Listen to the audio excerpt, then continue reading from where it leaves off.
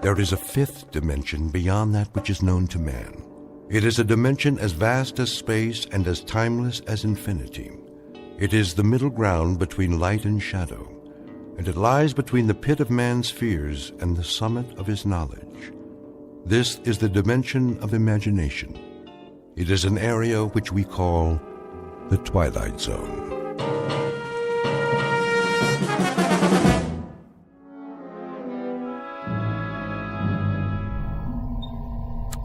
T-minus 1 minute. Count off. Pearson? Here, sir. Corey? Corey here, sir. Hudak?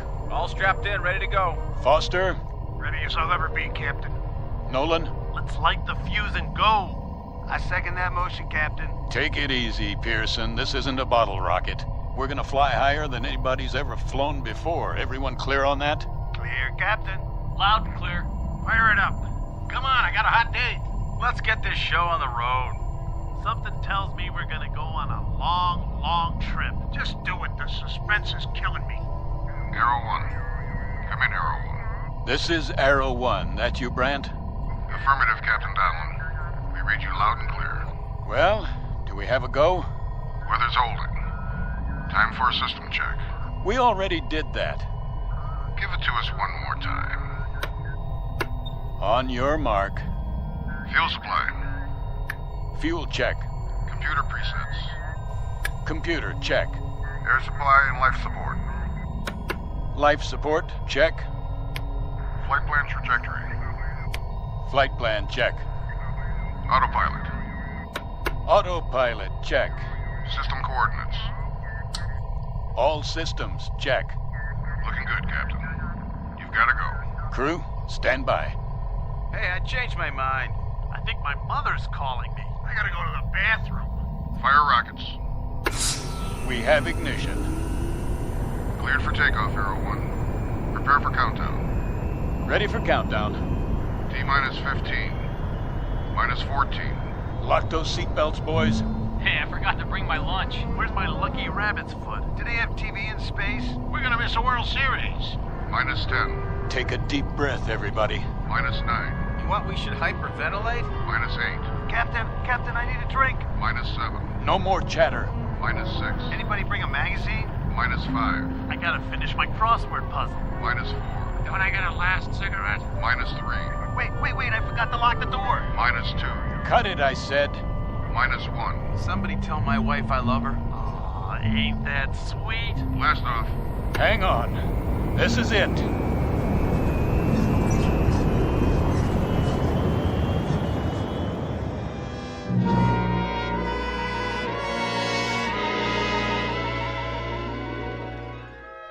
Her name is the Arrow 1.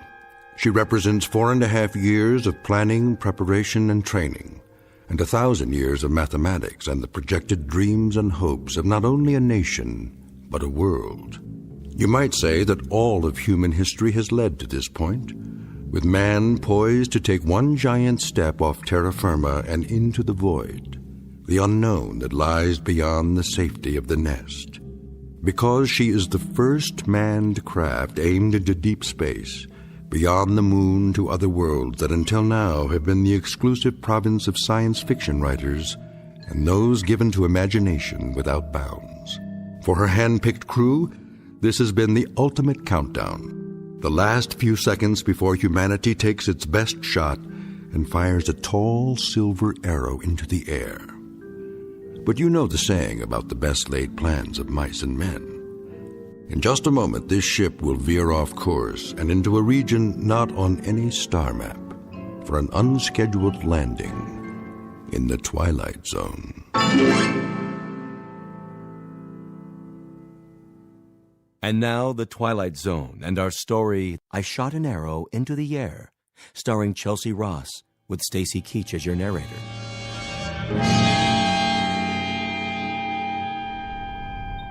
All right, roll call. Sound off. Nolan here. Pearson, anybody got an Alka-Seltzer? Foster, make it a bromo. Corey here. Hudak, look at me, I'm flying. You you doing, Colonel? I am A-OK. We all are, and so's the ship. Are we there yet? We're leaving the Earth's gravitational field. Instruments all in the safety zone. Pearson, give me a visual scan. Yes, sir. Everything's on the money, Captain, as far as I can see. Cabin pressure? 1.19, sir. Disengage restraints. You can remove your helmets now. We're free to move around.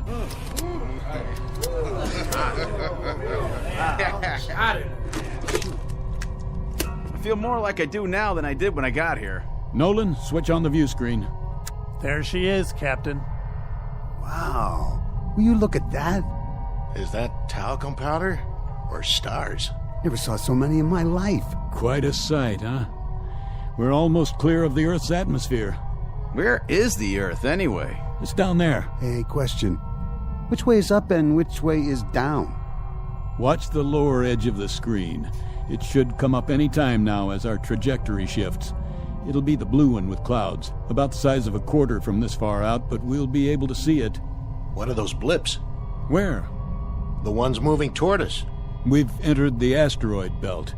But don't worry, they're miles apart. The odds of hitting one are infinitesimal. Mission Control to Arrow 1. Come in, Arrow 1. Roger, Mission Control. Big high five, Captain. We've got you on the monitor, center screen, right on course. Just like a Sunday ride in the country. Any snafus down there? That's a negative, Arrow 1. Hold on, Captain. Someone wants to talk to you. Standing by. I just want to say how proud we are of you, Donlin. You and the entire crew. That you, General Langford? That's right, Bob. How does it feel to make history? I couldn't say, sir. We're only doing our job. Sure you are. You make it sound so simple. The President will be sending you a live message at 1400 hours. Till then, keep your eyes on the prize. I can't express how proud I am of all of you. Thank you, sir. First, keep space. Every American... What's that, sir? You're breaking up. I say, in the world. First broke... General, we're losing you. What's going on? Some kind of interference. Look, Captain. What? The stars are moving. We must be turning. Not this early. Did you punch in a course correction? No, I didn't. General Langford, we have rotation here. Till then, signing off. Wait, the ship is yawing. That's not part of the flight plan. Happens to your course. Up the screen, get deep. Get back in your seats. We're turning faster. Now! Captain, what's happening? I said strap in. What about you? I'll try for a manual override. Captain, we're spinning. Lock your belts. I can't get in the chair. We're going into a dive. 0 G's. Hold on and pray.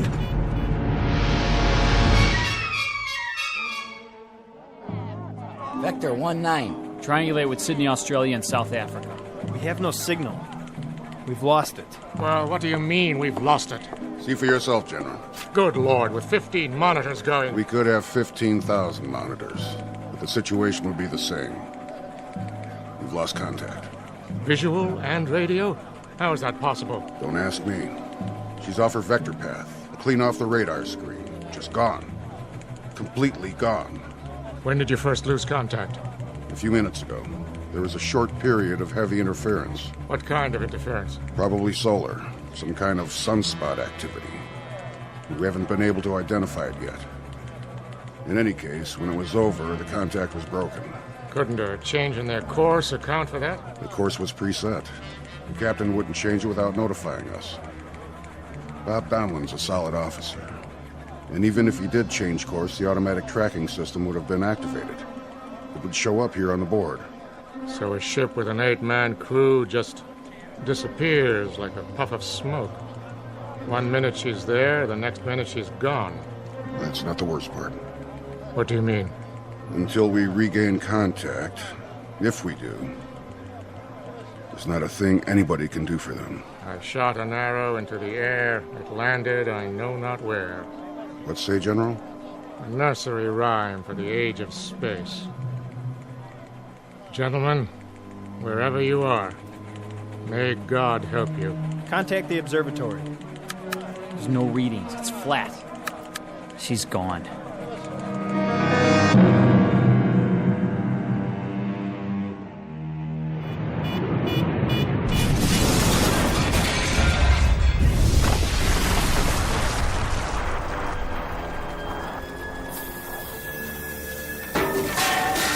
Captain Donlin? Go on, get out of here. I can't find my helmet. Forget your helmet. Go. My God, look at Grimes. Anderson. And Nolan. And Foster. Help me. It's Hudak. He's still alive. Here, take his legs. Now lift his head. What are you doing, Captain? Gotta drag the bodies out. But the fuel tanks are gonna blow. Hold on, we'll give you a hand. Somebody, please. Get him out, I said. That's an order.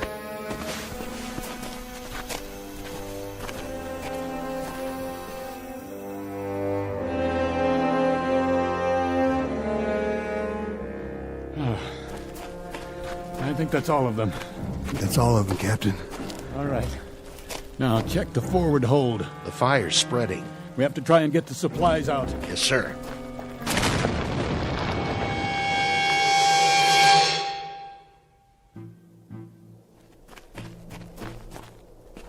The others are all dead, sir.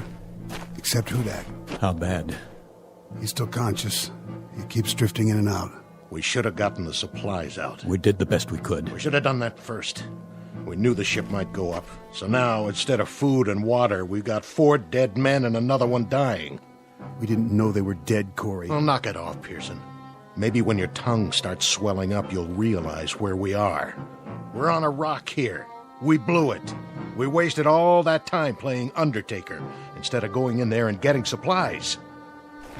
Let's cover them up. Pull something over their faces. Why bother? What's the point? You heard me. We'll take 15 or 20 minutes, and then we'll bury them. Yes, sir. First entry, log Arrow 1, Captain R.G. Donlin commanding. The first leg of the flight went off without incident. Now we have crash-landed on what appears to be an uncharted asteroid. Cause of malfunction and ultimate crash, unknown. We lost our course, the electrical system went out, and there was an explosion. That's all any of us can remember. Any of us, being Flight Officers Corey and Pearson, and Navigator Hudak, who has been seriously hurt, and myself. The rest of the crew are dead. There's very little left of the ship. The radio is gone, the bulk of the supplies were destroyed in the crash, and as of this moment, there is little certainty that we have been tracked and our whereabouts known. Begging the captain's pardon. What do you think you're doing? This is no time to write your memoirs. Stand down. Listen to me, Corey. We're in bad shape, but we're still a crew. As long as we're a crew, there'll be discipline and there'll be protocol. And until I'm lying in a hole like the rest of those poor devils, we'll operate from the book. Got it? I got it. Now give me the recorder. Go over there by the rock and sit down. Continuing this log entry. Commander Donlin, it's hot, see? It's very hot. Thank you for the information, Corey. And that makes it hard to think. So if you're going to expend all that energy, use it to figure a way out of here. A way to get back home. A way to let them know where we are. Corey, you stay out of this. You heard him. Go over there and sit down. You've got a bad cut on your forehead. Make a bandage and tie something around it. Okay. Something's wrong with Corey, sir. The bump on his head or whatever it was, he's not acting right. He's not the one I'm worried about just now. Hudak? Hudak, can you hear me? Sir? How about some water? Water. Please, sir. Thank you. How much is there? 5-gallon can and whatever we've got on us. Then why waste it? He won't last through the day. You the consulting surgeon, Corey? I'm 1 man out of 3 who's going to need that water. And 5 gallons isn't going to last very long. If the situation were reversed, Corey, if that were you lying there, I'll give you good odds you wouldn't want to get written off, 5 gallons of water or no. He's going to die, Colonel. If he dies, Corey, but nobody gets behind to push. If he's thirsty, he gets water. If he's hot, we move him in the shade. And then if he goes, we'll give him a prayer or two. Right? If you say so.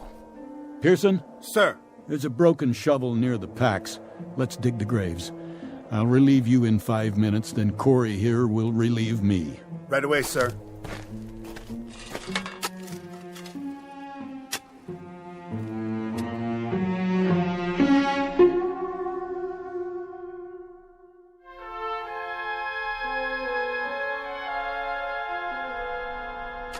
Captain?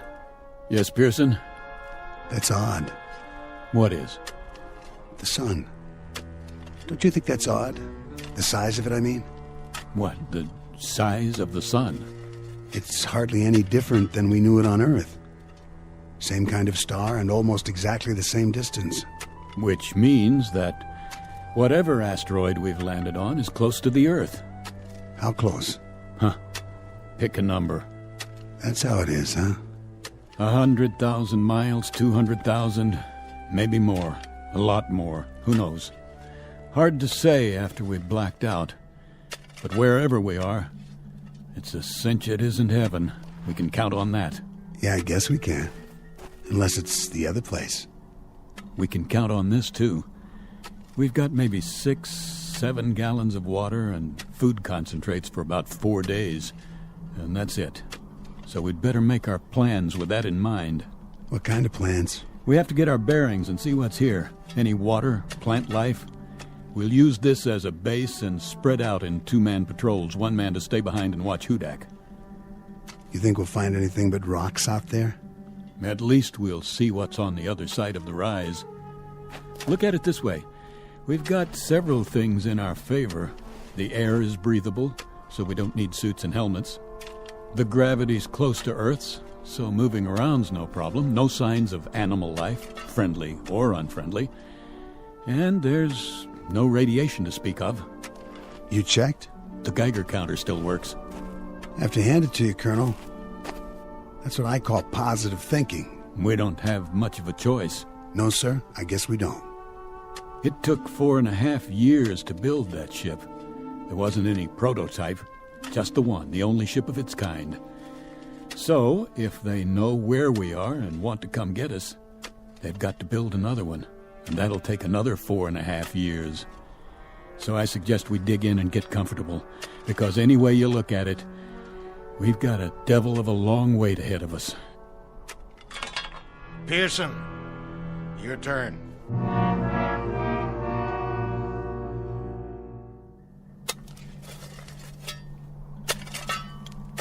How's it going, Pearson? That's the last grave, sir. 4 of them. Good job. How is he? The same as when you left. Breathing pretty shallow, though. Maybe the air here, well maybe it doesn't have as much oxygen in it. It has enough. We're doing all right. You two see anything out there? Nothing we can't see from here. Yeah, we saw something. Sand and more sand. Rocks. And those scrubby hills over there. But not a single drop of water. This isn't an asteroid, it's an 8-ball. And hot, Pearson. Hot like nothing you've ever felt before. It'll be cooler at night, sir. I'll head south towards the mountains and take a look in that direction. If there is a night here. There has to be. The sun's moved down to the horizon. That you, Captain? Right here. What are you doing? Giving him his ration of water. Oh, no. Not this time. Corey, take your hand off my canteen. That's an order. Not this time, Colonel. What are you talking about? I want an even shake. I want a chance. You're alive, aren't you? That's a better shake than the men in those graves got. For now. But I want to stay alive. So don't give him any of my water. Your water? That's right. It's ours now. Stand down, Corey. You heard him. How are you doing, Hudak? Hot. So hot. Yeah. Here, take a sip of this. Let go of that. Get off me. I said leave it. Don't you ever raise your hand to me. I'm still the commanding officer here. Do you understand? Captain Donlan, What is it, Pearson? See for yourself, sir. I think he stopped breathing. You'll be pleased to hear, Corey, that he won't be drinking any more of your water. Pearson, get something to cover his face. Yes, sir. You died a long way from home, boy. A long, long way. Rest in peace. Wait till dark, then we'll make some treks over the hills and down to the flats in all 4 directions. We better get to know it, because this is our home now, gentlemen. Such as it is. Corey, what are you doing? What does it look like? I'm taking his canteen off his belt. He can't use it. For the record, Corey, there's just 3 of us now. And the big problem is going to be staying alive. You hear me? The 3 of us. I'll carry the extra canteen. Something's wrong with you, Corey. I was gonna share it. Sure you were. Something's very wrong with you. Something happened to you when you hit your head in the crash. Okay, so you're not responsible for your actions anymore, but if I catch you filching just once, Corey... Let it go. This dirty little grave robbing... I said forget it. Yes, sir. Now, let's all find a place in the shade and sit tight. For how long? Till the sun goes down.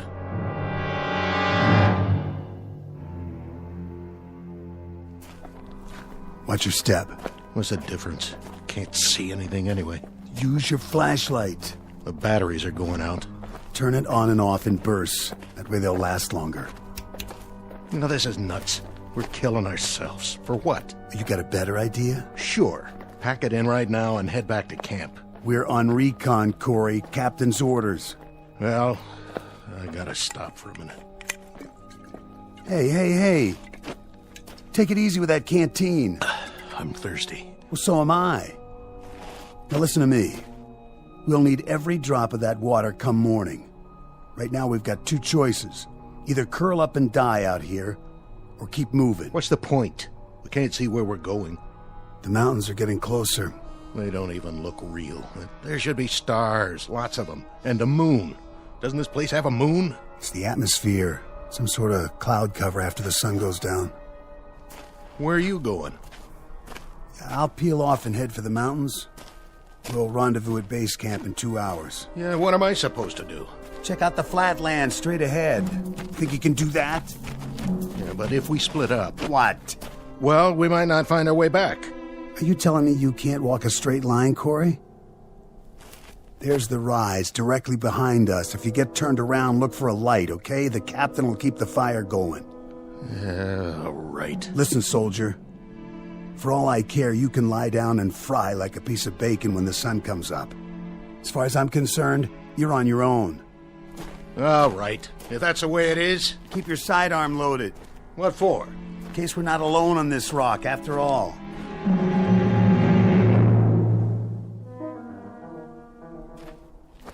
Corey? Are you following me? Corey? If you're out there, something's very, very wrong with you.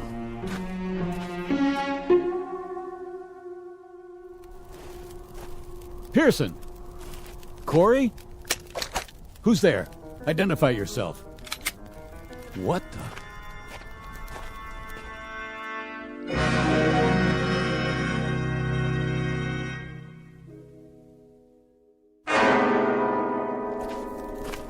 Corey? Hello, Captain. Well? I must have walked 12, 15 miles. Yes, and? Nothing. Not a thing. Sand flats. That's all there was. Just sand. One stretch after another. I thought I could get some kind of a fix from the stars, but it's overcast. I know. What about Pearson? What about him?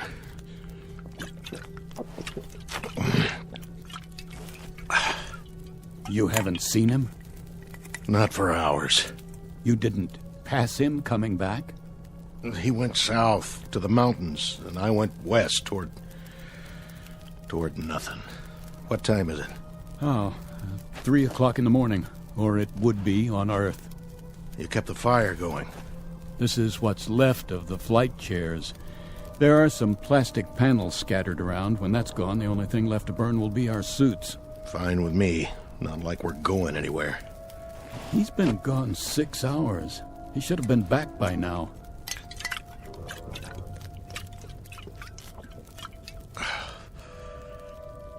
Corey? Yeah? You're sure you didn't see him or hear him? I already told you, Captain. We went in different directions. Was it hot out there, Corey? You know it. The sand doesn't cool off much at night. And that made you thirsty, didn't it? All the time. I guess I'm getting used to it. Obviously. Very used to it. So used to it, Corey, that you didn't even need any of your water. I drank some. Hardly any. This canteen is almost full. You were out all those hours and you didn't touch more than a drop. Is that right? That's pretty remarkable. Downright amazing, in fact. So put me in for a medal. Buddy, what I'm going to give you can't get pinned on a uniform. Hey, what are you talking about? I want to know why you started out 6 hours ago with half a canteen and then came back with it 3/4 full. Hey, let me go. Come on, Corey, talk. I want to know where you left Pearson and what you did with him. Now. All right. It was like this. I found him, face down. He must have fallen and hit his head on a rock. That's all I know. He was dead when I got there. And where did this happen? At the foothills. You followed him there? I went looking for him. Sand was too deep, heading west. I had to change directions. It's your story you'd better change. Captain, I swear I didn't touch him. He was dead already. I saw his canteen, and I poured his water into mine. I knew you wouldn't believe me. That's why I told you I hadn't seen him. What's that for? On your feet. We're going to bring him back. No, you're nuts. It's 7 or 8 miles from here. I can't make it again. I'm dead, Captain. Correction. You're almost dead, but you're not quite yet. Let's go, Corey. I want a conducted tour all the way to Pearson's body. I want to see for myself. Let's move out.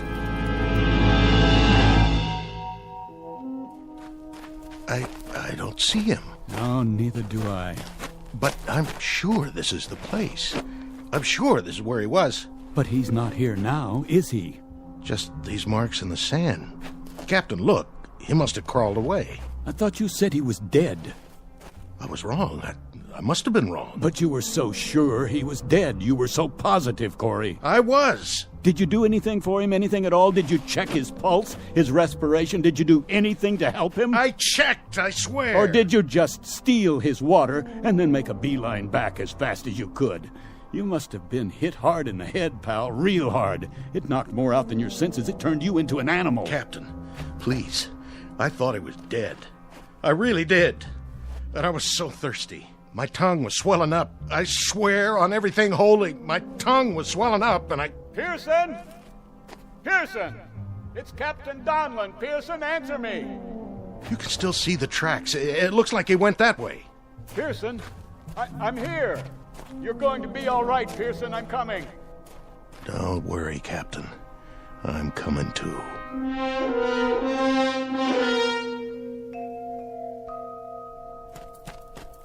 Pearson. Captain? Pearson, thank God you're alive. Water. I lost my canteen. Yeah, here. Take some of mine. Can't sit up. I'll lift you. Thanks, Captain. And not too fast. You're all right, boy. We'll take you back now. I don't know if I can walk. I'll carry you myself if I have to, but you're gonna be all right. Captain. What, Pearson? What are you trying to say? I saw. What? What did you see? Where? Up there. Over the hill. Did you climb the hill? Is that it? I went. And what, Pearson? What did you see? Captain, I saw. What? Are you drawing a picture? You should have seen. You wouldn't believe it. What? No, Pearson. Sorry, Captain. Pearson. Come on, Pearson. Pearson, don't die on me. Don't. Is he gone? Yeah. He drew this in the sand first. Some kind of sign or symbol. What is it? It looks like a T, or maybe a cross. He was trying to tell me something. Well, it doesn't matter now. It might. What do you suppose he... Captain? Corey? Put the gun down. Captain, 2 men can live maybe 5 more days. 1 man can live 10. You forgive me, Captain, but... You killed Pearson, didn't you? In cold blood. Maybe I did. What of it? Are you gonna court-martial me? Corey, you're demented. You're a madman. You already killed once. Don't make this any...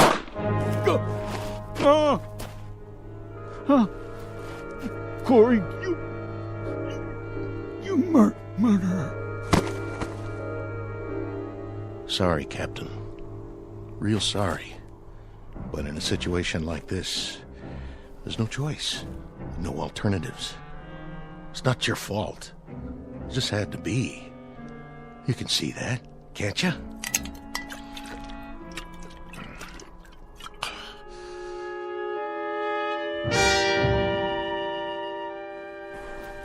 What? Morning. That blasted sun already. Gotta get a move on. Goodbye, Captain Donlin. Pearson. Now, what were you trying to say, Pearson? Lines in the sand. Something over the hill. Is that it? Well, I guess you got me thinking. Just have to check that one out one time.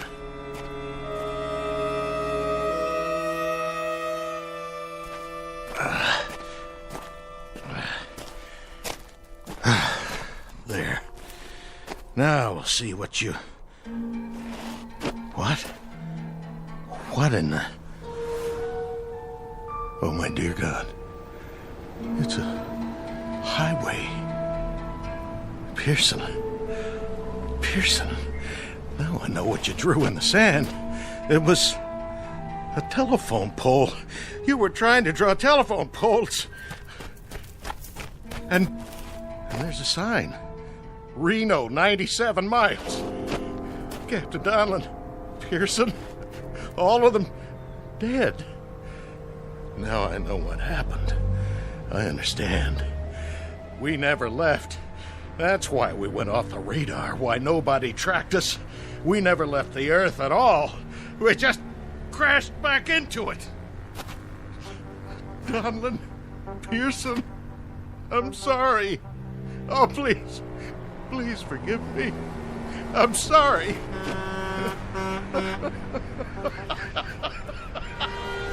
Oh, stop! Please! Stop! Somebody! Anybody! Please! Stop!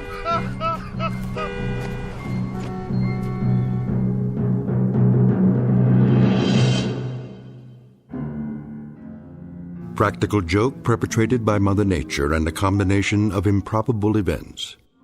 Practical joke wearing the trappings of nightmare, of terror, of desperation. Small human drama played out in a desert less than 100 miles from Reno, Nevada, USA. Continent of North America, the Earth, the solar system, the galaxy, and of course, the Twilight Zone. We'll be back to the Twilight Zone in a moment. Hi, this is Carl Amari, producer of the Twilight Zone Radio Dramas. I'd like to take a moment to tell you about our official website at twilightzoneradio.com, where you'll get the latest news and information on these Twilight Zone Radio dramas. Plus, at twilightzoneradio.com, you can digitally download 3 free episodes or any of our episodes for only $1.95 each. In this age of ever-changing technology, we've decided to make these episodes instantly available to you by making the Twilight Zone Radio Dramas a digital download-only series. This means that this series will no longer be offered on CD. The CD collections at our website are now being offered while supplies last at buy one, get one free. So be sure to get your favorites before they're sold out. Be sure to visit us often, and I'll see you in the zone.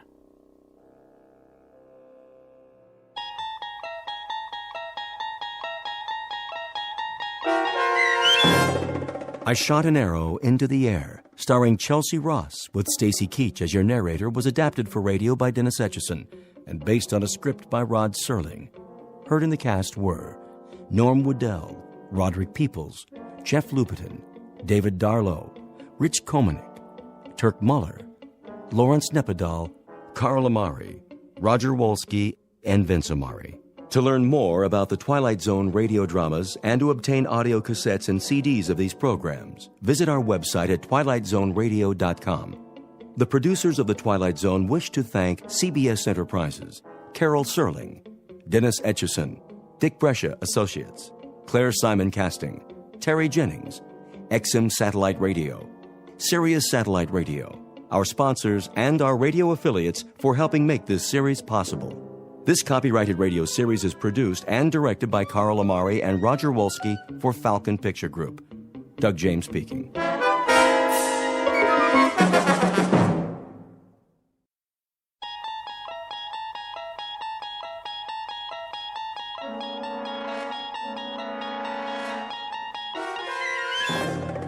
You unlock this door with the key of imagination. Beyond it is another dimension. A dimension of sound, a dimension of sight, a dimension of mind. You're moving into a land of both shadow and substance, of things and ideas. You've just crossed over into the Twilight Zone.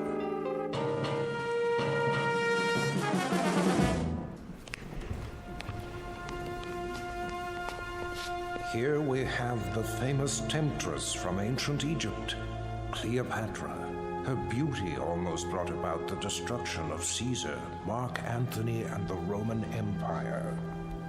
And now, if you will follow me, the last group of figures in our little wax museum, the piece de resistance, if I may say so, the most infamous black-hearted killers of all time.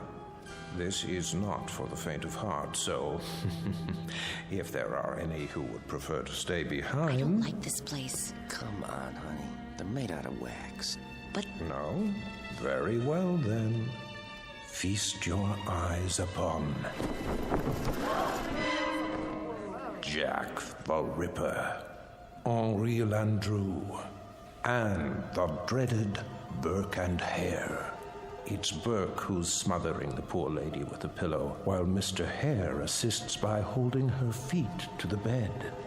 And last but not least, in the sailor's garb, Albert Hicks, about to sink his gleaming axe into the skull of his hapless victim, one Martin Senescu. Move in, please. They look so real. Closer. Closer. But not too close. Allow me to introduce Mr. Senescu, the curator of Murderer's Row. Thank you. Thank you. I'm sorry if I startled you. I thought he was one of the dummies. Oh, nothing to be afraid of. Perhaps not, young man. But who can tell what evil lurks in the heart of the man standing next to you? Go ahead, Martin. Introduce your friends. With pleasure. Albert W. Hicks, mate on the oyster smack E.A. Johnson, a gentleman.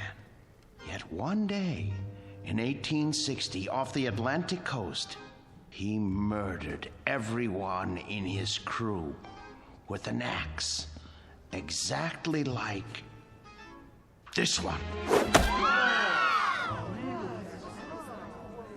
Why did he go mad? I'm afraid we'll never know. Not to mention Burke and Hare, two more monsters of their time. But do they look like monsters? What torment drove them so late in life to behave like ghouls? You see here how they suffocated their victims. A technique called burking. Think of the agonies they endured. Which one's he talking about? Search me. Both of them, sir. All of them. Surely it's dreadful to be murdered, as our victim here would tell you, if she could talk. But to commit murder, to take a life with your own hands, again and again, and not be able to stop yourself. Can you begin to imagine the horror? Nope, but why don't you tell us about it? I wish I could. But somewhere in the world, now, at this very moment, there is someone who can. Yeah? Who? Well, no one knows yet. But if his torment is great enough, and he kills as these poor creatures did, then future generations will know. For he will end up here, immortalized in wax, remembered as you and I will never be, like Henri Landru, so filled with love and hate. He loved nearly 300 women in his lifetime, spinsters and lonely widows. He too must have felt agony as he strangled the life out of them. A master of the garret, identical to the one you see in his hands. That looks like some kind of cord. Just a piece of string. Let me see that. Get away from there. Get away from there. I was only... Mr. Sinescu is right. The figures are not to be touched. They are too rare and valuable. Besides, the museum can't be held responsible for what might happen to you. And here, another soul in torment. The Ripper himself. Of all the faces in London's Whitechapel district, which was his? And why did he feel driven to kill those pathetic drabs with one sweep of his knife? Identical to the blade you see before you. Step closer, young lady. What? Go on. It's only a prop. Lean forward. There. That's quite all right. Look deep into his eyes and remember them so you'll never fall prey to such a man yourself. A man who carried a long, sharp weapon which he slashed across women's throats. Like this. That knife, it swung at me. It almost... Spring in the arm. Pretty good trick. A trick, yes, but one that serves to remind us how near death is to all of us. When we look at Hicks, at Burke, and Hare, at Landru and the Ripper, we see what appear to be ordinary men. What devils pushed them to their bloody fate? We can only guess. Thank you for your kind attention. Thank you, Mr. Sinescu. Ladies and gentlemen, this concludes our tour of Ferguson's Museum. Exit to your right, please.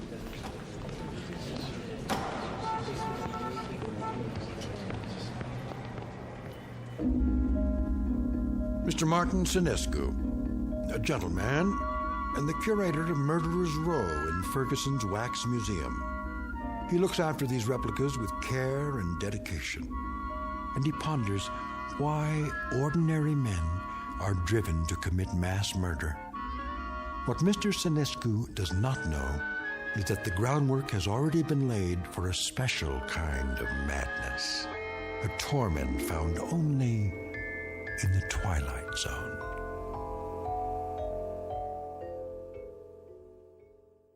And now, The Twilight Zone and our story, The New Exhibit, starring Joby Cerny with Stacy Keach as your narrator. There now, Mr. Landru. Collar turned up just so. Easy to see why you're a real lady killer. We have to do something about that suit. Martin? Yes, Mr. Ferguson? I'd like to talk to you. All right. I'll be through here in a moment. That can wait. What I have to say to you is rather important. You know, sir, I think Landru needs a new suit. This one is 10 years old and shows it. Something wrong, Mr. Ferguson? Well, yes and no. I think we'd better discuss it in my office. All right, if you like, sir.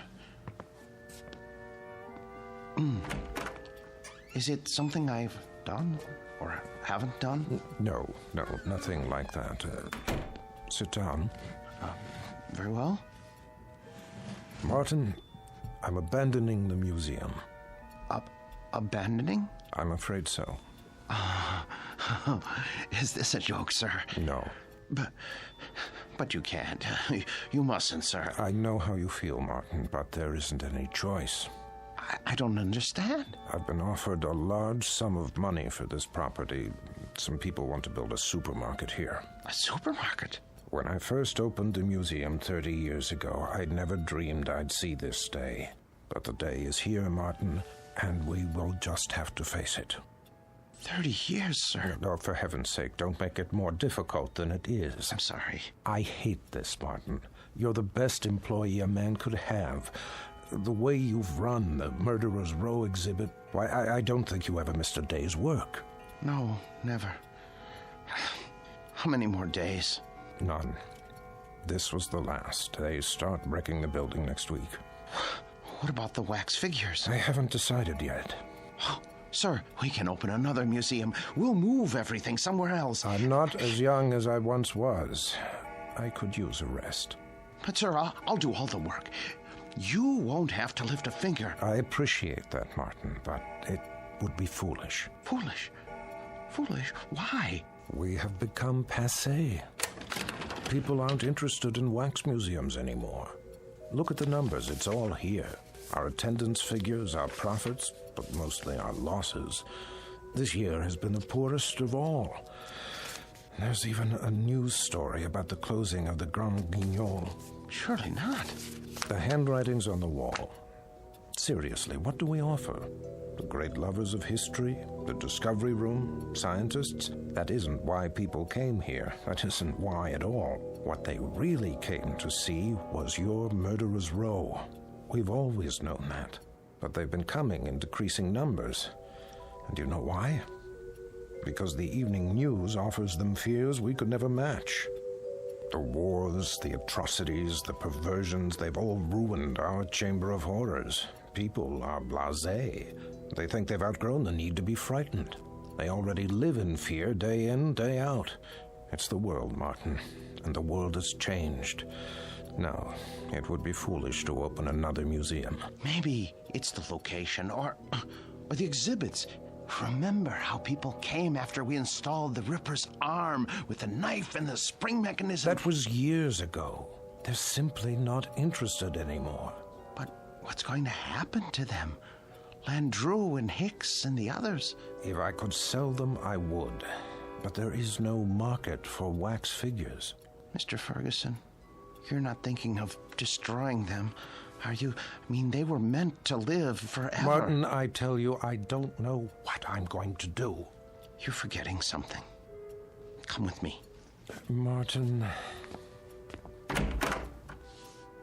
Look at Landru. His eyes. Don't you see the shy, frightened little choir boy he once was? The bookkeeper who so longed for freedom. Of course, but... Even the cheek feels real, like flesh with pores, and the mouth. Isn't it about to say something? Oh, Landru was an elegant man, full of tenderness. It's right here, in the lips. The way... What are you trying to say? Mr. Ferguson, you seem to have forgotten that these figures are the work of the great Henry Guillemond, the only ones he created outside of Europe. I haven't forgotten. There was genius in everything he did. They're not just so much candle wax. It's as though they were alive. I'm afraid it doesn't make any difference now. I don't think I could stand it if these figures were destroyed. It would be like losing 5 close friends. I won't destroy them, Martin. I give you my word. But where would I store them? You know how vulnerable they are to changes in temperature. I could take them. You? Yes. What would you do with them? I wouldn't put them in an ugly warehouse, I'll tell you that. They need constant care. I'll put them in my basement. That's ridiculous. Think about it. What would Emma say to having the figures of 5 famous murderers in her basement? Oh, she wouldn't mind. She rarely goes in the basement. It's my space. She'll understand. I'll put air conditioning down there and a heater for colder days. Oh, you'll see. I'll take care of them, just as I always have.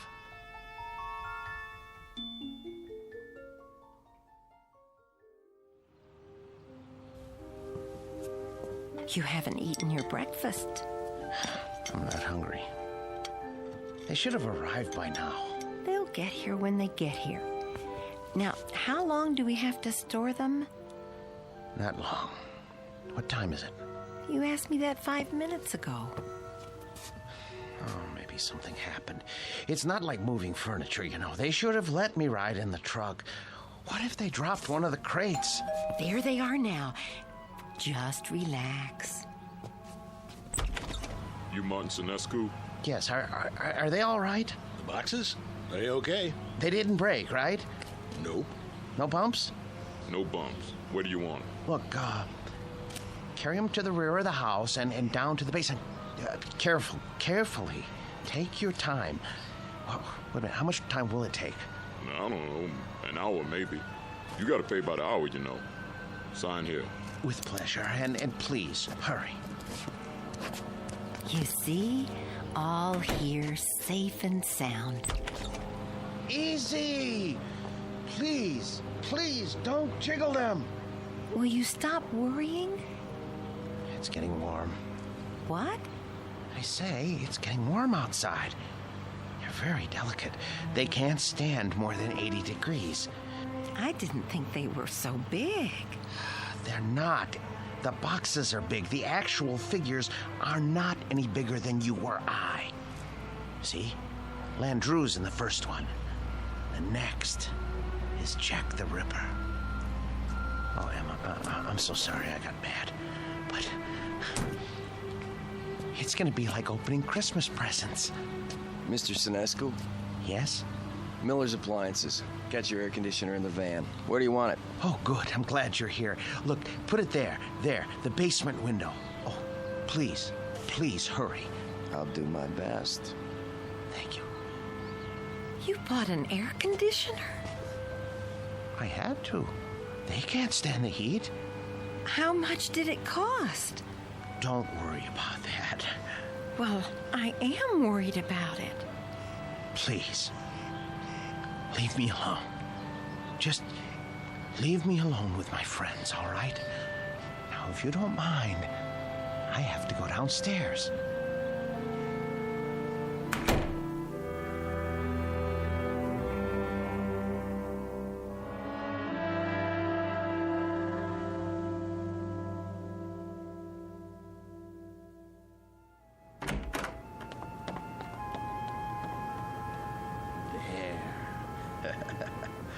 Ooh, feels cool enough.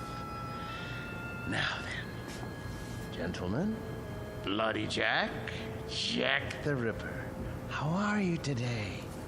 None the worse for wear, I see? Oh my. Cape's a bit shabby, though. Martin, are you down there? Yes, sir. Positively threadbare. Martin! Yes? Are you fussing with the Ripper's cape again? No. Yes. No. It's his hat. His hat is going to need cleaning and blocking before long.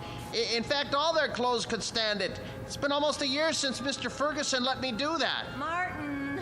Emma, listen to me.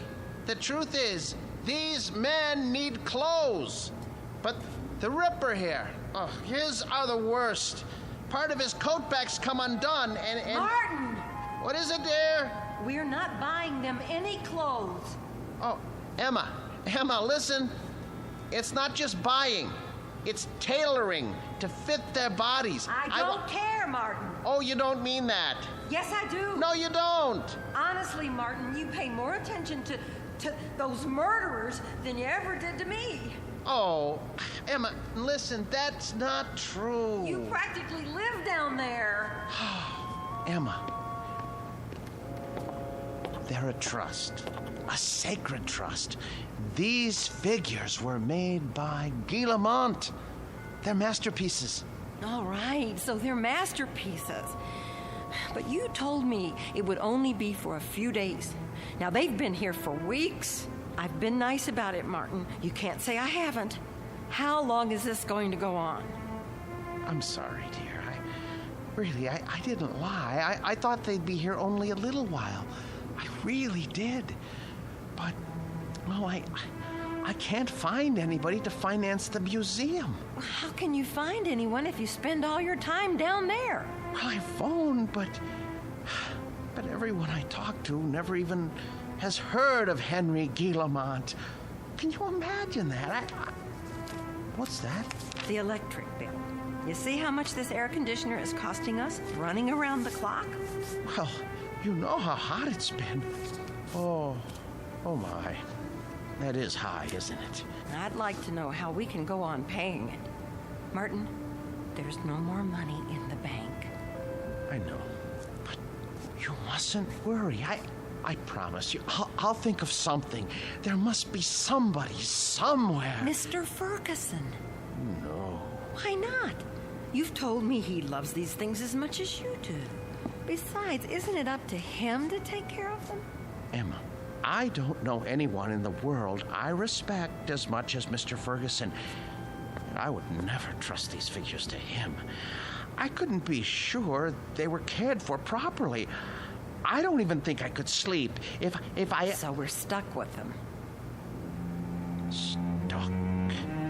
Emma, it's an honor, a privilege. For you, maybe.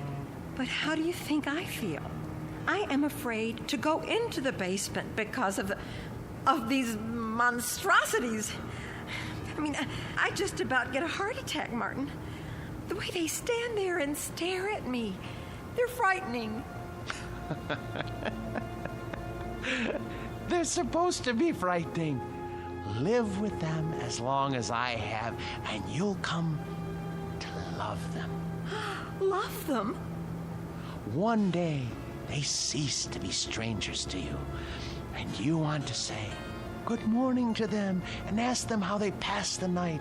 And when that happens, Emma, I tell you,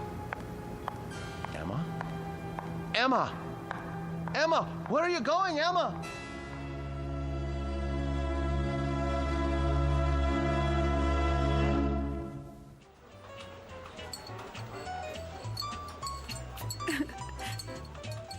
So I just don't know what to do. I mean, we can't borrow any more against the house. That's true. There's no chance for a refi without proof of income. And then today, when the electric bill came, I realized we've been spending a fortune just to keep the basement cool. You should have told me about this. I know, but I didn't want to bother you. I'm also your brother, remember? Oh, Dave. If only one of those people would loan him the money to open the museum, everything would be all right. Now, Emma, listen to me. Nobody's going to put money into a crazy scheme like that. Old Ferguson knew what he was doing when he sold out, and he was smart getting Martin to take care of those dummies. I shouldn't complain. It's just that you know how much he loved his job, and it was such a shock losing it. Do you want me to help? I didn't come here to ask you for a handout. Don't be silly. We're family. And believe it or not, I've always kind of liked the guy. But what's happening now? It sounds like he could use a few hours with a shrink. I can give you the name of a good one. Oh, Dave, he'd never go. Exactly. So what we've got to do is get Martin away from those things. Does he have them all? Only a few. How come? Ferguson had 200 or 300, didn't he? Yes, but these are special. Some man in Europe made them. Well, they can't be too special if they're not worth anything. They are to him. It's the first time that anything has come between us. I hate those murderers. I'll stop by and talk to him. It won't do any good. Then you talk to him, Emma. but not the way you have before. Lay it on him. Tell him it's those stupid dummies or you. And if that doesn't work, well, there is another way. What? Air conditioners break down.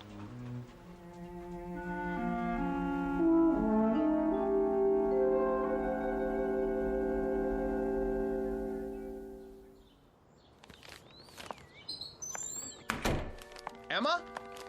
Emma? Is that you?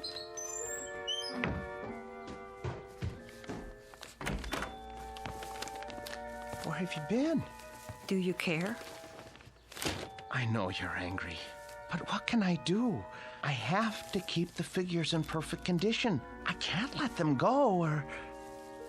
Where did you get those groceries? I thought you said we didn't have any money left. Dave gave me some cash. Oh, no. Oh, my, oh, my, oh, my. You told your brother. Martin, we can't go on living like this. I'll borrow some money from Mr. Ferguson. Borrowing isn't going to solve anything. Now, Martin, I know what those figures mean to you, but... But what, Emma? What? I simply will not have them in this house 1 minute longer. Martin, once they're away from here, you'll be a different man. You'll see. You've lived with wax dummies so long, you've forgotten how to be a human being. No, I haven't. What kind of friend do you think I am? I cannot desert them now, not after all these years. They need me. They'd be lost. Martin, they're not alive. They don't need anybody. I want you to see a doctor. What? A doctor? Yes. Just once. What do I need a doctor for? Because, Martin, there's something the matter with you. You haven't been yourself lately. Oh. Well, who have I been then? Well, I'm not sure. Somebody I've never known. But, Martin, staying down in the basement all day and talking to those things, honey, it's not natural. I know it's not natural, but it's my job. I'm not the only husband who brings his work home with him. This was your brother's idea, wasn't it? Well, you go back and tell him to mind his own business.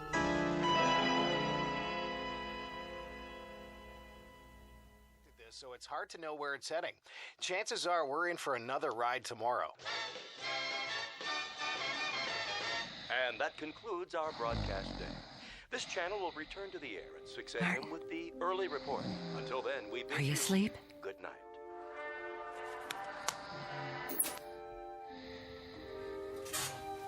God forgive me. It's time for the air conditioner to break. Oh, it's so dark down here. And cold. Well, it won't be for much longer. Oh, where's the fuse box?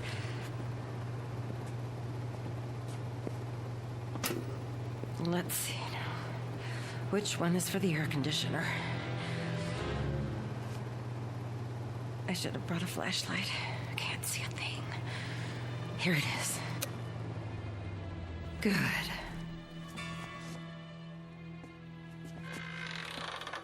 What? Who's there? What's happening?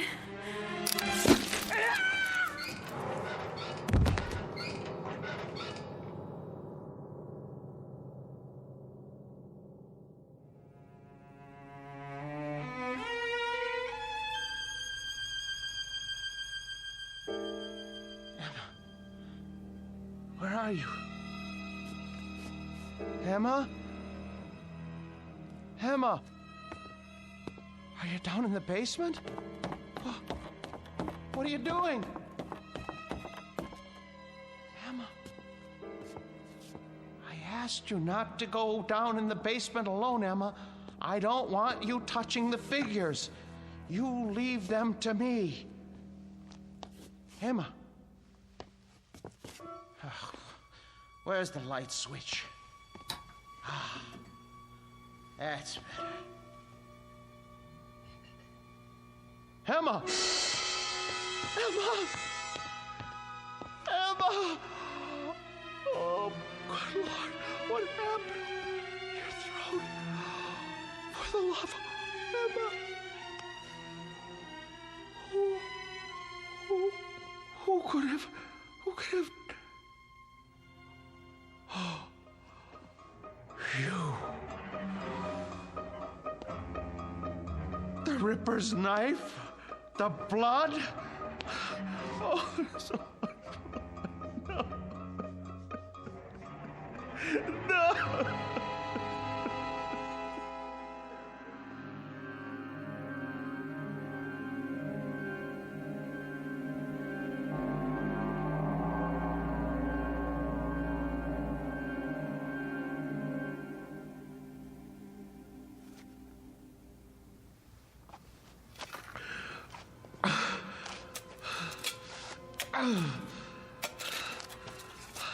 I hate to bury you down here, Emma.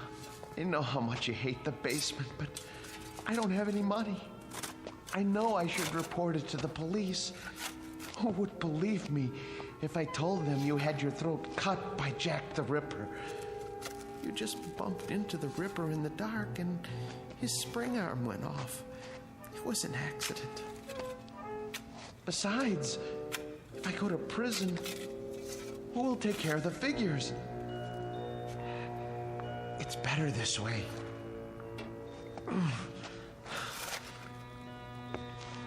They didn't like you, you know.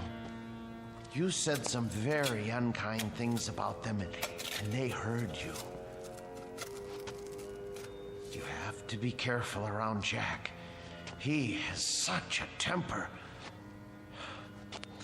I should have warned you. There. Now for the cement. Oh, poor Emma. But it's too late to tell her anything now.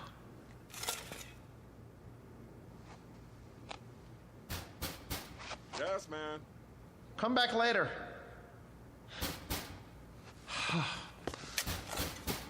All right.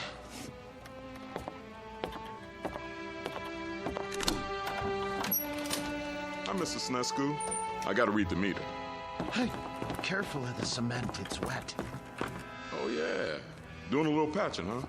Floor must have been pretty bad. Yes, it was cracking. I had to do the same thing. These old houses, holy mackerel! Something the matter? Woo! For a minute there, I thought they were real. How'd you ever get statues like that? Yes, well, they're wax, actually. From the museum, I'm taking care of them. Boy, they're the most realistic things I ever saw. You sure they ain't alive? Well, not altogether. Well, you could have fooled me. Should be a fine thing come Halloween. Something like this will really throw a scare into people. Man, oh man. Even close up, they... What's this? What? Whoever made these thought of everything. Even put blood on a knife. Well, I gotta go. You got quite a layout here. Hey, tell me something. Yes? Don't they ever give you the creeps? Not when you know them as well as I do. You're a real joker, Mr. Sinescu. Wait till I tell the wife about this. Hey, do you think it'll be all right if I bring her over for a look? No. Well, I mean, we're going to be gone. I don't know when we're going to be back. Oh, okay. Well, I'll see you next month. Fine. Goodbye. Best to keep the outside door permanently locked.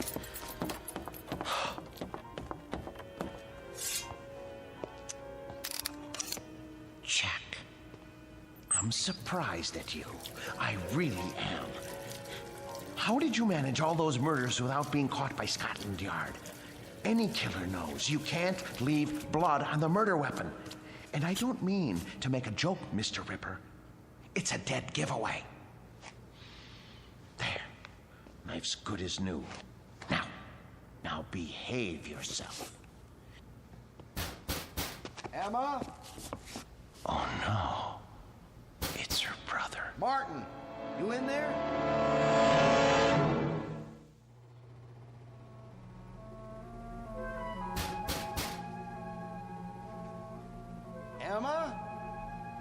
Martin?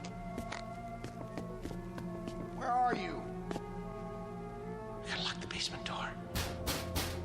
Martin, if you're in there, open up. Now. Martin, are you in the basement? Yes. Yes. Is that you, Dave? I'm down here. Open the door, will you? I can't. Why not? I'm painting the stairs. Look, give me a second. I'll go out the cellar door and come in the kitchen. Okay.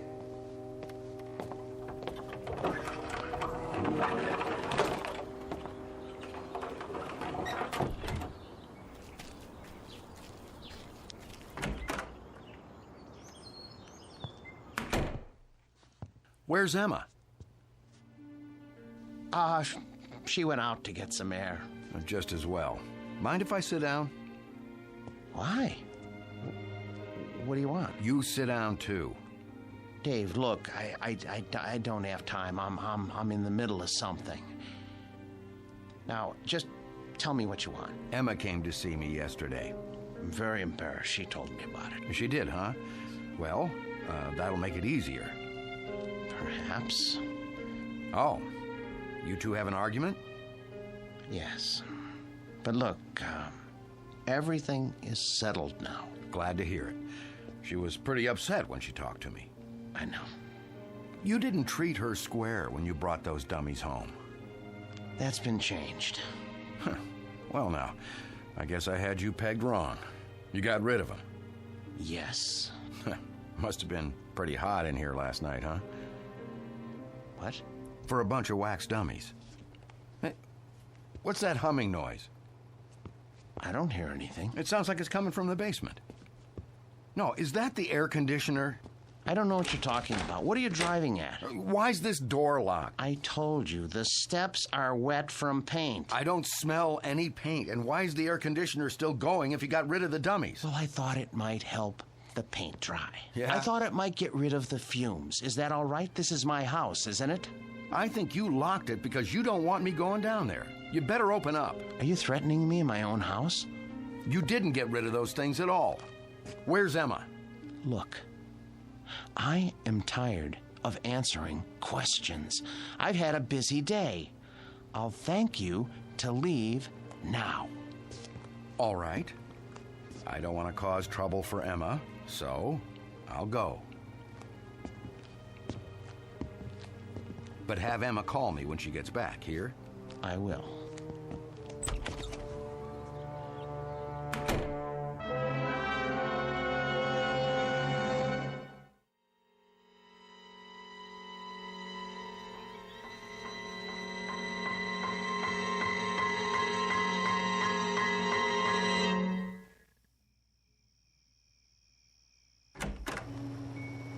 Emma? Boys? You can breathe easy. I'm going to bed now. Sweet dreams. Good night.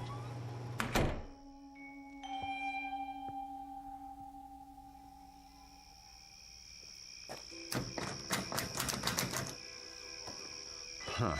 Locked up tight as a drum, huh? Now, what's so important down there he didn't want me to see? Ugh, window's too dirty to see in. So, I guess I'll just have to force it open. Whew, air conditioner's on all right. Cold as a tomb down here. It's so dark. Now, let me light a match. Oh, a dummy in a sailor suit with an axe. Oh, Martin, old boy, you need help. You really do. Ugh, when you look at these two, plug ugly. And two more big ones. Oh, some knife. Looks real. What the heck? Oh, a shovel. Fresh cement. What is he trying to cover up? Blasted match. Who's there? Who's there? Wait. What the... Where's the axe?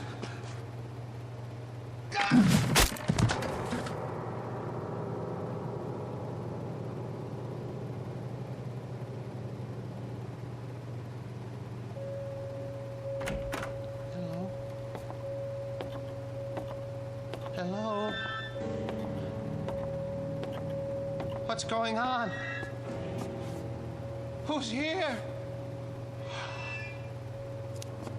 Hicks. Where's your axe? Dave. Dave. Oh no. Mr. Hicks.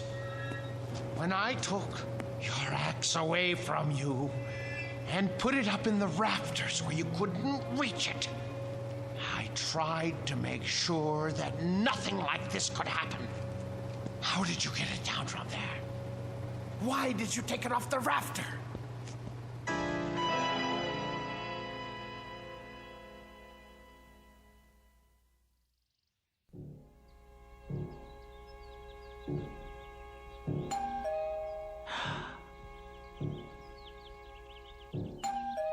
Martin?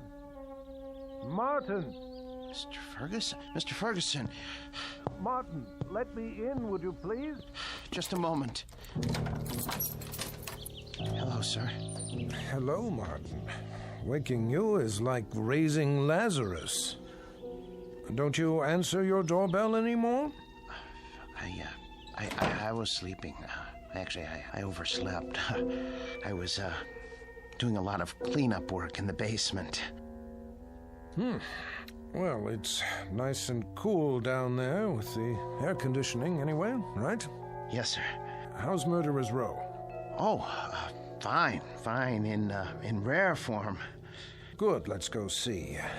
I would have come 2 days ago when you first called, but things hadn't been finalized yet. What things? I must say, you've kept them up well. But I have done my best. We get along so well. You don't know what a relief it is to see you. They've been threatening to cut off the electricity because I haven't paid the bill. Think what would happen to the figures. Well, you won't have to worry about that anymore. Oh, I knew I could count on you, sir. Thank you. But it isn't just the electricity. Look at the Ripper's coat. It needs to be fixed. The threads are falling out. Look at all of their clothes. Maybe it's too humid down here after all. You won't have to worry about that either. Oh, I was going to have Emma repair this little rip in the sleeve, but... You have a remarkable wife. Thank you. There aren't many women who would have put up with an exhibit like this in their basement. She got used to it. You're looking a bit grubby. Have you been sleeping down here? Yes. I wanted to show you. I came across an item in this book last night. Martin? I forgot I even had this. It's got a letter in it written by Landru himself. Martin, listen to me. I'll read it. But for you, whose very walk is beautiful, whose sweet eyes and smile make a just claim to happiness, whither am I bound, my dear little friend, under your tender leadership?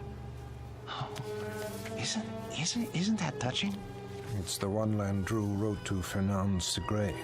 Ha! You know it then. He also strangled her as he did all the others. Martin, are you all right? Yes. Well, that isn't so. I'm not all right.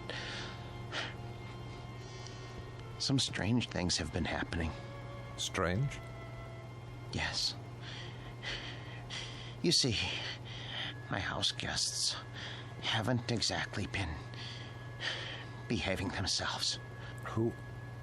Oh, come on now. It's true. I swear. You have no idea what they've been up to. Martin, You've been so close to these figures for the past 3 months, you're beginning to imagine things. Oh, no, it was not my imagination. Well, that's neither here nor there now. I can't keep it from you any longer. What, sir? The best news in the world. Martin, old friend, when I told you nobody would ever want them, I was being pessimistic. The fact is, somebody does, but not just anybody. The Marchand Museum. Did you hear me? Marchands in Brussels. Aren't you pleased? You won't have to take care of them anymore. I want to take care of them. I know you do, and I appreciate what you've done. But it's all signed. You don't mean that you've sold them? Yes, and for what I'm getting, there will be substantial compensation to you for the years you put in. But my museum? I was going to buy them. You know you could never do that. Say you have another buyer. I'll get the money somehow. Please, Mr. Ferguson, they're all I have left. Martin, time moves on. There's no longer any need for our specialty. I thought with the closing of the Grand Guignol in Paris that things must be the same in Europe. But Marchand's is actually expanding. They were delighted to make an offer. The transaction was consummated only this morning. But what am I going to do without the figures? I'd die without them. Oh, come on now, man. You'll get over it. Why don't you go upstairs and prepare us a cup of tea or something while I take some measurements? The Marchand people want the exact dimensions. All right, Mr. Ferguson. If you're sure that that's how you want it. I'm sure. Very well. Very well. Let's see now. Hicks. 6 feet, 1 inch. And Birkin hair. Hello there, Landrew. Still holding your waxed cord, I see. Be with you in a second. Now then, Mr. Hare, 5 feet, 10 inches.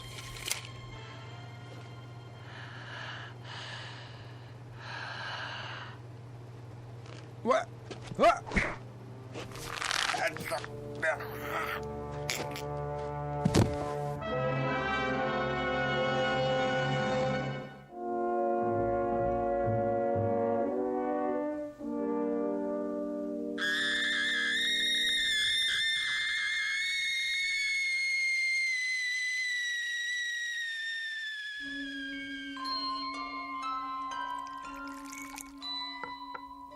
There, 2 cups of tea.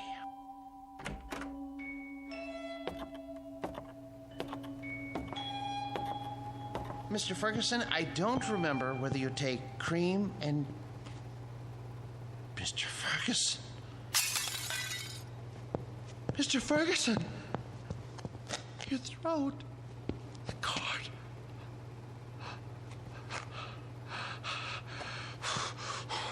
Why did you strangle Mr. Ferguson? And the rest of you? I know you didn't have any part in this, but you didn't stop it either. Landrew, you have gone too far.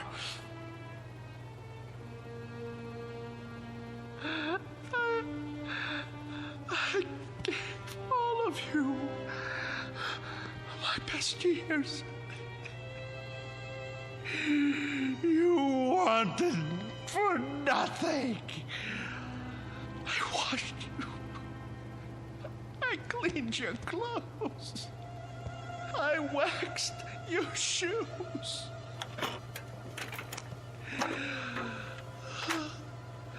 The air was always the right temperature because I made it so. I defended your deeds against the thousands who came to see you. And when Mr. Ferguson sold the museum, who spoke up for you? Who wanted you? And now, what have you done to repay me? Murdered Mr. Ferguson? He was a good man. The books were right.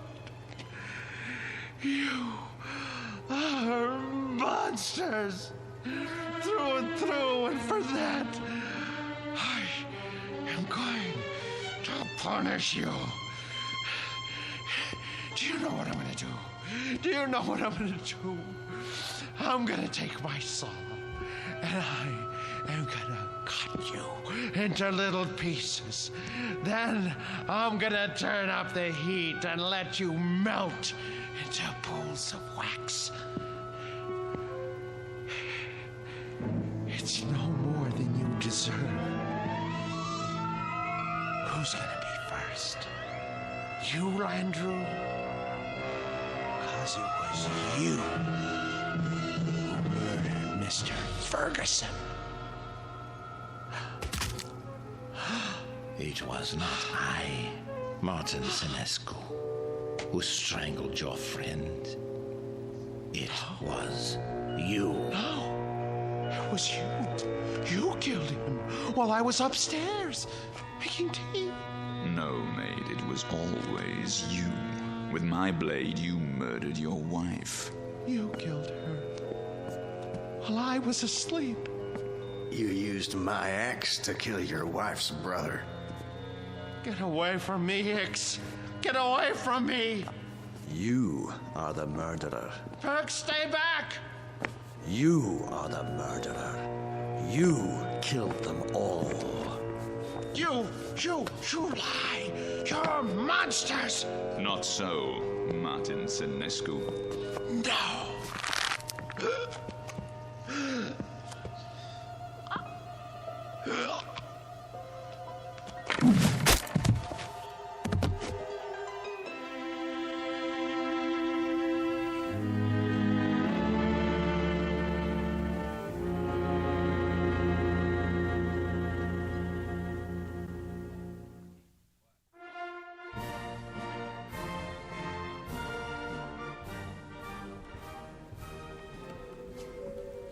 And here is the latest addition to Marchand's Wax Museum, Murderer's Row, complete with its newest cast member, Martin Lombard Sinescu, a remarkable and most versatile man. Who knows what thoughts went through his mind as he dug the grave for his wife, Emma, whom he killed with a knife. His brother-in-law, David, whose skull was split with an axe.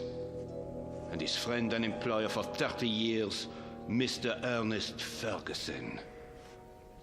We'll never know. We can only guess what fierce devils tortured Sinescu's soul and drove him to his destiny. But he has taken his place with the infamous and depraved. Next to Albert Hicks, Burkander, Landrew, and Jack the Ripper himself. This way, please.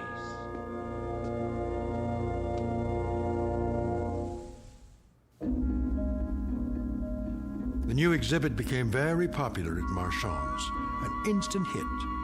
But of all the figures modeled so lovingly in wax, none was ever regarded with more dread than an American named Martin Lombard Sinescu. There was something about the eyes, people said, dazed, vacant, as if he had seen too much and come to understand it a moment too late. But they shouldn't have been surprised. It's the look one often gets after a quick walk through the Twilight Zone.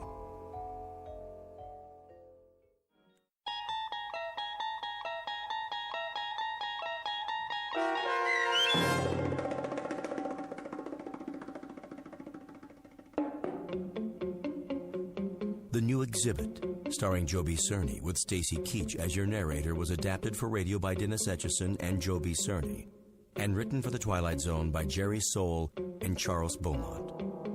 Heard in the cast were Jim McCants, Nancy Baird, Richard Hensel, Nick Sandys, Tom McElroy, Christian Stolte, Damian Arnold, Roderick Peoples, Craig Harris, Martin Aestro. This copyrighted radio series is produced and directed by Carl Amari for Falcon Picture Group. Sound design and custom Foley effects for The Twilight Zone by Cerny American creatives Bob Benson, Craig Lee, Michael Slaybach, and Matt Sorrow. To learn more about the Twilight Zone radio dramas and to contact us, visit our official website at twilightzoneradio.com.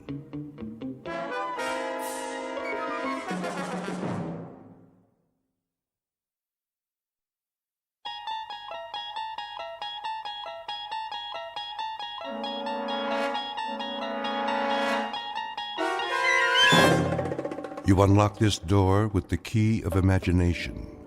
Beyond it is another dimension, a dimension of sound, a dimension of sight, a dimension of mind. You're moving into a land of both shadow and substance, of things and ideas. You've just crossed over into the Twilight Zone.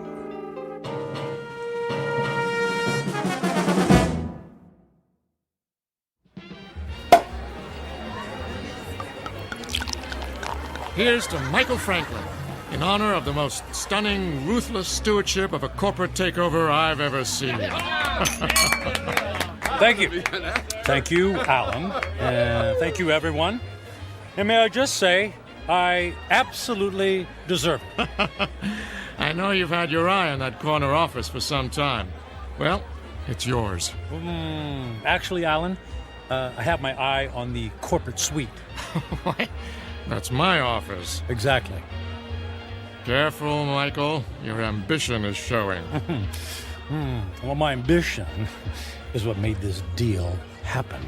My ambition is what allows our billable hours to skyrocket every quarter. And my ambition is what will eventually lead me to not only your office, Alan, but to your company-paid condo, your company-paid Mercedes, and your company-paid weekly $200 haircuts and manicures. Just kidding. I have to admit you had me going there, Michael. I have no doubt that someday you will occupy my seat in the company. We'll have to wait and see what the future holds. Tut, tut, no harm in celebrating. Speaking of the future, check out that wild-looking old woman sitting behind the table. Wearing that colorful headscarf with all the jewelry? She looks like a contestant for Best Halloween Costume. No, I think she's telling fortunes. See how she's looking at that guy's hand? Let's go see what she has to say. Alan, you don't believe in this stuff, do you? Of course not. It's just for fun. On the other hand, maybe she can give us a hot tip for our next takeover target.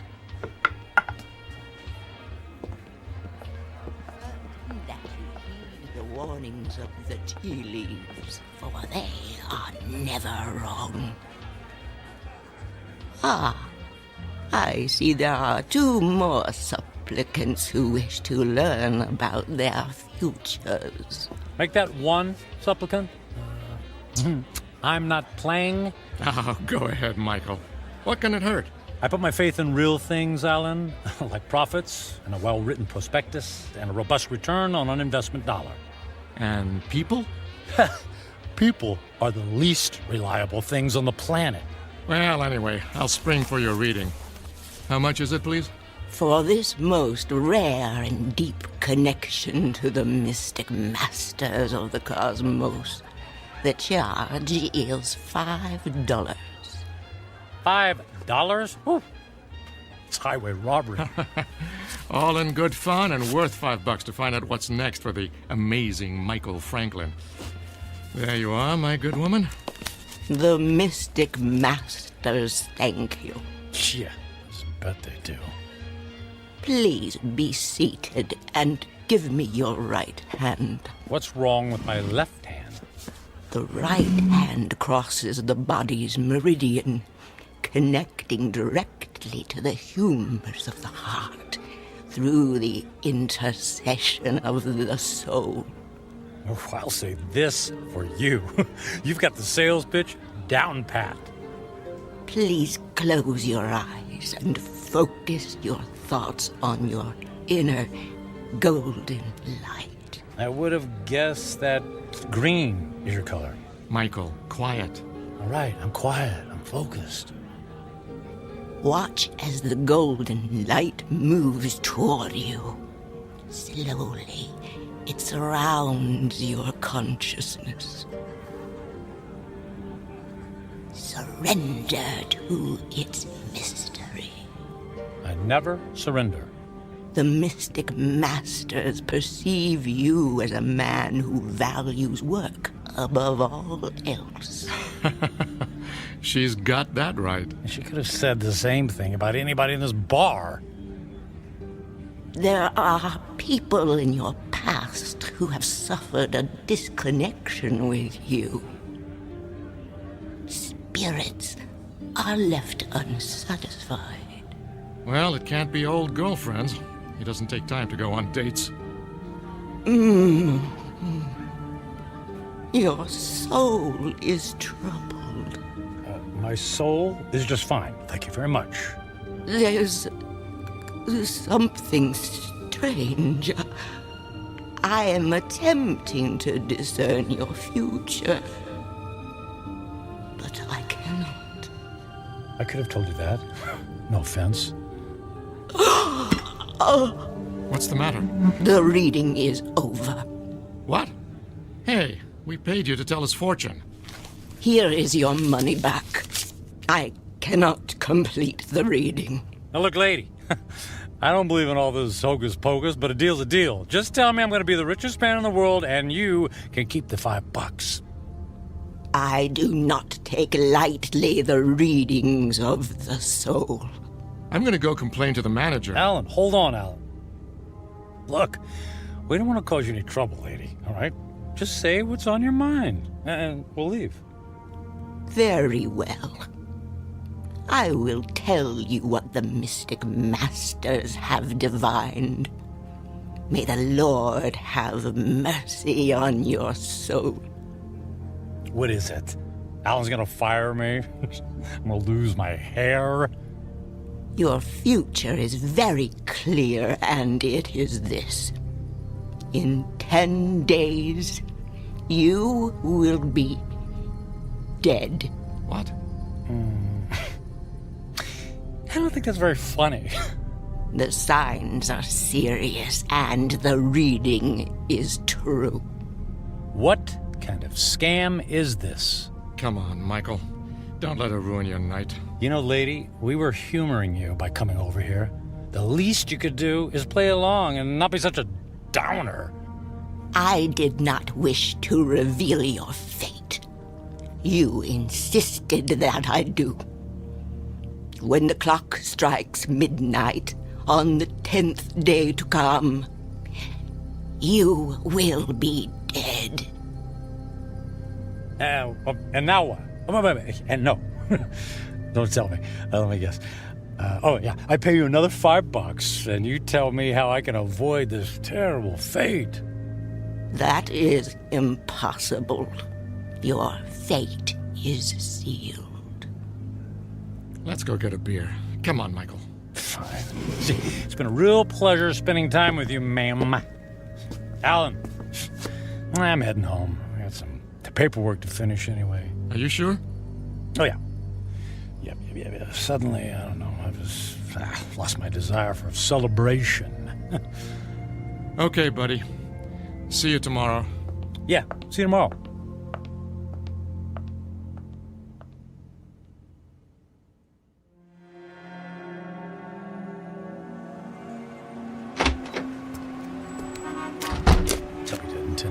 I'll be dead in 10 days. Jeez. Yeah. Con artist. Hey. Come on. Where's a taxi when you need one? Oh. Hey, taxi! Taxi over here!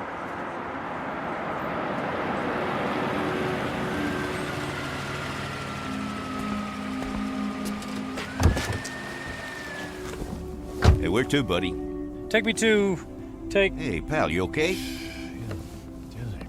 Feel... dizzy. You don't look so good. I need... Hey, buddy. Oh my gosh, he passed out. Gotta get him to the hospital.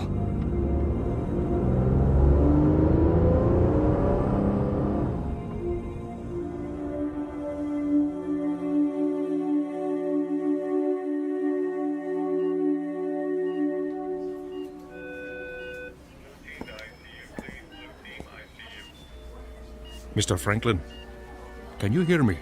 Where am I? You're in the emergency room at Samaritan Hospital. What? What happened? What's going on? Easy, please. Don't try to sit up right away. You're still recovering from the anesthesia. Anesthesia? Yes. For what? You were brought here because you passed out in a taxicab. Do you remember that? Vaguely. We performed some tests on you. Blood pressure, heart. Everything was normal. Well, then, I don't get it. Then why am I... In an abundance of caution, we gave you an MRI. I'm afraid we found something unusual. Oh. Well, what does that mean? There's a dark spot on the X-ray of your brain. We don't know what it is until we perform more tests, of course, but I must impress on you. This is a very serious situation. Well, what happens next?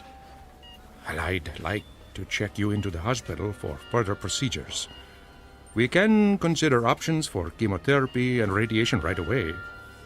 But I feel fine. I'm in great shape. Cancer has no respect for those issues, I'm afraid. How long do I have? A few years? Given the size of your anomaly, I suspect that your prognosis is dire. And how long? 6 months? It could be a matter of days. I'm very sorry, Mr. Franklin. I will send the nurse in to take your information, all right? Days, wait. The old woman in the bar, she was right. I'll be dead in 10 days.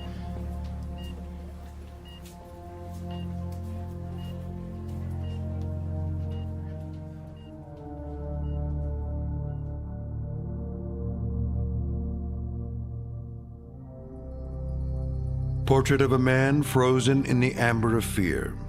Michael Franklin, workaholic captain of industry, ruthless to his enemies and dismissive of routine human interaction. Given a prognosis that would send a chill of terror down the spine of the most stalwart of men, he is faced with the rising specter of his own mortality. But even worse, he stares into the rear-view mirror of a life only half-lived. Devoid of true friendship, with only a string of consummated business deals to mark his measure, Michael Franklin is about to embark on a frightful journey of self-examination that can only be experienced in the land between regret and insistent memory, a land we like to call the Twilight Zone.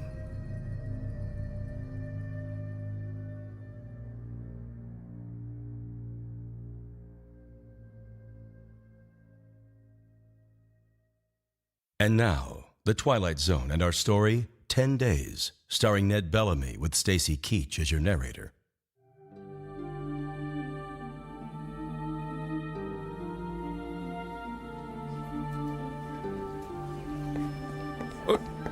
Nurse, what happened to the patient who is in this bed, Mr. Franklin? I just saw him a moment ago, Doctor. I have no information about his condition. I certainly hope he isn't about to do something foolish.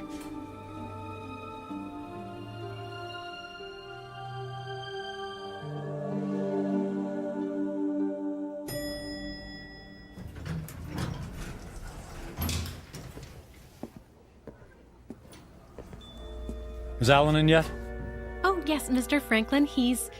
Are you all right, Mr. Franklin? I'm fine. I don't believe I've ever seen you in the office without shaving or changing your clothes from yesterday. I was in a hurry this morning. Is he in a meeting? He just finished a call. Fine. I'll only need a minute. Oh, but he's got another appointment at... I'll only be a minute.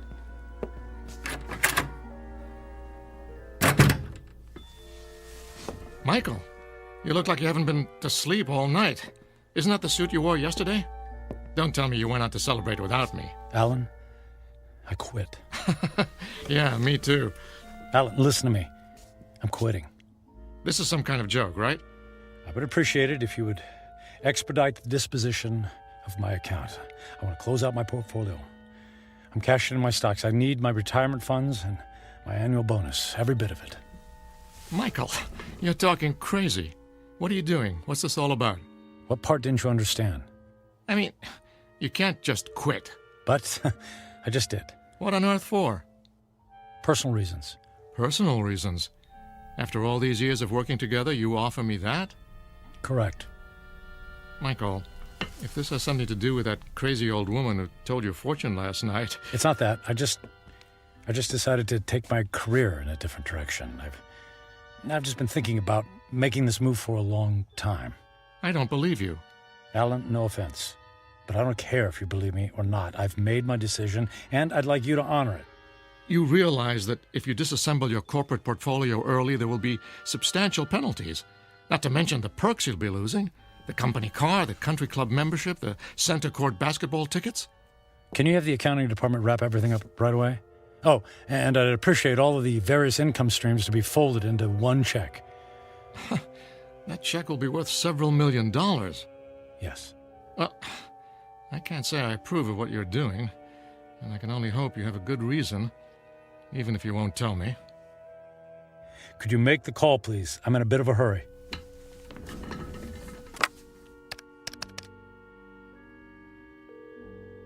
After 12 years, I don't see why there's such a... yes, this is Alan Fisher in corporate. I have it's an unusual request. Michael Franklin has decided to leave the firm, and he wants all of his outstanding monies gathered into one check for immediate pickup. Yes, I understand the amount is substantial. Very good. He'll be right there. All right, Michael. The check is being... Michael? Michael? Where did he go?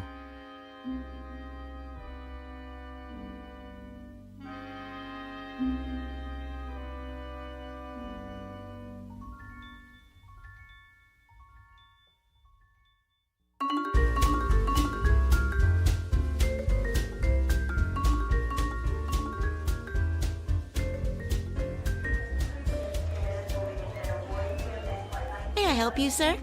I'd like to buy a ticket to Rome, please. Leaving today? Very good, sir. And on what date would you like to return? Just a one-way ticket, please. I just love Rome. The sights, the food, the museums. It's a banquet of... Yeah, I'm in a hurry. Please. If you'll just sign here. Will you prefer a window or an aisle seat? Surprise me.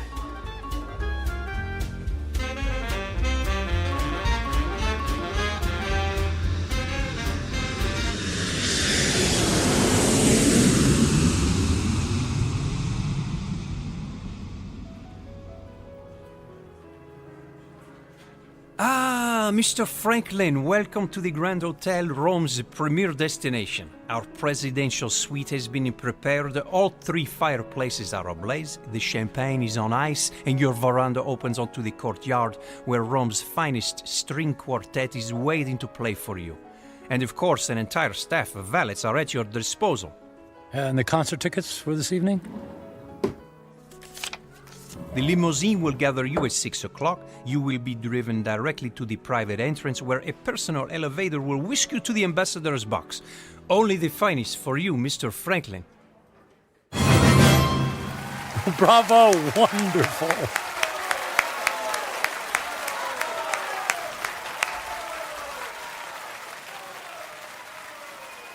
Excuse me, Mr. Franklin. The young lady in the next box has sent this fine wine to you. Well, please ask the lady if she would care to join me. Right away, Mr. Franklin.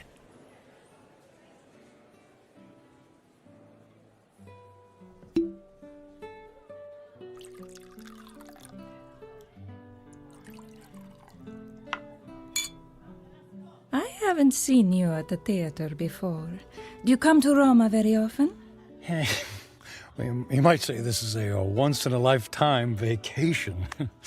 I want to see and do everything. All the finest foods, all the finest wines. I want to hear the best music and experience all the riches the world has to offer. All at once? Why settle for the ordinary when we can fill our lives with the amazing? Oh, you are a man of action. Speaking of action, would you care to dance? I would love to dance, but not here. There's a fabulous nightclub in the center of the city, very exclusive. The limousine awaits.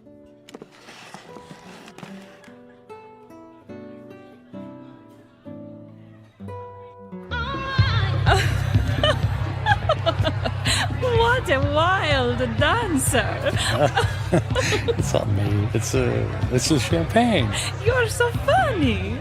I believe I'm slightly tipsy, too. Oh, tipsy.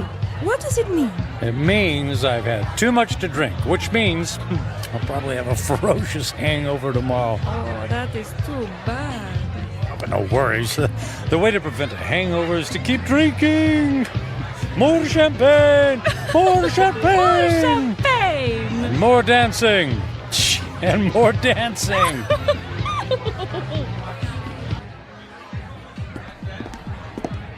Michael, are you sure you can afford to buy drinks for the whole restaurant? That's only money. And look how much fun they're having. Look how much fun I'm having. Waiter! Another round for my friends. 3 cheers for a friend of Matthew. It's Michael. Okay. Cheers for Michael.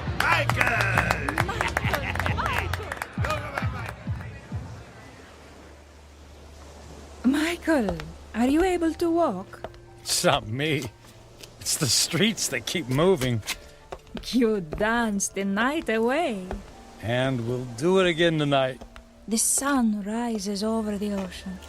If I see 1,000,000 mornings, I never grow tired to seeing that sight. Imagine if you only had a few more to see. I'm sorry, what did you say? I said, would you care for some breakfast? I'm starving. Then let's go to the best restaurant in the city and order everything on the menu. I've never met a man like you, Michael. If you want something, you just take it. Of course. What's that old saying? Eat, drink, and be merry, for tomorrow we die. Michael, what's wrong? You look sad. Did I say something wrong? Maria, I wanted to ask you something.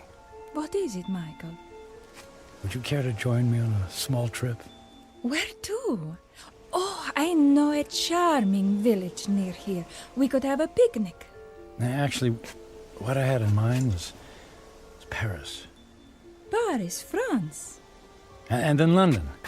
And then Monte Carlo, or Moscow, or Hong Kong. I mean, we could go anywhere in the world.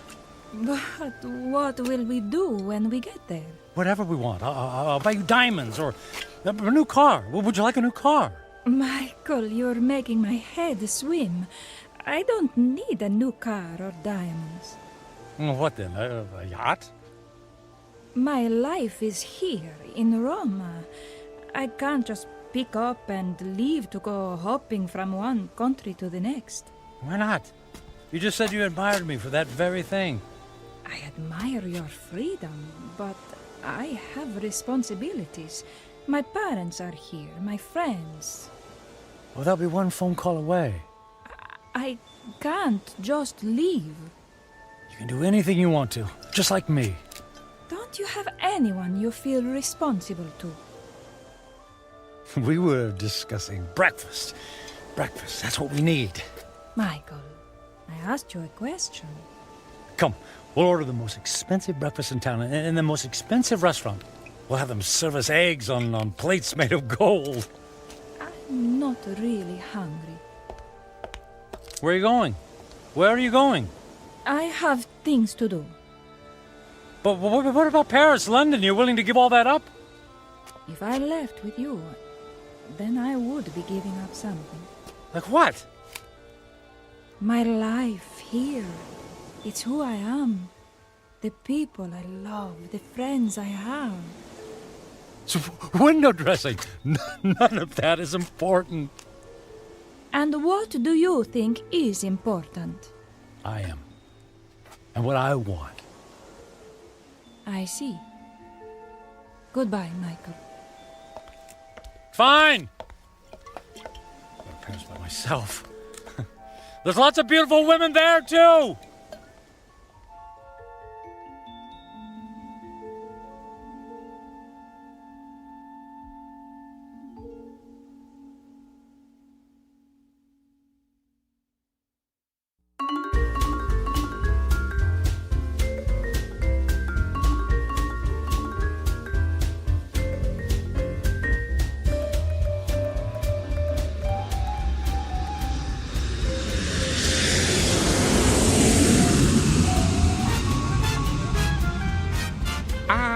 Bonsoir, Monsieur Franklin. Welcome to Paris. Your suite is prepared for you with a view of the Seine and a bottle of champagne on ice, right? May we?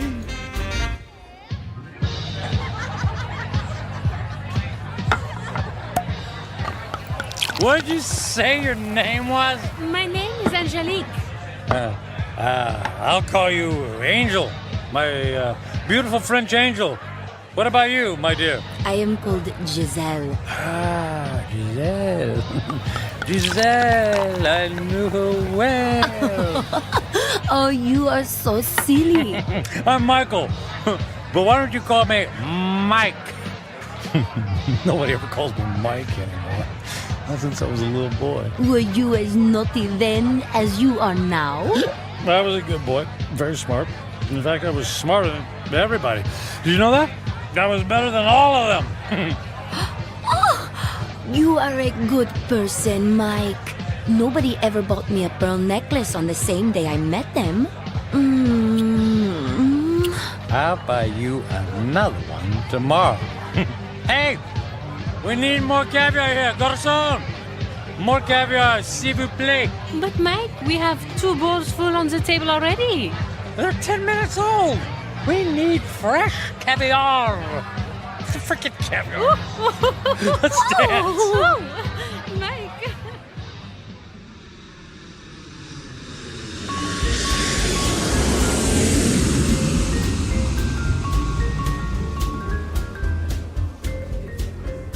Welcome to London, Mr. Franklin. Your suite has been prepared for you and... Bottle of champagne on ice. Got it. Let's say, on second thought, cancel my room. Book me on a flight to Monaco. I got an itch to gamble.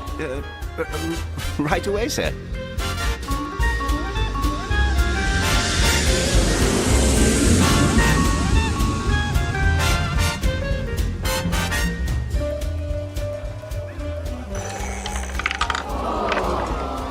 And the number is 29. Red. Don't worry about it. It's only money, and there's plenty where that came from.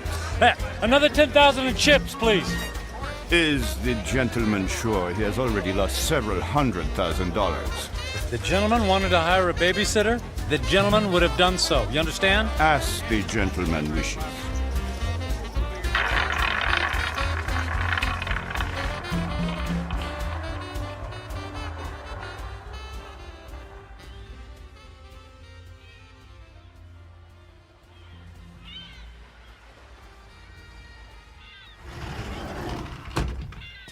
Mr. Franklin. Good morning, Mr. Franklin. Mr. Franklin? Hello? Mr. Franklin, your branch is here, sir. Shall I place the champagne bottle next to the bed? Shall you... Who are you? Where am I? I am Captain Philippe Duchette. This is the Fandango Dancer, the luxury yacht you rented last evening. I rented? Was I alone? The gentleman was escorted by several very attractive ladies, and there was a request for the boat to take you to Australia. But, as you may know, that trip is beyond the range of this vessel. Wanted you to take me to Australia. After we received the Alaskan crab, Russian caviar, and of course, the champagne. I hope I never see another glass of champagne. What shall I do with the cases that are on the deck? How many cases did I order? 10. They're yours. Merry Christmas. Do you wish to proceed with the cruise? No, I don't think so. Very good, sir. All right. For a week, I've eaten the finest foods, drunk the most expensive champagne.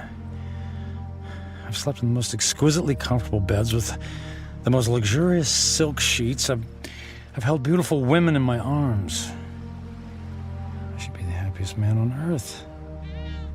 I should have a permanent grin tattooed on my face. Why am I so miserable? I'll have a few days left to live. A few days. I need to be somewhere where someone knows me, where I don't have to pay for the company of people. I need to go home. I need to go home.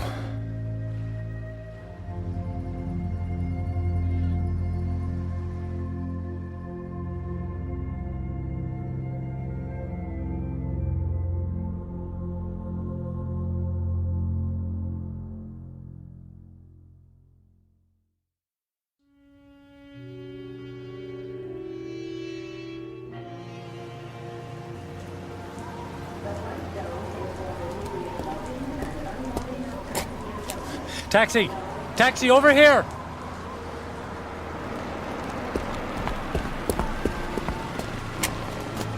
Hey, where to, mister? 1020 Clark Street. Hop in.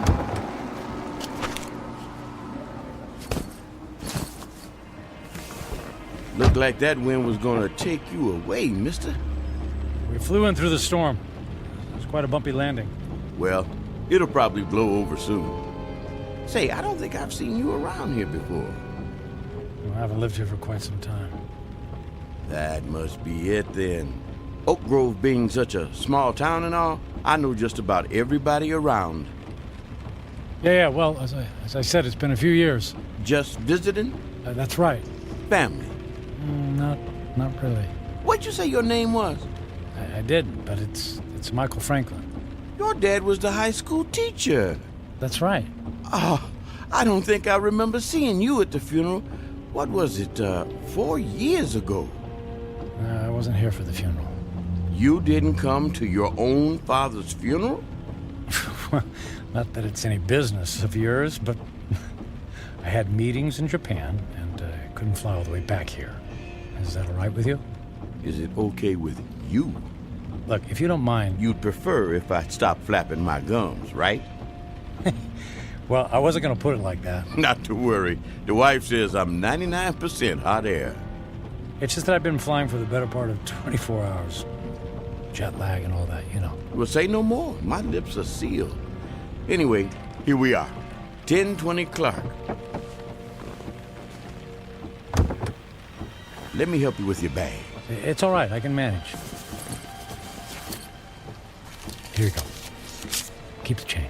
Mister, do you know you just paid me with a $50 bill? Huh? Oh, yeah. Yeah, that's fine. Well, you have yourself a really fine day, because I sure will. And you be careful in that wind, you hear? Well, something tells me it's not the wind I'll have to worry about.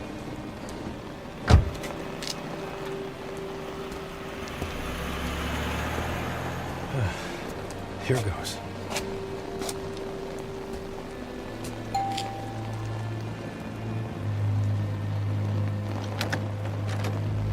Hi, Carrie. Surprise. Michael? What are you doing here? It's a long story. May I come in? Well, It's pretty windy out here. I suppose so. Thank you.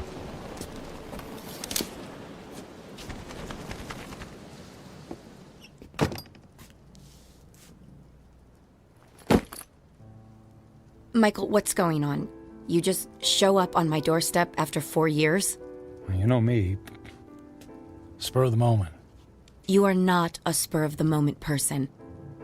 You plan everything in your life. I wouldn't be surprised to find that you plan how many times you blink every day. Well, the truth is, I don't have any place else to go. That sounds dramatic. It's true. What about the penthouse? It's gone. The beach house? Gone. They're all gone. I sold everything. I thought you went through your midlife crisis when you left me. Apparently, it's still going on. Please, Carrie, I don't want to fight. Then what do you want? I just wanted to see you again. You just wanted to see me. Okay, you see me. Now what?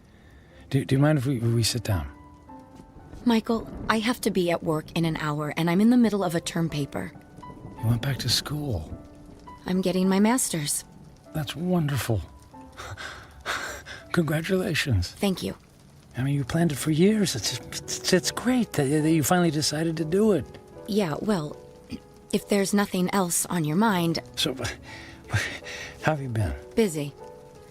I don't have a lot of downtime, but that's how I like it. You redecorated things here. You redecorated the house. I needed a fresh start after you left. Oh, well, Carrie, about that, I'm so... If you're about to apologize, please don't. I've already more than paid you back by thinking the most horrible thoughts any person could think about another person. I guess I deserve that. Oh, you have no idea. How could you just walk away from a marriage, Michael? What was so terrible that you couldn't stand up like a man and fight for me? For us? It wasn't about you, Carrie. Oh, that's good to know. Because when I was picking up the pieces, when you left, it sure felt like it was about me. What I mean is that I wasn't a good husband. True. You were always working. And I knew that I wouldn't be a good father. True. You never even walked the dog. So, I didn't give up on you. Or us. I gave up on myself. Well, that makes everything all better. You can go now. Carrie, please. Oh, I could just clobber you for coming back here. It isn't fair for me to have to dredge up these old feelings again. Well, maybe a civilized conversation without any bickering would do both of us some good. I don't think so. Please, Carrie, it's more important than you know. For what purpose, Michael? So you can go back to your high-powered, big-shot job in the city and feel good about yourself? I just don't want to leave loose ends. Please, for better or for worse, can we just talk? I'm not looking for forgiveness, just closure. Well... One cup of coffee? I'll even make it. All right. 1 cup, and I'll make the coffee. Yours always tasted like motor oil. Thank you. Thank you so much. Thank you.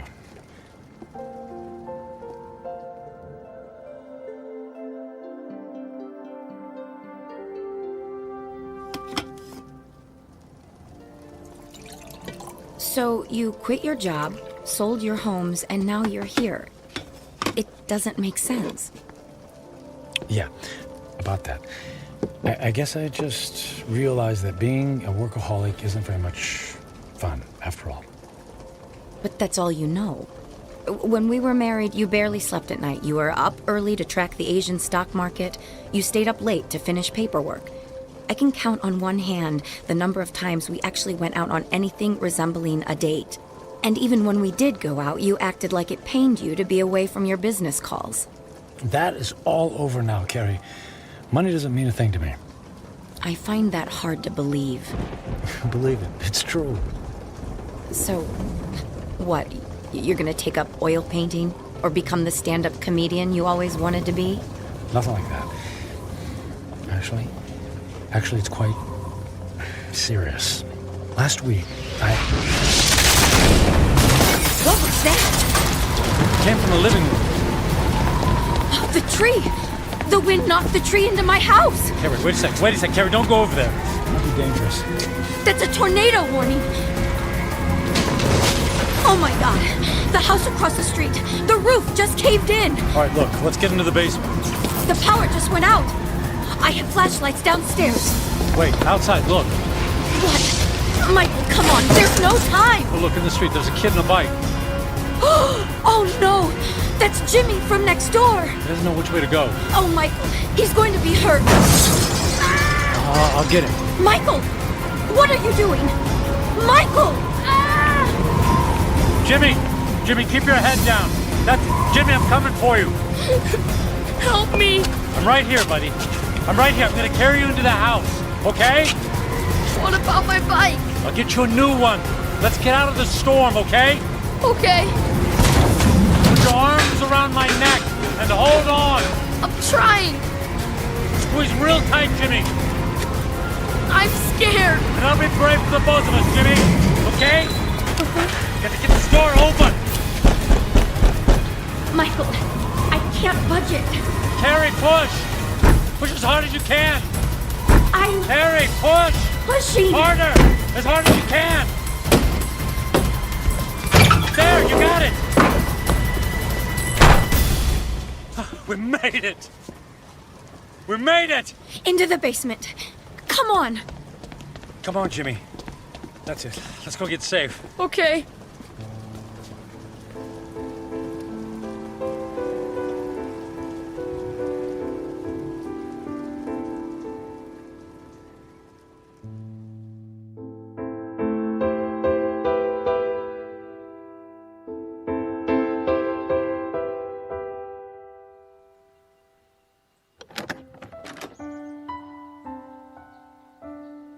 Storm's cleared. It's over. Is the wind gonna get me? No, honey. You're safe. Look. That car. It's been overturned. At least there's no more damage to the house. Mom! Jimmy! Jimmy! Oh, Jimmy, we didn't know where you were. We had him in the basement with us. I was so scared. And then the wind came, and then this man came and saved me. You saved my Jimmy? Well, not really. Yes, you did, Michael. You ran right into the path of the tornado and brought him inside. Oh, come here and let me give you a hug. You don't have to. Okay. How can I ever thank you? You don't have to. It was my pleasure. Is our house okay, Mom? Yes, sweetie. We were very lucky. Jimmy, you're a very lucky little boy. Yes, and thank you again for my son's life. Yeah, thanks. You're welcome. Michael, you saved Jimmy's life. You're a hero. I didn't even have time to think. I just saw him and ran. It was still amazing. When the chips were down, you really came through. I'm proud of you.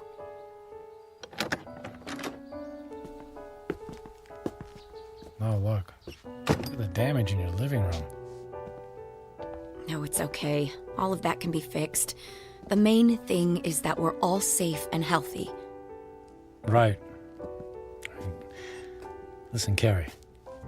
Those repairs, they're going to be expensive. I have insurance.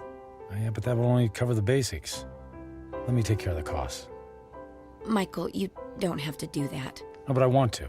And I can afford it. But you can't just drop that kind of money on a problem that isn't yours. And listen, all I know is that when I helped Jimmy just now, it felt good. It felt better than anything I've done for a long time. And the idea of helping you out with bills feels good, too. So please, just let me do this. Well, I'm not in a position to turn down a gift like that. But what about you? Before the storm hit, you were about to tell me something. You said it was serious. It doesn't matter now. Are you sure?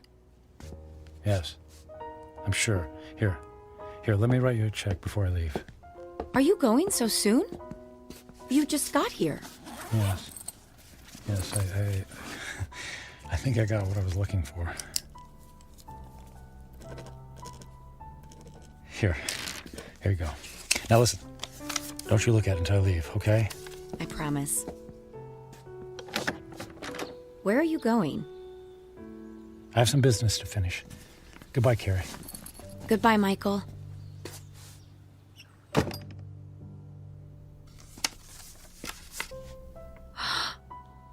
$1 million? Michael! Michael!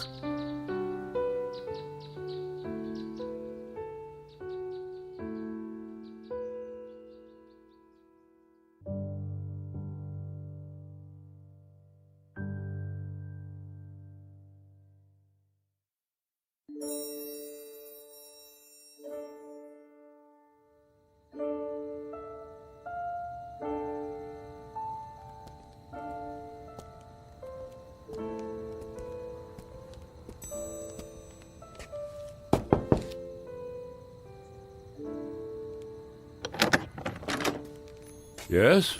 What is it? Forget the late hour, Reverend. I realize it's nearly midnight, but I wanted to visit the chapel and the door's locked. Unfortunately, in these times, we must protect ourselves against theft. The doors remain locked overnight. Is there any way I could just go inside for a few moments? No, I'm sorry. If you can come back in the morning, yeah. But you see, tomorrow morning will be too late. I only have tonight. Mm-hmm. It always seems that way, my son. But have a little faith. Please. Go home. Get some sleep.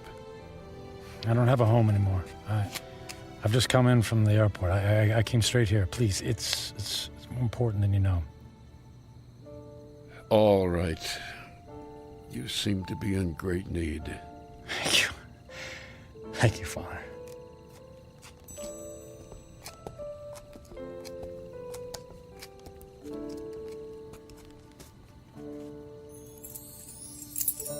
Yeah, it's one of these.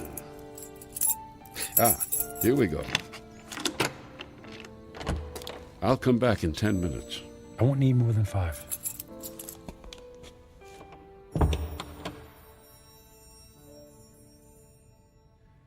Now that I'm here, I don't know what to say. It's been a long time since I've set foot in a place like this.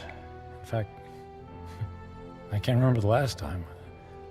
I suppose it's true. People come back when they're in trouble, but I'm not exactly in trouble. In fact, all my troubles will be over in just a few minutes. Then why am I here? Maybe I just wanted to see if I could find a moment of peace before everything ends. Just a single solitary moment when I don't have to feel so alone. The truth is, I'm alone because of my own actions, by the selfishness of the man I've become. I was given love, but I turned away from it in favor of my career. I gave up friendship in favor of business colleagues who couldn't care less if I lived or died. So what did it all mean? What is the sum total of my life? I have no job, no home. I'm gonna die without a single friendly voice in my ears. I did have some good times with Carrie. Thank goodness for Carrie. I don't blame her for being angry. And despite her anger, she took me into her home. She forgave me. And Jimmy, I saved his life. He'll have a chance to grow up, to have a family, and a little boy of his own. I gave that to him. I did make a difference after all. Maybe I had to go through it all so that I could be there to save his life. If that's true, then it's worth it. I'm glad things turned out the way they did. I did something worthwhile. My life mattered after all.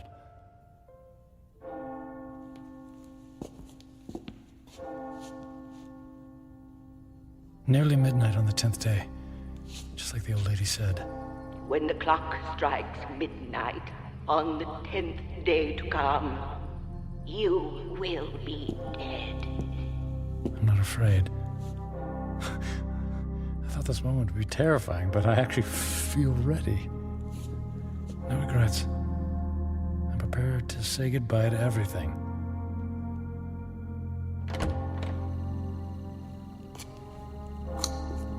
Excuse me, sir.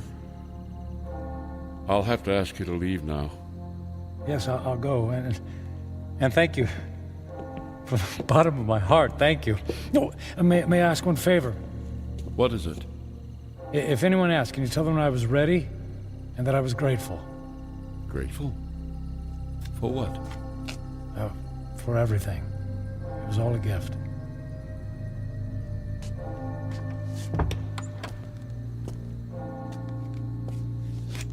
Okay, it's time. I don't know what to do. I mean, if I should... How do I... Church bells. They stopped. Okay.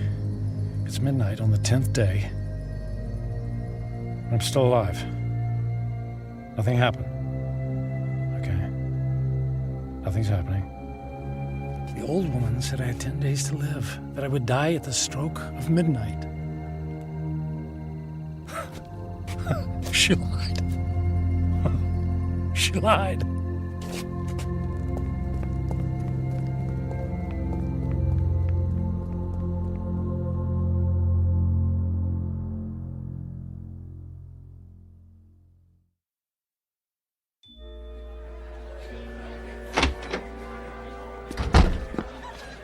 Hey, excuse me. The old lady, the one who reads fortunes, is she here? She just left a few minutes ago. She walks to the bus stop down on the corner. Oh, which corner? Which way? Up that way, go left.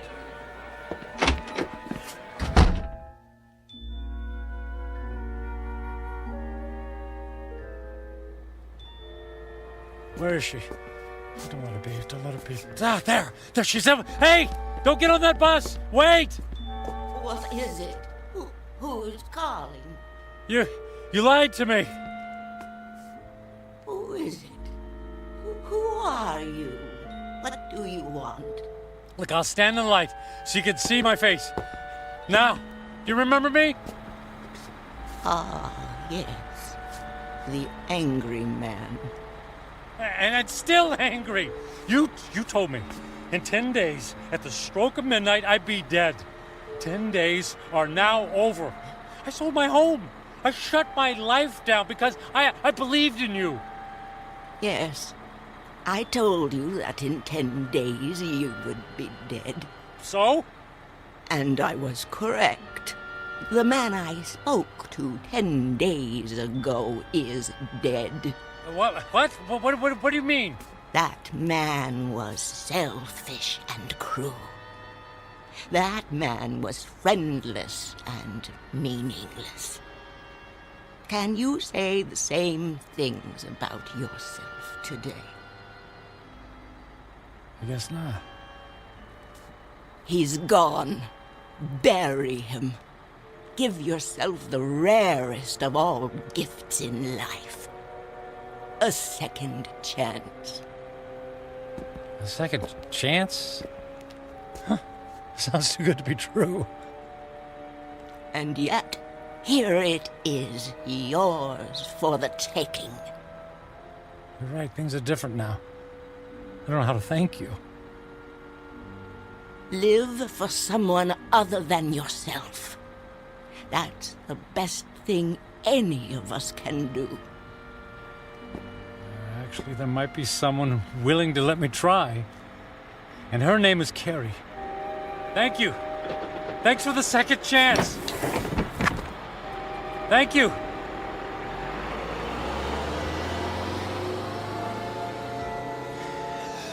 Thank you. Thank you so much.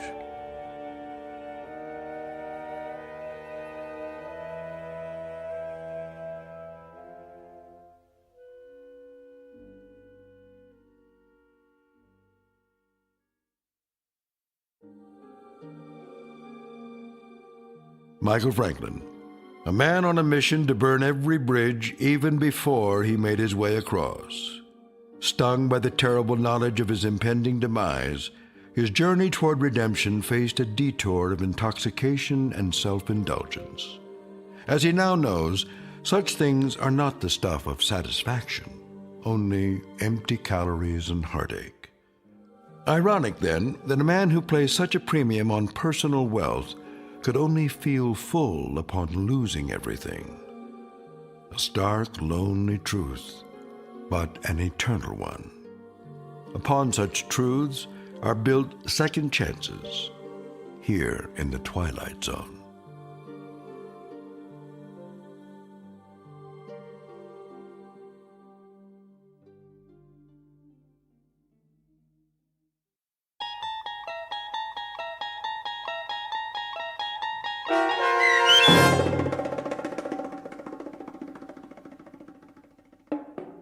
"10 Days," starring Ned Bellamy with Stacy Keach as your narrator, was written for The Twilight Zone by Mark Valente.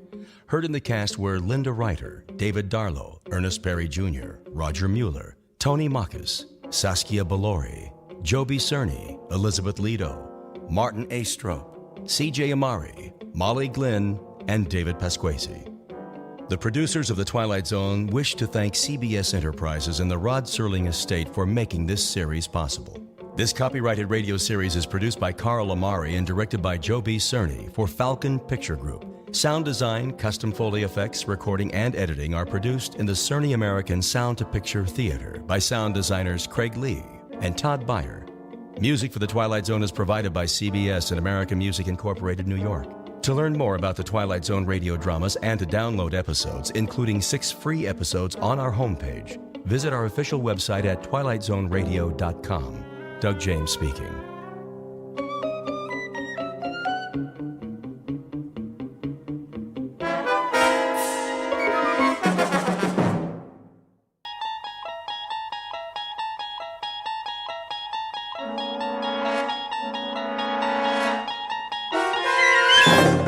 There is a 5th dimension beyond that which is known to man.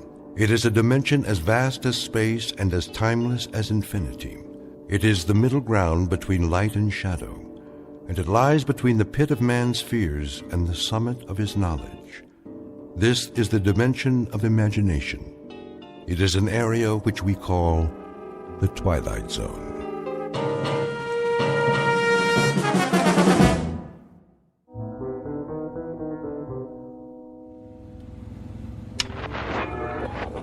Finally.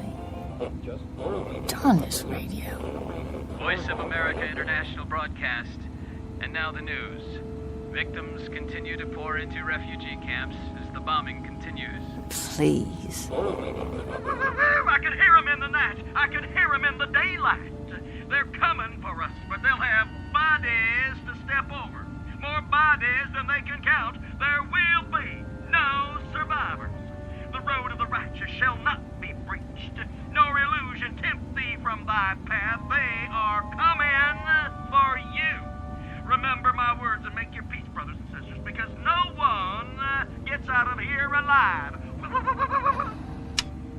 Have you ever driven cross country?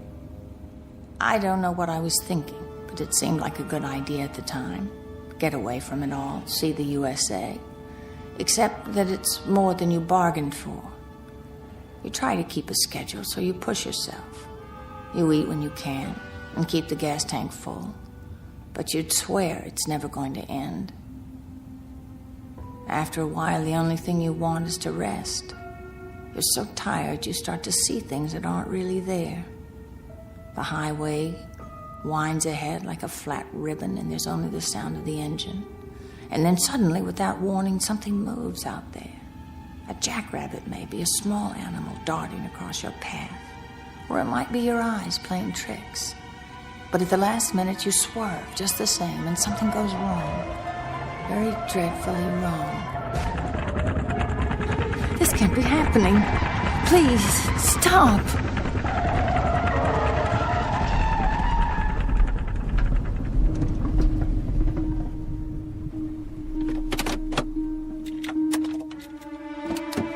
Help! Somebody help!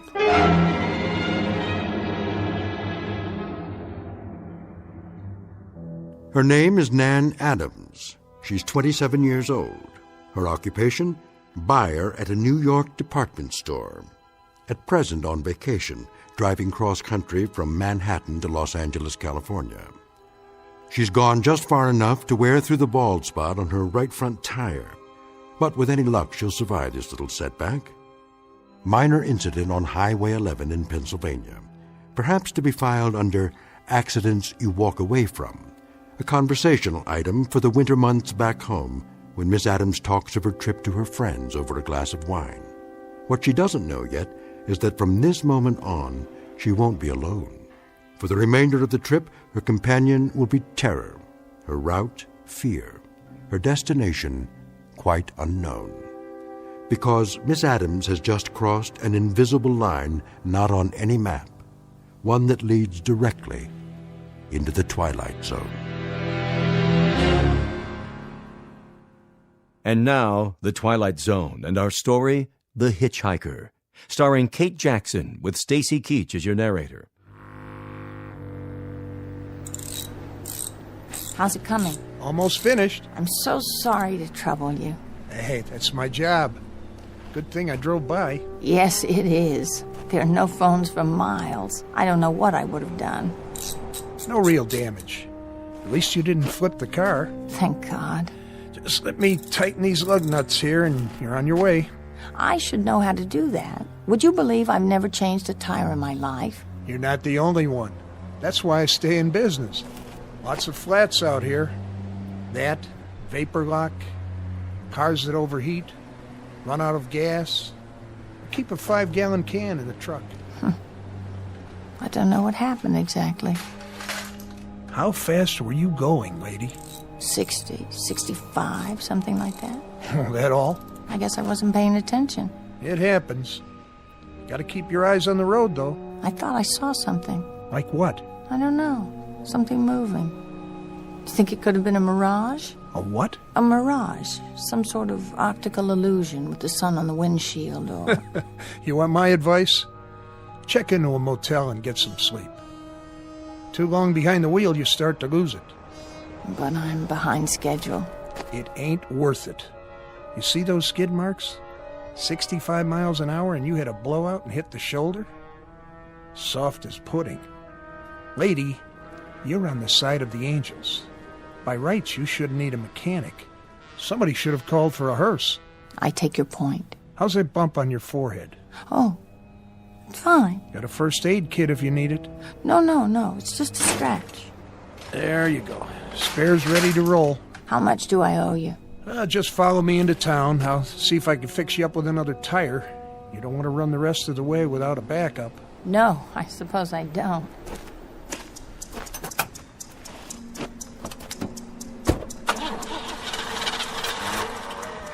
Oh, great. Something wrong? What? Not out of gas, are you? I don't think so. Pump the pedal a few times. Careful not to flood it.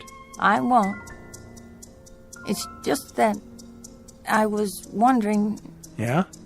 That man. Man?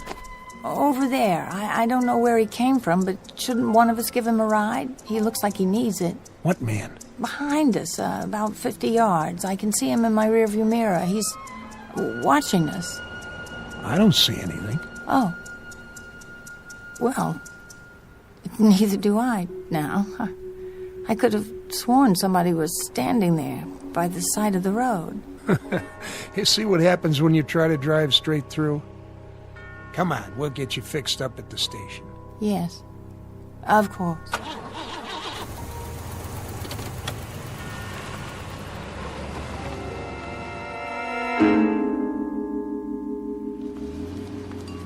Let's see. 45 for a new tire, plus 5 for the mounting and balancing, and the tax. That doesn't seem nearly enough. What about the service call?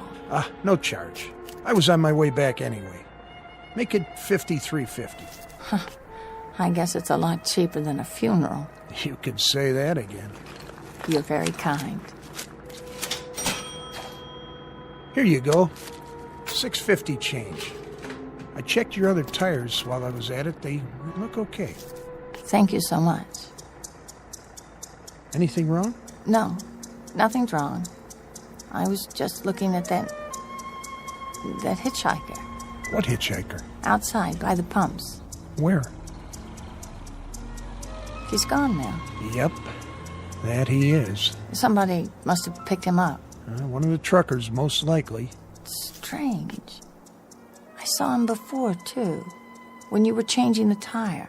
Out on the highway. Uh-huh. I'm sure it was the same man. Must have gotten himself a lift then, too. Right after we passed him. Yes. That must be it. Well, I'd better get going or I'll never make L.A. Shouldn't be too hard. Brand new car. Good weather. Ought to make it easy. Better take a rest first, though. I can't. I'm already a day late. Get some food in you at least. If you want to make it in one piece. Yes, I... Look at that. Huh? He didn't get a lift. He didn't? I just saw him again. You saw... The hitchhiker. Oh, well, it's no business of mine. That's the truth. Thanks very much for all your help. Okay, miss. Have a nice, safe trip. Thank you, I will. Hitchhiker. What's she talking about anyway? I didn't see no hitchhiker.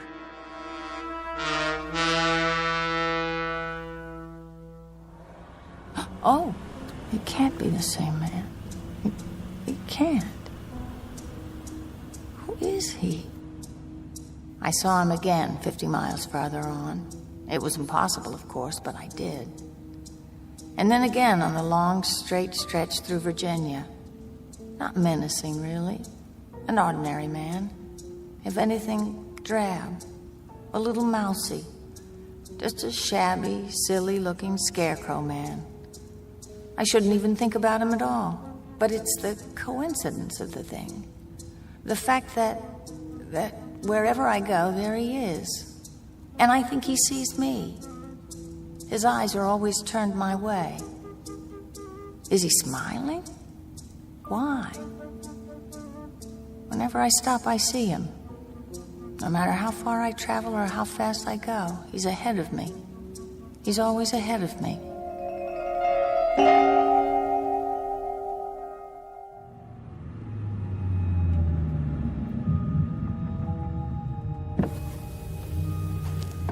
Yes, officer? Hold up, miss. Is something the matter? I can't let you pass just yet. Why not? Roadblock ahead. A roadblock? What for? Construction. Some big trucks blocking the way. Just a few more minutes. All right. I'll wave you on. Sit tight for now.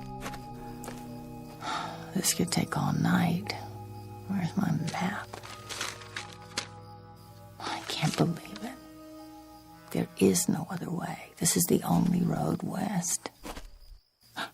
Oh, no. It can't be, but it is. It's him. Going west, you say? I didn't say anything. I thought I heard. No, I'm not going west. I'm sorry. I'm just going up the road a little ways. I'm really very sorry, but I can't help you. Are you sure? Oh, please. Please. It has to stop. It's true. Miss.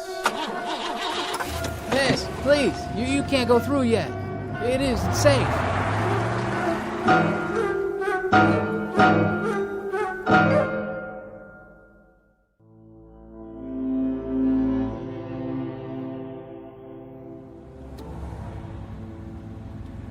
I'm on the turnpike now, a more secure feeling. And yet, I don't know why it is, but I'm frightened. A funny thing, fear. I've never known it before, not really, not like this. But now here it is, there's no denying it.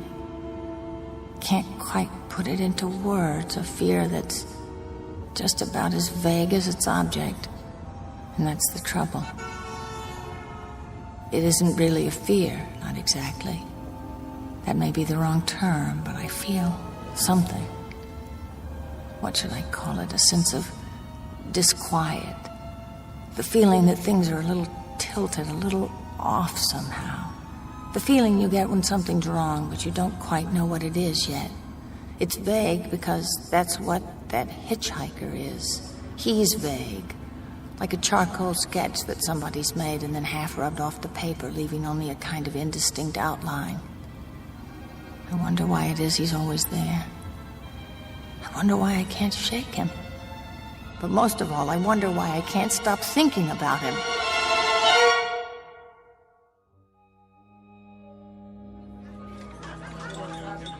It was the kind of place you never expect to find in the middle of the night. Bright lights, people, ordinary people, talking about ordinary things, even making jokes. I felt safe again for a time. Part of me didn't want to leave. Dessert, miss? What did you say? Still got some pie left. Apple, blueberry, lemon meringue.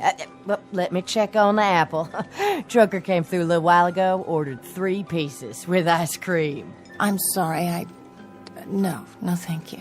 Sure? It's mighty good. More coffee? Sure. Ought to have more than coffee, though. I guess I don't have much of an appetite. Driving alone? Yes, I am. Where to? All the way to California. Whew, no kidding. That's a haul. Couldn't get me to drive all that way, at least not by my lonesome. Actually, I was looking forward to it. You were? In the beginning. You see... End of the counter, Angie. 2 burger baskets to go. Coming up. Well, as the man said when he kissed the cow, everyone to his own taste. You got that right, Angie. Yeah, that's a good one. Yeah, I keep telling her she ought to be on television. How much do I owe you? Let's see. Here you go. Put it on mine, Rich. That's all right. I said I got it for you. No, really. Say, don't I know you from somewhere? I seriously doubt it. Come on over here a minute. Give the change to the waitress, will you? Sure thing. Hey, girlie, why don't you be friendly? Gets mighty lonely driving long distance. All right, that's enough. This is no girly. This is a lady. Now knock it off. Sure, Rich. I'll see you next week. Thank you, but you didn't have to do that. Hey, listen. Do yourself a favor. There's a decent motel a couple blocks from here. You look like you can use it. What about a gas station? There's one right next to it. Still open, too. I do need to fill up. Hey, you can't do better than the Bida-Weed. It's nice and clean. I suppose I could. Do you get many hitchhikers? Hitchhikers? You mean around here? It's pretty rare, is it? Yeah, I'll say. There's no road, just the turnpike. Guy'd be a fool hitching a ride here. I mean, look at it. Miles and miles of straightaway and practically no speed limit. Now, what car's gonna stop and pick up a guy under those conditions? Would you? No. No, I probably wouldn't. In fact, I'm sure of it. Of course, a guy might get a lift before the turnpike starts. By the toll house or something. But then it'd be one long ride, and most cars wouldn't pick up a guy for that long a ride. And, you know, this is kind of lonely country out here, flatlands and hills and that sort of thing. You didn't see any hitchers, did you? Oh, no. No, I haven't seen anyone like that. I was just wondering, that's all.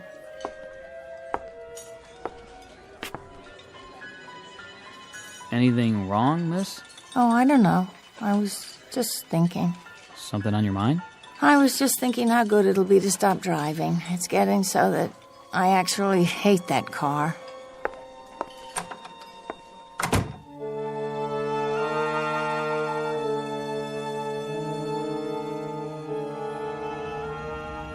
I was in no hurry to get back on the turnpike. The all-night gas station was just where he said it was, a couple of blocks south, near the railroad tracks.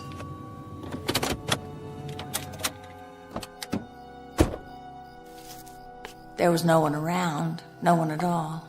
To tell the truth, I felt relieved, even if it was self-serve. You'd think I'd have plenty of experience by now, pumping my own gas, but I was used to full service. There was only a little booth where you pay when you're finished. It's not working. Can someone please show me how to start the pump? Hello? Hello in there? Please, I want to buy some gas.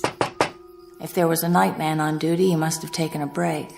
There was nothing for me to do but wait until he came back. The lot was bright enough with those, what are they called, sodium vapor lights? There was absolutely nothing that didn't show. And maybe that was why I began to get the feeling again.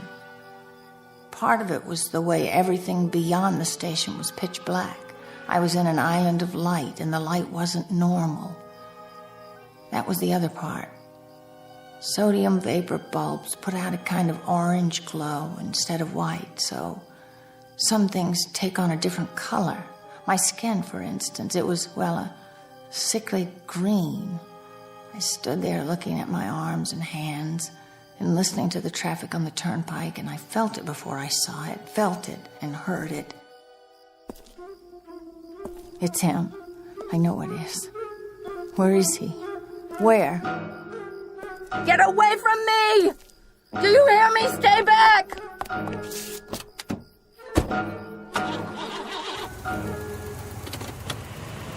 I couldn't see him, but I didn't have to. I knew who it was.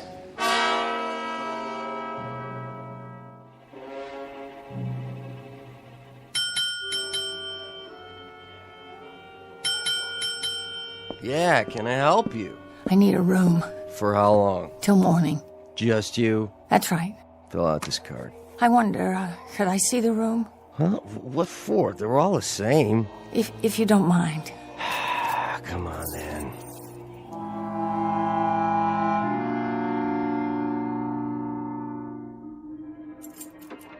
Just clean it, new towels, everything. That's fine. How's the lock?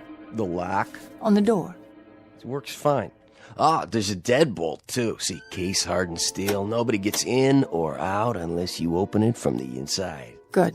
Need privacy, do you? I just sleep better when I know everything's secure. Traveling alone, huh? Business trip, is it? Yes, it is. Don't worry about me. I'll be up at the crack of dawn, as soon as I lay my head down for a few hours. Thanks. Bye now.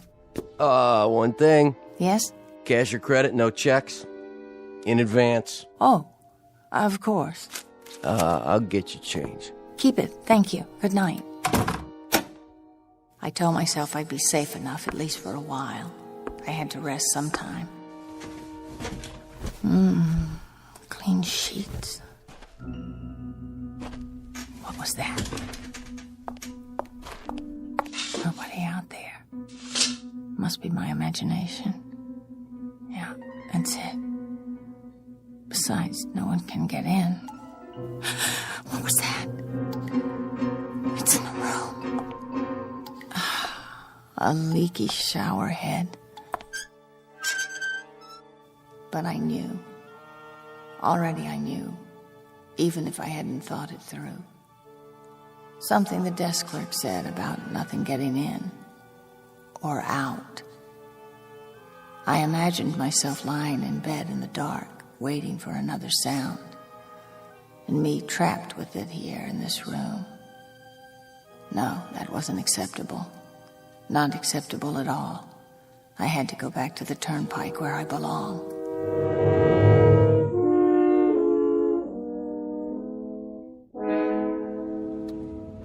Good, the on-ramp. All I have to do is cross the tracks. No, there can't be a train at this time of night. It's ridiculous. I have to get across. Come on, I can make it. There's plenty of time.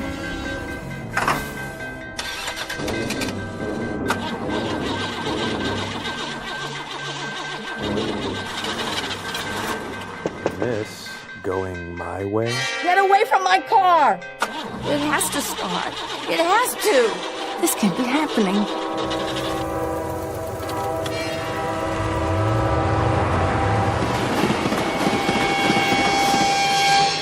It was him. It was. Where are you? What do you want from me?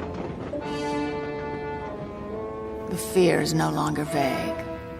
The terror isn't formless. It has a form. He was beckoning. That drab, skinny man in the cheap, shabby suit. He was beckoning me. He wanted me to start across the tracks, for the car to stall. He wanted me to die. Now I don't know what to do. Whether I should turn around and go back to New York or go on. Thoughts stab at my brain. Ugly, frightened thoughts. Projections of tomorrow and the next day, driving through plains, driving through the desert, unspeakably, nightmarishly alone. And I know I'll see him again. I'll see him at detours, at other railroad crossings. He'll be looking at me at stoplights.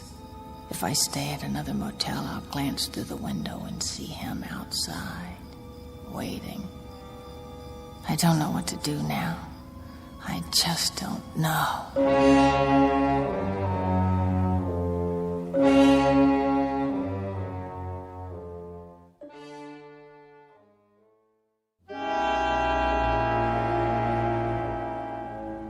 3 days and 3 nights now.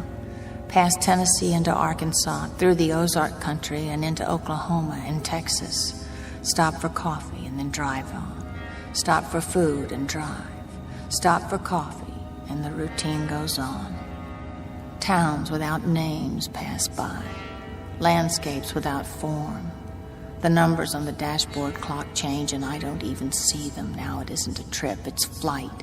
Route 80 isn't a highway anymore, it's a means of escape, so I keep going.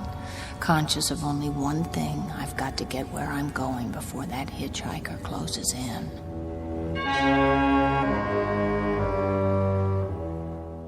Halfway across Texas, 10 o'clock at night, the 4th day. The engine stops, and I sit there in the front seat chilled with fear. And I can hardly believe it.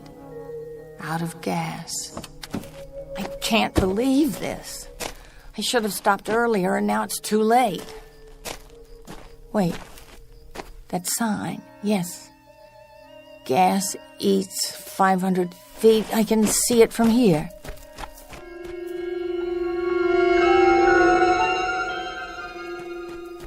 Please, someone. You can't be closed. Yeah, what is it? What do you want? I ran out of gas. I'm just a quarter of a mile down the road. Come back in the morning. Please, I can't stay here till then. It must be past midnight. No, it isn't. It's not even 11 o'clock. Well, we close up here at 9. I'm sorry. Try the Honeysuckle Lodge. They got a gas pump there. It's about a mile or so away. Please, I can't walk any farther. Little lady, I'd like to help you, but I've been up since 5 this morning, and I'm just dead. Now, like I told you, it's only a mile or so to the Honeysuckle Lodge. But I've got to have a can of gas. I can't stay out here by myself. You see, there's a man. There's a very suspicious-looking man. Henry? Henry, who is it, Henry? It's nobody, Mother. Just a gal in a fancy suit. And go back to bed. Now, what about this man? What was he doing? Nothing. Nothing, huh?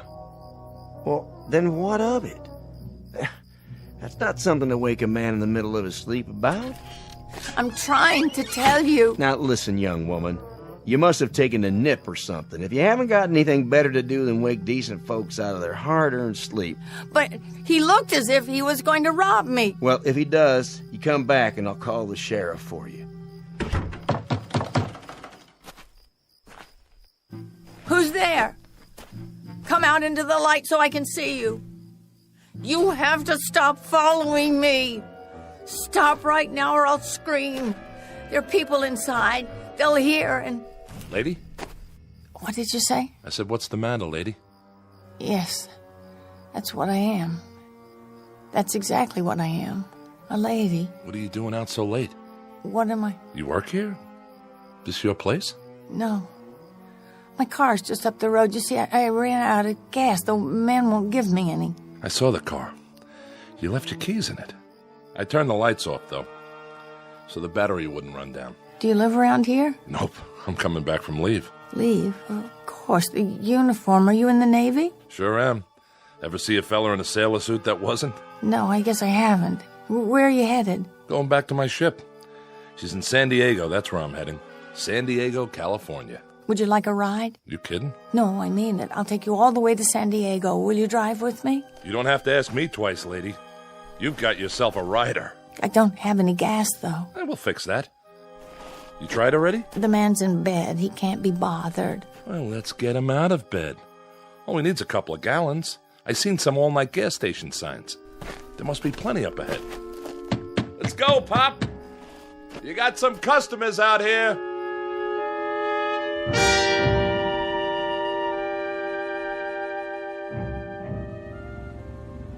I can drive if you want. Oh, that's all right. I'm used to it. You mind if I take off my shoes? My feet feel like 2 hot bricks. You go right ahead. Oh, I keep thinking I'll wake up or something, middle of the night. No cars, no nothing, and who do I meet? A lady who looks like a movie star. Hardly.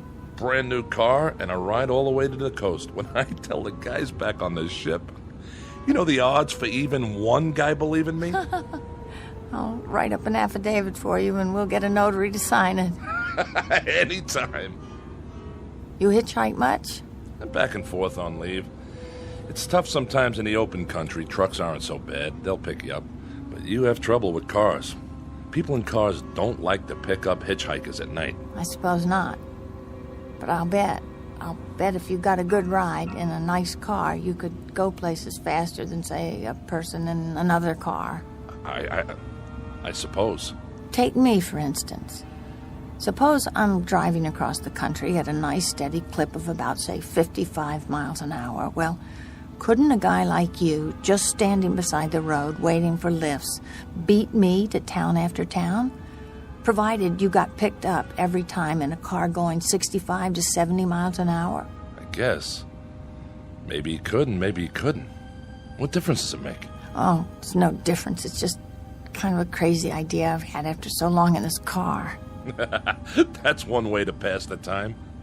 Oh, no! Oh, what's going on? What's the matter? Did you see him? See who? That man. What man? The one who was standing beside the barbed wire fence. I didn't see anybody. That wasn't nothing but a bunch of steers in the moonlight. What do you think you're doing? Trying to run into a fence post? There was a man, a gray, thin kind of man with an overnight bag in his hand. You must be overtired or something, lady. There was nothing there but some cattle and a fence. I saw him. In fact, there he is now. Hey, give me that wheel.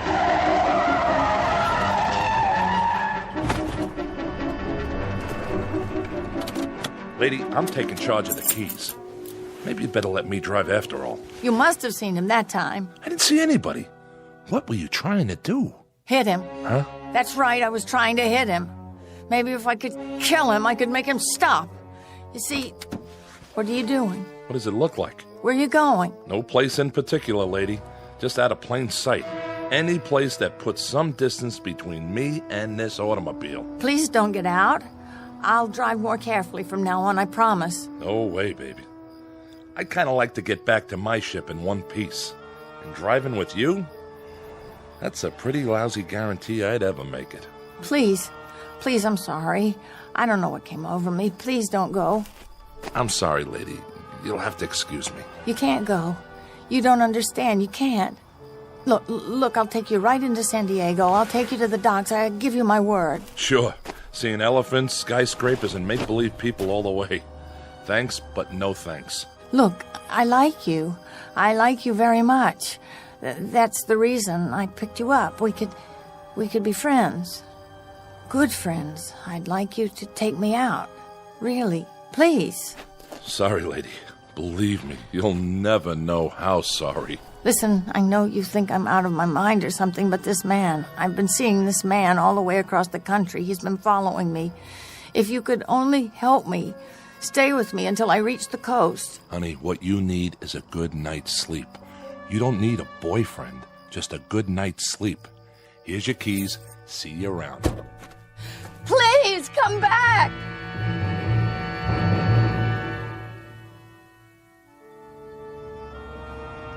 There is nothing to do but drive on into the next day.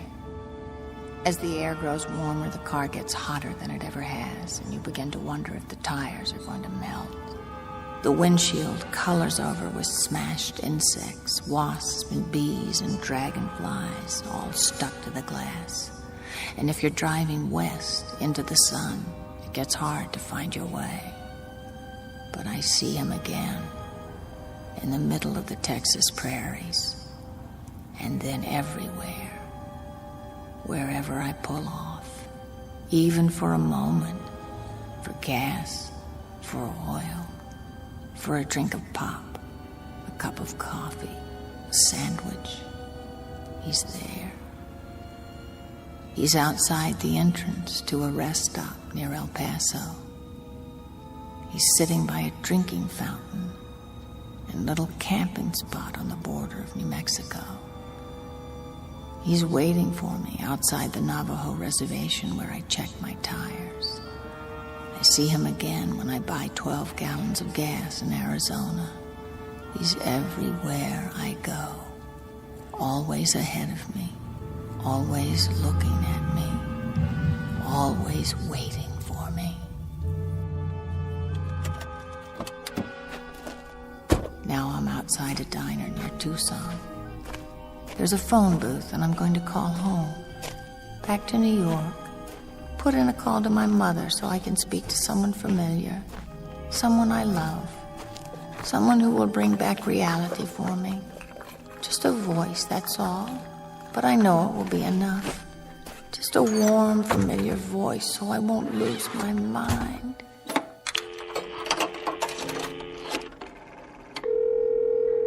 Operator. I'd like to make a call to my home in New York City. What is the number, please? Trafalgar 41098. Thank you. That'll be $3.60 for the first 3 minutes. Oh, I seem to be short. I thought I had enough. $3 and... I could go inside and get change. Look, can't you put it through? I have to talk to my mother. Would you like to call collect? Yes, that's it. Thank you, operator. What number are you calling from? Wait. There's no number. It's been scratched off. If you can't give me the number... Don't hang up. Here, I found some coins. I'll put them in now. 50 cents more, please. Yes, I know. I've got it. Thank you. Go ahead, please. Mrs. Adams' residence. Hello? Hello, Mother? This is the home of Mrs. Adams. Who did you wish to speak to? Who's this? This is Mrs. Whitney. Mrs. Whitney? I don't know any Mrs. Whitney. Is it Trafalgar 41098? Yes. Where's my mother? Where's Mrs. Adams? Well, Mrs. Adams is not at home. She's still in the hospital. The hospital? Who's calling? Is this a member of the family? What's she in the hospital for? She's been bedridden for 5 days. Nervous breakdown. Who is calling? Nervous breakdown? But there's nothing wrong with my mother. She's never had any problems. It's all taken place since the death of her daughter. The death of her daughter? What are you talking about? What do you mean, the death of her daughter? Who is this? What number is this? It's all been very sudden. Nan was killed just 5 days ago in an automobile accident in Pennsylvania. A tire blew out and her car turned over. Please deposit 60 cents more if you wish to continue this call. Please deposit 60 cents. Please deposit 60 cents. Please deposit 60 cents. Very odd, but the fear has left me. I'm numb now. I have no feeling. It's as if someone pulled out a kind of plug in me, and every emotion, including fear, is drained away. And I'm only a cold shell. I'm conscious of the things around me, the vast, soulless night of Arizona, the frantically blinking stars that look down from the darkness. Ahead of me stretches 1,000 miles of empty mesa, mountains, prairies, desert, and somewhere among them, he's waiting. Somewhere I'll find out who he is and what he wants. Though just now, for the first time, looking out at the night, I think I know. I know that he's here now, without even looking in the rearview mirror. I believe you're going my way. Yes. Yes, of course I am.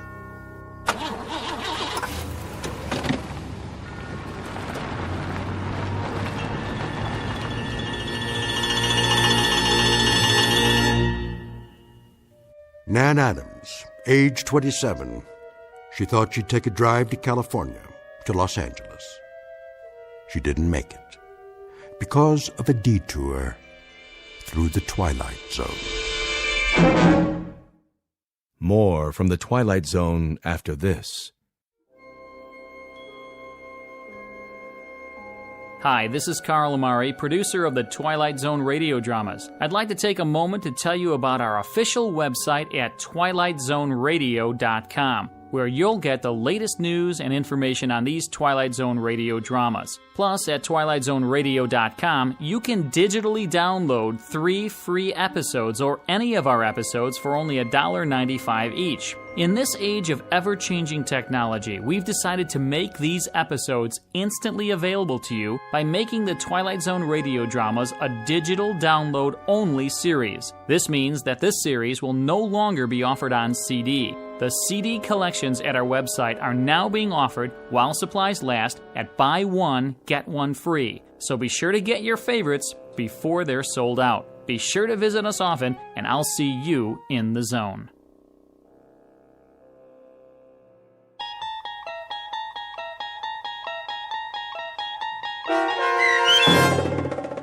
The Hitchhiker, starring Kate Jackson, with Stacy Keach as your narrator, was adapted for radio by Dennis Etchison and based on a script by Rod Serling from a story by Lucille Fletcher.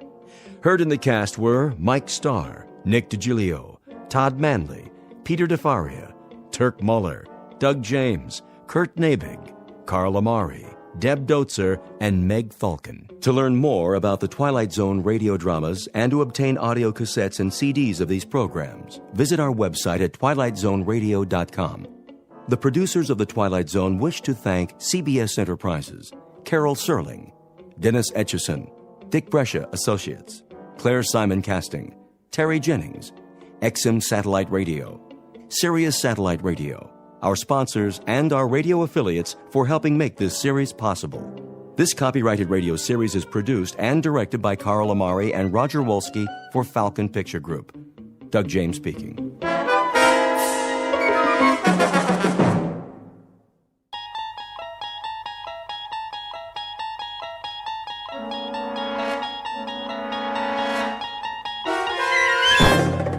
There is a fifth dimension beyond that which is known to man. It is a dimension as vast as space and as timeless as infinity. It is the middle ground between light and shadow, and it lies between the pit of man's fears and the summit of his knowledge. This is the dimension of imagination.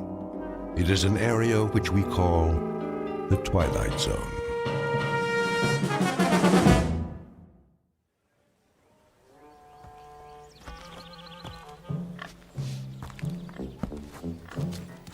Out of my way, you vermin!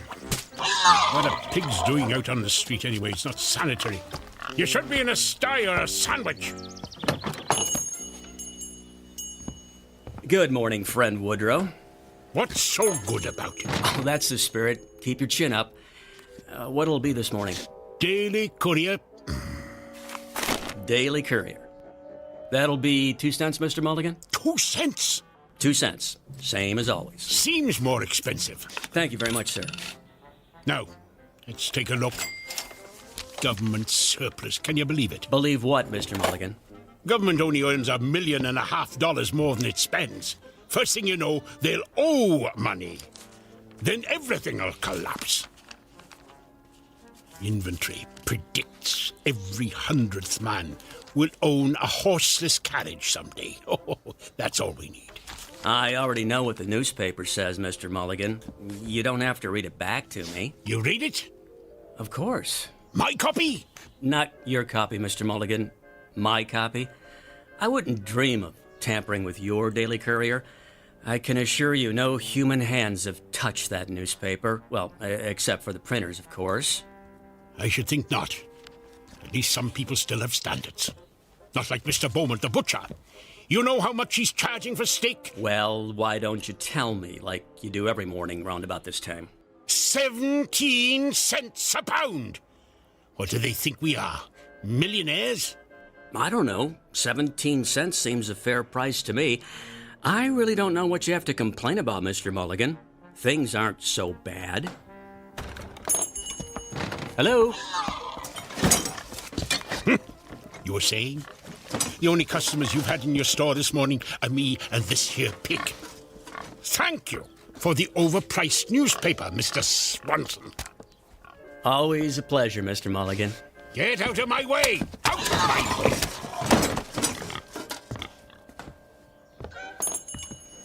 What is this country coming to? It's a madhouse, I say. Hey! Something the matter, officer? Something's the matter, all right. Don't you ever look where you cross the road, Mulligan? Look! What are you talking about? Can't you see that horse and carriage coming?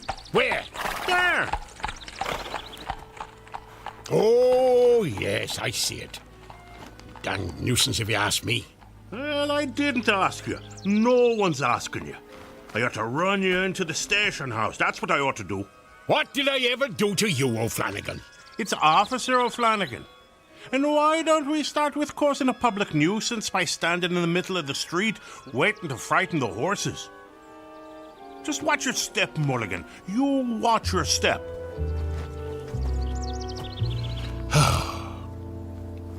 Just watch your step, Mulligan. Some time to live in, this is. Steak at 17 cents a pound. Hats, $1.95. And that lady in the advertisement for Belson's buggy whips. Shameful. You can see her ankle. Her whole ankle. Better move, mister. Whoa! Hey, get off the street. You're gonna get run over. You want to get yourself killed? You crazy fool! Don't you know the speed limit's 8 miles an hour? Remember what I said about watching your step, Mulligan. Or you just might fall in a horse trough.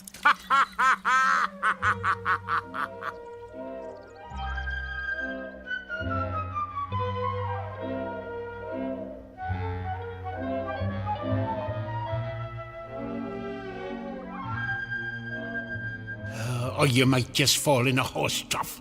Well, howdy, ha ha ha. Look at me. I'm a working man, an honest man, a prideful man. And here I am working as a janitor for some crank of a professor and drying out my soaking pants in a wringer. Where's the dignity? Whole world's going to the dogs. That's where it's going. Nothing but trouble everywhere you look. Chickens and pigs walking in the streets like people. Crazy bicycle riders who don't watch where they're going. Government spending money like a drunken man. Racing bicycles on the streets at cost of living. And noise, noise, noise! What the Sam Hill? Never heard a ringer make that noise before. Why is it doing that? Wait a second, that's not the ringer. Something in my pants pocket. What is that? Oh, it's me harmonica. Oh, that's just swell. Just my luck. Ruined. Better hang it up to dry next to my pants, I suppose. I guess I should run the newspaper through the ringer too. Might be able to save it. Not that there's ever any news worth reading, but 2 cents is 2 cents. There you have it. Hot off the press. It's down here, Fenwick. I want you to be the first to see this. Professor Gilbert? Oh, can't let him see me without my pants on. Here it is, Fenwick. Well, what do you think? Why, it's astonishing, Professor Gilbert. I've never seen anything quite like it. Me either. What the heck is that thing anyway? So this is it, Professor. Yes, Fenwick. I call it the Helmet of Tomorrow. Well, that's a stupid name. If this invention's any good, why not call it the Helmet of Today? Very interesting. Just think of it, Fenwick. You put this helmet on your head. Twist this dial. Press here to activate. Here? Oh, not now. And you can visit any year you choose. Any year? You could even travel into the far future. Future. How about 1891? No, farther than that. 92? No. Think far into the future. How about 1970? Now you're thinking. Incredible. But there is a time limit on its operation. There is, Professor? There is. Purely a precautionary measure. No man should be allowed to interfere with the course of history. Well, how long a period would it function, Professor? 30 minutes only. 30 minutes? That's almost half an hour. Yes, it is. 30 full minutes in which to study the events of whatever future date we care to witness. Professor, you're wonderful. Eh? I said it's wonderful. Indeed it is, Fenwick, indeed it is. Are you ready to test it? In good time, all in good time. When I'm ready, I shall take my first journey into the future. To the year... 1962? Oh, who knows what wonders mankind may have achieved by then. Very likely I'll find the world deserted and everyone living on the moon. Or perhaps we'll have a woman president. Well, I hope civilization will progress, Fenwick, not descend into madness. But now, before I embark upon my test journey, we must toast this moment with champagne! Champagne! Come, Bane! Come, Fenwick! Come!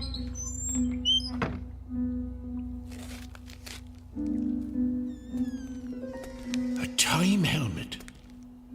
Now that makes sense.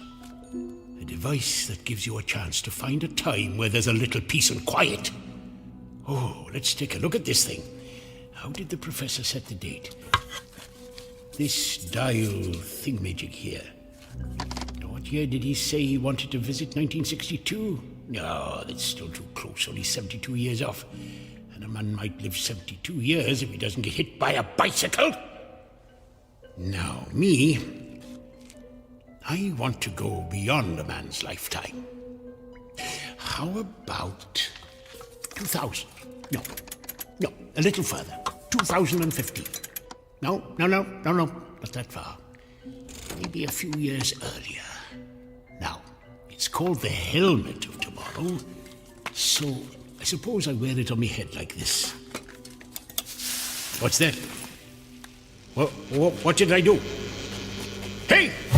What the heck? I'm on fire! I'm on fire! Water! Got to find some water! Help! Water! Water! Help! Water! Help! Help! Mulligan? Mulligan? In the name of all that's decent, put some pants on! Help! Help! Help! Mulligan? Mulligan? Hey, where'd he go?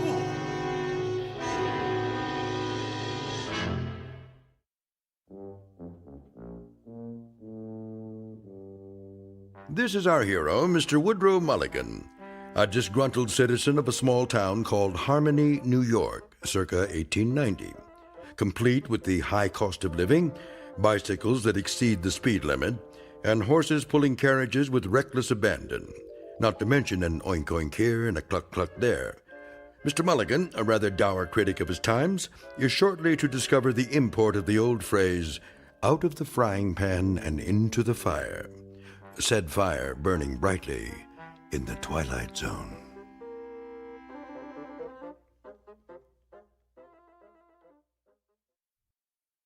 And now, The Twilight Zone and our story, Once Upon a Time, starring John Rhys Davies, with Stacy Keach as your narrator.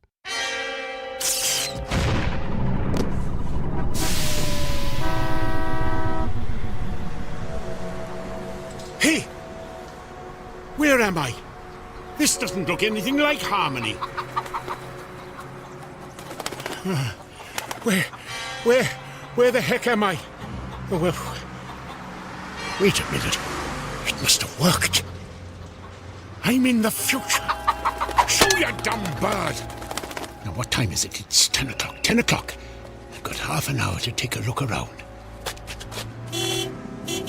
Oh, what's he doing? Better move, mister. Get off the street. You're gonna get run over. You want to get yourself killed? Oh, missed my turn. I better make a hand signal. Watch out! Hey! The time helmet! Let go of that! That's mine! Hey! Give it back! You've got it hooked on your arm! Oh, I was trying to turn right. Oh, can't get this thing off my hand. Oh, there, got it. There it goes. Oh, it's rolling down the street right in front of that kid. Awesome! A new helmet.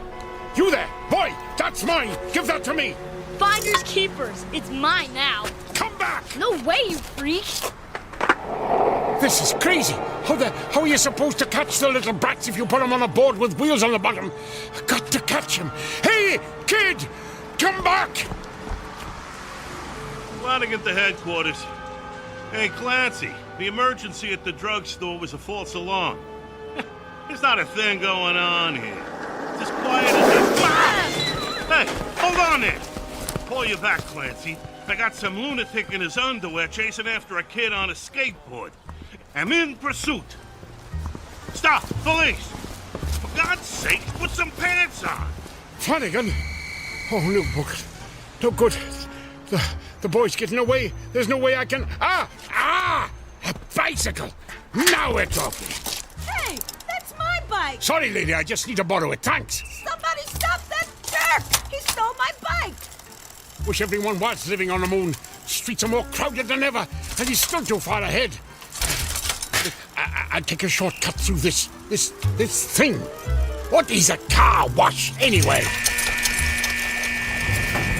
Ah! Hey, I get getting all wet.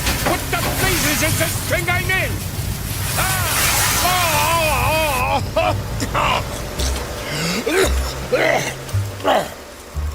What kind of infernal contraption was that? Come out of there! Oh, not again. That's the boy. He's going inside that store. At least the sign says it's a store. It's more like a palace than any store I ever saw. Oh, look out, you people! Here I come! Hey, watch out! Hey! Who closed the doors? Somebody help! I'm gonna crash!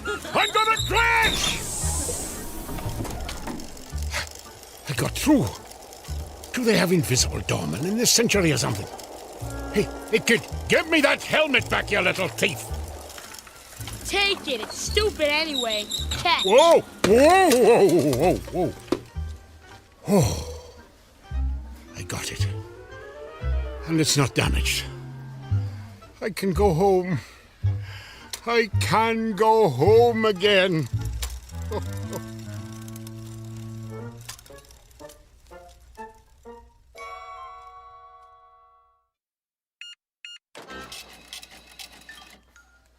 $6 for a pound of steak? Madam, do I look to you like a millionaire? Look out! Look out!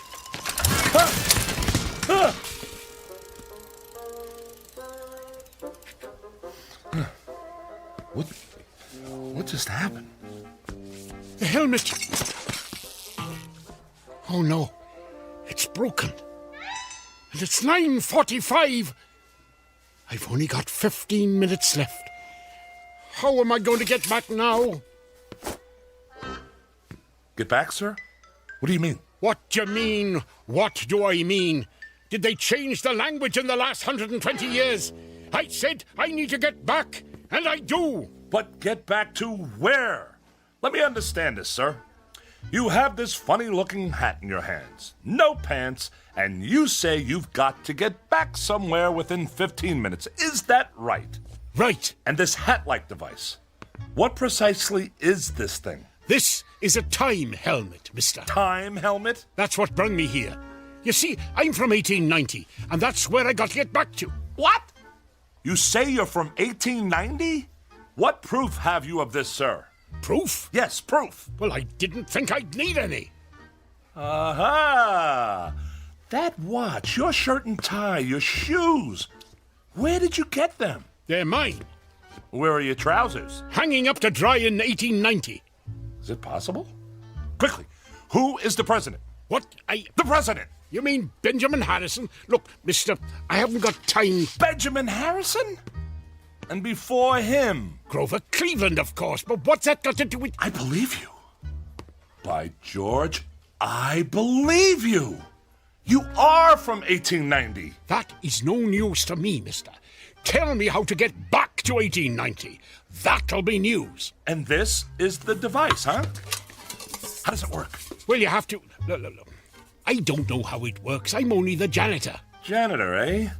Then how does it happen that you came to be in possession of this technological wonder? Why'd you talk like that?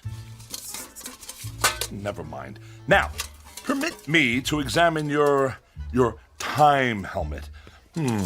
Yes. Yes. Primitive but functional, yes. Fascinating. Remarkable for its time, really. Or for any time. Ooh, that's curious. What's curious?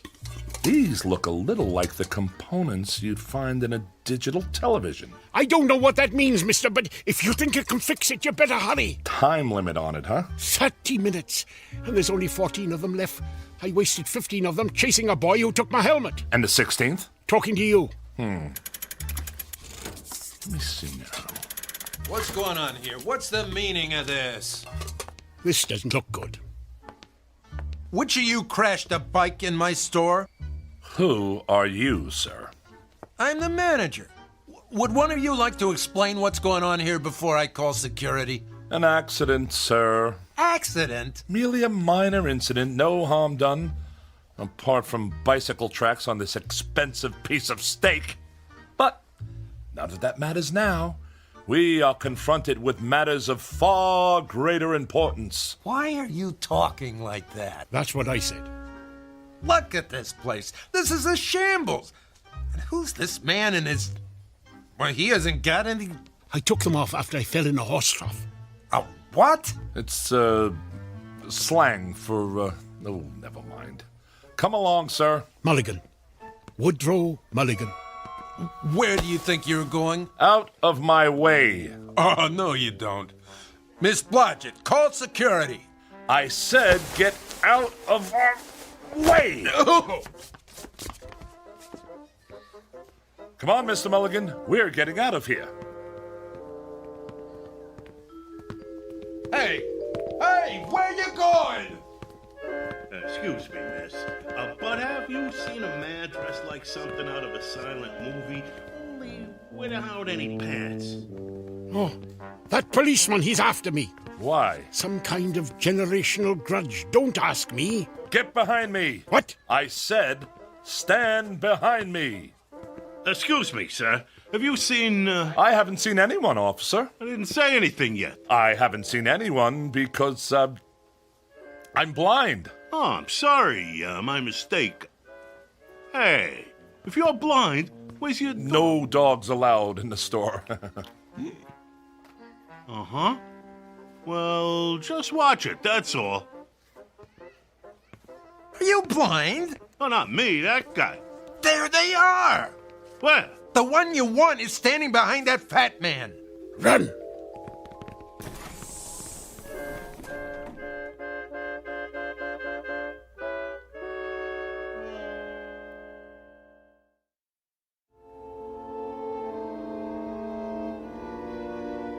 What's the time, Rollo.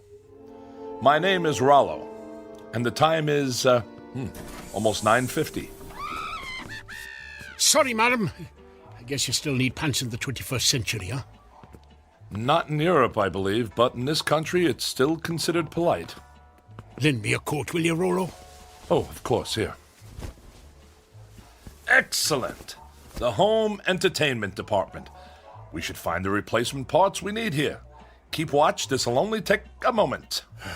It'll have to.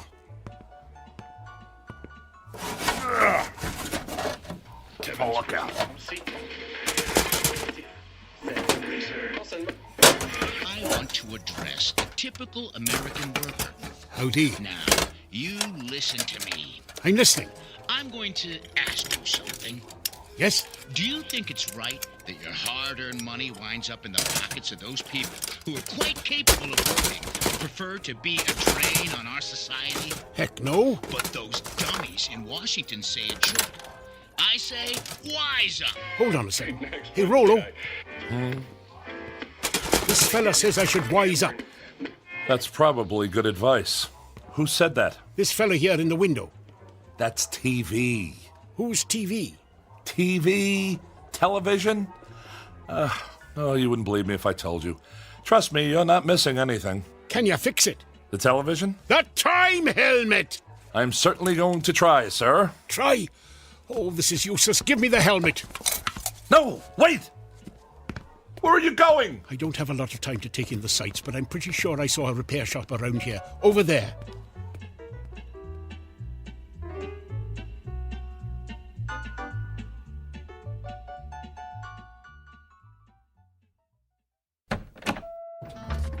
Proprietor!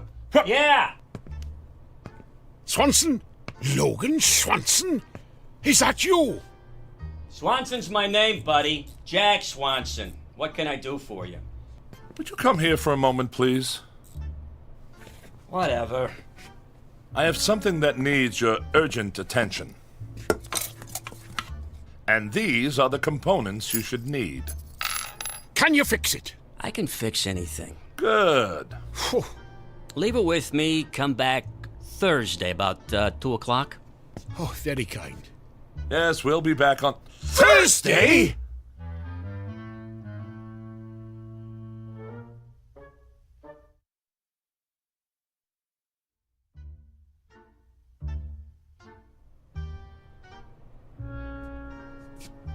don't understand.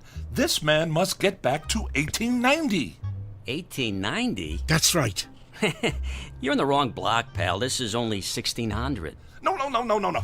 You don't understand. You see, this device here is a time helmet, and this man here, Mr. Woodrow, is from the year 1890. What are you, some kind of nut? Look, I'm a scientist, young man. Young man? I'm 38. If you'll just lend me those tools, I'll... Hey, don't touch the tools. But this is... Don't touch. Do not touch the tools. I can't stress that enough. I'd let you sleep with my wife if I had one before I let you touch my tools.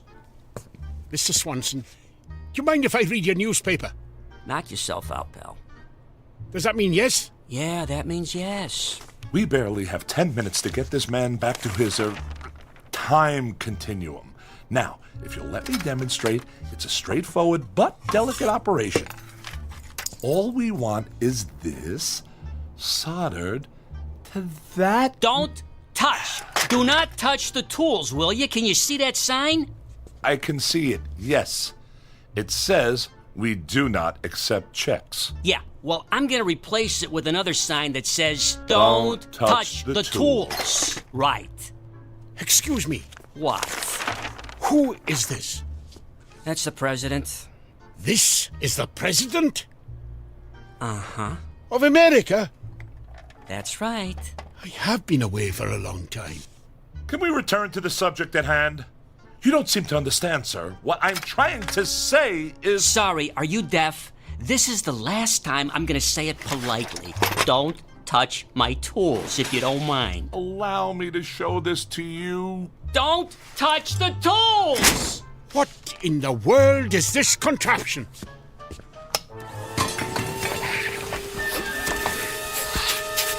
What did you say? I'm trying to explain to you that the front... Don't yell at me! I don't like to be yelled at, okay? Get it off me!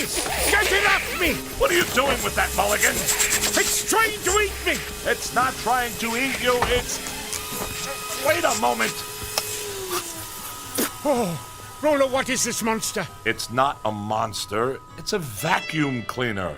Everybody has one. Everybody has one of these? Yes. Vacuum cleaners are used for simple... Cleaning their vacuums. Yes, I get it. You people are strange, allowing something like this indoors. What if it gets loose and attacks a child? Now look, Mr. Mulligan. If you want to get this helmet fixed in time, just sit down quietly, please. Now, how are we getting along, Mr. Swanson, was it? Not too good. I'm not sure what I'm looking at here. You're sure this isn't for making those fancy European coffees? No, sir. This is a very scientific piece of equipment.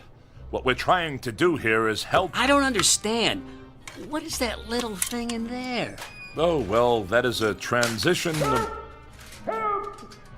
Where did he go? Mr. Mulligan! Where are you? I think he just walked into that upright freezer. Hey, ask him if the light goes off.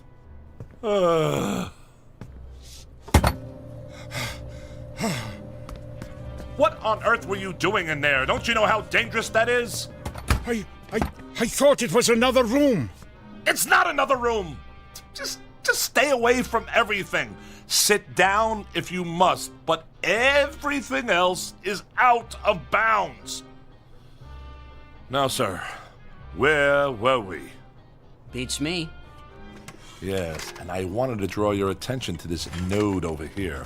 Don't touch my tools if you don't mind. You see, I'm merely trying to point out to you that in order to facilitate... Don't point with my tools, please! Would you allow me to please make this clear to you?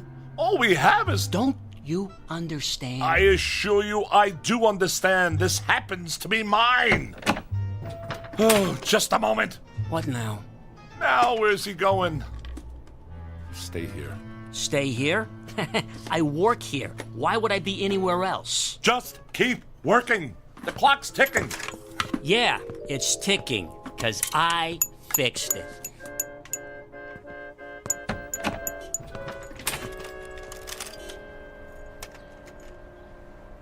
Mulligan, what are you doing out here? I thought you said time was of the essence. It is.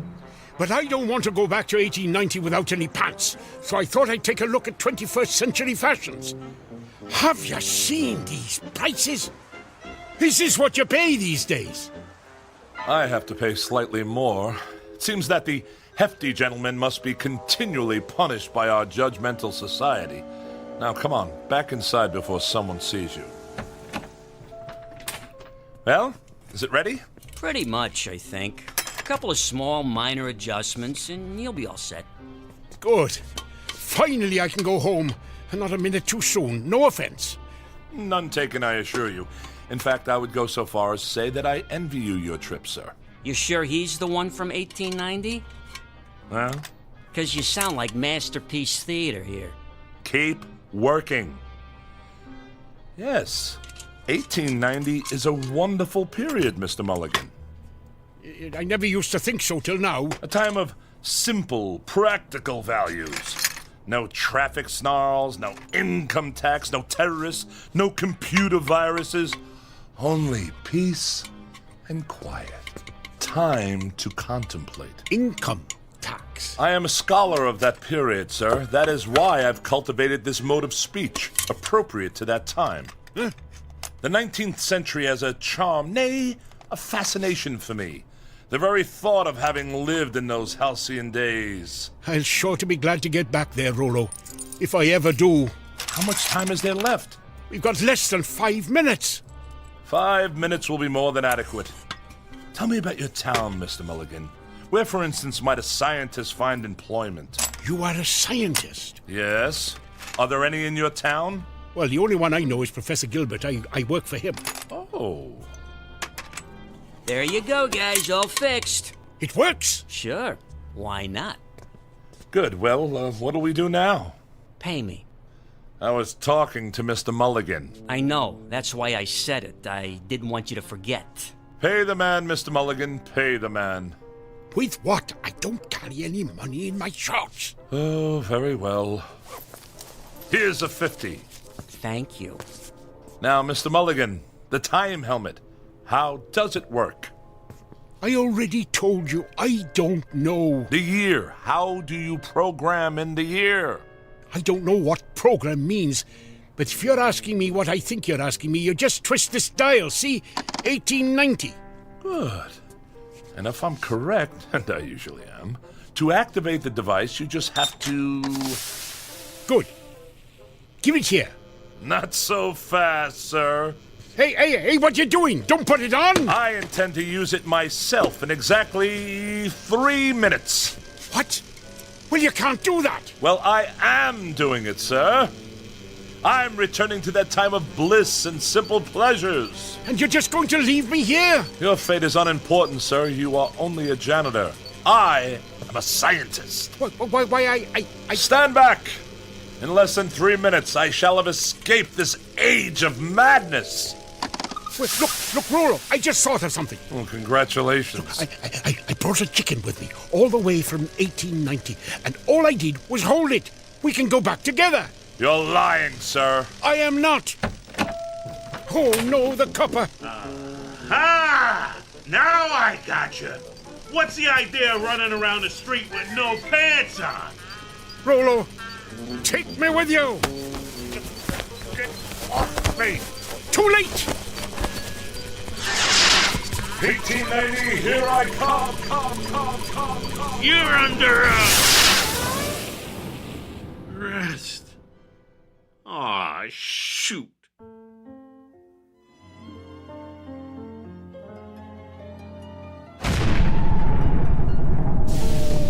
Mulligan? Where in the name of St. Pat did you spring from? I'm back. I'm back! For pity's sake, man. You're still not wearing any pants. Officer O'Flanagan, you are a sight for sore eyes. Ho, ho! Ho, ho! 1890. Charming. Charming.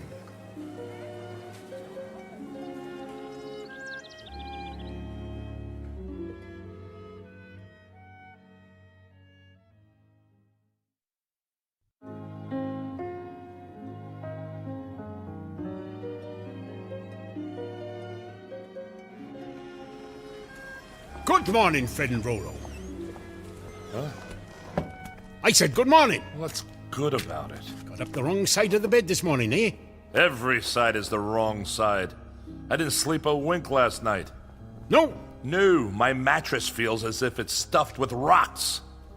And I've had indigestion ever since I've arrived here. This food is terrible. Well, not today, it's not. Today I got us some steak for dinner. 17 cents a pound, can you believe it? How can they sell it so cheap? I don't know and I don't care. Well, suit yourself. But I like 1890. It suits me. Look at this laboratory. It's ancient. It hasn't any equipment at all. Listen, I can even get a tune out of my harmonica now. Stop that! Darn noise. I don't know why I ever came to work here. I don't know why I ever wanted to live here, this barbaric, primitive wilderness. What an utter fool I was to think I'd be happy living in 1890.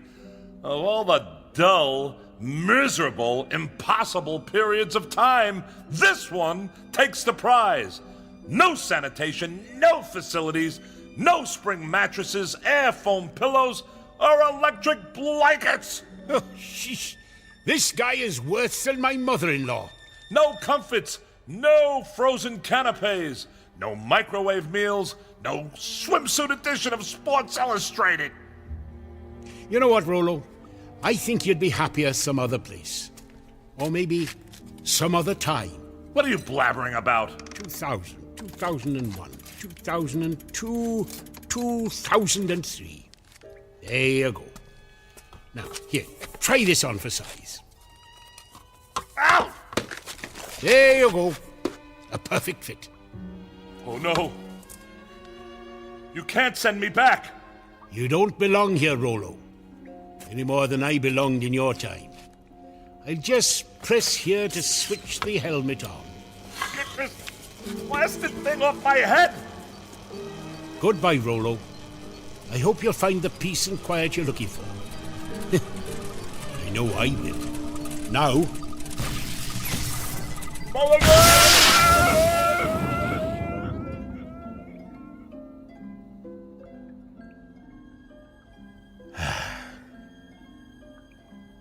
Silence.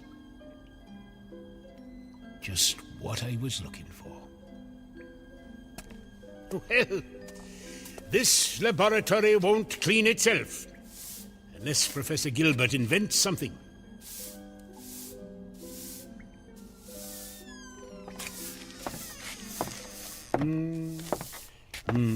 Where's Rollo? Oh, Rollo? Oh, he just left, Professor. Left? In a big hurry. Late for an appointment? Early. Strange chap. Complains a lot. Hadn't noticed. Talks a lot of nonsense, too. Keeps saying he needs a computer, or whatever one of those is. Fancy word for an abacus, I reckon. Mulligan, have you seen my time helmet? Mulligan?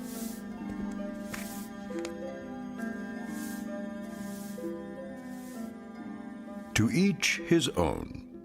So goes another old phrase to which Mr. Woodrow Mulligan would heartily subscribe. For he has learned, definitely the hard way, that there is much wisdom in a third old phrase which goes as follows: stay in your own backyard. To which it might be added, and if possible, assist others to stay in theirs. Via, of course, the Twilight Zone.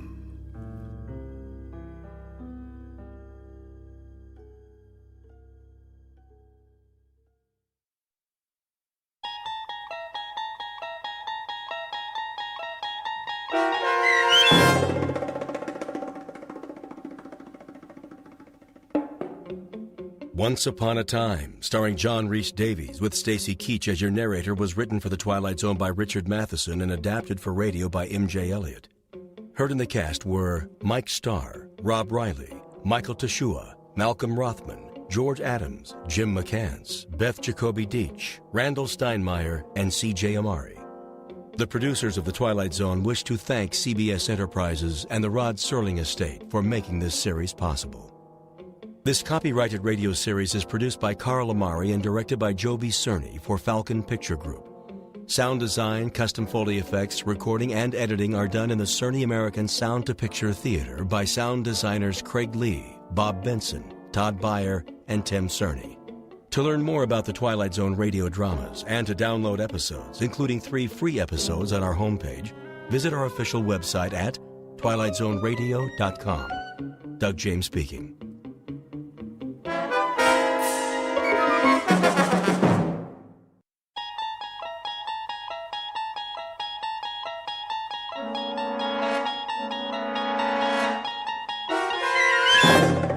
You unlock this door with the key of imagination. Beyond it is another dimension, a dimension of sound, a dimension of sight, a dimension of mind. You're moving into a land of both shadow and substance, of things and ideas. You've just crossed over into the Twilight Zone.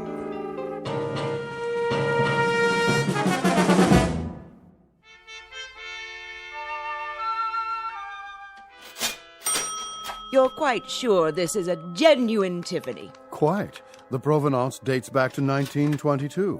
Very well, then. Kindly have it delivered. Of course, madam. Will that be cash or charge? Put it on my account. Very good. I can deliver it to your home by, let me see, Thursday at the latest. But I simply must have it tonight. I've invited the girls over for bridge. The girls. I see. Oh, Robert. Yeah? See that Mrs. Gunt receives her lamp this afternoon. You mean today? Carried by hand to her front door. The servants' entrance, if you please. By all means. Ubermeyer's is proud to be of service. If there's anything else we can provide, don't hesitate to... That will be all. Very good, ma'am. Want me to go over there right away? Not yet, Andrew. First, finish unpacking the new shipment quickly before the next customer walks in. Yes, sir. Now then, what do we have? 3 perfume bottles. 3 cut glass vials to contain the otter of damask rose petals. That's more like it. Next. Pottery jugs, 2. Pottery jugs, indeed. Where's your aesthetic sense? You can't entice anyone by calling them pottery jugs. Really think people buy something because of what you call it? People don't come to buy anything in a gift emporium. They come because they don't know what they want. Then I sell them something. So what are you going to call these pottery jugs? Something exquisite. We'll display them on satin pillows with bread. A loaf of bread, a jug of wine, and thou beside me, singing in the wilderness. I'll unload them on some poor sucker before the morning's over. Okay, what about this? When we buy a shipment from Morocco, sight unseen, I suppose we take what we can get. But to sell that will require some creativity. Now, clean this up at once. May I help you? I hope so. I'm not sure. What's this? That would be an authentic voodoo mask. Oh. What about the pajamas? These are not pajamas, sir. They are a genuine imported harem girl's costume in 100% hand-sewn silk. Well, I don't know. It has to be something special. Very special. Suppose you describe the occasion and leave it to me. A personal gift? Not too personal. See, there's this girl in my office. Ah, a young lady. She's like a goddess. I wouldn't want her to think that I was implying, Of course not, sir. I understand. But for a beautiful young lady, what is her occupation, may I ask? She's a secretary. Oh. I have it. Something for her desk. She's already got a computer and a lot of pencils. Something to remind her of you throughout the day. Subliminally, shall we say. Now, as to price, would $100 be too extravagant? 100? But of course she mustn't feel bought. Romanced is more like it. Aha! Perfect. What is? It's ideal. Romantic, but subtle. Not forward. No. You mean this old? This magnificent antique. Truly distinguished. Fit for a goddess. I can't make up my mind. A perpetual reminder of your taste, your flair for romance. Fill this with fresh flowers, and she won't be able to pluck you from her thoughts. Between 9 and 5, at least. After that, it's up to you. It's kind of tarnished, isn't it? That's not tarnish, sir. It's a patina. A testament to its authenticity. And only a mere $20. Well, that is more reasonable, I guess. Put this in a gift box, will you, Robert? For a most discriminating gentleman. Sure thing. Thank you, sir, for making such a wise choice. I hope you'll allow us to serve you again when it's time for the engagement. Don't mention it. Cash, I presume.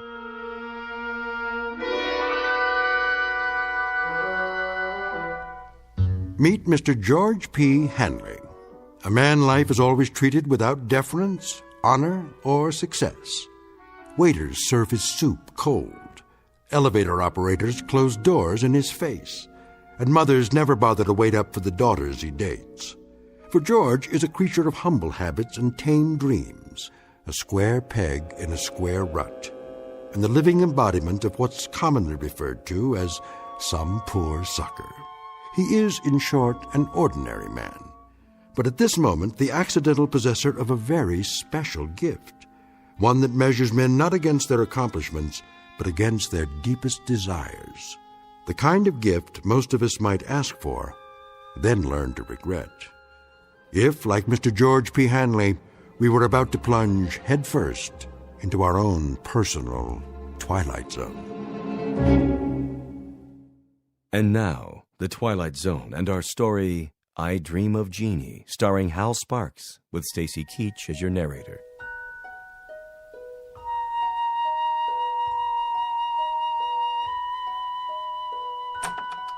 Good. Everybody's still at lunch. I'll just leave this on Anne's desk. No card. She'll just figure out who it's from, right by her keyboard. No, a little to the side. Oh, maybe on her chair. No. Oops. Better put this away for now. Where? In my drawer. Hey, Georgie Porgy, what happened to you? I had some errands. Well, you missed the worst chili con carne ever offered for human consumption. It set a new low, even for the greasy spoon Nick calls a diner. Fill my stomach, like a bag of rocks. I don't care much for chili. Georgie, witness a solemn vow for me, will you? I have to enter these municipal bonds. I, Roger Hackett, do solemnly swear never again to commit gastronomic harry-carry at Nick's, starting on the day I get my promotion at this office. Your promotion? Yep. I thought everyone with equal seniority had the same chance. Mr. Watson said... That's correct, Georgie old Porgy. We're all equal, but some of us are a little bit more equal than others. Especially me. Hi, Anne. How are you? You're looking nice. Hello, boys. Don't be so sure, Roger.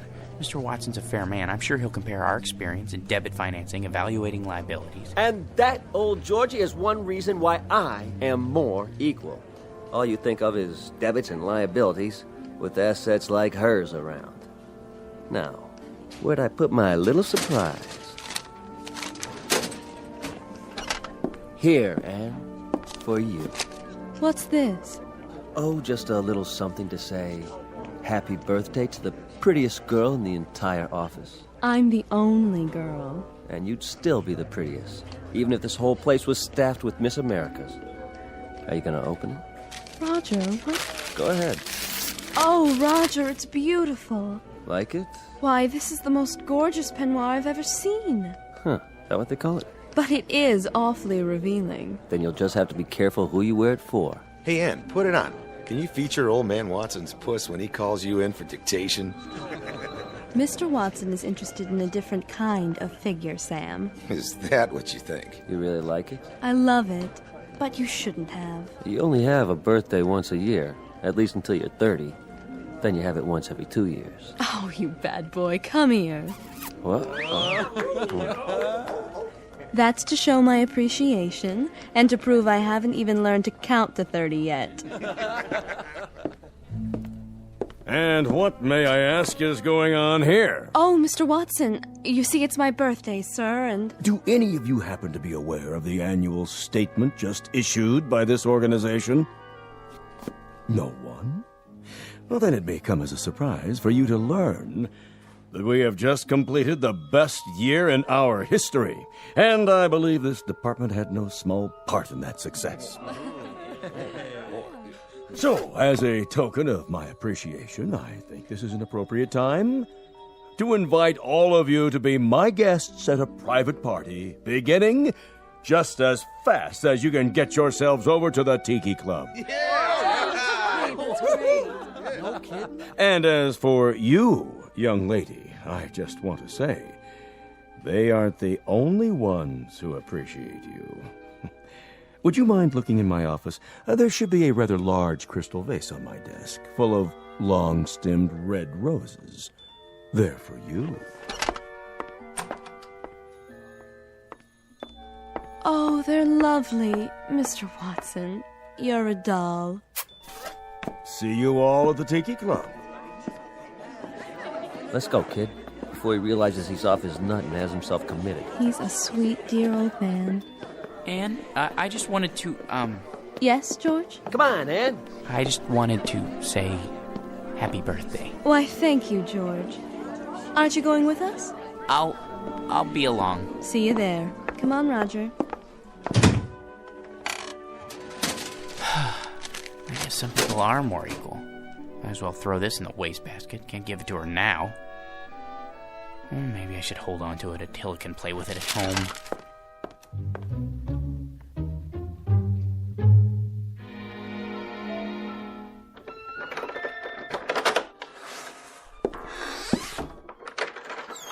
Hello, boy. Have a good day. Yeah, mine was lousy, too. You know what they all think I am, Attila? A #1 jerk. And they're right. What a job title, huh? George P. Hanley. Jerk. Take it easy. There's nothing to worry about in the package. Come on, I'll show you. See? It's only a box with a beaten-up old lamp in it. A magnificent antique. Yeah, right. Probably came from a junkyard. Well, if being a jerk is my calling in life, at least I'm good at it. Look, it's so tarnished it's almost black. That's telling him. Well, let's clean it up and see what it looks like. I just used my necktie. It needs to be dry cleaned anyway. What in the... Easy, Attila.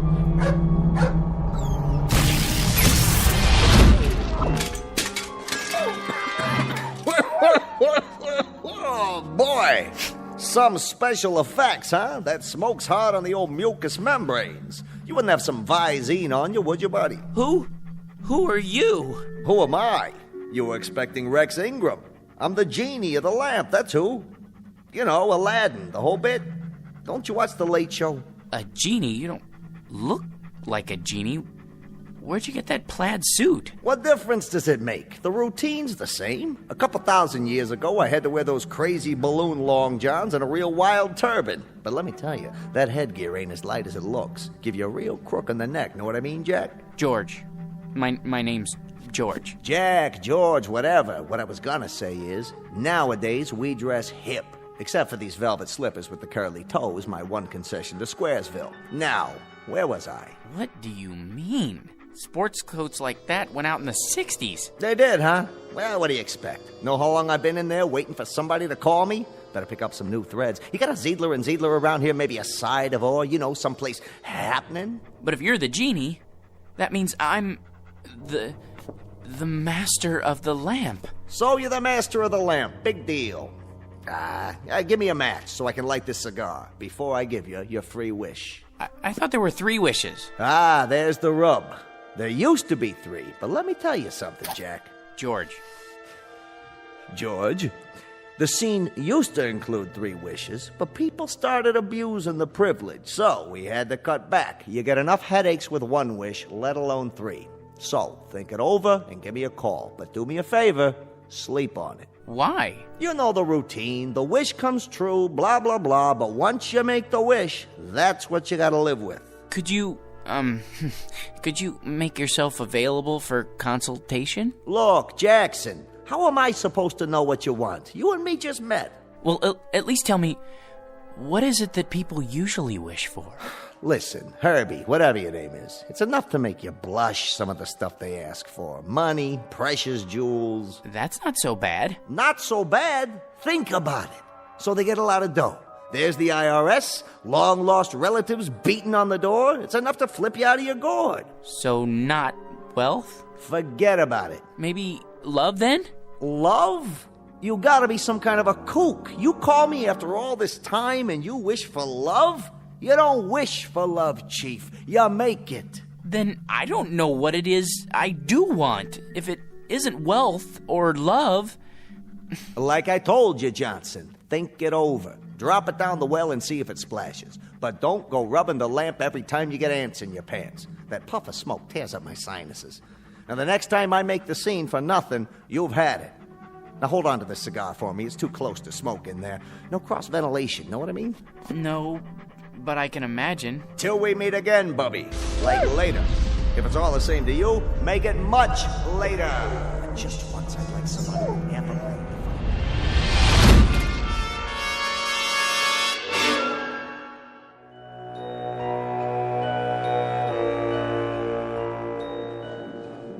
All right, everybody. Places, everybody. This is a run-through. Stand-ins, please. Positions. Lighting. Lights on.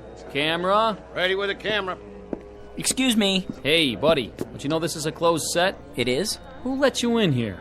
They said it would be all right. I'm George Hanley. Who? Her husband. Miss Alexander's, I mean. Oh, yeah. Haven't seen you around here in a while. It's been months, actually. Well, this is the big one, huh? I beg your pardon? The last shot of the picture. Once we get this one in the can, it's a wrap. It is? Say, can I ask you a question? What's that? What's it like being married to her? Well, I don't really know. That is, Man, I sure wish I was you. You do? I mean, lucky stiff. Yeah, I mean, yes. I guess I am. Where is she, by the way? Anne? In makeup, where else?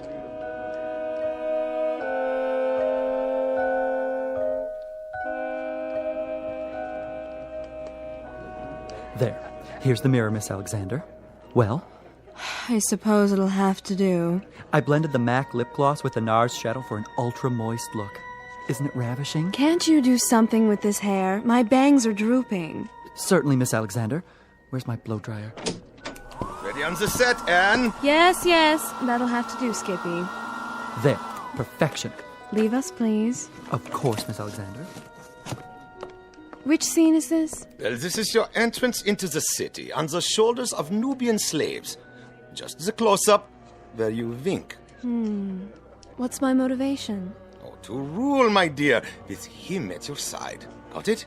Just remember, you love this guy so much, your guts do a loop-de-loop every time he creeps up on you. He's big. He's manly. He wears a leather skirt. Well, tell him to oil it, will you? He screws up my lines every time he moves. Not a problem. Props! Get me some WD-40 now! Anne? Darling! Hello, dear. My, you look lovely. Good enough to kiss. Not now, Georgie. You'll smear my lipstick. This is the final scene, isn't it? It's been such a long grind. It sure has. They said you could take a few weeks off, but that was 6 months ago. We can still take our honeymoon. That is, if you want to. Do I? Careful with the hair, Georgie. Sorry. They don't pay me to look ugly, sweetiekins. Besides, anticipation is the real joy. Isn't that what they say? They haven't been waiting for 6 months to take the most beautiful woman in the world on her honeymoon. Places, people. This one's for real. It won't be much longer, I promise. Just think. No more crawling into bed with a script so you can study your lines half the night. After today, no more getting up at 4:30 in the morning to go to the studio. And when we get home, you can take a nice hot bath. Maybe even let me wash your back. And then first thing tomorrow, we leave on our cruise. But darling, have you forgotten? Forgotten what? The wrap party, here on the set. There'll be 1,000,000 photographers. There's no point in going home. Not tonight. Not tonight, huh? Sure. Sure, Anne, I understand.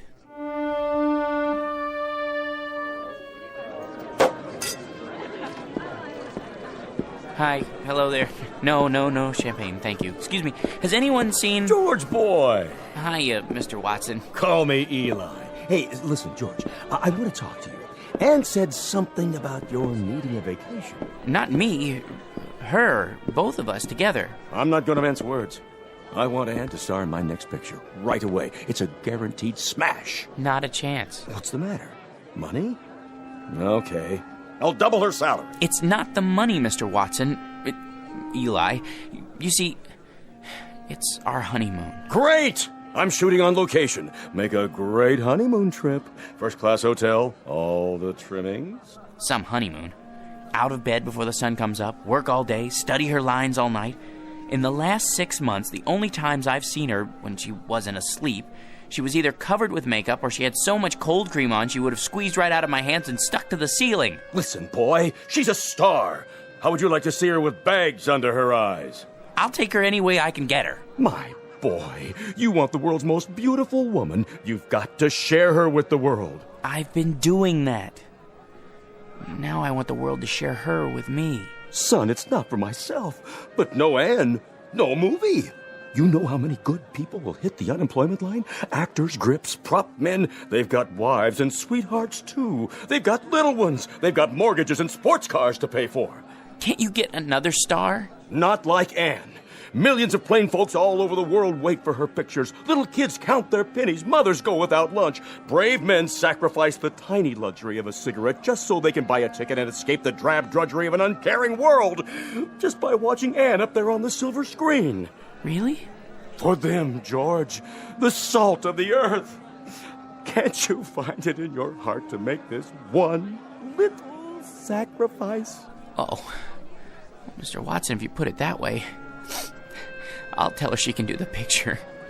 It'll be tough, but we'll get through it together. Good. You tell her. She's right over there. Roger, good news. Ladies and gentlemen, I'd like to make an announcement and a toast to the brightest star, the most exciting leading lady, the loveliest woman in the world who has just agreed to star with me in Eli Watson's new film, Beowulf, the greatest epic ever made. News sure travels fast. Oh, there you are, George. How about a photo, Miss Alexander? Miss? Look this way. Smile, please. How about one more? I'm her husband. Oh, the two of you this time. Put your arm around. How about a kiss? A kiss? Sure. Watch my hair, darling. Move right in, Roger. Put your arm around her. Excuse me, George. You don't mind, do you, old boy? I think I need a drink. Champagne? Hors d'oeuvres? Right here. Of course, sir. Hit me again. Twice. 2 more champagne, sir? Yeah, this one's for my wife. I'll take them to go. Excuse me, if I could just get through here. Anne, don't you think it's time to go home? Anne, where are you? She went that way. I don't think they want to be disturbed, though. What? Anne? Aren't you glad you stayed tonight? Don't be so egotistical. I had to be here. Sometimes I don't understand you. You're not supposed to. That's a woman's prerogative. I know, but why? What's his name? George? He's the perfect husband. That absurd little mouse? Why do you keep him around? A handy excuse when I need one, and when I don't, no problem. I'll spoil your makeup. Oh, who cares? Anne, your lipstick. George? Are you still here? Sorry, old boy. Just congratulating my co-star. I think we'd better be going. You go ahead. You should be home anyway to feed Attila. Attila? Yes, George, and he needs his walkies. Do be a dear. You want me to go home because of Attila? Be a good boy and run along. Roger will drive me home later. Won't you, Roger? With pleasure. But Attila's a dog. Aren't I more important to you than Attila? I mean, Attila? Attila? What? Attila, is that you? Oh, phew. What a dream. Homeboy? Yeah. You know something, Attila? That's the trouble with a guy like me. Having something I want that much only means that it hurt that much more when I lose it. If I had a wife like that, well, I would lose her. Might as well face it. You still love me, don't you? Thanks, boy. Well, at least this makes the choice a little easier. Now I've only got to choose between the two other things I've always wanted. Money and power.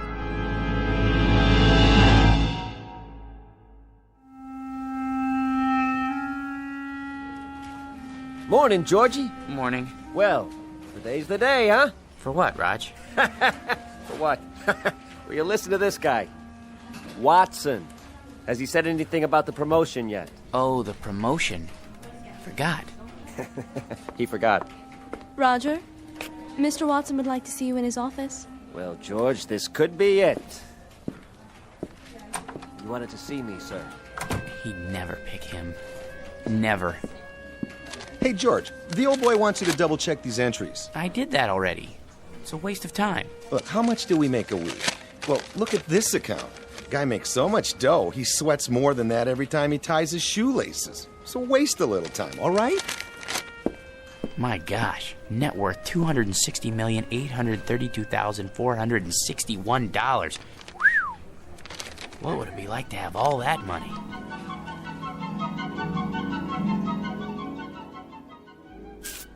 Here we are, sir. The George P. Hanley building. Thank you, Roger. Will you be wanting me for lunch, sir? I can't say. Wait just in case. Of course, sir. Not now, Attila. I've no time to play. Sorry, Mr. Hanley, I couldn't hold him. Take him over to 21. Have the chef pick him out a nice prime rib. Not too fatty. Yes, sir. Then trot him around the block a few times. Keep up the pace. Right away. Here, boy.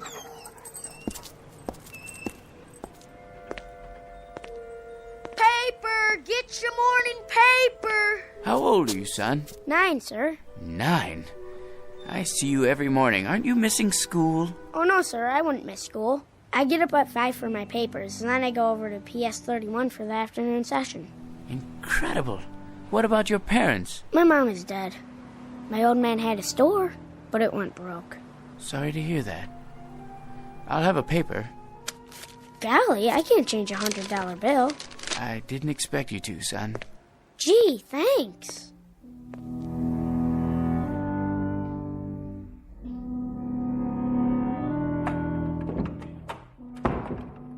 Good morning, sir. AT&T's up 7 points in the morning ticker. Glad to see you back. Thank you, Miss Alexander. How was the Riviera? Oh, all right, I guess. Kind of like a suburban tract with castles. I see. Well, sir, shall I send in your first appointment? Might as well get started. Mr. Hanley will see you now. Watson, what are you doing here? Begging again, I'm afraid. These days, a college president has to worry more about salesmanship than scholarship. Then you came to the right place. Hanley, you've already done more for your alma mater than we have a right to ask. How much? Just enough to start the ball rolling for the alumni. Don't be coy, sir. Give me an amount. Altogether, $10 million. If you could possibly start us off with, say, 1 or 200,000. Done. You're a generous man, GP, but you've made a mistake. This is the entire sum. Don't worry. It's deductible. Besides, I want you to have it. Well, so would others, GP. Thousands of alumni, not as successful as you. Giving, sharing the burden and the satisfaction. It's the cement which binds them to our institution. I only wanted to help. I can't accept this. Send me a check for, a few 100,000. Very kind of you. Don't mention it. Miss Alexander will show you out. Oh, nonsense. I know the way by heart. Send in the next one. Right away, sir. Hello, Masters. Well, Mr. Hanley, ready to add to the old empire? I suppose so. I brought along a few new catalogs. I thought I already owned one of everything ever made. Can't keep up with Yankee productivity. We have to buckle down and do some serious spending. Is that really necessary? If we don't, the government's liable to invent a new tax bracket just for you. Now, here we have an attractive little yacht. Already have one. A 94-foot job up at Newport. This one makes it look like an absolute dinghy. You know, Masters, there's no fun left in buying things anymore. Once I looked forward to a second-hand car like a kid waiting for Christmas. Now there's no anticipation, no hunger. Oh, perk up. I used to enjoy the little things. An ice cream cone, a ball game, going out for a walk in the park. Now people run up and ask if I'm going to subdivide it. No, I've had it. Sir, that's un-American. Think of all the men living on blue sky and a prayer who depend on you for their daily commissions. They have little ones, mouths to feed. Mr. Hanley, you can't stop buying. Please see yourself out, Masters. If you're absolutely positive, sir? Out! I don't know who let them in, Mr. Hanley. That's all right, Ann. Why, hello, son. Is this the man? Yes. Here's the C note. Awful sorry. What else did he lift? I don't know what you're talking about. I told you, Pop. He gave it to me. You gave my boy a $100 bill? He's a fine lad. Listen, you fathead. Know where I found him? Trying to lay the whole 100 on a 2-horse parlay. Herbie Boy and War Biscuit. But what about the newspapers?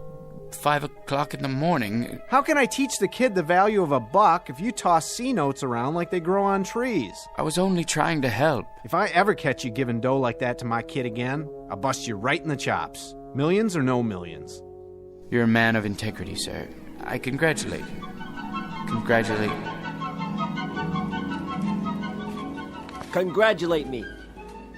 George, I said congratulate. Congratulate? You're looking at the new head bookkeeper. Hey, way to go, Raj. Speech. Thank you. But the first thing I want to tell you guys is I intend to keep my vow. From now on, no more lousy lunches at Nick's. Can't believe it.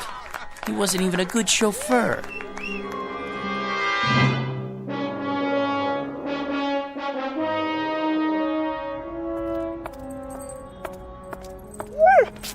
Easy, Attila.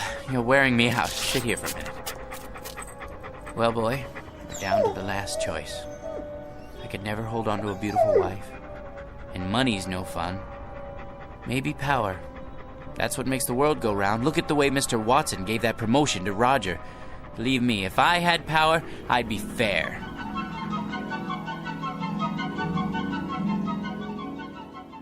Here, sir. This copy and this.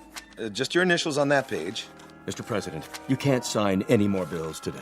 You're exhausted. Watson, the people elected me. They placed their individual destinies in my humble hands. I can't betray them. In that case, they're getting the best in leadership. The very best. Sir, the congressman is waiting. Send him in. Mr. President, this pension legislation will tear the party in two. If you let it come to the floor, I, for one, won't get a single vote in November from anyone over the age of 10. Check with the majority leader. See if he can kill it in committee. Yes, sir. Right away. Yes? The situation in Asia is fraught with tension, Mr. President. We're not getting enough intelligence down there. Have the CIA prepare a full study. Your appointment schedule, Mr. President. Thank you, Sam. Move the press conference to after lunch. I need a haircut. For the UN speech, have someone whip up a draft. Tell him I need jokes. Yes, sir. Who are Sonny and Mickey? Those scrub scouts who wrote the letter about citizenship. You asked to be reminded when they arrived in the capital. I know there's no time. Make time. The boys and I can get haircuts together. Pass this on to the Secretary of Defense and mark it expedite. Save this for the Economics Advisory Council. Top priority. On the double, sir. Decisions, eh, Attila? Mr. President, I had to see you. Who let you in here, woman? I hid in the building all night. Don't send me away. I'm down on my knees. Kindly get up. How can I help you? It's my grandson. He's just a boy of 18. He fell asleep on guard duty, and they said it was treason. They're going to hang him. Easy, ma'am. He's in the service? Special duty at a missile base. Serious offense. Only a presidential pardon can save him. Please, sir, he's a good boy. Just a little tired. It could happen to anyone. Indeed, it could. Then you'll do it? You'll pardon him? Ma'am, the world will little note nor long remember what I say here. But this nation, this government, and its president are no more and no less than people. Of, by, and for them. Freedom is our battle cry, justice and mercy our glory. Tell your son when you see him tomorrow that I'll have the Attorney General prepare an order for executive clemency. Bless you, Mr. President. You're a great man. Here, Attila. Up on my lap. You know, I think we found our niche. Who said power was hard to handle? All you have to know is how to use it, right, boy? It couldn't wait, Mr. President. What couldn't wait, General Hackett? It's the hotline. Red alert. Red? You mean the missiles? Yes, sir. They're on their way. What do we do? The decision is up to you, sir. The world's about to go up in one big poof. What do you say? Counterattack? How about a staff study? It's too late. Call in the Secretary of Defense. No time. You have 10 seconds, sir. It's up to you. I can't. Let someone else decide. I don't want to decide. Not me. Not me. Not me. Not me. No, not me. Not. Yeah, you, Mac. You and your mutt, get off my stoop. Oh. I must have dozed off. Come on, dog. Let's go home. Well, Attila, we've got a magic lamp waiting for us back at the apartment. Anything I want, just for the asking, and I can't even figure out what to wish for. I never even thought it through until now. You know something? No matter what I wish for, it won't change a thing. I'll still be me, George P. Hanley. Vocation, jerk. What's that quote? The fault, dear Attila, is not in our stars, but in ourselves.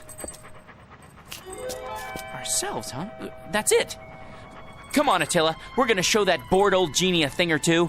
We're gonna wish for something original.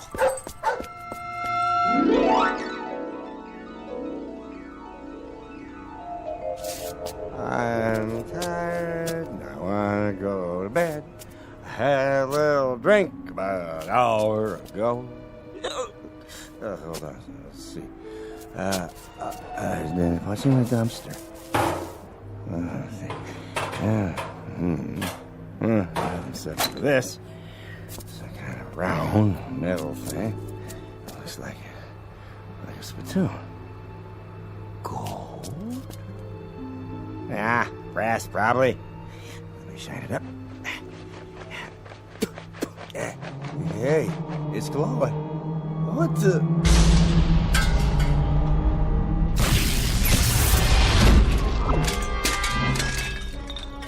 Yes, master? Hey, where'd you get the funny pajamas and the headpiece? They're traditional. I am the genie of the lamp. Your wish is my command. When you have made your wish, you must return the lamp to this alley so that others may find it. Keep your turban on straight, Attila. Now then, as I was saying, I am at your service, sir.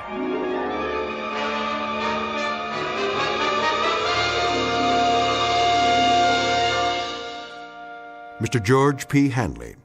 Former vocation, jerk. Present vocation, genie. Once a most ordinary man, treated without deference, honor, or respect. But a man finally wise enough to decide on a most extraordinary wish that makes him the contented, permanent master of his very own Twilight Zone.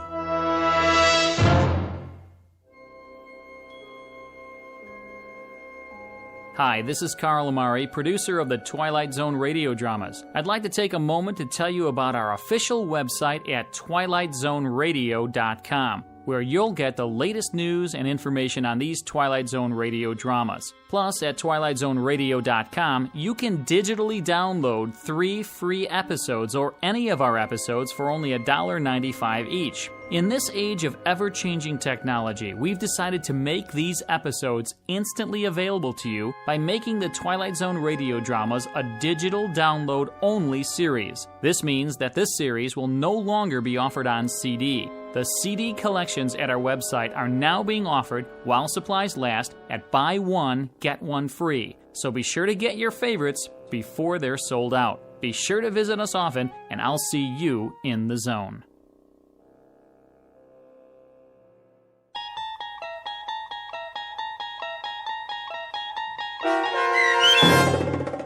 I Dream of Jeannie, starring Hal Sparks with Stacy Keach as your narrator, was adapted for radio by Dennis Etchison and written for The Twilight Zone by John Furia Jr.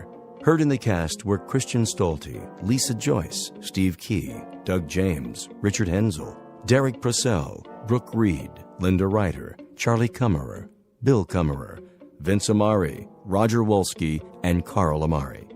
To learn more about the Twilight Zone radio dramas and to obtain audio cassettes and CDs of these programs, visit our website at twilightzoneradio.com. The producers of The Twilight Zone wish to thank CBS Enterprises, Carol Serling, Dennis Etchison, Dick Brescia Associates, Claire Simon Casting, Terry Jennings, XM Satellite Radio, Sirius Satellite Radio, our sponsors, and our radio affiliates for helping make this series possible. This copyrighted radio series is produced and directed by Carl Amari and Jason Mallow for Falcon Picture Group. Doug James speaking.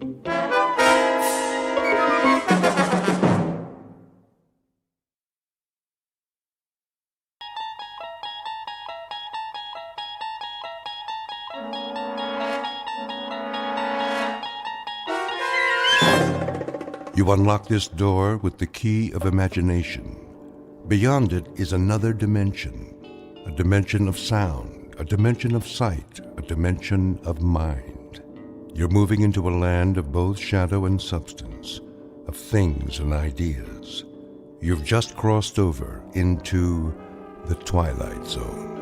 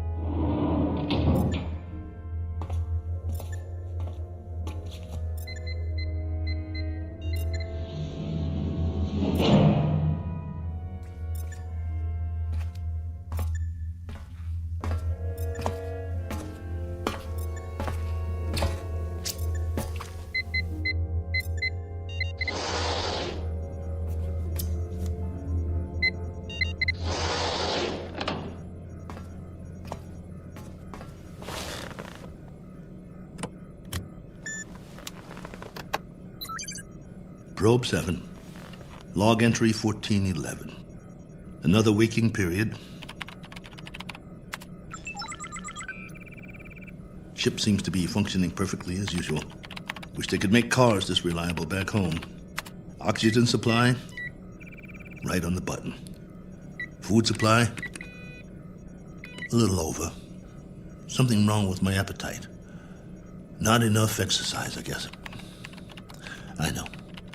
I know. More workout time. Gotta stay in shape.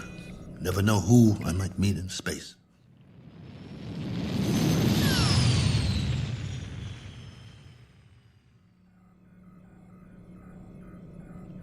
Coordinates on autopilot. Propulsion system humming like a top. Pressure flow, output, all right on the money. Oh, come on, guys. You don't need a pilot up here. Could have sent an unmanned probe. All I am is extra weight. Think how much farther this crate could go without me. Of course, you wouldn't have my brilliant observations. Boredom followed by prolonged disinterest, with periods of great loneliness. Must be fascinating. Here's an observation. All these blinking lights in the cockpit. They remind me of stars, or candles, or cigarette lighters. That's it. You remember cigarettes? Did you know at concerts people had these little lighters, and sometimes they'd hold them up and it looked like a sea of stars out there in the dark? I want to write a book, not this diary. Doesn't have enough plot. Just me remembering. That's who I am, boys. He who remembers. Oh, well. Better send you the numbers. Here goes the download. Transmitting now. Till next time, this is Colonel A.L. Cook, over and out.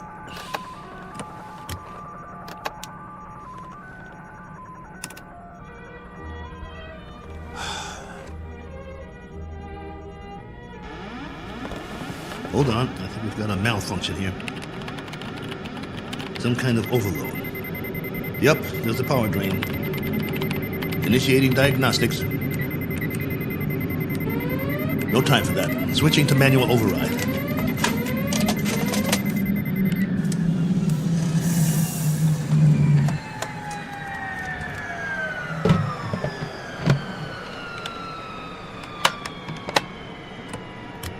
Base, this is Probe 7. Probe 7, calling base. Come in. I've just lost a rocket tube. Can't handle this baby. Controls won't respond. Losing power fast. Have to set down on the nearest planet.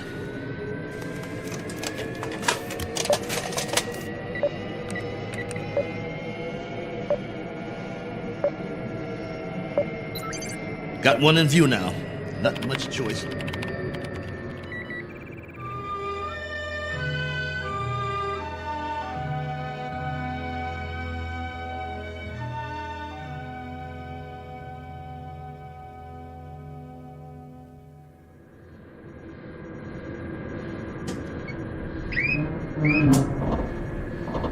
Entering atmosphere.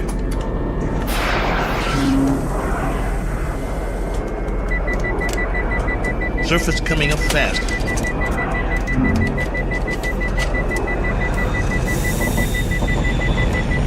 Can't slow down. No retro rockets.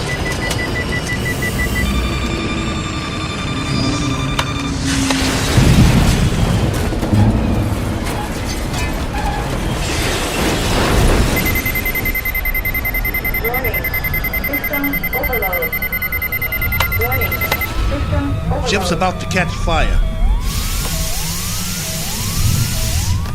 Base, do you read? This is Probe 7. Probe 7. Mayday! Mayday!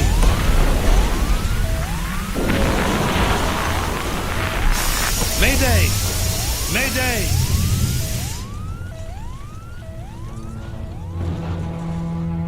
One Colonel Cook, a traveler in deep space several million miles from his point of departure and presently out of options. He set a course across an endless ocean in a one-man lifeboat, now scorched and broken on an alien shore. But even if he should survive, his greatest ordeal is yet to come, for he must face a far more dangerous challenge, an opponent more menacing than the cold, lifeless vacuum of space. He must face what awaits him on the other side of the bulkhead and do battle with the unknown. As soon as the dust settles, he will take stock of his plight with very little effort, a single 360-degree movement of head and eyes. For Colonel Cook has come to rest on a small, undistinguished planet not on any chart, one that is actually an outpost in the Twilight Zone. And now, The Twilight Zone, and our story, Probe 7, Over and Out, starring Lou Gossett Jr., with Stacy Keach as your narrator.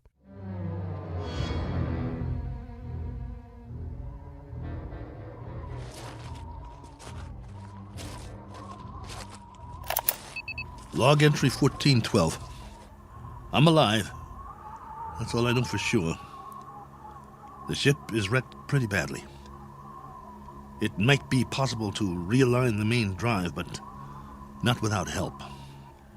So far, I'm holding up. One badly bruised head and a broken right arm for which I've made a sling. A few more painkillers in the first aid kit, but after that, I'm on my own. The planet has an atmosphere, so I don't need the pressure suit. That's another stroke of luck, if you can call it that. The terrain is desolate. Sand, rocks, some low-grade plant life. That means there's water. The question is, how much and where? The ship has cooled down now, what's left of it. Main instrument panel is intact, so I'll try to contact the base directly, if there's enough power. More later. Cook, signing off.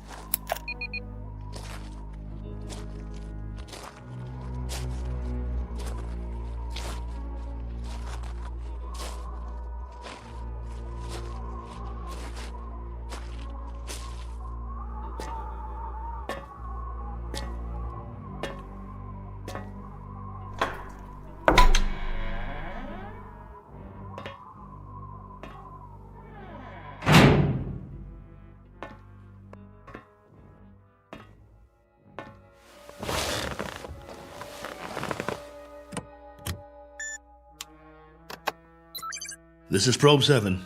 Do you read? Probe 7. This is Probe 7, calling base. Probe 7, with a landing report and damage assessment. Over to you, base.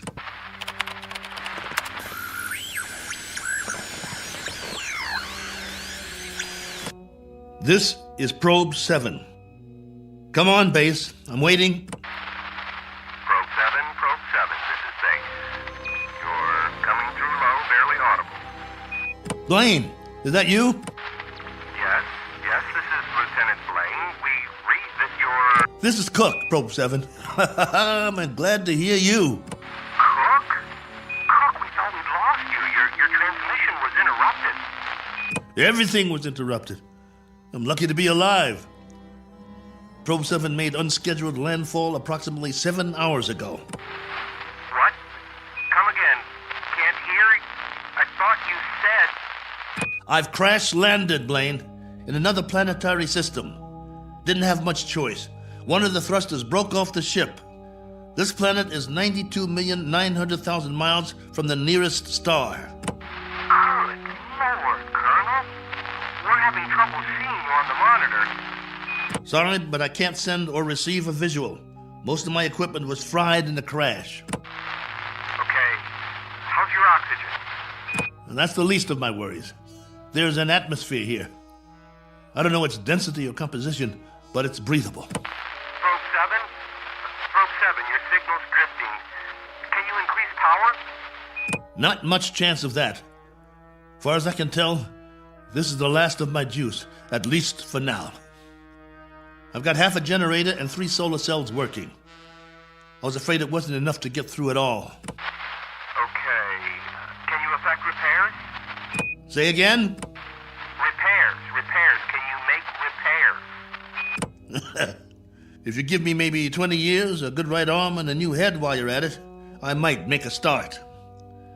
The bottom line is, I need help. Got that, base? Help. And right away. Probe 7, you're breaking up. Probe 7, are you there? Probe 7, we're having difficulties. Probe. All right, just stay there. Stay in transmission. Probe 7, we've traced your signal. We know where you are. Great. How soon can you send a ship? Colonel, I'm sorry to say we have nothing here that can reach you. What? You had several ships on the drawing board. Repeat, we have nothing available. Say again? All construction is suspended pending the current crisis. Ah, come on! Colonel Cook, I've been told you'll have to make the repairs yourself. Base, now hear this. I don't have fuel, no propellant at all. I left most of my rockets scattered across 50 miles of dirt and rock. All I have is a ship that looks like a jigsaw puzzle. As for the wiring, it's nothing but spaghetti. So when you say you've got nothing that can help here, you're telling me you're crossing off one spaceman permanently. Probe 7, we're having difficulty. Your words are breaking up. All right, Base. I'll give it to you in a few syllables. This ship isn't going anywhere. Not forward, up, down, or back home. Is that plain enough for you? Now I'm asking you again. Isn't there anything you can do to help me out here? Or are you just going to write me off? Colonel Cook? There's the low power warning. I'm losing transmission. Got to sign off for now. I'll make contact again in 3 hours. Roger that, will you please, Base? We will stay on this frequency, Colonel, and wait to hear from you. Oh, just a minute. There's someone here who wants to speak to you, Colonel. Colonel Cook, this is General Larrabee. We understand the spot you're in. We wish we could help. Thank you, sir. Well, there is a possibility that once you give us a full report on the ship, we can send you instructions for its repair and walk you through it step by step. That's still an option. Is it? Well, here's an option. Why don't I just build me a new one, General? I'll make it out of tin cans and chewing gum. I'll burn some circuit boards with a magnifying glass. That's a possibility, too. Colonel, I'm trying to be frank with you. Sorry, sir. I'll transmit again in 3 hours. Over and out. Heaven help me. Wonder if that's a possibility.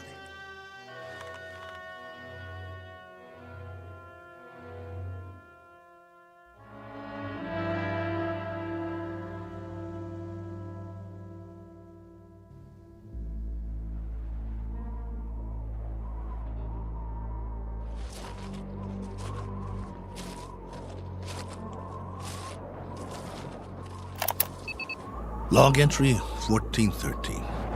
I'm standing on a hillside a few meters from the ship. You hear that? I think there's going to be a change in the weather.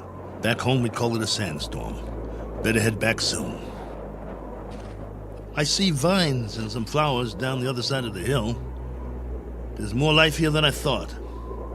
As to what stage of evolution it's reached, that's pure conjecture. No sign of animal life, but the vegetation grows thicker in certain areas, like the valley. Can't trust my leg yet. Better stay close to the ship. I've picked some plants for analysis. We'll see if there's anything edible. Hey! Anybody! Hey! Take me to your leader. I've got beads and wampum. Is anybody here?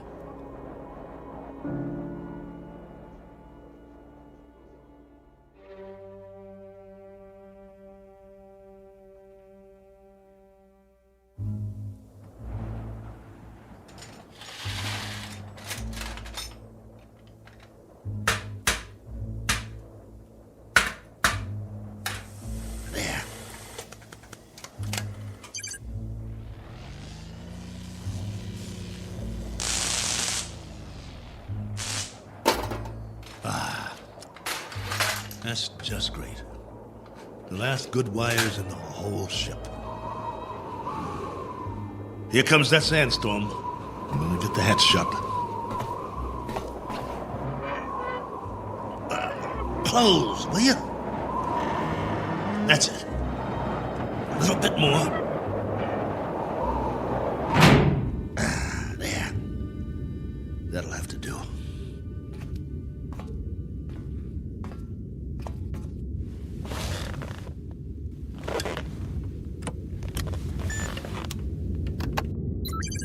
This is Probe 7, calling base.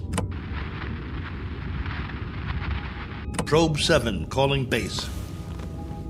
Over to you, if you read. We read you very well, Colonel. Ah, you've got the video going. For now, General, I've wired all the solar cells in the series. At the moment, I'm running off the storage batteries, though. It's almost night here. All right, tell us your situation, please. My situation? Yes. Any change, Colonel? I've done what I can, but I'd have to call it unchanged. The power level's higher as long as I charge up during the day, but I don't know how long that will last. At least, I've got you on the screen. Got to see another face, both of you. You should be used to solitude. You've been in space a long time. Yeah, I should, but that was different somehow. I was a big something in the middle of nothing. This, though, I've landed and it feels like I'm supposed to be somewhere, and I'm not. My memory of home is fading fast. Colonel, and the condition of the ship, still a total loss? Probe 7 is no longer probing, General, unless it's the few feet of dirt I tore up when I crashed. There is life here, like I said, vegetable life, pretty elementary. I've explored the surrounding area in all directions, but I can't get down to the valley with this leg. The gravity is roughly the same as ours. From what I can tell, the atmosphere is similar as well.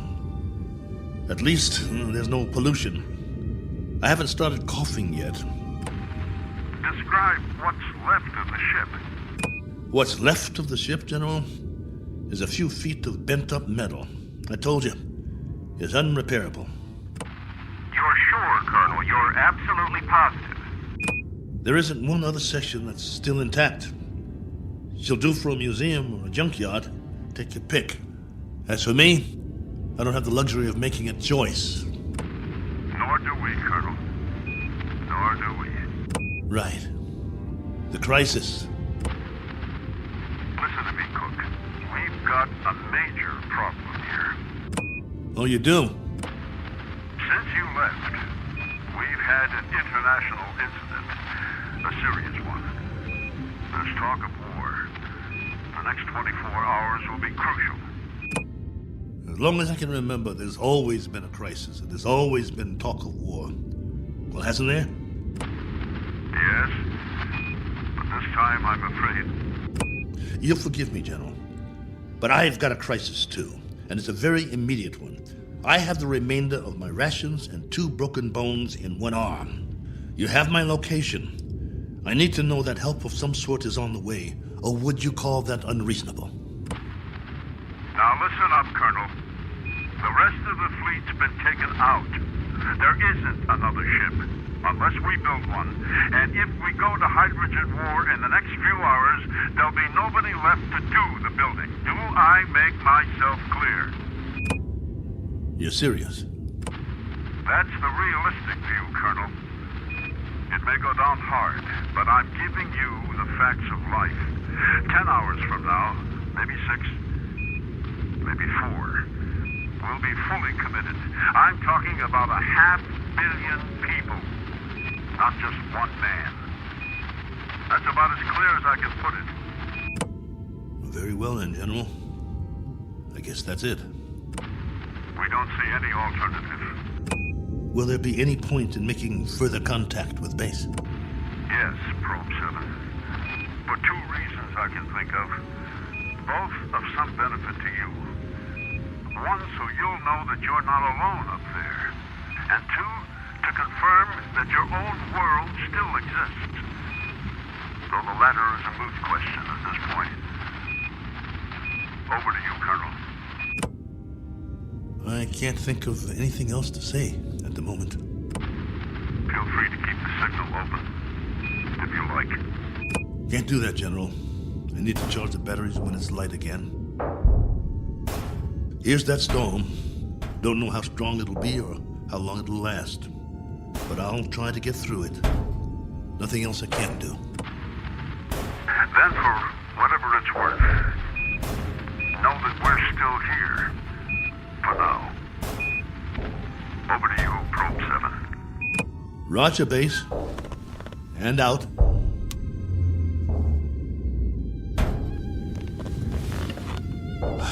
It's going to be a long night.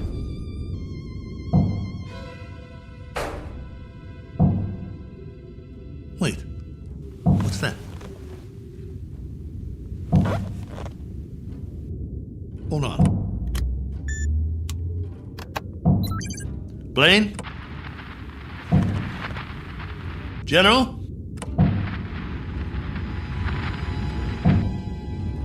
I wish you could hear this. There's something outside, I swear. Something or someone.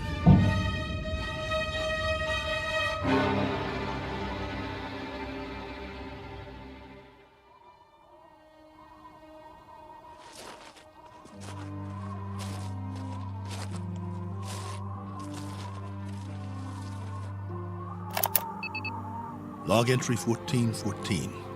Just in case anybody ever hears this, I didn't get much sleep last night. I was waiting for the wind to die down. As soon as it did, I opened the hatch sometime around dawn. You see, I thought I heard something pounding on the hull, over and over. It couldn't have been an accident. It had to be something intelligent trying to signal me, to let it in from the storm. That was what I thought. Funny the way the mind works. I've never been so glad to hear anything in my life, and at the same time, so afraid. But I opened it anyway. Well, everything was covered with a fine layer of sand, silica crystals, very much like the soil back home. And that was the trouble. Whatever had been outside, there was no sign of it now. If there were tracks, the sandstorm had wiped them out. The ground, everything, smooth as a beach where no man has gone before. I did find something, though. A broken branch. So, it was only the wind, after all, blowing it back and forth before it broke off. Had me going for a while. So much for my man Friday. Now I'm back to the old routine. Reconnaissance, hunting, and gathering. Just think, a few million years from now, something on 4 legs, or 2, or 8, may actually walk this barren planet again. A few million more years, and it will grow a bigger brain so the species can start doing the same things I'm doing. Foraging for food, trying to survive. Wonder if there'll be anything left of the ship by then. Probably not. Me? I'll be a fossil at the bottom of a tar pit somewhere, and no one will realize I was ever here. Well, onward he marched, for want of anything better to do.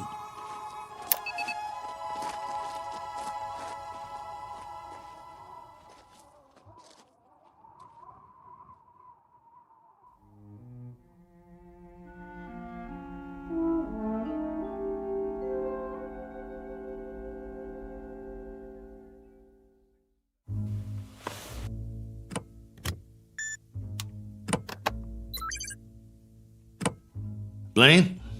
General Larrabee? Are you still there? Here, Colonel. Go ahead. Well, you look like you haven't slept. Not much. And you? Not really. Up at dawn to do some hiking, north, east, south, and west. I had been hoping. Yes?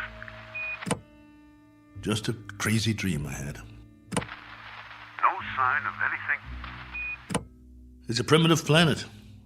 I'm very much alone here, after all. Oh, not completely.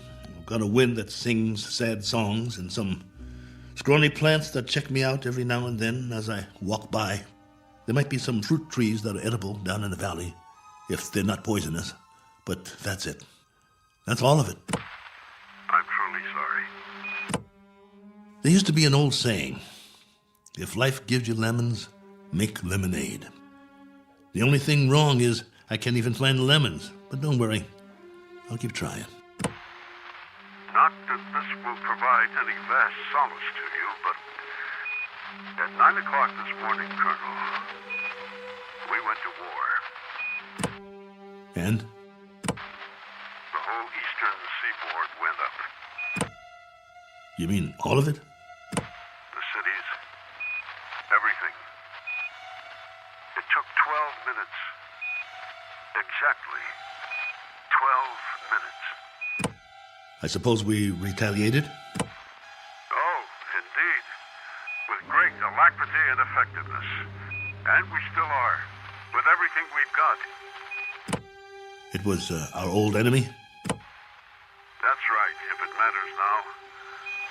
And the result of all this? Our world is doing a little wholesale dying at the moment. And there's nothing to do but watch it happen. What about the base?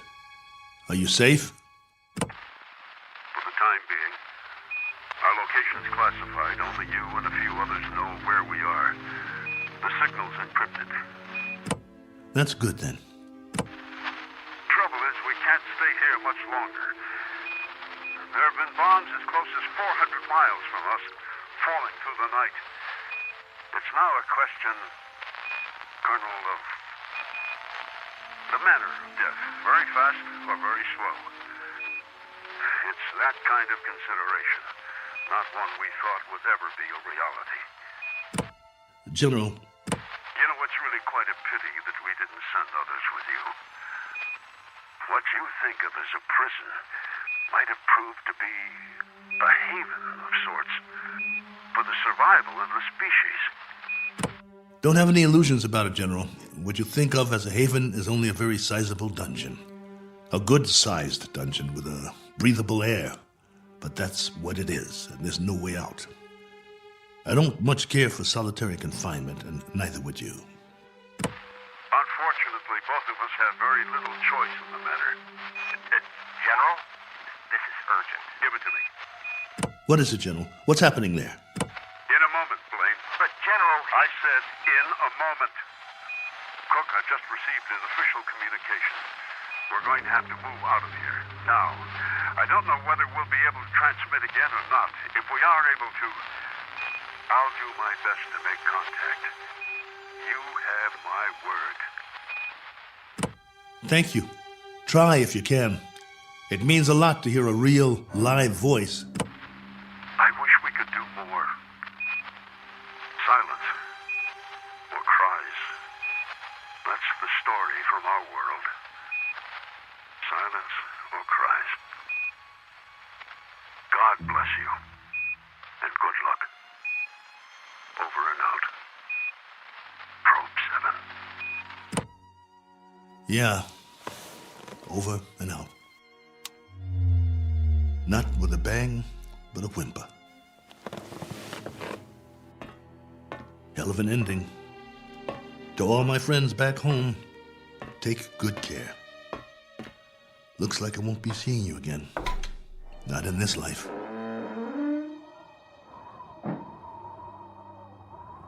Time to start a new project. Chapter 1. The Memoirs of Colonel A.L. Cook. And I've got a very good memory. You wouldn't believe the stories I could tell. Who knows? After I'm gone, maybe someone else will crash here and find it. A lifetime of memories.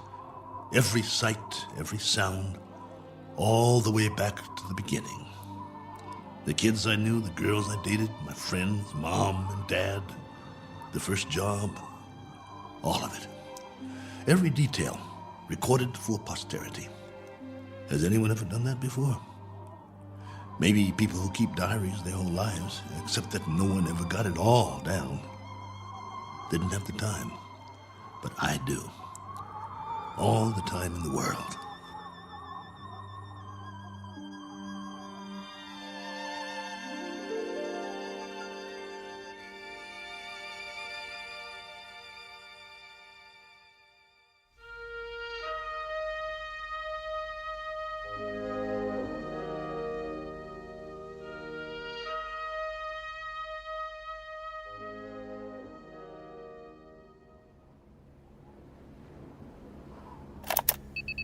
Log entry 1415.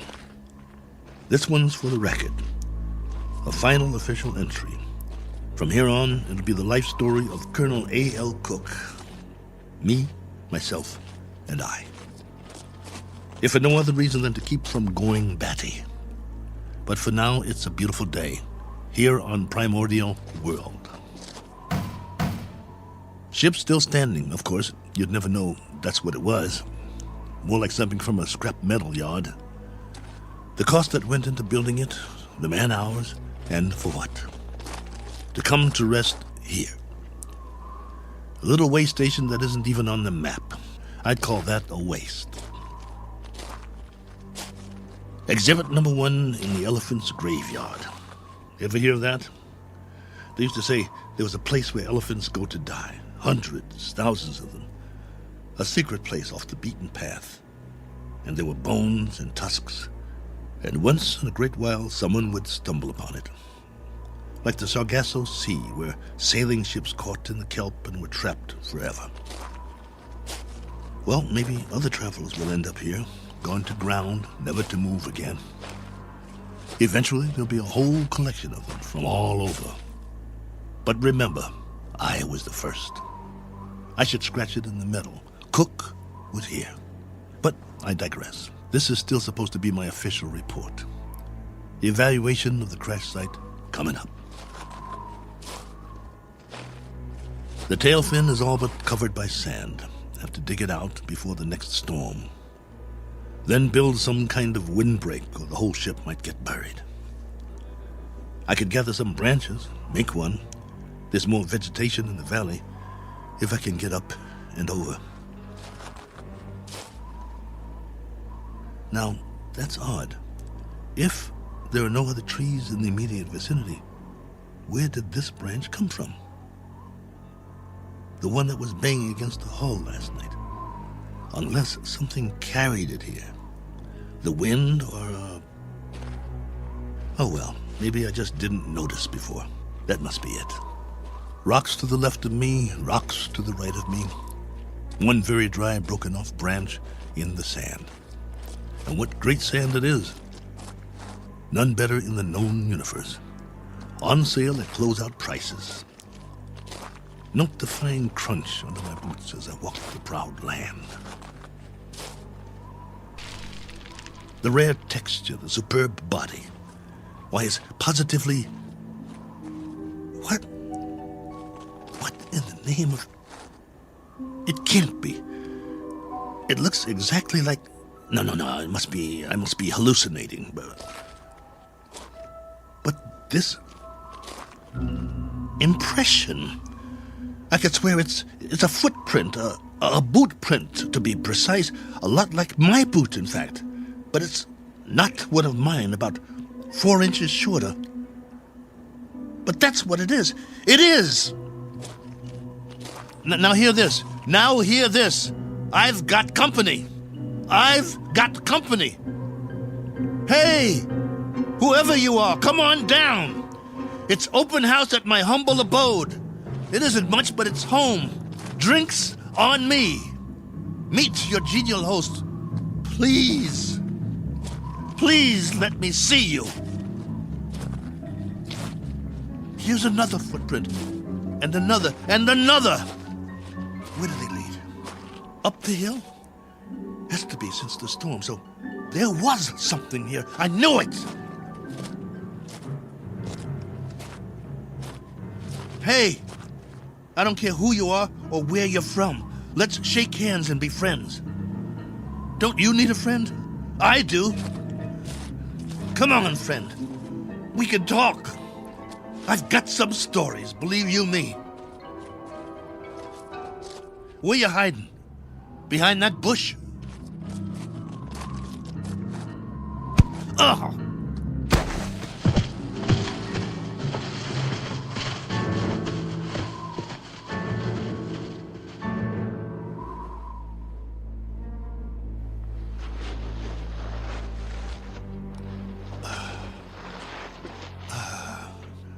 Blood on my head. Something hit me. Why'd you do that? Probe 7, come in. Got to get inside.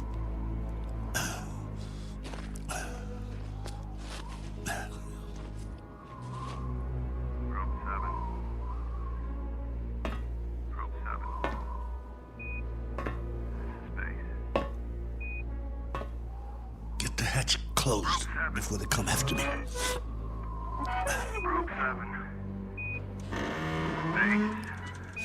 Can't let them get in. This is Base.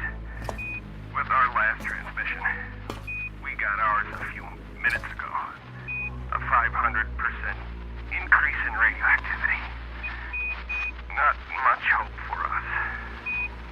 Colonel, this is General Larrabee. I wanted to wish you well. From what we can gather, the enemy got it just as bad as we did. We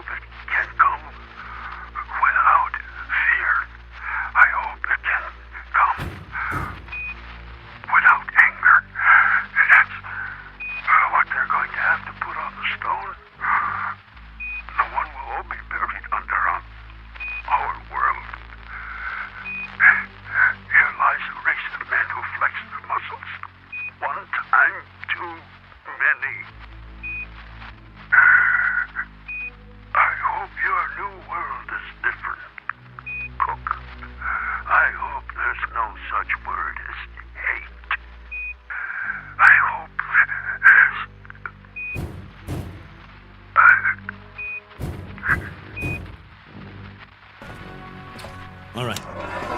All right. I'm ready for you. You want in? Maybe I'll let you, and maybe I won't. It's up to you.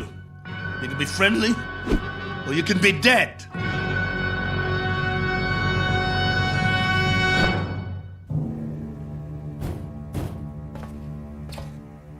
Hey, friend. You want to come in? Must be lonely out there. I hear you.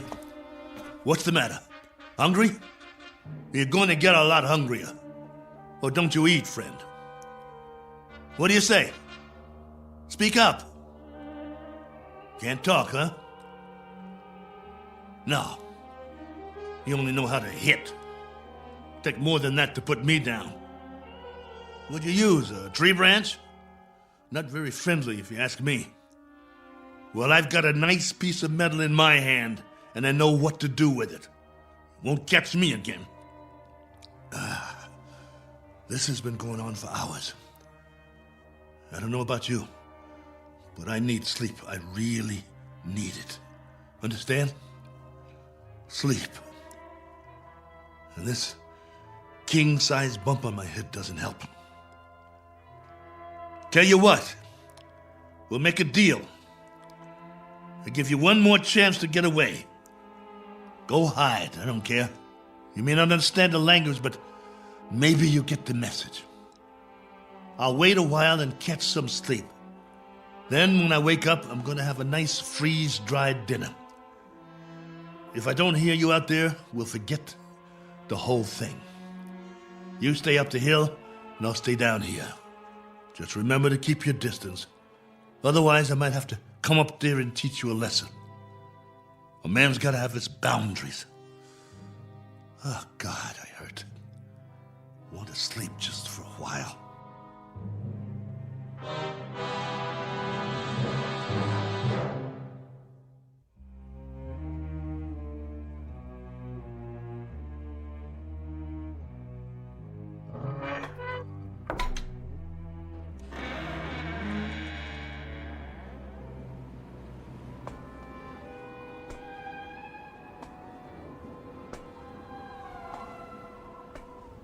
Hey, friend. Gotcha.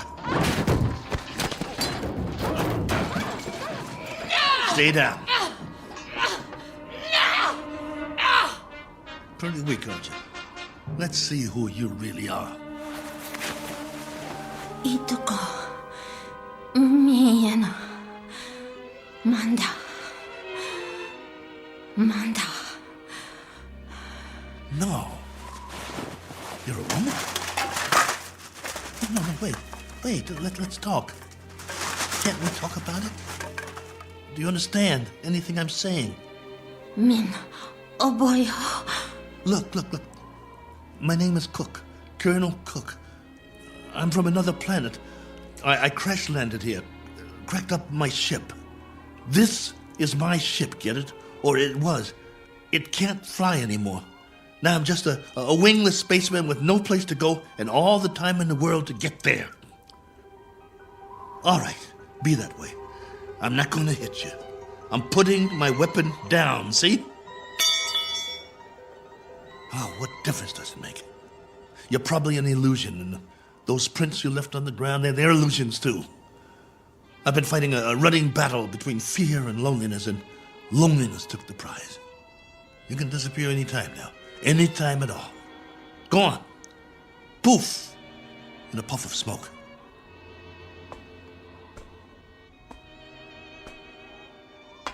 No, wait, please. Are you real? This knot on my head certainly is.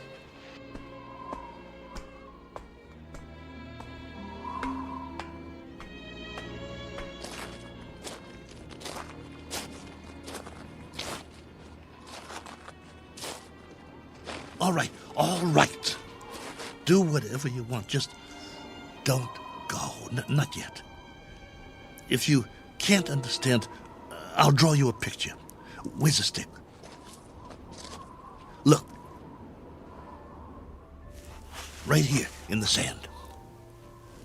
This is my solar system. The sun in the middle, and this is my world. See? Omida? You got it. Now then, I went off course. I didn't have the power to get back. You know, power? Vroom, vroom. No good. So, I tried to land here, where we are.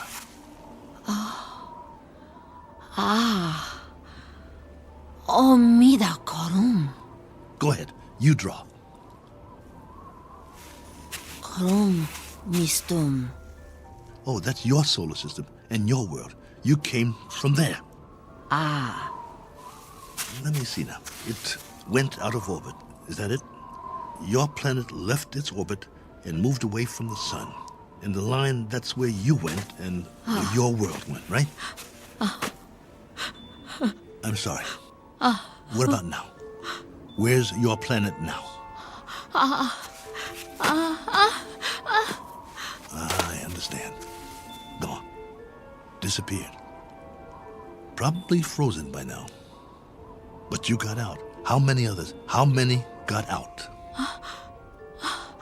You got away. Any others? Min. One finger. That's a hard count, my dear. A very hard count. And you've been here a while, haven't you?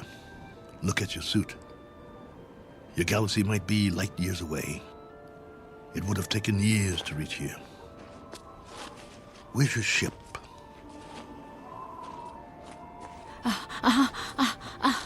Ship. Where's your ship? It crashed too, didn't it? So you've been here a long time. A very long time. Me, Cook. Colonel Cook. You? Korava. Korava? Korava.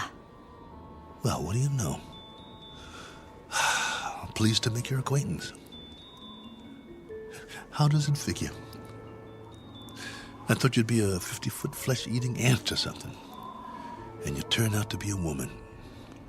Which is neither here nor there. Because however you slice it, we're stuck here. A one-armed man and one very tired lady. Quite a pair. What have you been living on? What food? You understand food? Eat? Well, I can offer you lunch or maybe it's breakfast. I'm not sure which. And some companionship. And we can spend the rest of our lives drawing diagrams in the sand, which will be somewhat tedious. But the brighter of us will have to learn the other's language eventually. I hope it's you. Because I got some stories to tell, believe me. Come, Korova. Eat. Food. In the ship. Chow time. Come along. Inside. Eat. Food. Food. Okawa? Okawa? No. Not that way. Come here. Food. Please come back. I'm not going to hurt you. Please. Okawa! Oh, for heaven's sake. Korova, please.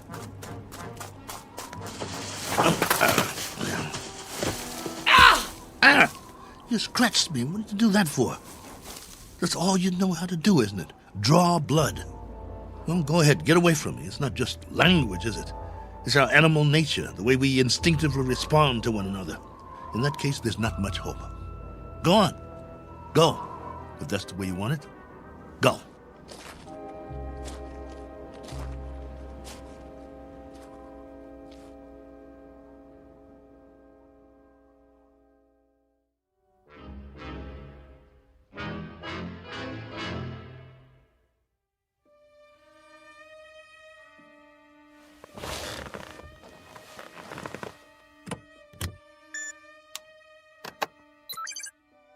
Base, this is Probe 7.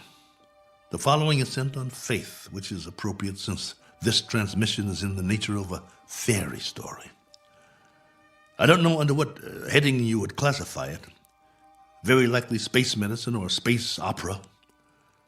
The long and the short of it is that I'm not alone here. There's a woman from another planet. Her name is Korova. I don't know much about her. I do know that she comes from another planet in another galaxy. A planet that left its orbit and moved out of space away from its sun. I suppose the inevitable happened. They just froze. She's not very old, so she must have been sent in a spaceship as a little girl. But now that ship is no more. They probably sent others too. God knows what happened to them. Died en route, lost their way, landed elsewhere. Who knows? But somehow or other, she made it. Perhaps as a child on a preset course. She was here alone until I came. If by some chance you're still there, I can't send you any soil tests. I can't send you data about plant species or anything like that.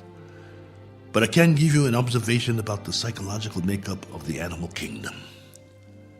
They're a frightened breed, a very frightened breed. It must be a universal trait wherever there are advanced life forms. Though it's questionable how advanced we really are, so I guess we aren't alone in that regard, which is really quite a pity.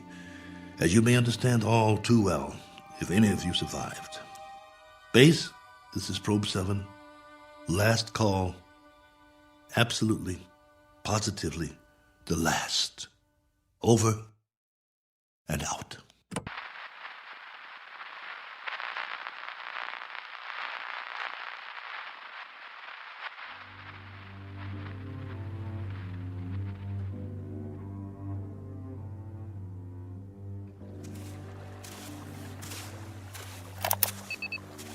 Log entry 1417. Well, the ship is history. I've left it for good. I finally made it up the hill and down the other side. And guess what? There's much more vegetation here. Fruit trees. Flowers as big as your head. And through it all, a stream of running water. I swear, it's like a garden. I brought what I need in a backpack. I'm going to set up shop on the banks of the river and try to live here, for better or worse. It will be the last great adventure. I only wish I could share it. Oh well, there's always posterity. If anyone should ever find this and play it back.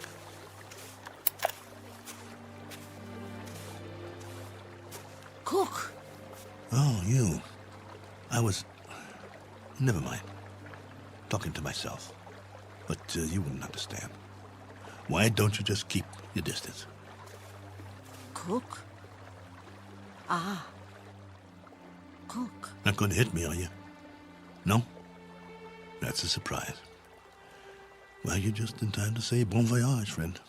I'm going that way. There are even more fruit trees over there. No reason to get in each other's way. Cook. You want to come? You may, if you like. We'll eat and we'll live. I don't know how or for how long, but we can try. Cook. What? Dirt? Soil? What do you call it? Earth. Earth? What does that mean? Earth. Is that the name in your language? All right. We've just given this place a name. We'll call it that. We'll call it Earth. Cook. Korava. Earth. That's right. My name's Cook. My first name is... But there's plenty of time for that. No need to rush things. Okay, Korova. This is our home now. This is Earth. What's that? Food. So that's what you've been eating. Some kind of red fruit. Any good? Food. Eat. All right.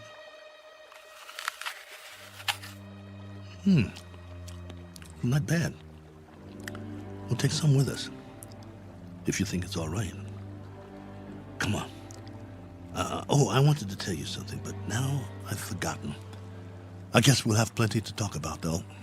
This place, a new life after all. And after a while, we'll have new memories to talk about. Things we can share. Come along, then. Let's go.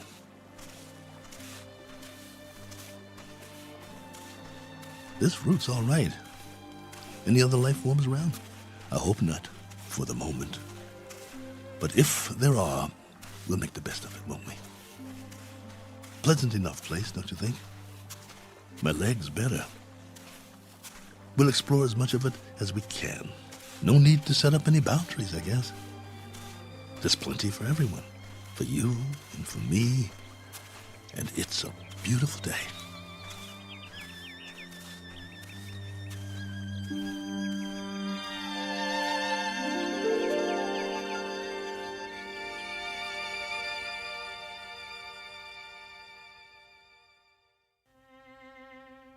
Do you know these people? Their names might be familiar were you to hear them. They lived a long time ago. Perhaps they're part fable, perhaps they're part fantasy, and perhaps the place they're walking through now is not really called Eden. That's for you to decide. We offer it only as a possibility and a presumption in the Twilight Zone.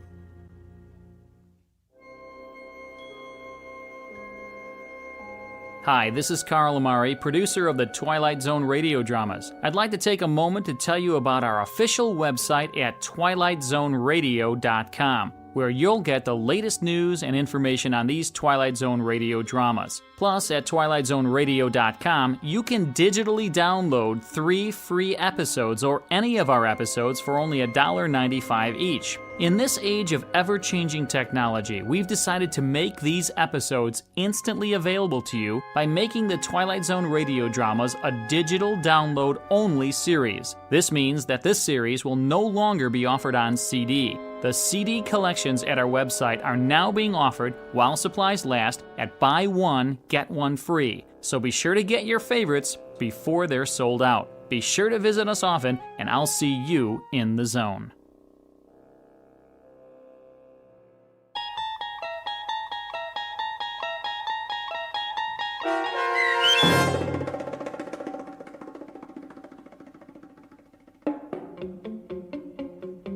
Probe 7, Over and Out, starring Lou Gossett Jr., with Stacy Keach as your narrator, was adapted for radio by Dennis Etchison and written for The Twilight Zone by Rod Serling.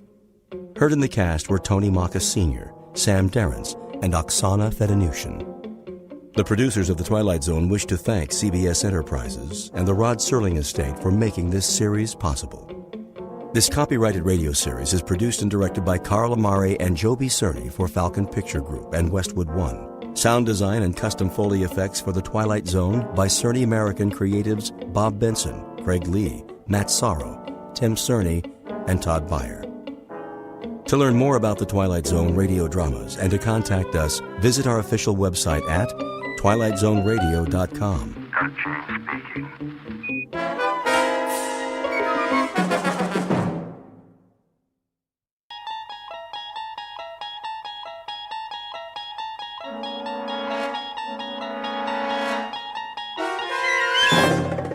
You unlock this door with the key of imagination. Beyond it is another dimension, a dimension of sound, a dimension of sight, a dimension of mind. You're moving into a land of both shadow and substance, of things and ideas. You've just crossed over into the Twilight Zone.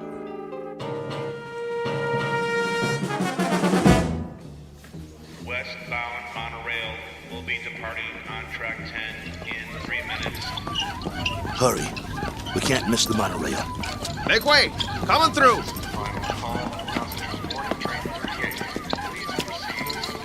Keep pushing.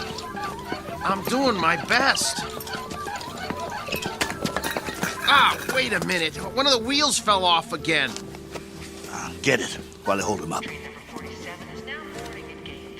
Okay, I got it. Here. Let me slip it back on. Westbound monorail Hurry. will be departing on track 10 in 2 minutes. All aboard for all points west. Excuse me, conductor. Yeah? Is this the monorail to Kansas? Sure is. Better get on board, though. But you know, you should have checked your cargo. This ain't cargo. It's a B-2. A what? A B-2. Whoa! What is that? Is that a man? Is he alive? That's is a B-2 boxing robot. Wow. He sure looks real. Yeah, he looks even better in the ring when we activate him. Westbound monorail will be departing on track 10 in 1 minute. Conductor, we bought a ticket for him. Here you go. He's fighting tonight. We have to keep an eye on him so he doesn't get damaged. Well, he's got a ticket, so get him on board. We're pulling out. Sure thing. Okay, I got this end. Okay, ready? 1, 2, 3, lift. Come on. Oh, my goodness. How much does this guy weigh?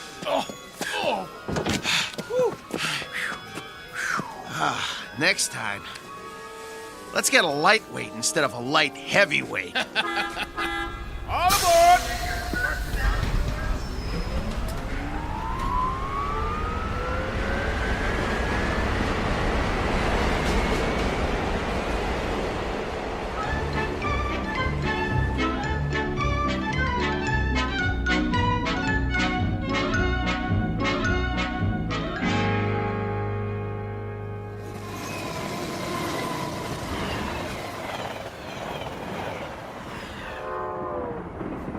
Ladies and gentlemen, kindly observe the no smoking sign and ensure that your seatbelts are securely fastened.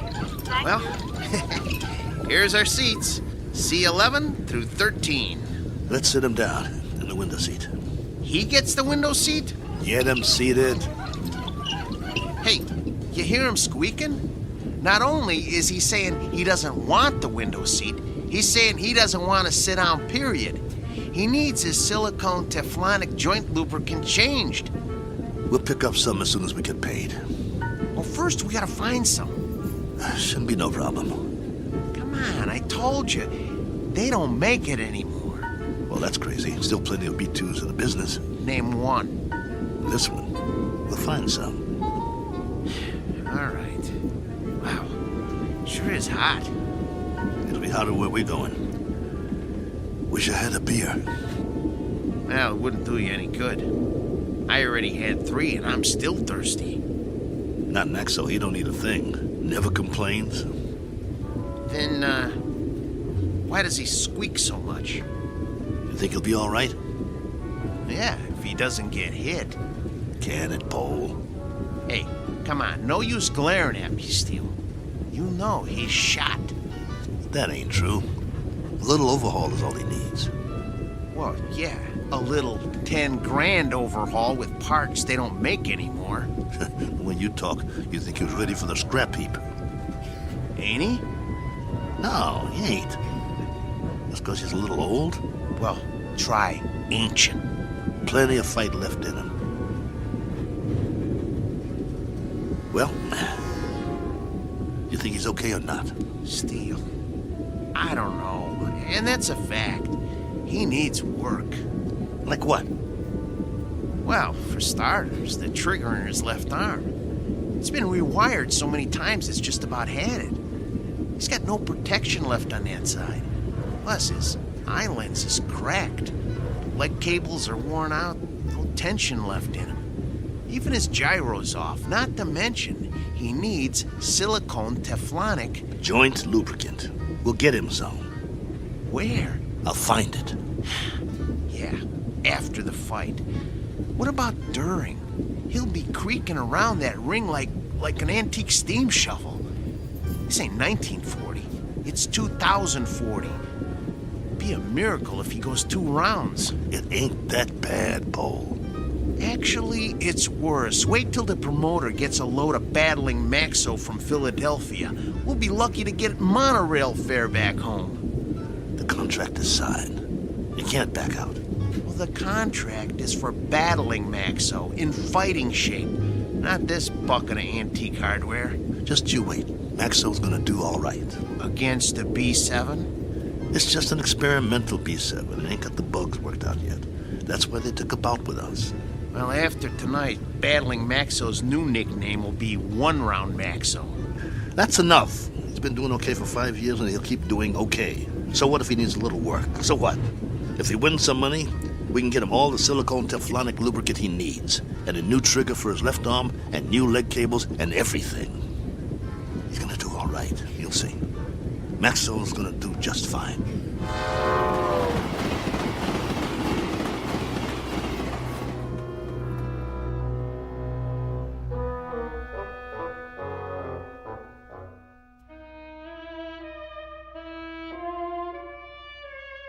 Sports item from the not-too-distant future. Battling Maxo, B2, light heavyweight, accompanied by his manager and handler on his way to Maynard, Kansas for a scheduled 10-round bout. Battling Maxo is a robot, or to be exact, an android, resembling a human being. Only androids have been permitted in the ring since prize fighting was legally abolished. This is the story of that 10-round bout. More specifically, the story of two men shortly to face the remorseless truth that no law can be passed to abolish cruelty or desperate need, or, for that matter, blind animal courage. Location for the facing of said truth? A small, smoke-filled arena just this side of the Twilight Zone. And now the Twilight Zone and our story, Steel, starring Lou Gossett Jr. with Stacy Keach as your narrator. You were right. It is hotter here. Told you. Hey, taxi! What are you doing? It's 6 o'clock already. We better get a move on. Well, we got no money for a taxi.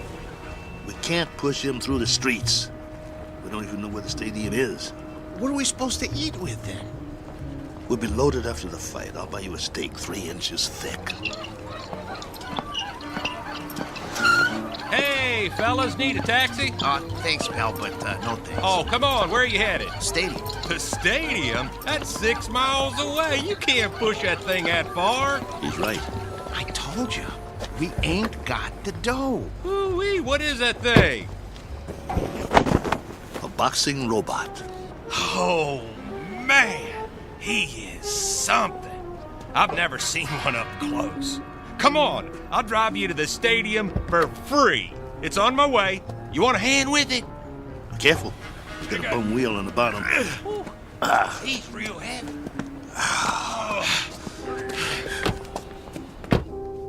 Oh boy, this is a real honor taking a fighter to the stadium. Well, thanks. Hey, which robot is that? This is Battling Maxo from Philly. Maybe you heard of him? No, but, you know, I'm no expert. He was almost light heavyweight champ once. No kid. Yes, sir. You ever heard of Dimsy the Rock? Don't think so. Why don't you give it a rest? Dimsy was number 3 in the light heavy ranks, on his way to the top. Well, my boy took him out in the 4th round. Left cross, bang! Almost put Dimsy to the ropes. It was beautiful. No kid. Yeah. Used to be in the game myself. Light heavy. Before they passed the law. Called me Steel Kelly because I never got knocked down. Not once. I was number 9 in the ranks before they outlawed human boxers. Wow. That's something. Anyway, tonight is going to be a good fight.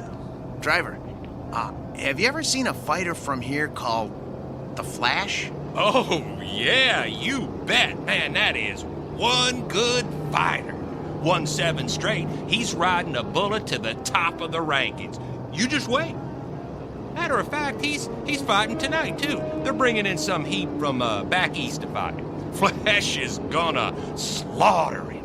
Oh, where'd you guys say you were from? Philly. Oh, man, you're not. We are. Oh, look, I didn't mean nothing. I didn't know. Skip it. Forget it, pal. Doesn't matter. You're right. Why don't you shut your trap for once? Look, fellas, I'm sorry. Well, you guys need anything else? Anything? Do you know where we can get some silicone Teflonic joint lubricant? Oh, do they still make that stuff? No, they don't. Just trying to be funny. They haven't made it in years. Hey, look. They got the fight card posted for tonight. You guys are the 3rd fight out of 7. Woo!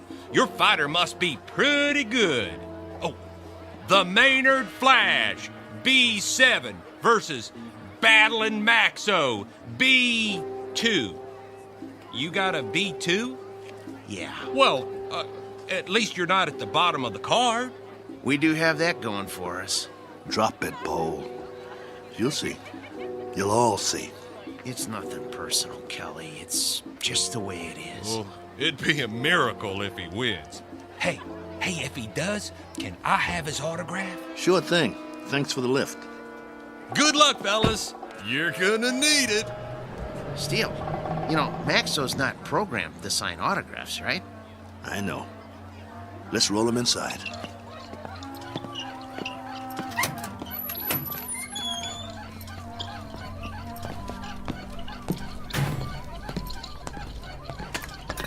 The wheel fell off again. I got it. I got it. Keep pushing. Put it back on. Well, what's the point? Put it back on. The office is just down the hall. I want Maxo to make a good first impression. Well, let's just hope his head don't fall off next. Keep quiet and let me do all the talking. What's wrong with you anyway? After 7 months, we finally get about, and all you can do is complain? Some about. We're in Maynard, Kansas. What's this, the prize-fighting center of the nation? It's a start, ain't it? It's our first step on the comeback trail. The purse will give us enough to get Maxo back in shape. And if we win, it would mean we get fights all over the place. Oh, spare me. We don't have a chance. I don't get you. He's our fighter, and we stick behind him no matter what. Why are you writing him off before he even gets in the ring? Don't you want him to win? I'm a Class A mechanic, Steele. I'm not some daydreaming kid. I know machinery. We got a piece of dead iron here. Technology always moves forward. We got a B2, not a B7. No way he's gonna win this fight. Shh, keep your voice down. It's simple engineering, that's all. Maxo will be lucky to get out of the ring with his head on. Bull! It's an experimental B7. It's probably full of bugs, full of them. They always are. That's why they take a first fight in the middle of nowhere. We've got a chance. Yeah, sure we do. Remember, keep your mouth shut. Yeah. Mr. Nolan? Nah, I'm Oscar. Mr. Nolan will be back in a couple of minutes. I'm Steele Kelly, battling Maxo's owner. Oh, yeah, I heard of you. You were one of the last human fighters. This is Paul, Maxo's mechanic. Hi. It was getting late. We were wondering if you'd make it. Never missed a fight. Yeah, pull up a chair. I got some paperwork to do. Thanks. What was that? It was this folding chair. Okay. Sign on all the X's. You heard of my fighter, Mr. Oscar? What's his name? Battling Maxo. You must have heard about him. Can't say as I have. He knocked out Dimsy the Rock, a ranked fighter in his prime. Uh-huh. Sign here, too. It was all in the East Coast papers. New York, Boston, Philly. Got quite a spread. Biggest upset of the year. Good. Initial here. And here. And a couple more here. Right here. And over there. He's the B2, you know. That's the second model Malling put out. The B2 is one of the best fighters they ever built. The best in my opinion. Maxo is still going strong. I don't go for these new ones, you know. The ones made out of steel, aluminum with all the doodads. Too flimsy. Nothing solid. Nah, Malling don't make them like Maxo anymore. Oscar, who are these guys? Mr. Nolan, I'm Steele Kelly, and this is... Is that your fighter? Yes, sir. Battling Maxo. Fighter in shape? You bet. Prime condition.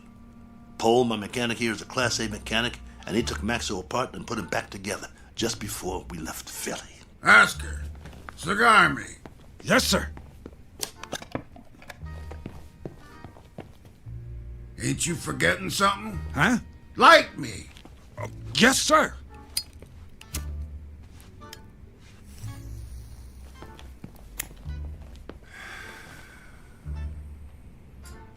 You know, Steele, you were lucky to get this bout.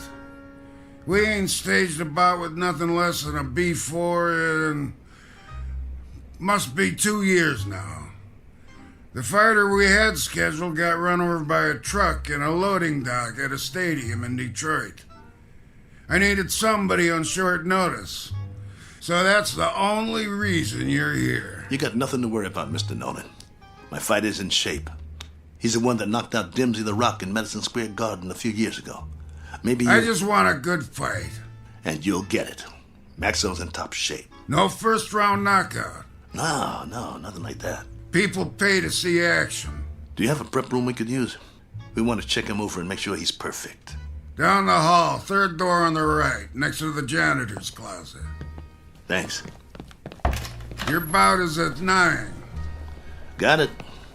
You won't be sorry, Mr. Nolan. I don't like guys that are late. Understood. Poe, let's get Maxwell to his prep room.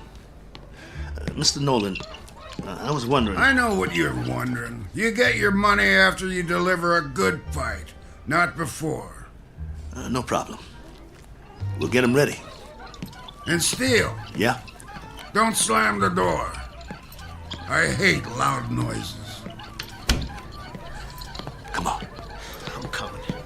Oh, my stomach hurts. Don't be scared. It'll be okay. Oh, I ain't scared. I'm hungry. I haven't eaten all day. How could you think of food at a time like this? This one counts. It's our chance for a comeback. We've got to get him in that room, and we've got to check him out real good. What time is it? I'm busy pushing. Come on, check your own watch. I don't have a watch anymore. I had to pawn it. The one your wife gave you? Ex-wife. Hey, look, we got 2 hours before the bout begins. Have we got time for a sandwich? I want you to check him out real good. His arm, his gyro, everything. What for? Did you hear me? Yeah, but I work better on a full stomach.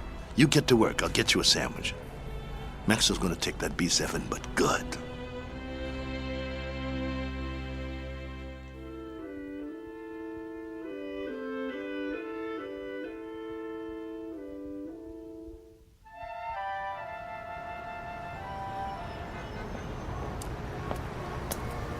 Excuse me, sir. Do you know where I can get a Philly cheesesteak? Try Philadelphia. Just kidding you. Oh, there's a nice little place around the corner, but I doubt they'll have something like that there. You new in town? Yeah. Where you from? Philly. Well, that figures. What brings you to town? I got a fighter in the third fight tonight. Really? Well, you must have one good fighter if you brought him halfway around the country for a fight. He's a great fighter. He's fighting an experimental B7. A B7 fighting a B6 could be interesting. He's not a B6. A 5 might stand a chance. He's better than a 5. He's a classic B2. A B2? Oh, well, I've never seen one of those, but I hear they're great bleeders. Good luck. Oh, by the way, at the diner, I recommend the roast beef on rye. Bloody rare.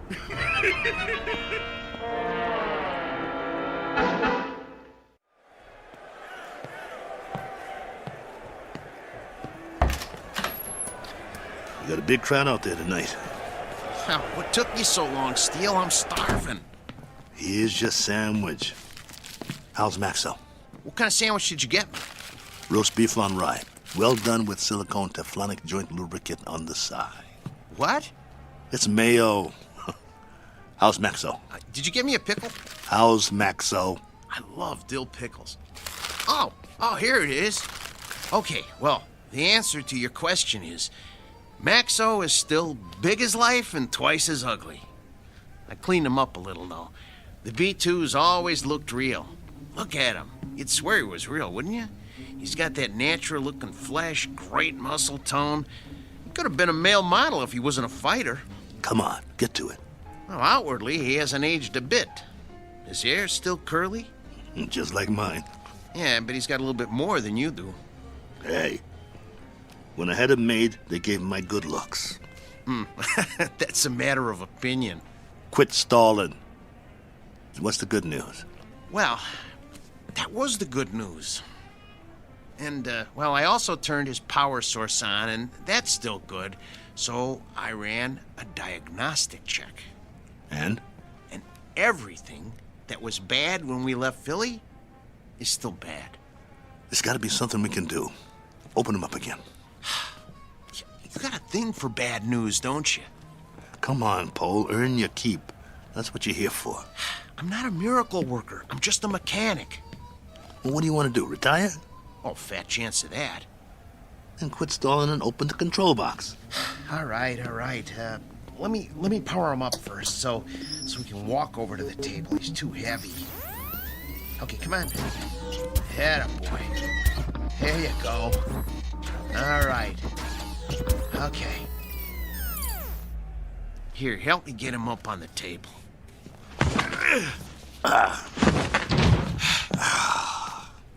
That's my boy. The doctor will see you now. Lift his arm.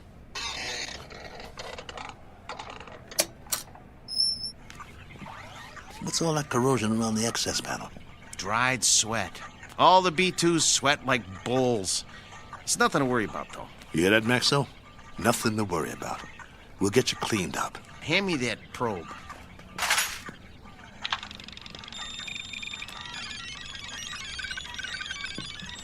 Well? Well, all electronic systems are functional. Well, I hope the circuit board doesn't blow. Why should it? Well, if you recall, he got knocked out of the ring in the last fight 8 months ago. It jarred all his electronic systems. The connections are all still operational, but boy, I wish I had more time to manually double-check the connections. Well, you don't have time. Sometimes you just have to suck it up and have some faith in your fighter. All right, then. Okay.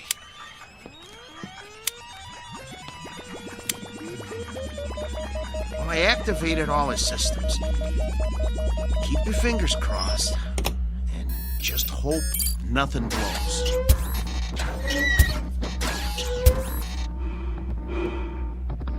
See, his breathing sounds good. His arms are creaky, but they'll quiet down when he warms up. Look, beads of sweat are forming on his forehead. I told you these were good sweaters. Can you hear me, Max? Relax, boy. Let him warm up good, Paul. I'll tell you, the mechanical part is what worries me. I need to check his reflexes. Look, Steele, go put on the gloves, will you? Let's see if he can zero in on you, okay? Maxo, get your legs loosened up. Move around a little. Loosen up your jab, big boy. Don't rush him. If it don't work now, it won't work in the ring. All right, but just enough to check the jab. Set his controls so he doesn't counterpunch. Good idea. Okay, hold still, Maxo. This won't hurt a bit. Okay. That's as low as it'll go. I don't think his systems like it, though. You know, if that cracked eye quits, he'll be very vulnerable. Look, Steele, start circling him and see if he can follow you. Come on, Nexo. Look at me. I'm moving in. Want to get you. Block my punch. Oh, man, they're gonna hear that in the back row. That's good enough for now. We know it works. Oh, Steele, he's gonna get more than one punch thrown at his head. He'll outdance him to keep clear. Give him more power to his legs. Those cables are bandy. I don't like doing this. There's not much tension left in him. He seems to be moving all right. Yeah, but, boy, a heavy wind might knock him over. Put him on automatic. Oh, no. Come on. Let's not push our luck. Do it. All right. Here goes nothing. Maxo, gloves up. That's it. Beautiful. Now, let's see if he can move in for the kill. Kelly, Steele, no. Leave his systems on defense. He might have a couple of rounds if we leave him on defense. It takes less energy. You know, he's gonna get beat to pieces if we let him move in. No, do it. You use your head? He's a B2. He's gonna get slaughtered anyway. Look, if we let him go on defense, we might be able to salvage him for pieces. Nolan paid to see him on offense.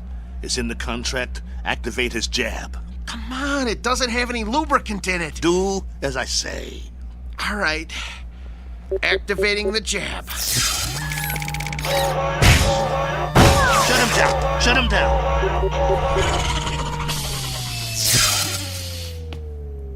What did you do? What did I do? I told you to take it easy. It was on the lowest setting.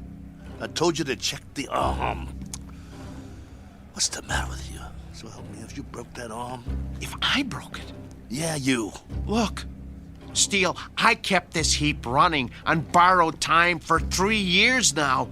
Before we left Philly, I told you we needed to fix things and replace parts. We couldn't let this chance go. Please, open them up and see what you can do.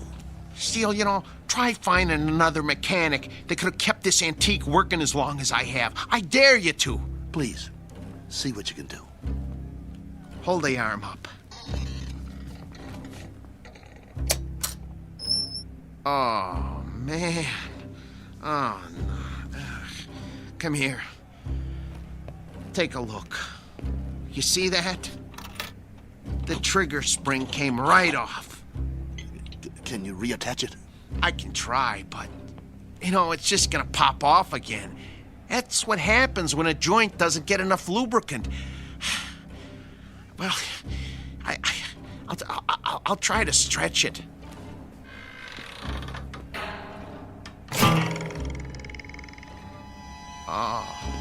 Oh, nuts. Oh. Well, that's that. No. One jab too many. We gotta do something. What? Fix it. I can't. You just can't fix a spring. Once it can't spring, it ain't a spring no more. I told you it was getting ready to break, and to get a new one last year. He's got to be fixed if he's going out there, and he has to go out there. They fronted me the monorail fare. Steele, he needs a new spring. Nothing else will work. Well, can't you get another spring? Where? They don't make them anymore. It's a special spring. I can't just take one off a washing machine or something. Quiet. Yeah? 10 minutes. Something wrong? Oscar, can you make out about the one after the next one? Mr. Nolan does not make changes. We just need a little bit more time to make some last-minute adjustments. Sorry, pal, no can do. We want him tip-top, don't you? Nolan's got you on next. What's the difference? Third? Second? It's all the same, right? Second's the semi-main. That ain't for a B2. Maybe some B2s, but this one... They want to see a fight, not an execution. But I'm telling you... 10 minutes or you're out of here. Be a shame after coming all this way. Right, boys? Right. Well, then, I guess that means... We'll have to hurry. You heard the man? I heard him, but it's over. We're finished. No, we're not. There must be a way. What? Sell them for scrap and get a couple of monorail tickets? We hung in there as long as we could, but this is it. I have to hand it to you, Steele. You wouldn't give up. Quiet. I'm thinking. There is one way. It just might work. What might work? If they don't watch the fights. Who? Nolan and Oscar. Maybe they don't even come out of their office. What are you talking about? Oh, no. Oh, no. Oh, no, no, no, no, no, no, no. No, you can't do this. Get the trunks and robe off Maxwell. I'll change my clothes. Steele, you are out of your mind. You can't go into a ring against a B7. I used to be pretty good. I can get through a couple of rounds. Just bob and weave, throw a punch every once in a while. You'll get killed. You heard that, Tub. We deliver a fight or we don't get paid. Steele, come on. You're never gonna get away with this. They won't let you. Who's gonna stop me? You can't make them think you're... Steele, for God's sake. I can if you help me. Nobody here knows what Maxwell looks like. If Nolan and the other guys don't watch the bout, we'll be all right. Steele. The crowd won't have a clue. B2s sweat, bleed, and bruise just like the new ones. Give me the boots. Look, I got an idea. You know what I can do? I can wire my sister. She'll send us the dough to get us back east. Tape up my hands. Steele? Steele. I got another idea. Wait. Look, hold still. I know a guy in Philly who wants to sell a B5 cheap. We could hustle up the cash and, Concentrate on wrapping my hands. If you don't take them right, I could break them on the first punch. Steele, this is suicide. It's a B7 out there. Don't you get it? It's a B7. You're gonna get mangled. Quit talking. I gotta do this. Hurry up. There's no more time, Paul. Put the gloves on me. Oh, I don't want to do this. Please don't do this. Look, let me go into the office and let me talk to them. Maybe they'll understand. No, they won't understand. So you're not going anywhere. You're gonna stay right here and lace up my gloves. Ow! You'll help me or I'll beat your brains out on this wall. But you're gonna get killed, Steele. Then I'll get killed. Better me than you, right? I got us in this mess. I'll get us out of it. Get the heap out of there! You heard the boss. Lace my gloves up tight. We gotta fight.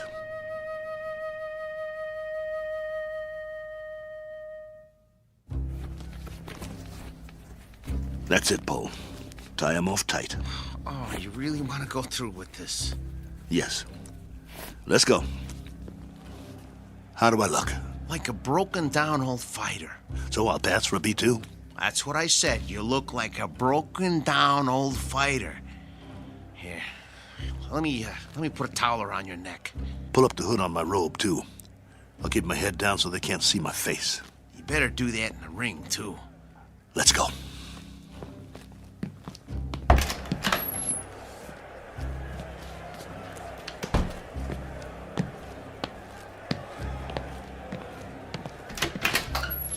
You're late. Just gamesmanship, Mr. Nolan. Making a late entrance, trying to get Max over the edge. Just like the old days, huh? Maybe I underestimated you guys. Nice robe. It's old school, you know? Genuine satin. No more stalling. I got a full house out there. Right. Come on, Maxo. Let's show him what you can do. Hey! What? Where's that... What's his name? The owner. Oh, you mean Steele? He's already out there. We're one step ahead of you. I didn't see him pass my door. Well, he went a few minutes ago. He likes to check out the crowd. You boys better put on a good show. Yes, sir. Let me know when we get to the stairs. I got sweat in my eyes.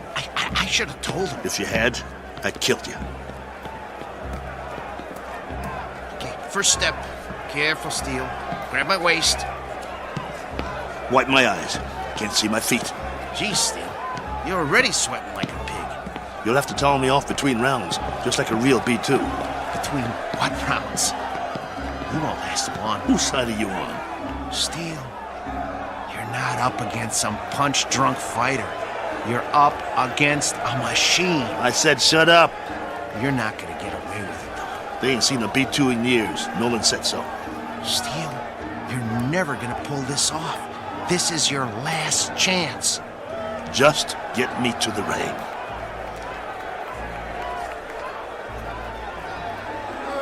Hey, if it ain't battling Maxo!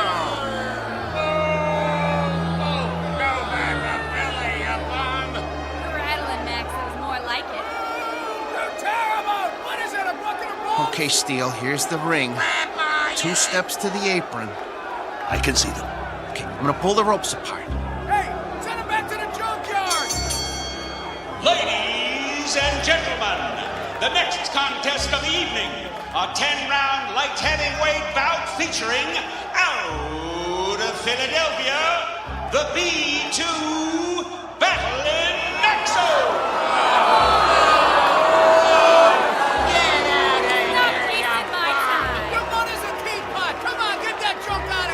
I'm gonna take your rope off now.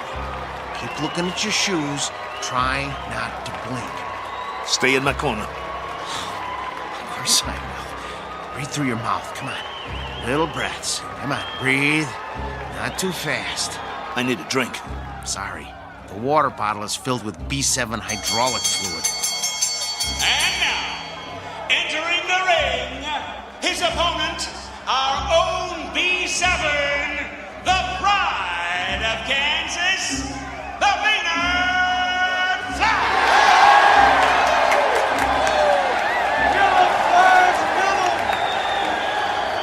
What's he doing? He's jumping up and down on his toes. I never saw a robot do that before. Must be a new gimmick. Big deal. Well, this ain't kickboxing, so he's not scaring me. You should be scared, Steele. Come on. Get out of the ring now while you still can. You get out, pal. See you at the end of the round. Steele, stay away from him. And there's the bell. The fighters come out of their corners quickly. They size each other up.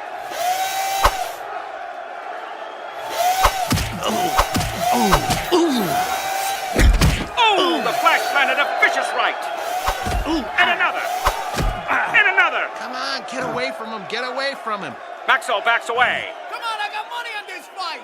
Come on, I can take it. The Flash is the aggressor. He backs Maxo into the ropes. Hey, no holding. Get your B2 off the ropes. See how you like this? Bring it, you bum. I can take it. There's thunder in those punches. Your mother's scrap metal. Maxo backpedals. The Flash swings wildly. If he lands one of those, he'll take Maxo's head off. The Flash is coming in for the kill. That one was lethal. Stop the fight. Come on, somebody stop it. Stop it. Maxo is down. It's over. It's over. It's over. Come on, stay down. It's over. Just get me up. I've never been knocked down. I'm Steele Kelly. In the time of 1 minute and 22 seconds of the first round, your winner, the Maynard Flash! That's it. Haul him out of here. Move it. Is he broken or what? No, he's okay. Just a second, okay? Steele, can you stand? Come on. Talk to me. Are you bleeding? Put the towel over my face. Yeah, sure. Get the robe. What? The robe. I'm gonna walk out of here like a man. Come on, before they start throwing things.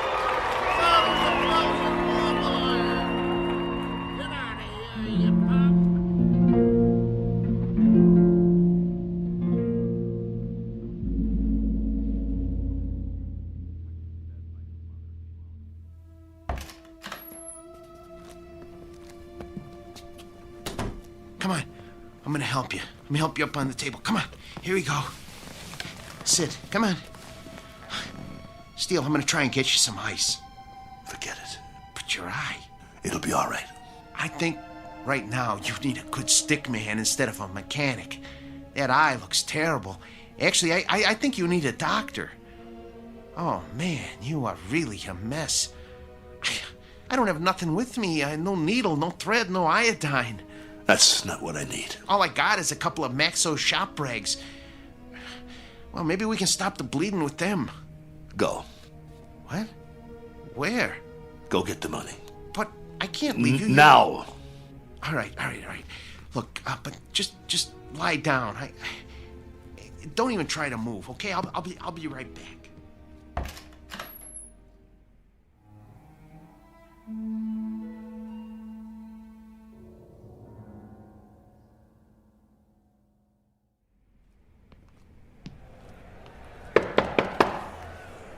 Yeah?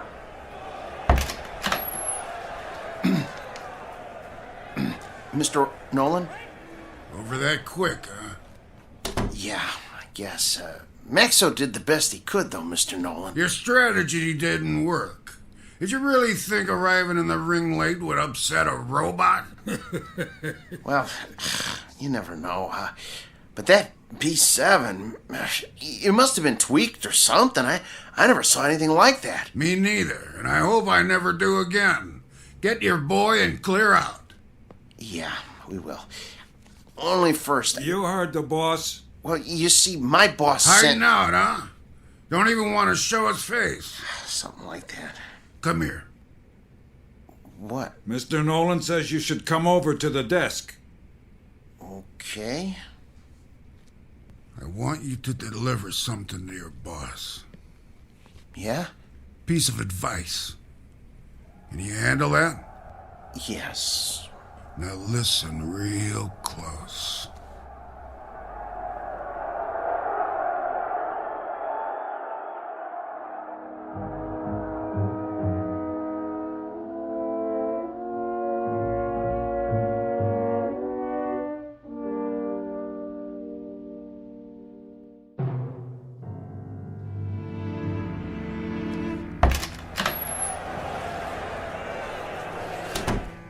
You get it?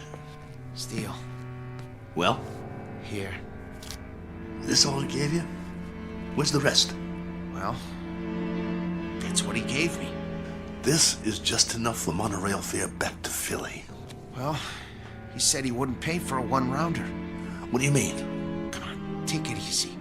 No. Here, let me see your hand. Oh, man. Did you break your wrist? He can't do that. Steele, that's it. He's got a bunch of thugs in that room now. I'll go in there. You can't. If he sees you, he'll know what you done. But the contract says... I'm supposed to deliver a message to you, too. He said to tell you. You're lucky he doesn't run us out of town on a monorail. And if you ever show your face in town again, he said you won't be so lucky the next time. Help me up. Just stay seated. I'll get you a drink of water. I don't need water. That's all there is. Look, we gotta get that wrist set. I can make you a sling. For now, just try not to move it. We'll go back by bus. By bus? Come on, you're not listening to me. Look, just hold still. If we go by bus, we'll save money. We'd have enough to get Maxo a new trigger spring and a lens for his eye and some silicone Teflonic joint lubricant. He'll be good as new again. All right, Steele. Anything you say. Then we'll be all set. Maxo will be in shape again, and we can get us some decent bouts. That's all he needs. A little work, huh? That'll shape him up. We'll show him what a top B2 can do. Old Maxo will show him. He'll show everybody. Right? Right? Sure, Steele. Sure. Now let's get out of here. Take it slow. I can walk. I know you can.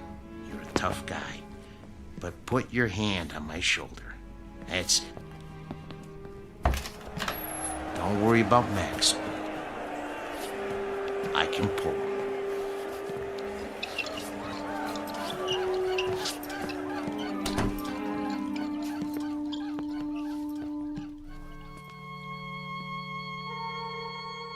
Portrait of the Losing Side.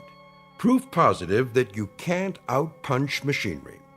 Proof also of something else. That no matter what the future brings, man's capacity to rise to the occasion will remain unaltered. His potential for tenacity and optimism continues, as always, to outfight, outpoint, and outlive any and all changes made by his society. For which 3 cheers and a unanimous decision rendered in the Twilight Zone.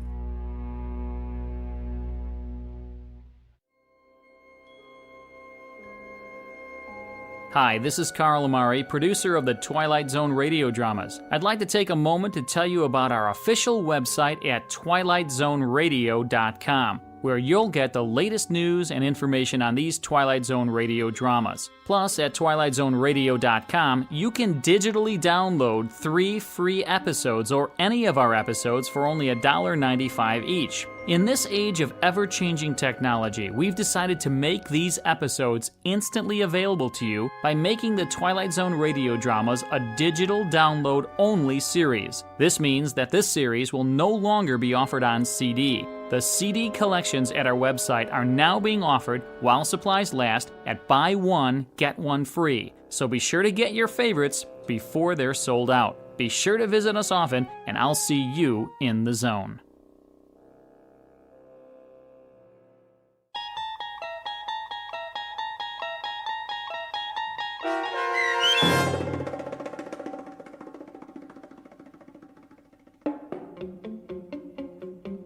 Steel, starring Lou Gossett Jr. with Stacy Keach as your narrator, was adapted for radio by Dennis Etchison and Joby Cerny, and written for The Twilight Zone by Richard Matheson.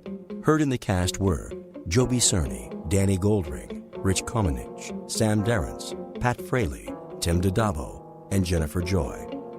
This copyrighted radio series is produced and directed by Carl Amari and Joby Cerny for Falcon Picture Group. Custom Foley effects, sound design, and mixing are done in the Cerny American Sound of Picture Theater by Cerny American creatives Bob Benson, Matt Sorrow, Tim Cerny, and Todd Beyer. To learn more about the Twilight Zone radio dramas and to contact us, visit our official website at twilightzoneradio.com. Doug James speaking.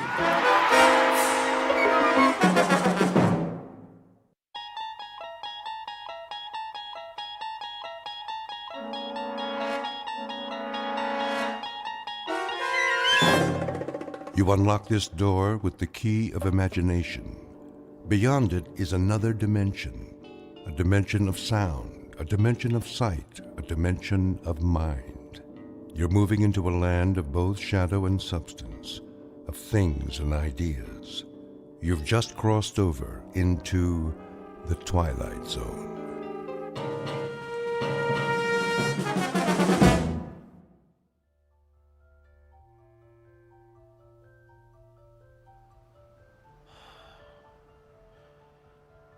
You are totally relaxed, floating. You are in a deep, deep sleep and can only hear the sound of my voice. You are safe, relaxed, and at ease. Can you hear my voice, Alex? Yes. I would like to continue where we left off last week. Is that okay, Alex? Yes. Last week, you were telling me about a strange laboratory. Do you remember it? Yes. You described it as filled with instruments. Tell me about the instruments, Alex. They're metal and shiny. There are lots of lights. Tell me about the lights, Alex. Are they bright? Yes. The lights are bright. Are there people in the room, Alex? Aliens? Yes. There are aliens. Come on. Sir, please. I'm allowing you to sit in, but please do not interrupt. Fine. Sorry. Can you describe the aliens for me, Alex? Do they have big eyes? Yes. They have big eyes. And what did they do to you in the laboratory? Experiments. Uh-huh. What kind of experiments? I don't know. Were they medical experiments? Yes. Medical experiments. Oh, enough already. Sir, please. Okay, Alex. I think we're going to have to end our session now. I want you to wake up now. You are slowly awakening, feeling better than before. I will count to 3, and you will wake up. 1, 2, 3.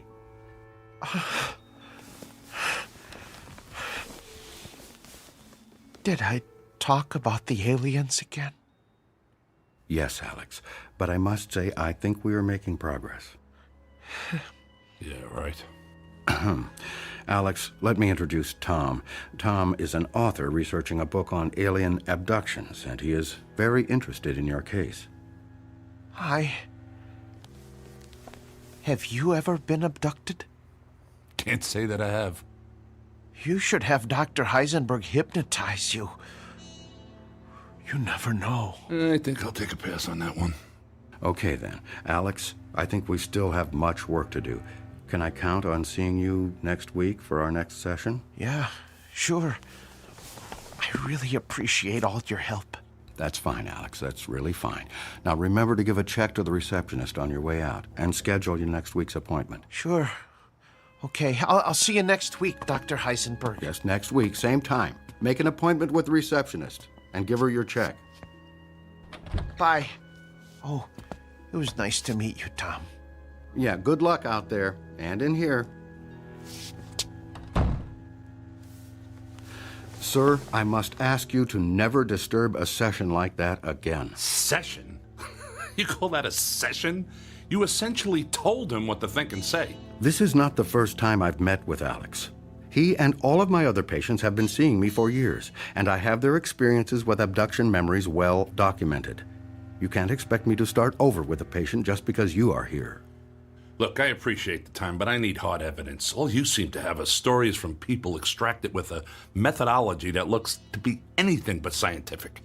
If you have nothing better to do than question my integrity, you do not need to return to this office.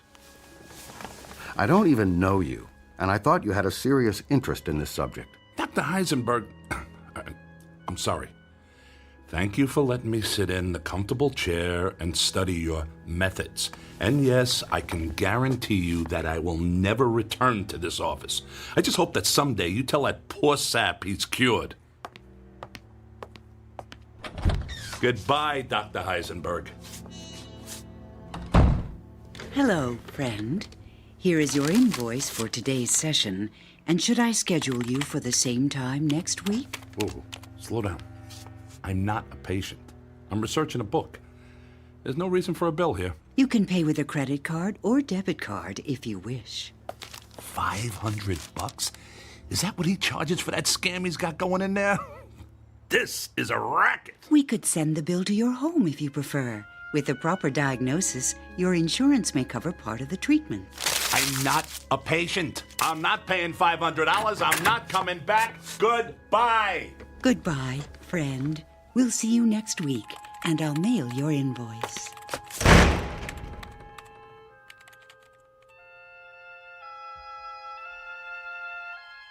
Meet Mr. Tom Calkin, a bad writer with a bad attitude and good intentions who pens conspiracy books that no one seems to read.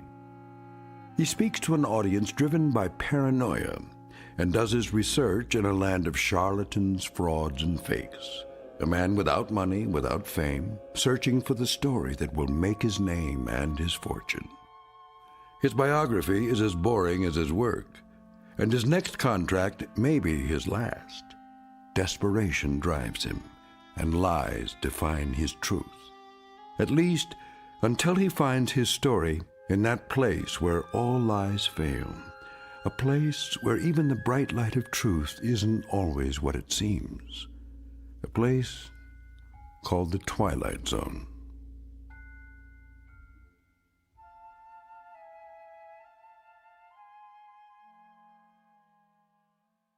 And now, The Twilight Zone and our story, The Walkabouts, starring Mike Starr, with Stacy Keach as your narrator.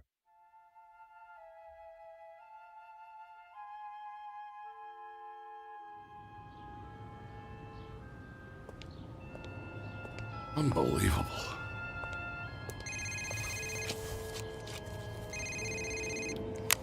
Hello. Tom, it's Maria. Oh, hi. Where are you? I'm sitting in your restaurant. We were supposed to meet today for lunch. Oh, sorry.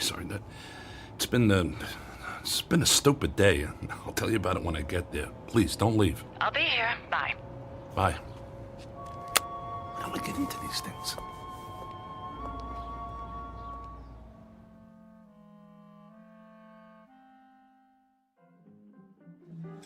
Sorry I'm late. I was meeting with the psychiatrist who specializes in alien abductions. Sounds fascinating. How did it go? It's all crap, Maria. The guy is an absolute charlatan. He's probably had more to do with creating the idea of alien abductions than helping the people who think they've been abducted. Okay, look. We've got a problem. I've edited many books in my time, but I have never worked with an author who made such big promises and delivered so little. Wait a minute. Are you talking about me? Yes. Look, You pitched us an idea for a book about UFOs, and you said you had some evidence that was going to blow the lid off of Roswell, UFOs, and everything people have wondered about and feared on this whole subject of flying saucers. And all I ever hear from you are stories about charlatans, frauds, and fakes. I mean, what is this hard evidence you supposedly have? I mean, you have researched a book before, I assume. Maria, I really do have something, but it has to stay secret. If anyone but you and I even know I have something in my possession, I'll have the government, the military, the CIA, and God knows who else after me. That's a great story, Tom, but my publisher is starting to give me a hard time. We've given you a significant advance. We've covered lots of expenses and heard nothing but promises. I don't care if you're an established author. It is time to deliver a manuscript. Speaking of expenses, I think I owe that psychiatrist $500. What? His receptionist said they were going to mail me a bill for $500. Okay, this is what I mean. All I ever get from you are excuses, apologies, and bills. Where's the manuscript and where's the evidence? Look, you're the one pushing me for this whole alien abduction angle. What do we need it for? That's the hot topic right now. I have to have that component. You're the one making this difficult, not me. I knew you'd say that. It's always about someone else with you, so I'm going to help you out. I found a guy you need to meet. I mean, if you can't find good sources, I'll find them for you. Who? He's a UFO researcher. Great. Just what the world needs, another UFO researcher. I'm only going to say this once. You are going to meet with this guy, and you will present your manuscript and evidence to me in 1 month. Fine. I'll meet with him. What's he do? He's a hypnotist. Oh, you gotta be kidding me. Have you listened to anything I've said? This guy is different. He goes out with small groups of UFO abductees, and they revisit the site of the abduction. He engages in hypnosis on site, in the field, and he has supposedly uncovered some hard evidence. He calls them walkabouts. Huh. Is he Australian? No. Oh, and let me guess. You're gonna publish his book instead of mine. He's not writing a book, but if you don't come up with something soon, I might ask him. That's good.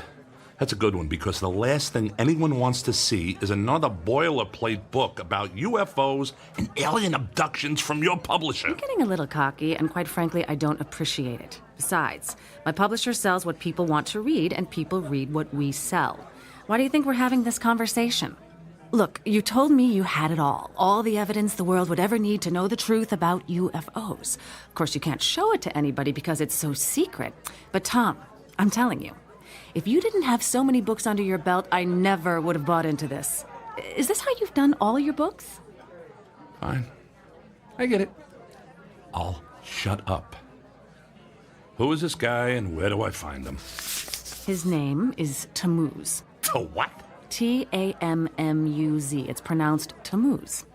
Maybe if you show him your evidence, he'll show you his, and we'll all be happy. Okay. I'll get a hold of him. Do it soon, Tom, and show him what you've got. I'll call him today. Good. And I'll see you in a month with the manuscript. Deal. Is it possible for you to pick up the tab?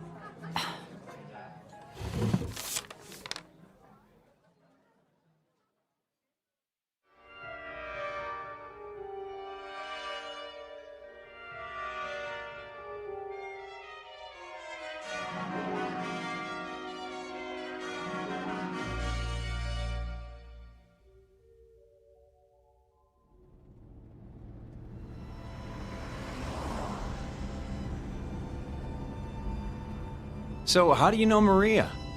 I'm a writer. She's my editor. I'm writing a book, and she suggested I meet with you. Let me guess, a book about alien abductions? Actually, it's about UFOs in general, but this alien abduction thing is a hot button with her, so here we are. How did you get interested in UFOs?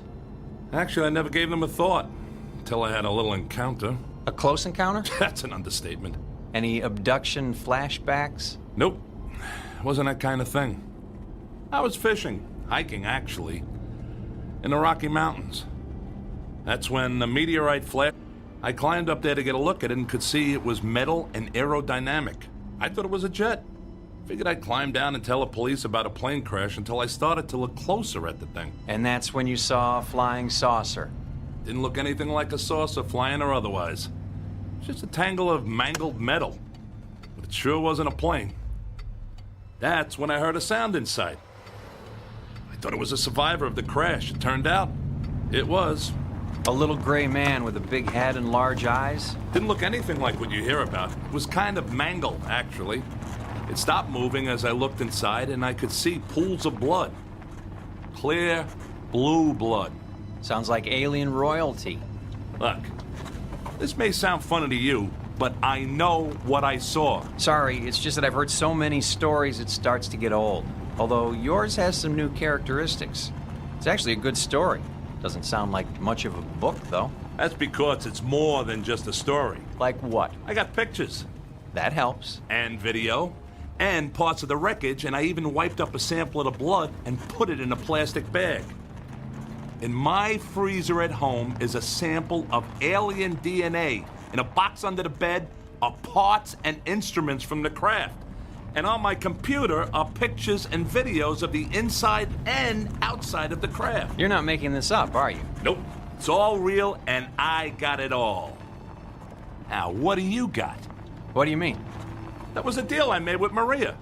I would tell you all about my evidence, and you would tell me all about yours. My friend, I don't think anyone on the planet has evidence like yours. Well, maybe at Area 51, but not in a box under a bed or next to the frozen pizzas in the freezer. Damn it, Maria! What?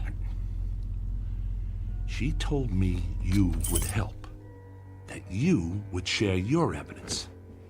Let me guess. You got nothing. Hey, slow down, my friend.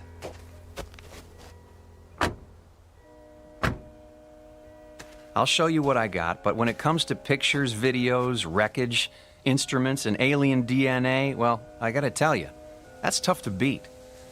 But give me a chance. We're almost there. Where exactly are we going? We're meeting with my group. We work together on various UFO projects. On this trip, we've brought along 12 people who claim to have been abducted by aliens. The site we're going to is where 3 of them say they were abducted. What's the point of that? Evidence. The evidence that both you and I are looking for. We found that if we return to the site of the reported abduction, some people can actually recall where UFOs supposedly landed, hovered, or demonstrated some phenomena or activity. We then go to that particular spot and look for evidence. Now we're talking. What kind of evidence? Pretty boring stuff compared to what you got. Usually we do soil samples, take readings for radioactivity, magnetic fields, pass metal detectors over the ground. We've managed to find some interesting stuff, assuming you're a soil chemist. That's it? You got dirt? I didn't say that. It's just a question of how you look at it. A UFO site can tell you a lot if you know what to look for. Speaking of that, is your crashed vehicle still sitting up there on that mountain? No, it's gone. I went back a week later and there was no sign of it. I hate when that happens. Are you sure you saw something up there? I saw it, I have pictures, and there is still some evidence up there. The kind of evidence you look for. The rocks on the side of the mountain. You can still see where they're scratched and gouged by the crash. But that's all you can see. I looked everywhere, and there's no sign of anything else. I'd like to go there with you someday. The craft, or whatever it was, may have left some metallic particles on the rocks as a result of the collision. Do you remember where it is? I have it marked on a map. Back at home. In the box under the bed, no doubt. Where else would I keep it? You're a funny guy, and obviously a man with a lot on his mind. I think you'll like this group of people we're about to meet. They've got a lot on their minds, too.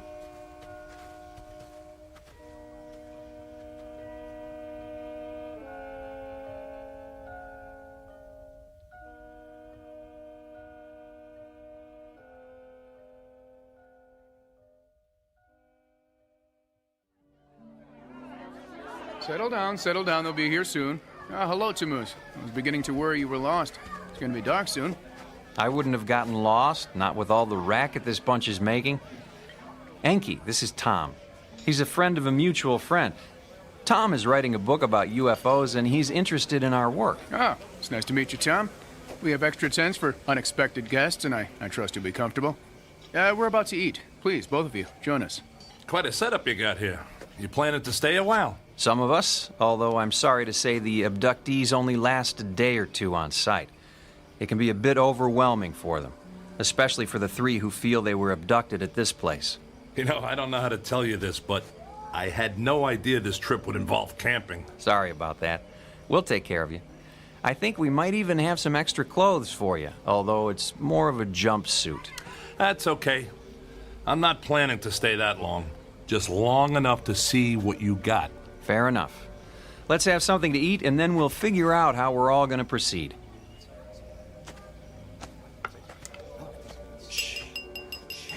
If I could have your attention, please. Thank you all for joining us. I know this is difficult for some of you, but I can assure you you're in good hands, and my hope is that our walkabout will be brief and uneventful. I'd like to introduce a special guest. Our friend Tom here is an author preparing a book on the subject of UFOs. If you'd like, I'm sure he would be fascinated by some of the stories you have to tell. Welcome, Tom. Tom, hello again. Hello there. Did you remember to make your appointment for next week? Yes. And I'm really looking forward to it. I'll bet you are. Friend of yours? Starting to look that way. His name is Alex. I seem to keep running into him. Welcome, Alex. Hello. And to all of you, a warm welcome. Once we finish our dinner, we'll change into some gear for our adventure. We're going to engage in an exercise with group hypnosis tonight.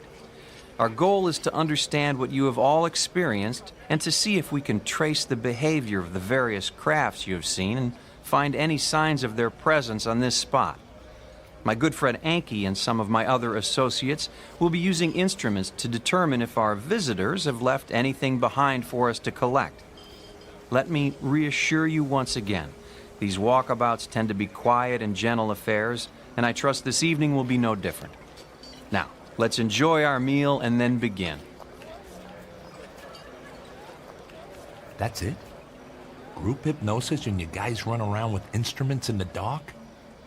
Is this gonna be another waste of time? My friend, it is not a waste of time. I'm sorry you're in such a hurry and I can't help you with your deadline or your editor. Let's just hope we find some good evidence for you tonight, and then you can get to work. Tom, I've laid out some clothing on a cot in your tent. You can change when it's convenient for you. Right now sounds like a good time.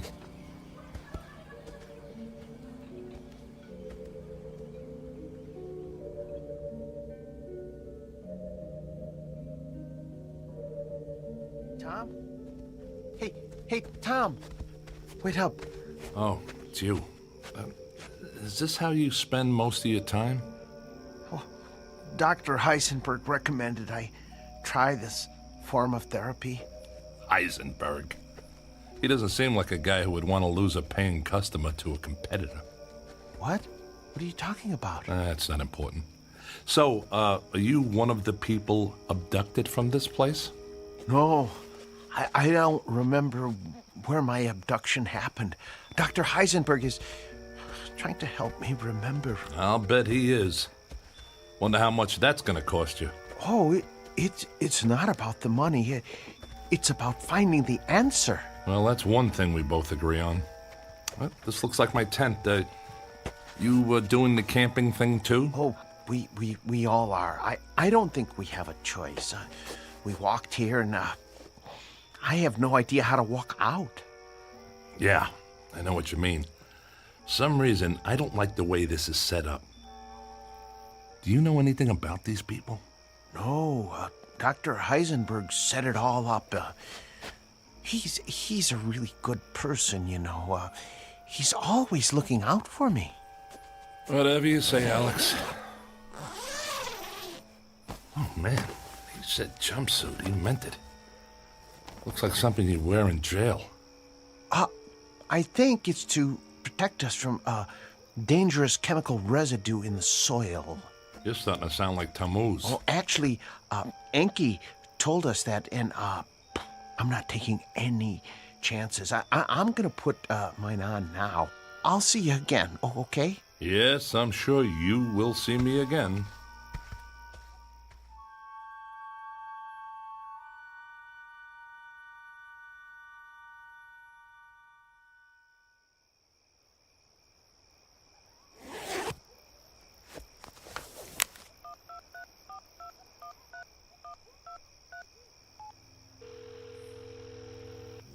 Hi, Tom. Were you expecting me to call? No, I saw your name on the caller ID. Did you show Tammuz your evidence? No, but I told him about it. That's why I'm calling. Maria, this guy's got nothing. He's as big a fraud as that quack psychiatrist I saw yesterday. And hey, you know what? These two are connected somehow. Heisenberg has lots of connections. He's actually somewhat famous, but obviously he didn't impress you. Yeah, obviously not. Look, Maria, I'm going to give this my best, and then I'll get right to work on that manuscript, okay? Are you all right, Tom? I mean, is everything okay? Yeah, everything's fine. I'll see you in a month, okay? Tom? Okay, that's our deal. Tom? Oh, sorry, Tom. I didn't know you were on the phone. Yeah, I'll talk to you later, Maria. Goodbye, Tom. I'm very sorry. Was that your wife? No, I'm not married. Someone I'm working with, maybe you've seen her. Her name is Maria. Maria? Oh, sorry. I don't know anyone named Maria. Yeah, but somehow she knows Heisenberg. Lots of people see psychiatrists. Yeah, the only thing is, I never told her the name of the psychiatrist I was meeting with, yet she knows his name. You sure you never saw a woman named Maria around the office? I don't know. You sure you don't know some way out of here? Oh, gosh, no. Especially now. I mean, it's pitch dark out here. Yeah, it sure is. I feel like an idiot in this jumpsuit. Alex, I'll tell you what. What? I like you. You're a nice guy. It's a relief to hear someone say, I don't know, every now and then. Well, thank you. I don't have many friends. Yeah, sorry about that. It must be tough. Look, tomorrow morning you and I are walking out of here. What? Going to be able to do that? Shouldn't we tell someone? I don't think so. Now let's go get this over with. Who knows, maybe you'll figure out where your abduction took place. Oh, that would be great.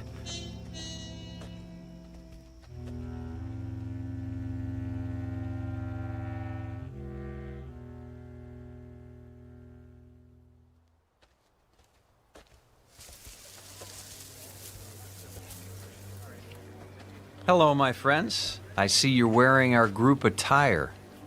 So how come we're all dressed in white and Tammuz and his buddies get the blue jumpsuits? I don't know.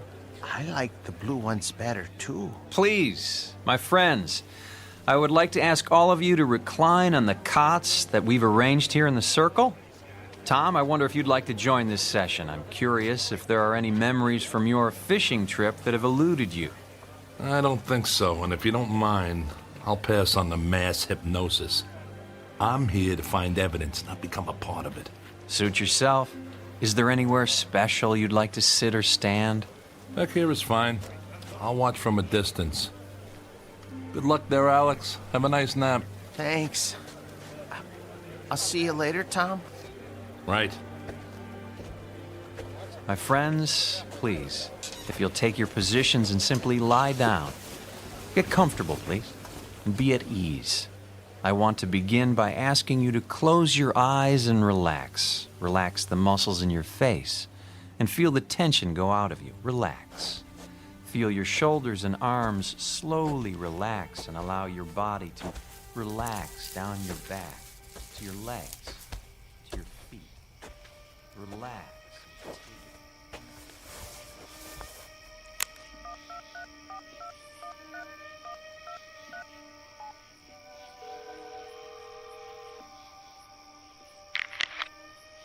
Hello? Maria, it's Tom. I know. Maria, I don't like this. What did you get me into? And by the way, how do you know Heisenberg? What exactly am I doing here, Maria? What are you talking about? This outfit is like a cult. There's no science here. and there sure isn't any evidence. And how do you know Heisenberg? Maria, I never told you his name, but you knew that's who I was talking about. And he's connected to this Camus guy somehow. Tom, you're starting to sound like a conspiracy nut. Maria, I am a conspiracy nut. I'm writing a book about UFOs, remember? You publish books about UFOs. Your business is built on paranoia. So spare me the lecture and tell me how you know Heisenberg. So maybe I need counseling from time to time. Tom, get over it. You're looking for monsters in the closet, and I'm not one of those. I'm starting to wonder if any money is worth all this. Hey, if you want to bail on the contract, be my guest. We'll total all the money from your advance and all of your expenses and subtract it from the royalties of your other books. But get this in your head right now. This is the last book you will never write. Hey, I'm sorry. I don't know why I called. I guess I just don't know what to believe anymore or who to believe. Look, when I get out of here, I'll finish the book. If I learn anything tonight, I'll add that as well. Tom, do me a favor. Don't call me again until you have the evidence and the manuscript in hand. I don't need the aggravation. I need the story you threatened to tell and the evidence you found to support it. Got it? Got it. Bye. Come on, babe. It was just a book proposal.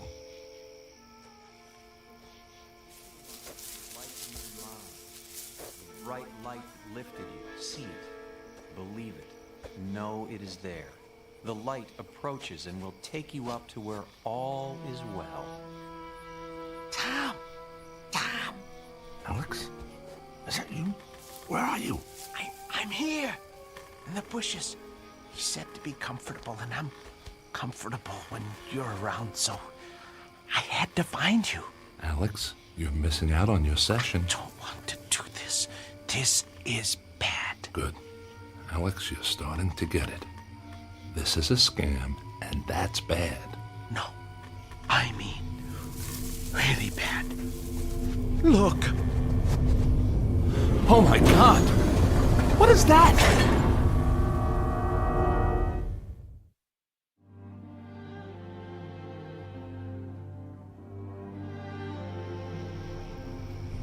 As the chariot descends to receive you, you will allow yourself to be lifted up. Feel yourself rising into the light. This is the place. This is where I was abducted. This is where it happened to me. I was lifted up into that circle of light. Alex, they're faking this. No. It's a spotlight in a hot air balloon and a lot of reverb through a speaker. What? It's all cheap theater and just another way to get money out of people. How much did they charge you for this camping trip? They didn't charge us anything. Oh, I was afraid you'd say that. So why are they doing this? Maybe it helps to sell books. Good God, that's it. That explains it. Alex, these people are just perpetuating the myth of UFOs to make money on fear. We have got to get out of here. Did anyone see you come over here? I don't know. It's dark. That's why I couldn't find you. That's good. That gives us a chance. They're not gonna want to write us saying all this. Come on. Go slow, go quiet, and follow me. I'm afraid. Don't worry about the light. It's just a spotlight. What we have to worry about is what your friends will do to us. They're not gonna want people to know about their little ruse. It would put them out of business, including you, Dr. Heisenberg. I don't think they're ready to go out of business yet. Not because of us, at least. You okay? I fell. It's okay. Go slow. Stay with me.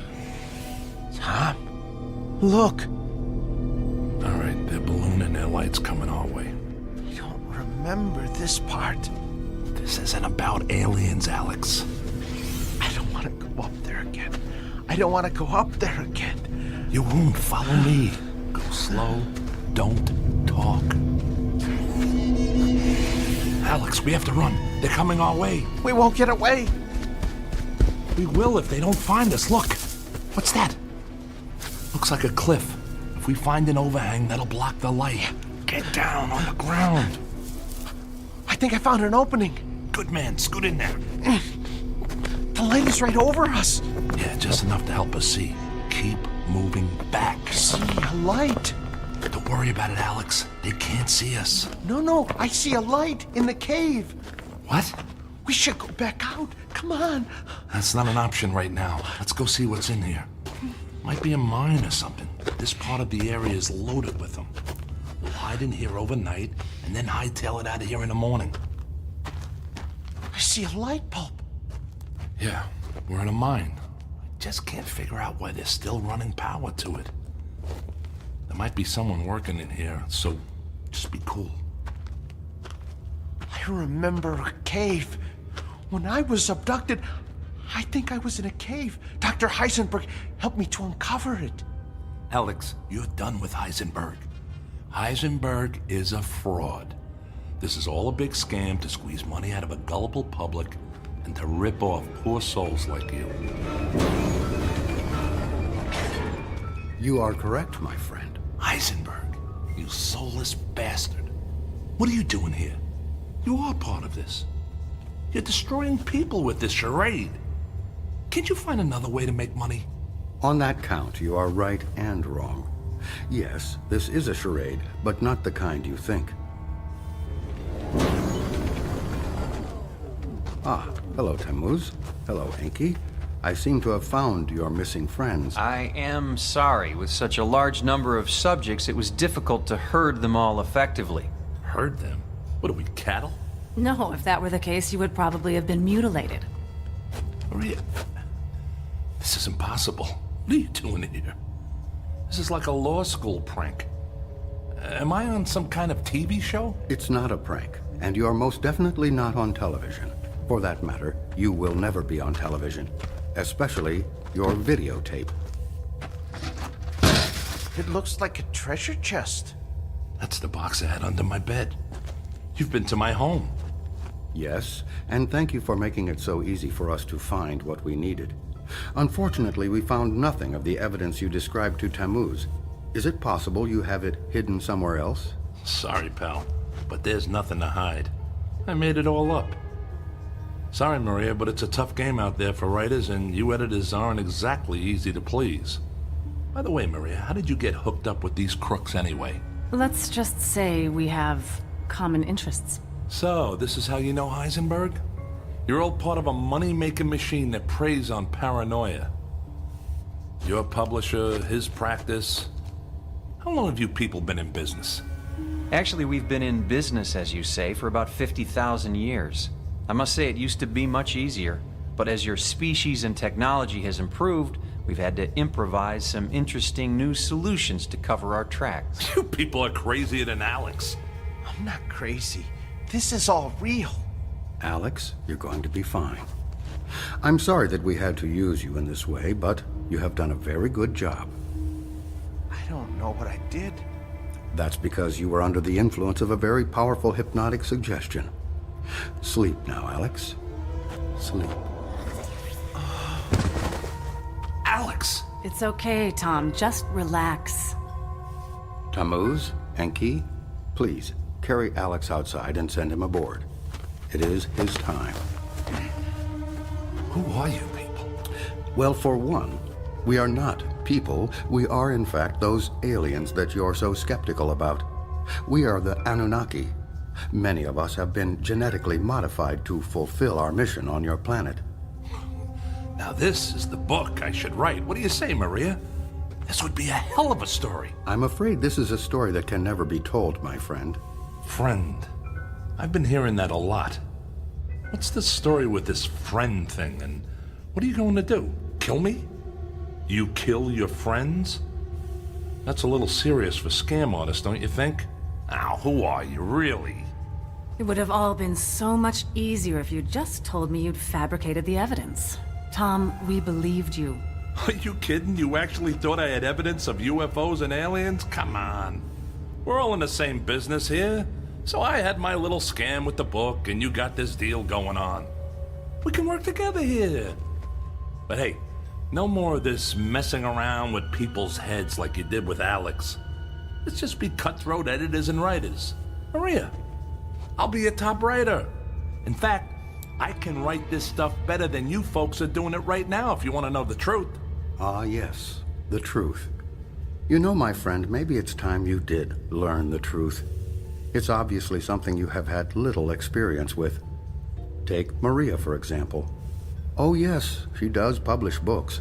Books that we approve of course. Books that make the authors seem like madmen and lunatics. Quite frankly, if you had come to Maria with a book claiming to have visited Venus, you would be in print by now. But instead, you really got our attention. Every now and again, someone like you shows up with some real evidence that we missed. That's when we have to take action. You see, that's one of our secondary missions, making sure that our experiments are not discovered. That's why we assume the role of UFO researchers and experts on abduction. You see, Tom, we found that the best way to obscure the truth is to pretend to seek it.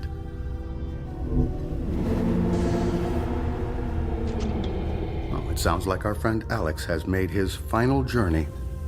That is actually our primary mission. We are harvesters, in a way. You're going to kill him, aren't you? That's what you do with friends. He may be gone soon, but his DNA will live forever. It's necessary for our survival. You too will live forever, Tom. You are one of the chosen now. You are now our friend. What are you, serial killers? You have nothing to fear, really. The whole process takes about 10 to 15 of your years.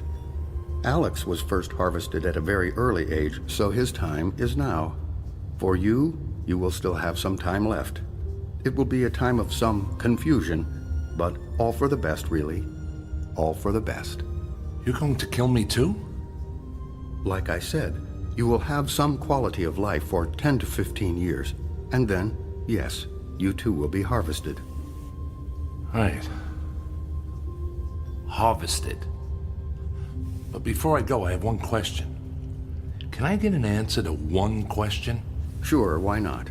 After today, you will only remember what we allow you to recall as a new member of the abductee class. What's your question? It's just this. How many people will it take to pull out the fingers I'm about to bury in your throat?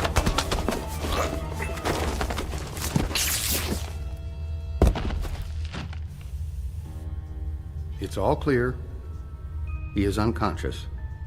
This was a difficult one. They are proving to be a greater and greater challenge. The growing sophistication of their technology, their increased awareness of our presence. We may need to initiate another world war or create a new pandemic. We can't allow them to have too much time to think. Does that mean we should terminate the terrorism initiative? It's quite possible. In the meantime, let's increase the number of stories about supervolcanoes, asteroids striking the Earth, and global warming. Keep the fear alive. And Maria, you seem to have developed some affection for this one. That can't be allowed. I know, I will do better. Sometimes they're like pets to me, and I just seem to become attached. Ha! Spoken like a true editor. But you may have to have additional contact with this one, so keep your perspective. Okay. Now, back to work. We are staging a UFO convention in Mexico City, and I am recommending additional investment in the Alien Museum in Roswell. Enki, we will need your banking network to provide some additional funding for a documentary on a coming ice age. Let's really mix it up out there and keep these animals off balance. Tammuz, if you could clean up the campsite and sanitize any evidence, we can all get back to work. Do we have a site for the next harvest? Chicago, Illinois. Make the necessary arrangements.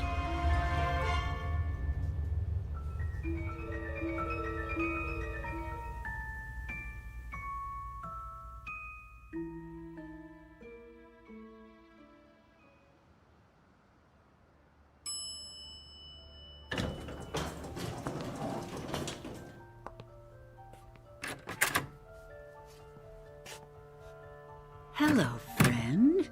So nice to see you again. It's nice to see you, too. Please, go in. The doctor is expecting you. Hello, Dr. Heisenberg. Hello, Tom. How are you feeling today? I think I'm getting worse. I think I need more sessions with you. Let me ask you something, Tom. Do you still believe you have been to Jupiter? I don't know. It doesn't make any sense to me. It's a gas giant. You can't breathe there. Well, if the alien technology you have described in our sessions is as advanced as you believe, anything would be possible, wouldn't it? I think you're right, Dr. Heisenberg. Tom, I must tell you, you have a way with words. Have you ever thought about writing a book about your adventures? No one would believe me. People want to believe, Tom. That's all that matters. I know an editor who I think would be very interested in your story about Jupiter. Why don't you meet with her? I could set it up for you. Okay. Then it's settled. Now, let's begin our session. Close your eyes, and you will go into a deep sleep. Deep. Deep. Deeper. Deep.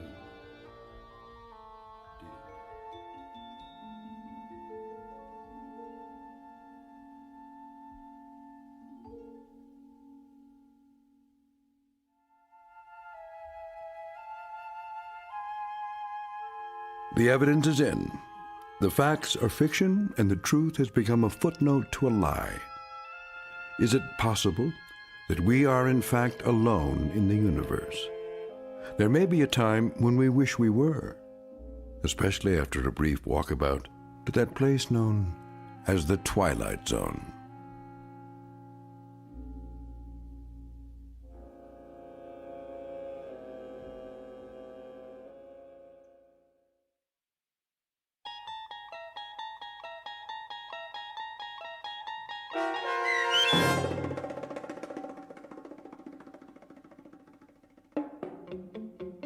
The Walkabouts, starring Mike Starr with Stacy Keach as your narrator, was especially written for The Twilight Zone by Steve Newby. Heard in the cast were David Pasquesi, Joby Cerny, Leah Mortensen, Richard Hensel, Linda Kimbrough, and Tim Dadabo. The producers of The Twilight Zone wish to thank CBS Enterprises and the Rod Serling Estate for making this series possible. This copyrighted radio series is produced and directed by Carl Amari and Joby Cerny for Falcon Picture Group. Sound design, custom Foley effects, recording, and editing are done in the Cerny American Sound to Picture Theater by sound designers Todd Beyer, Craig Lee, and Tim Cerny. To learn more about the Twilight Zone radio dramas and to contact us, visit our official website at twilightzoneradio.com. Doug Jane speaking.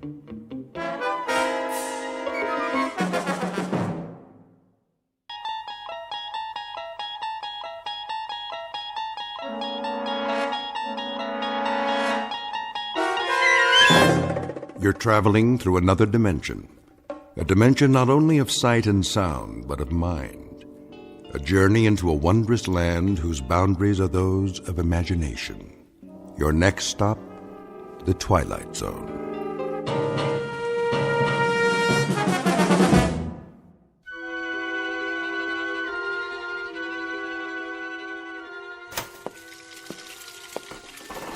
John, dear. John, your breakfast is ready. John? Didn't you hear me? I said... John? I heard you, Martha. You've worked hard, seen the good times and the hard times. What are you doing? Tying my shoes. Are you all right? Oh, yes, of course. Perhaps we should stay home. Give me a moment. And now, with the kids grown up, you're ready to retire and enjoy the good life. Shouldn't you make the most of your golden years? If you'd rather go another day. No. I'm sure they'll let us change the appointment. After waiting so long, I won't hear of it, Martha. A whole world out there, yours for the taking. A world of travel, adventure, all the things you've wanted to do. And now you have the time to do them together. Very well, then. I've made your breakfast. I'll be right there. So don't waste another minute. Call the New Life Corporation today for your illustrated brochure. The cost is surprisingly affordable for so much. Remember, this is your time in the sun. Shouldn't you make the most of it? The New Life Corporation, where we make all your dreams come true. Oh! Darling, be careful. I said, give me a moment. Lie down. I'll bring you a tray. Martha, if you don't mind, I think I'll skip breakfast this morning. Is it the pain again? It's only angina. Nothing to worry about. But I do worry. Let me call the doctor, please. Nonsense. He's done all he can. There's no point. Oh, John. John, what are we going to do? You know as well as I, we must go. There's simply no more time. If you're sure. Of course I'm sure. Oh, John. There. It'll be all right. You'll see. And now, back to our program on the Vacation Channel, Adventure for Two in Paradise.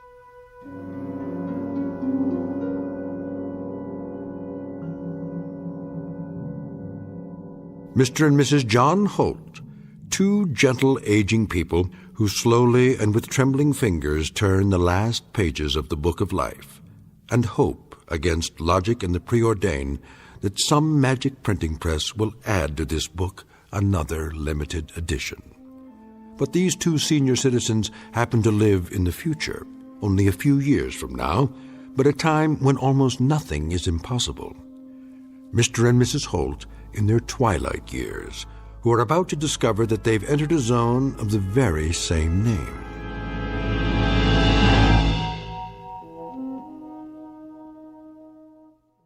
And now, The Twilight Zone and our story, The Trade-Ins, starring H.M. Wynant and Peggy Weber, with Stacy Keach as your narrator.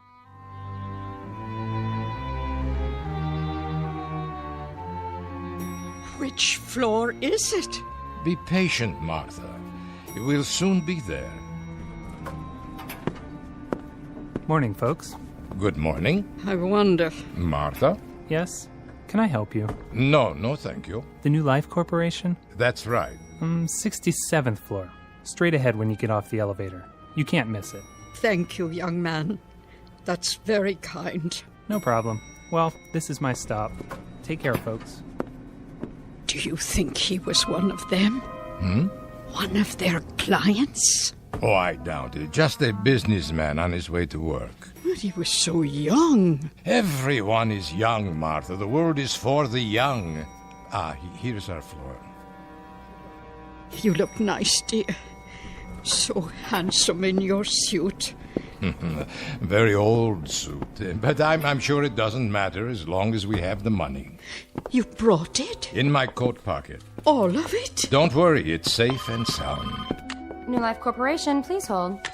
Hello. You must be... Mr. and Mrs. Holt. Of course. Won't you take a seat? We have an appointment. With Mr. Vance. Certainly. I'll tell him you're here. Thank you kindly. I have a Mr. and Mrs. Holt to see you. Yes, sir. He'll be right out. Can I get you anything? Coffee? A soft drink? No. It won't be long. There are some e-books in the waiting area. That's all right. My eyes, you see. He has trouble reading, even with his glasses. Please, Martha. I'm sure the young lady isn't interested in such things. Mr. and Mrs. Holt. Mr. Vance? We've spoken on the phone. How nice to finally meet. Won't you come this way?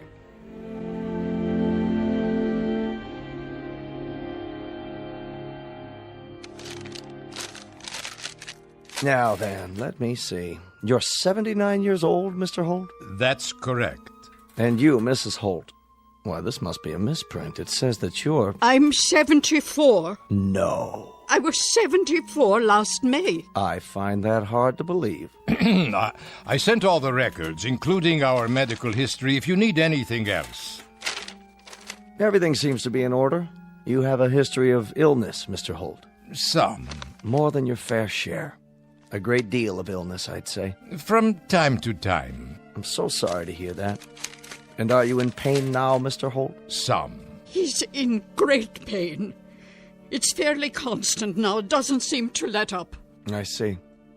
Which is one of the reasons that the New Life Corporation exists. But surely you can't remove pain. Only a doctor, or perhaps God, could do that. Not remove, alleviate, banish. We make it a thing of the past. After a while, our clients forget even the memory of pain. I wouldn't want any more drugs. No, we don't deal in pharmaceuticals. That's the province of the medical profession. What we deal in is youth, Mr. and Mrs. Holt. We deal in a resurrected life. Our stock in trade is simply, well, some call it rebirth. An apt word, and believe me, it's no exaggeration. Could you tell us what's involved? Easily. The process is quick, merely a matter of hours, and guaranteed painless. Guaranteed? But how? Precisely. We supply synthetic bodies. Bodies that are perfect in concept, composition, construction. Physiologically and psychologically, you'll find that you're just as you are now in every way, except in a different body. A younger body, in the prime of health, both materially and emotionally close to perfection. These bodies that you speak of... We construct them ourselves on the premises using only the finest components: plastic, flesh, bone, steel. Did you say flesh? For some of the interstitial connections, we grow specialized cells for that purpose. They're permanently nourished to remain self-repairing and self-regenerating, supported by completely inert, non-corrosive materials. The wiring and circuitry are designed to duplicate the human neurological system, and the joints, such as the hip bones and knees, are almost totally invulnerable to disease or damage. So you see... How long do they... The lifespan of our units is roughly 112 years. 100? You've been married for how long? 50 years. We had our golden anniversary just 2 months ago. That's sort of the reason we finally decided to come here. Isn't it, John? A rich life. A happy life. A full one, I'm sure. I can see it in your eyes. And quite naturally, you don't want this relationship to end. Oh, it can't end. Martha is all that I've got. All I care about. Of course. Well, why don't I show you some pictures of the models we have available? No pictures. Well, they're very lifelike, all three-dimensional photography. My eyes, they aren't very good. In that case, why don't we go directly to the display cases, so you can view the finished product? May we? As long as you don't mind a brief walk. Not at all. If you'll please follow me then. The showroom is just here in the hall behind my office. Oh, it's so beautiful. Would you like to take my arm, Mrs. Holt?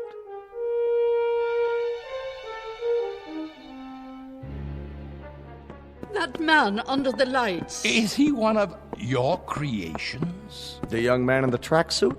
Why don't you ask him? Ask? But if he's only a mechanical device... Actually, he's programmed to answer with the aid of a voice chip. A temporary addition to make the display more lifelike. But as of now, he's still just a receptacle, a shell, waiting to be filled. There's no consciousness as such. He has a variety of preset responses, though. Go ahead. Ask a question. You there, young man. What are you doing? I'm training for the Olympic triathlon. Wait till you see how fast I can run. My shoes are manufactured by Mercury Plastics. I come complete with a brand new pair and a gift package of home workout equipment, all courtesy of the New Life Corporation. Oh, my word. He looks so strong. But I wouldn't need such muscles. I was never very athletic. A valid point. If physical achievement isn't important, then you might want to consider another model. Oh, who is the young lady? This is our Queen of the Harvest Moon Ball. I see. She's very beautiful. Hello. I was the homecoming queen at my school, and now I'm a champion ballroom dancer. Do you like my evening gown? You're quite lovely, miss. I come with a fabulous selection of gowns, all custom designed. My shoes are part of the package, too, thanks to the New Life Corporation. Well, you are the prettiest girl I've ever seen. I could never wear such a dress. Of course you could. you did. Do you remember the dance where we first met? Oh, I was never so slim. But you were. Now you're being silly. Please, let's move on. I think you'll like the next display. What's that? Look, John. There are two young people. Our beachcombers. His physique would be ideal for a man approximately 22 years of age. See the proportions and the musculature. Nothing too extreme. She has such a small swimsuit. The female component. Note how they complement each other.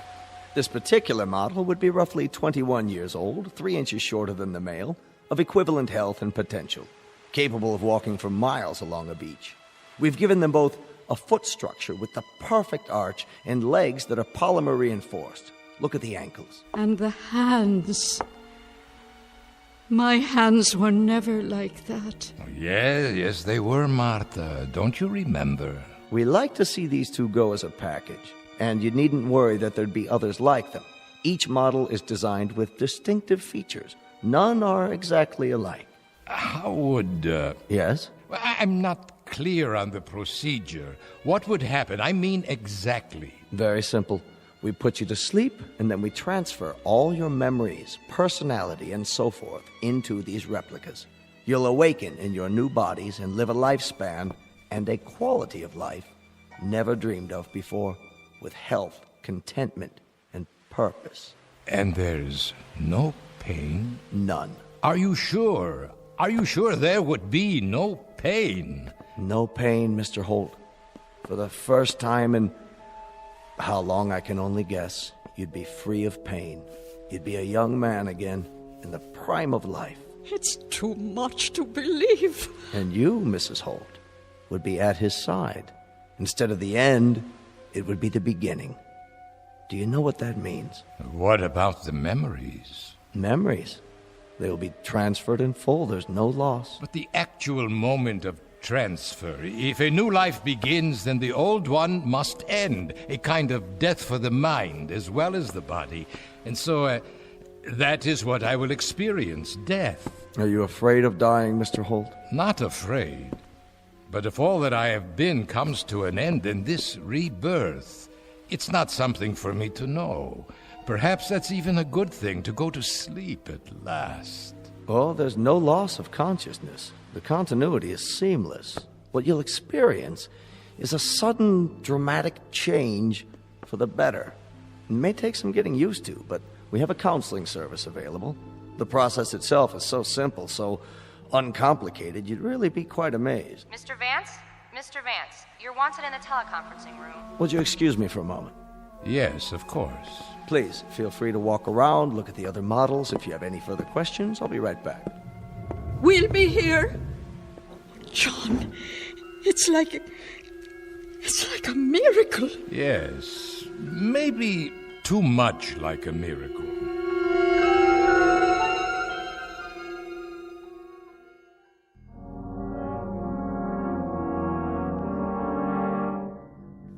What do you mean, John? Too much like a miracle. It just doesn't seem real somehow.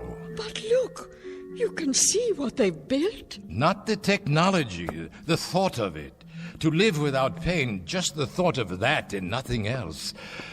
To be young again, to have it the way it was, Martha. Oh, yes, think of it. The second chance, the two of us. Yes. We'd have it to do all over again. You think you can stand me for another entire century? For a century or 10 centuries. Till death do us part, John. Till death do us part. I do apologize, folks. That was a call I had to take. We understand. Well, now, have you chosen? These two here. The young ones at the beach. An excellent choice. Two of the finest we have. Now, we could begin any time. How about tomorrow morning? Tomorrow, you say? What about... Yes? She means what about, our present selves. Ah, I should have mentioned that. Your remains will, of course, be taken care of in any way you see fit. Whatever you've provided for in your wills. Burial, cremation. We don't encroach on the business of funeral homes. So you are saying that, that if we make the arrangements today, then tomorrow morning... I'm an incredibly bad salesman. I forgot one of the most important points. The guarantee. Guarantee? But how? You can have the transformation on approval for 1 week.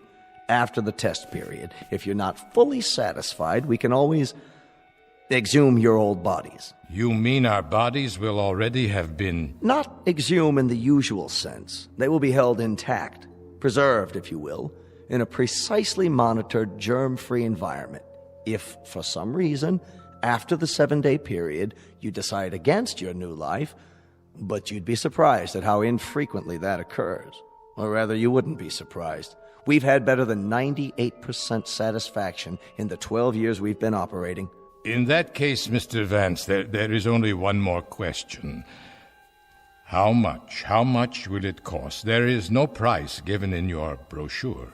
Why don't we go back to my office, where we can be more comfortable? It's this way. Please, excuse me. I think we'd better find out now. What is the price? The entire procedure, and that includes the guarantee and all services connected with the transfer, would be $25 per person. 25,000. So for the two of you, it would be only $50,000. That's correct. Quite reasonable, considering that there's nothing else like this on the market.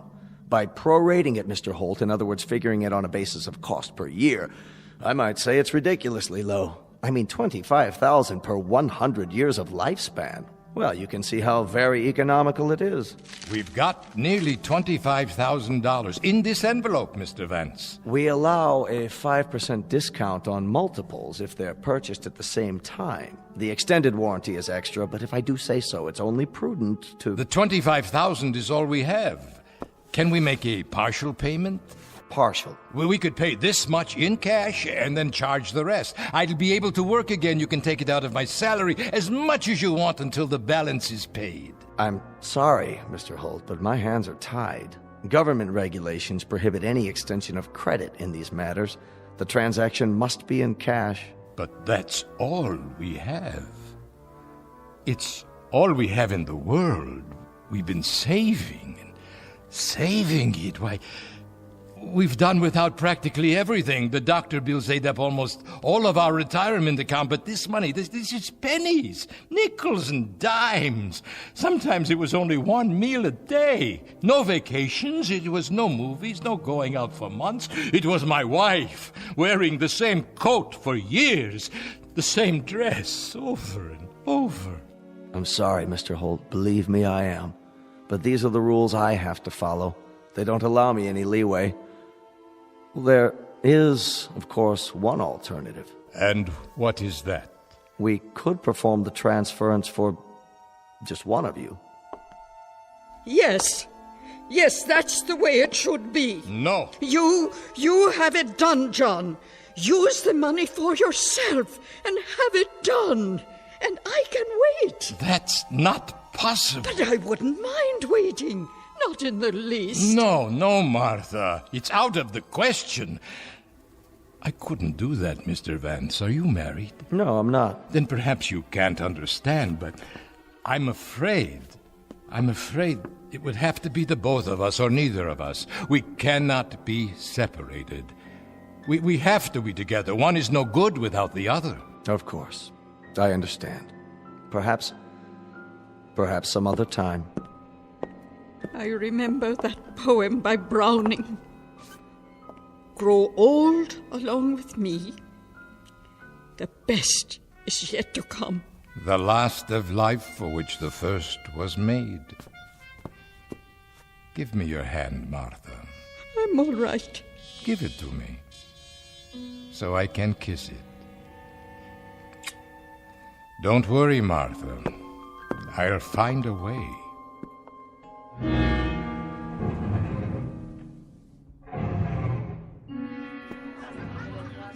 Hi there, mister. Hello. What'll it be? A drink, yes. I'll have a drink. Sure, sit down. What? Oh, of course. What's the matter, Grandpa? Feet hurting you? No, not my feet. Well, take a load off. What kind of drink? What kind? You name it. Beer, scotch. Scotch, yes, that will be fine. House brand, okay? Pardon? Regular or special label? Which is less expensive? Don't worry, Grandpa. I got what you need. Make a new man out of you. Excuse me, well, I've heard. Yeah? What have you heard? That there is gambling in some of these establishments. Is that what you heard? Well, you heard wrong. Gambling's against the law. Yes, I know, but I understand that if a man wishes to participate in a game of chance, there are private rooms. Not in here. This place is strictly legit. That'll be $6. $6? For the drink. Just a moment. Say, Grandpa, what happened? You sell the farm? No, I sold nothing. Better be careful. There's some types around here who'd like to relieve you of that wad. Oh, I'll be careful. Very careful. Thank you. Where are you going? Oh. Yeah, I think I'll go home now. I don't feel well. Hold on a minute. I gotta get your change. Okay. Yeah. All right, here you go. 7, 8, 9, 10, 20, 30, and 50. Thank you. Say, Gramps, you know that question you asked me about the private game? You know of such a place? Well, as a matter of fact, I just heard something. Might be of interest to a man like you. Is that right? See that door back there, by the phones? Yes. If you was to knock on that door, there's a man named Faraday. Has a few friends over sometimes for a private party. And when are these parties held? Well, it just so happens there's one right now. Maybe he could help you out. As a special favor, tell him Rich said it was okay. Now you say, I suppose that would be all right. If you let him know ahead of time, give him the word and all. Oh, I see. You would like a tip. Will this suffice? $5? Here, I can't see. Please, keep the rest of the change. Well, that's real generous of you, Grandpa. Faraday, big guy, bald-headed, wears a cashmere coat. I understand. If you want any more drinks, just let me know. I'll keep them coming. Thank you, young man. Hey, Grandpa, you didn't touch your scotch.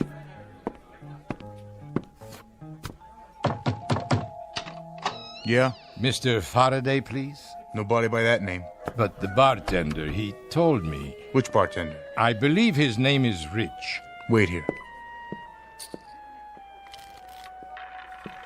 This is the guy. Uh-huh. Are you Mr. Faraday? What do you want, Pop? I'm told that I can gamble here. Gamble, huh? Well, that might be arranged. If you have something to back it up. You got a bankroll? Yes, it's all here.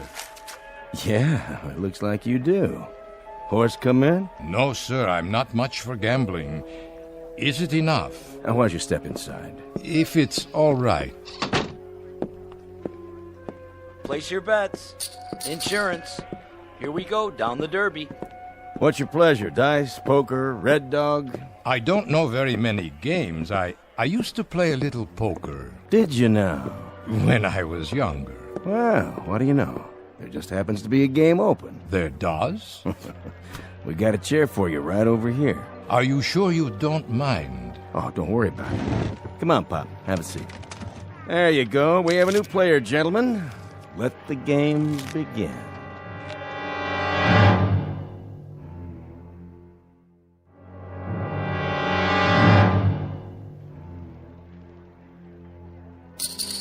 Should I buy some chips? Oh, that's okay, Pop. Money talks. You sitting in, Faraday? Don't mind if I do. Oh, unless the new player has an objection. Why, no. It's your establishment, is it not? I should introduce you around. This is Mickey. Hi there. And Steve-O. Hi there. And the Count. How do you do? You are royalty, sir? Nah, they just call me that because... Because he's the best card counter ever came in here. That's why we barred him from the blackjack table. But I let him stick around. He just loves cards. Yeah. Whose deal? All yours, Count. Shuffle them up real good now so Pop here has a square chance. You got it. Shouldn't we ante first? Listen to the man. Hey, we got a real poker player here. Yeah, sure looks like it. You comfortable, old man? Why, yes. Perfectly. Because if you aren't, I can get you a pillow. For your back or whatever. Lay off, Stevie. He said he's okay. I just thought... Hey, cut the chatter and play cards, all right? The game is 5-card draw. Jacks are better. Progressive. Jacks. Jacks or better. So that means I have to have at least 2 jacks or... Ah, you've played this game before, haven't you, Bob? It's been many years. Oh, wait. If you got any doubts, I mean, maybe you shouldn't do this. Perhaps you're right, Mr. Faraday. You sure you want to be here? I just happen to need the money. Need it bad, huh? Very bad. Hey, we playing poker here or what? Hold it, I said. Don't anybody pick up your cards. Look, you know, Pop, there's 2 sides to every street. Yes? I mean, you can triple what you got in 10 minutes.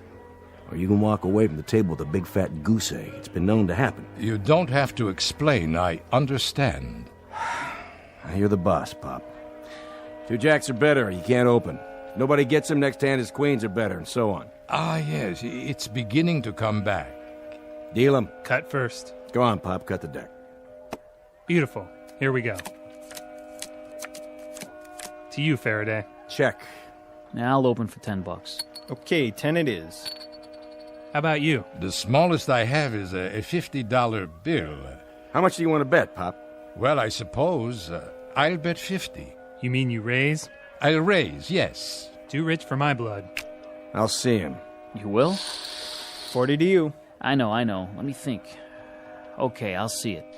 Aren't you gonna raise them? You do it. No, thanks. Here's the 40. Cards? Take 2. Mickey. 1 card. Make it a good one. 2 for me. It's up to you, fella. I have a question. Yeah, Pop? Is it required that I take any cards? Well, no. But if you think you can improve your hand... I believe I will play these. Whoa, look at this. He's standing pat. Dealer takes 4 cards. $50. 50? You heard the man. I'm out. No way. Me neither. Not with these cards. Your turn. I'll bet 100 more. All yours, fella. Unless you want to see him, Mr. Faraday. Yeah, not this time. That's it, Pop. Do I show my cards now? No, keep them down. Nobody called you, so you win. Just take the pot. I see, Mr. Faraday. Thank you.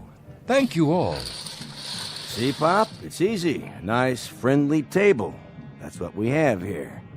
All right, next deal. Same game.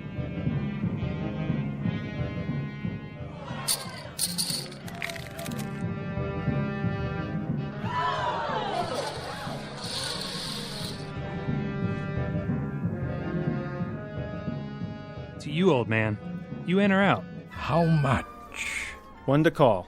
1. Yeah, 1,000 more. Unless you want to raise. I can't raise. I only have $1,000 left. Yeah, we know. Then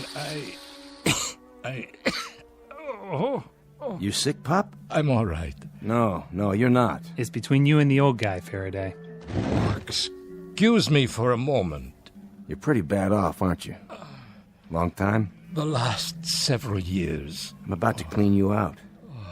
You know that, don't you? I'm sorry to hold up the game. I'll feel better in a minute. Why do you need the money, Pop? It doesn't matter now. No. Go ahead. I'm interested. My wife, Martha, and I wanted new bodies. It cost $50,000. I only had half of it, but I botched it up.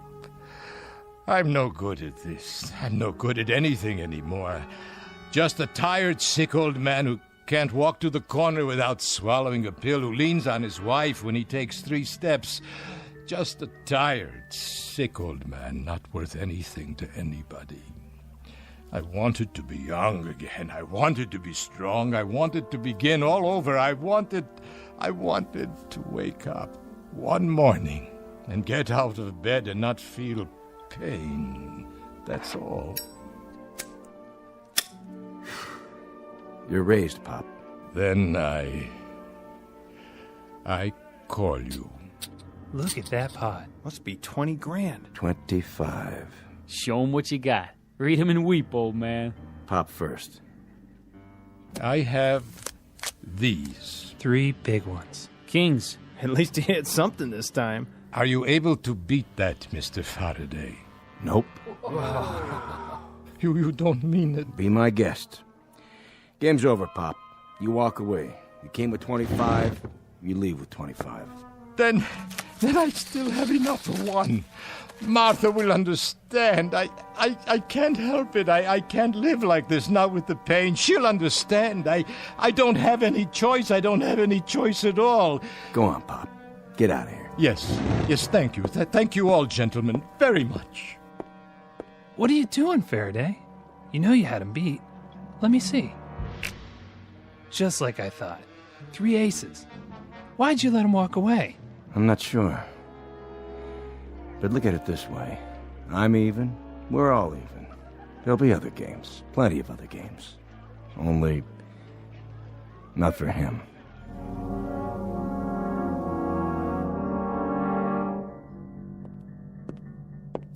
Sorry to keep you waiting again. Martha. It's all right, dear. I understand. Do you? I told you before. You should be the one. This is the way it should be. Forgive me, Martha, please. Please forgive me. It was just I can't stand the pain anymore. Of course you can. Mr. Vance, John is ready now. Go ahead, my dear. They're waiting for you. Are you, Mr. Holt? Are you ready? Yes, I'm ready. Martha, I'll be waiting for you, my darling. Mwah.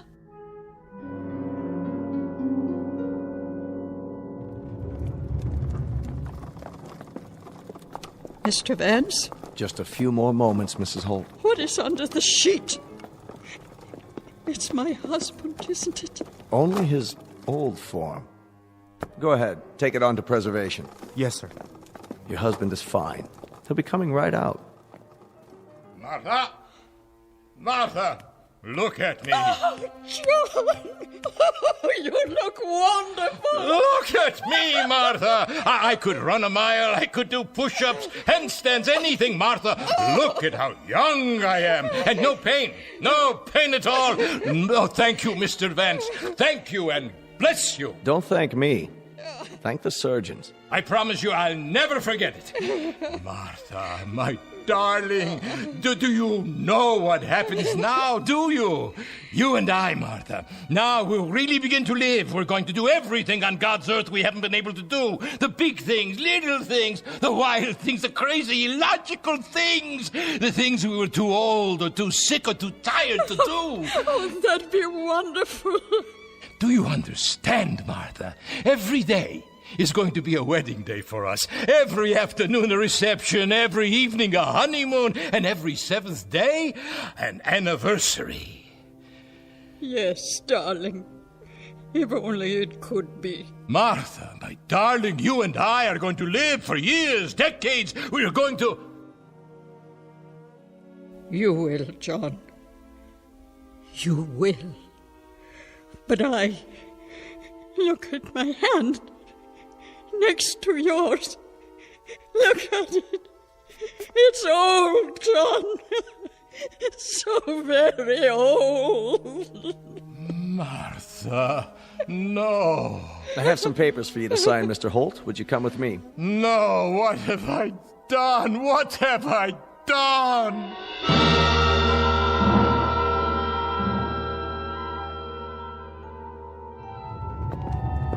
You can carry it back to the display now. Right, sir. The beach scene? That's correct, just as it was with the other. My husband. He's waiting for you, Mrs. Holt. Where? Through there, in my office. John. Martha. There you are. There is my husband again. My wonderful, wonderful husband. Martha, my dear, I must apologize. Hush. You are my dearest one. Martha, if it must come with occasional pain, then so be it.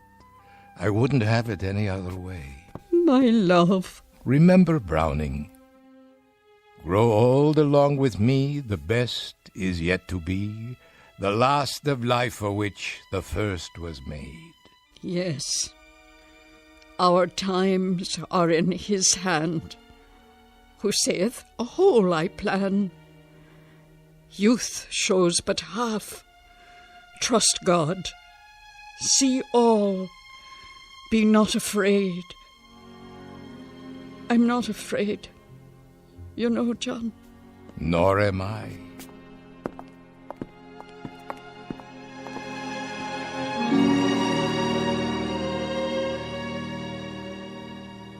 From Kahil Gibran's The Prophet.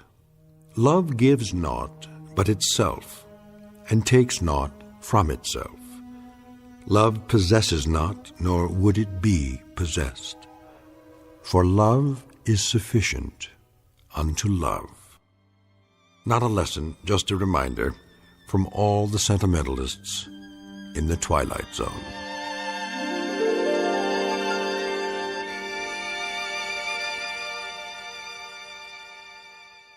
More from the Twilight Zone after this.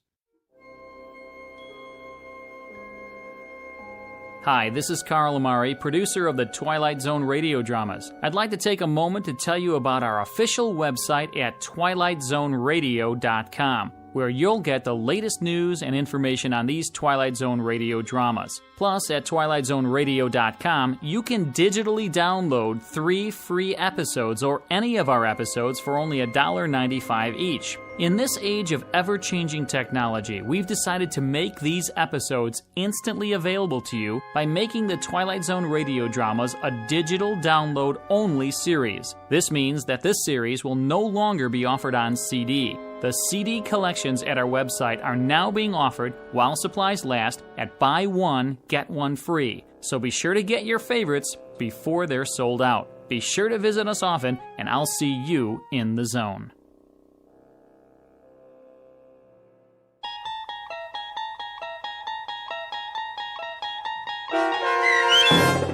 The Trade-In, starring H.M. Wynant and Peggy Weber, with Stacy Keach as your narrator, was adapted for radio by Dennis Etchison and based on a script by Rod Serling. Heard in the cast were Christian Stolte, Doug James, Todd Manley, Andy Herman, Sarah Marks, Brooke Sanford, Rick Vargas, Vince Amari, Roger Wolski, and Carl Amari.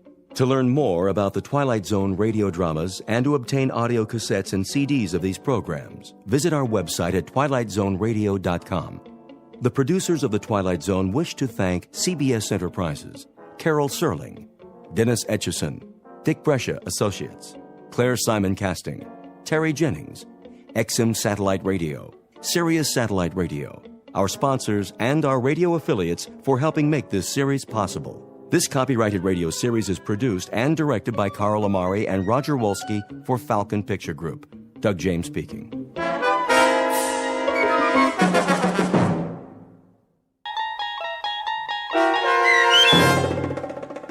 In His Image, starring John Hurd, with Stacy Keach as your narrator, was adapted for radio by Dennis Etchison and written for The Twilight Zone by Charles Beaumont.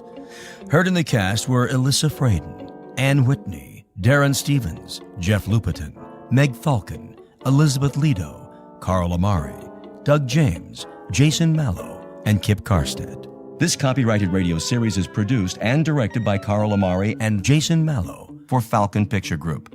Doug James speaking.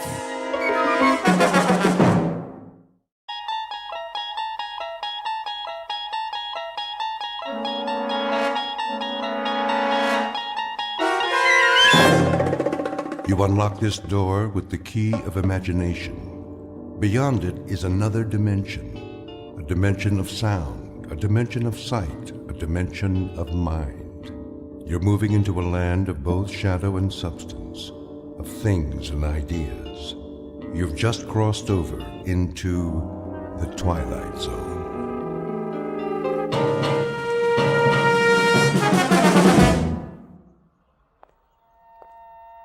Morning. Morning, officer. Trying to beat the rush, huh? What's that? The morning rush. Oh, yeah. Going to work early? Not today. Today I'm going out of town. Pretty smart. Another hour, so many people getting on the subway, you'll think you're in Grand Central Station. Now, they're just getting up, fixing coffee. I know, it's weird. With the streets so empty, I didn't even take time for coffee. Wish I could get some. Not around here. I thought there'd be a 24-hour coffee shop or something. All closed. Gotta shut down sometime. Clean up. Yeah, well, have a good day. Take her easy. The trains run this early, don't they? 24/7. Right down the stairs. Thanks.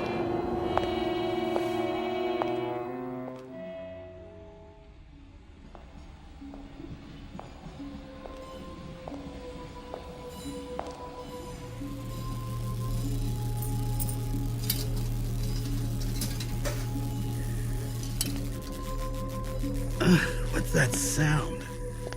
Young man, Oh, sorry, I didn't see you. are you sick, young man? Me? You look sick. My husband looked like that just before he died. All white and pasty. I'm all right. Just what he said.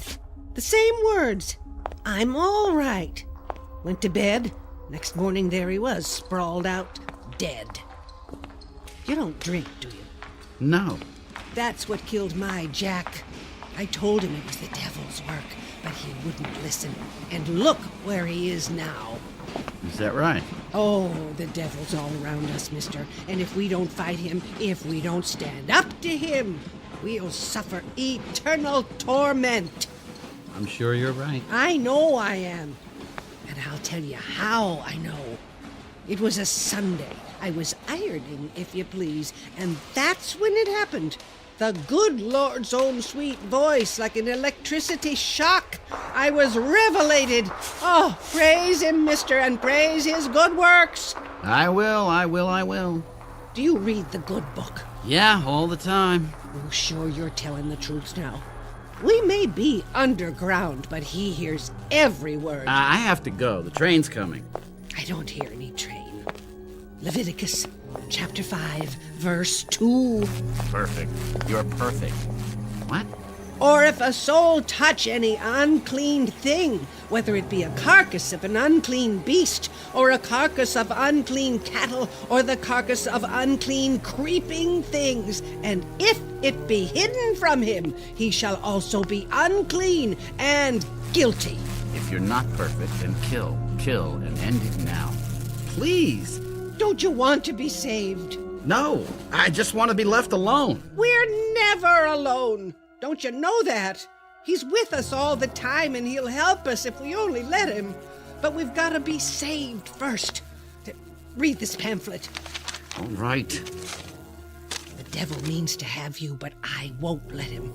I'll fight with you, mister. My train. The train to glory. Get on board. Stop, please, stop. Listen to me. It's your salvation. Kill. Get away from me. What are you doing? Stop. No.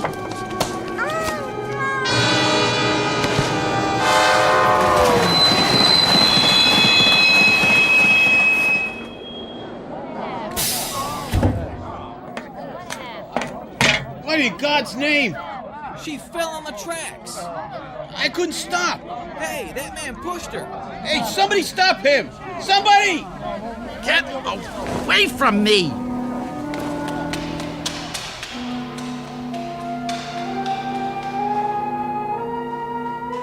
Incident in a subway station. It could be the end of a particularly terrifying nightmare, but it isn't. It's the beginning. The young man's name is Alan Talbot, and although he doesn't know it yet, he has a ticket to a strange new world that's too real to be a dream. A living nightmare that begins at a stop called the Twilight Zone. And now, The Twilight Zone and our story, In His Image, starring John Hurd, with Stacy Keach as your narrator.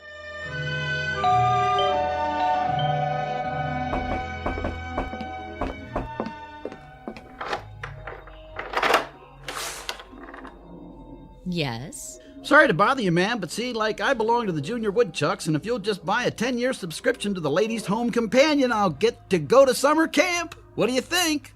I think you'd better come in. Okay. Hi. Hi. Ready? And willing. Surprised? A little. Come here. Hey, now, Tiger. I told you there are lines I don't cross. I know. I was gonna wait till we got married, but I lost my self-control for a second. Well, you look around for it while I pour the coffee. Thanks. How come so late? Who's late? You are. What, 5 minutes? Try 45. Ooh, honey, I told you to get rid of that sundial. Okay, so you overslept. Just remember, leaving at 6 a.m. wasn't my idea. Look, I did not oversleep. I left the hotel at 4:30, got on a subway train, got off the subway, and came here. Therefore, you must have stopped off for a couple of short beers. It's now 6:45.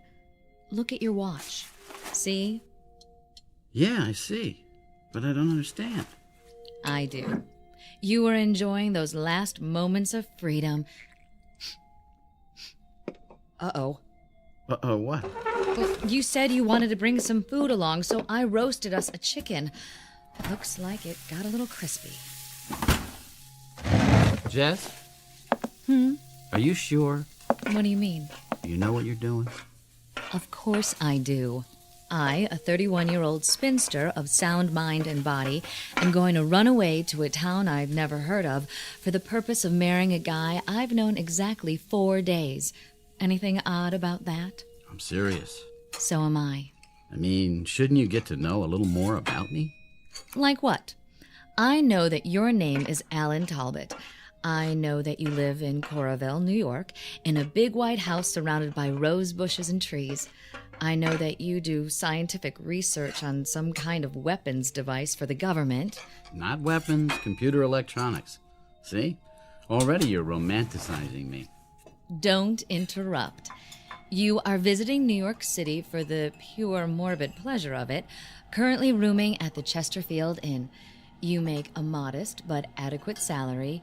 You're kind to small animals and chestnut vendors. And let's see, you're terribly lonely and in desperate need of a woman 5 feet 9 inches tall, answering to the name of Jessica Connolly, right?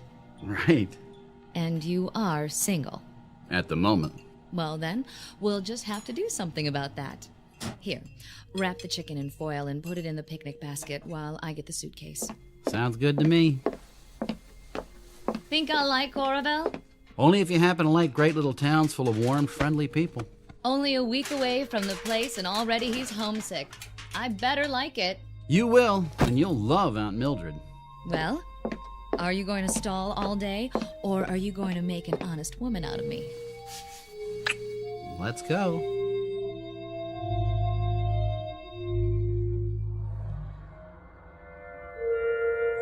We must be nearly there, if you gave me the right directions. Alan? No. Go on then, sleep. You need it. Walter, no. Alan? No. It isn't right. Send me back.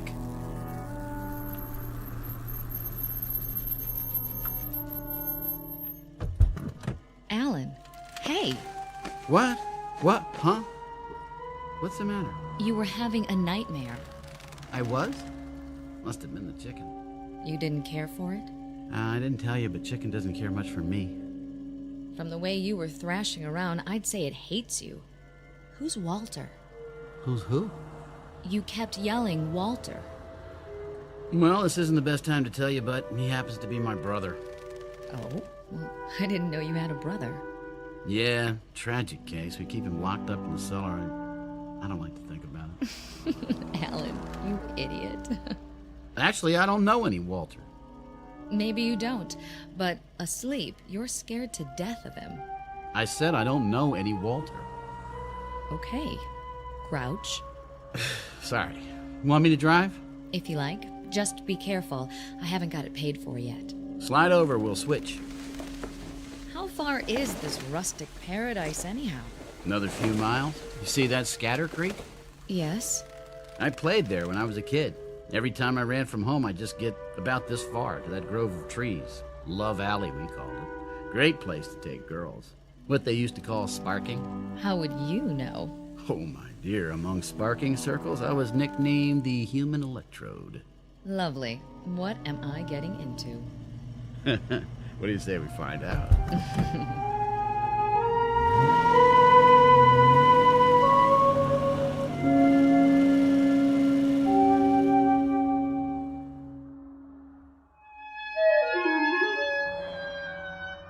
Here we are. Coraville. Population 3,250. Sounds cozy. It is. That's the town square up ahead. Alan, it's beautiful. Didn't I tell you? A little village. It reminds me of West Hampton. Trees, shops. Oh, look at that old hotel. That's the New Brunswick. Got an ice cream parlor and a magazine rack. You can get cigarettes there, too, if you can prove you're 21. Mr. Van Brook's very strict about that. Think I could pass? Maybe not. And over there, to the right, you can't see it from here, but the library's down Oak Street.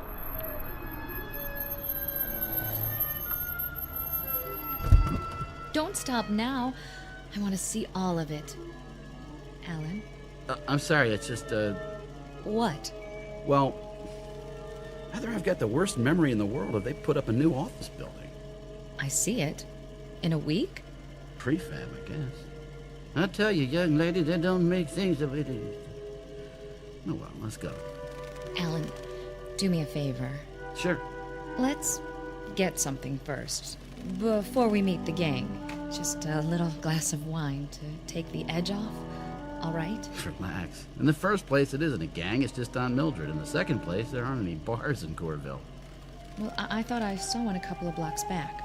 Nope. Nearest place is Temple, 15 miles away. How about a coffee? I guess that'll have to do.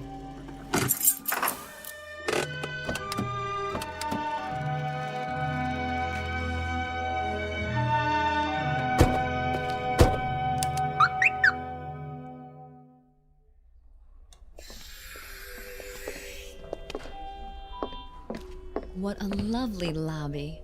Is this the way you remember it? Well, something I could do for you folks? Where's the restaurant? 4 doors down, Kelsey's Cafe. No, I mean the one here. What happened? You close it up? Never had one here, just the hotel. This is New Brunswick, isn't it? Yes, sir. I see. I know how absent-minded you scientists are, so you won't mind me asking, are you sure we're in the right town? Yes, I'm sure. Well, don't snap at me. Sorry. Look, Jess, let's just go on home, my home, and get something there. Anything you say. Is that your Mr. Brooks behind the counter? No, I don't know who he is. It's like 20 years have gone by or something. Everything's different. I think you're just looking at things in a new way for the first time. I've lived near Times Square all my life, but I don't think I've really seen it for years. That's probably it.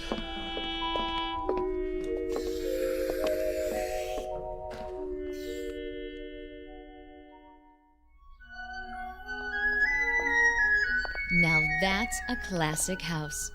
2 stories, Cape Cod style. And there are the trees and rose bushes. Yeah, that's more like it. I'd recognize that anywhere. Like it? And what if I didn't? Of course I do after listening to you. It's charming. Almost home. First thing we'll do is paint it pink. Why not purple? That'll work. The key must be bent. Aunt Mildred! Aunt Mildred! Hey, you're gonna shake up the whole neighborhood. Got to. She's hard of hearing. What do you want? I'm Alan Talbot. So? So, I happen to live here. Would you mind telling me who you are and what you're doing in my house? Are you crazy? Just a minute. Where's my aunt? Who? Mildred Talbot? Now, mister, you listen to me. You've made some kind of mistake. I live here. I've lived here for 9 years. Bought the place from Gerald Butler. I've got the deed to prove it. I don't know anybody named Mildred, and I don't know you. Now get off of my property or I'll call the sheriff. Wait! What is going on? Alan? Alan?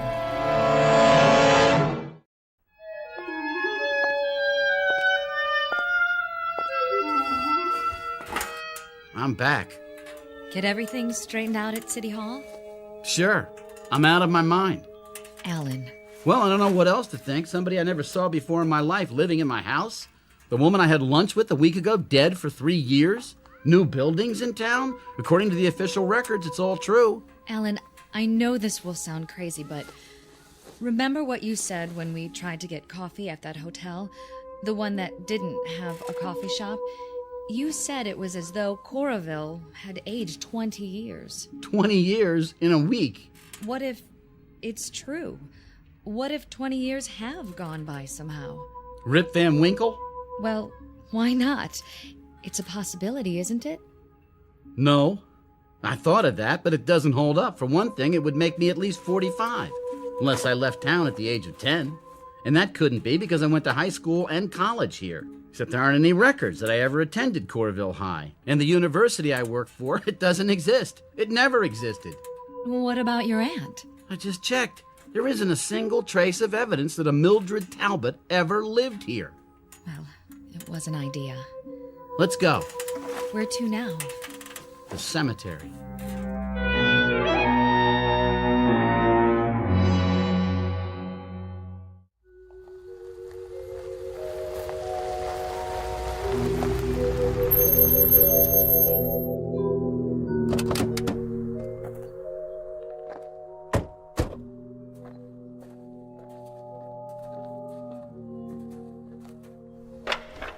Good.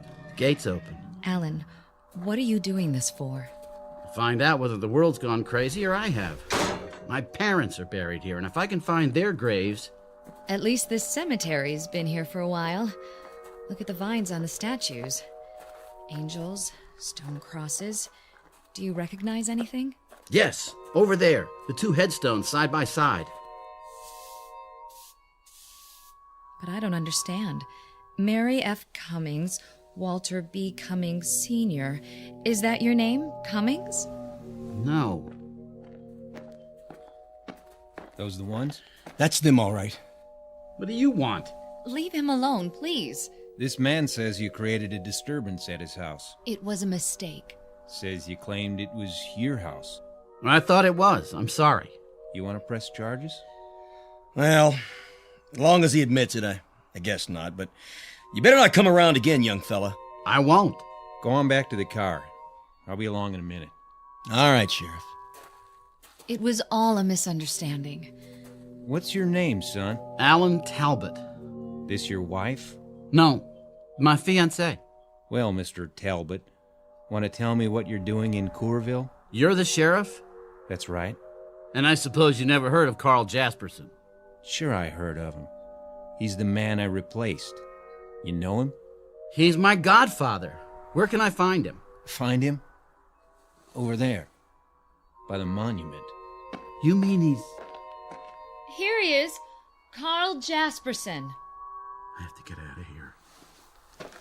Alan! Miss? What do you want? I can't force you to do anything because you haven't broken any laws. But I suggest you take him to a doctor. He looks sick. You may be right. Ain't my business, but the way he was staring at those graves... Is he kin to Walter Cummings? I don't know. Now, if you'll excuse me.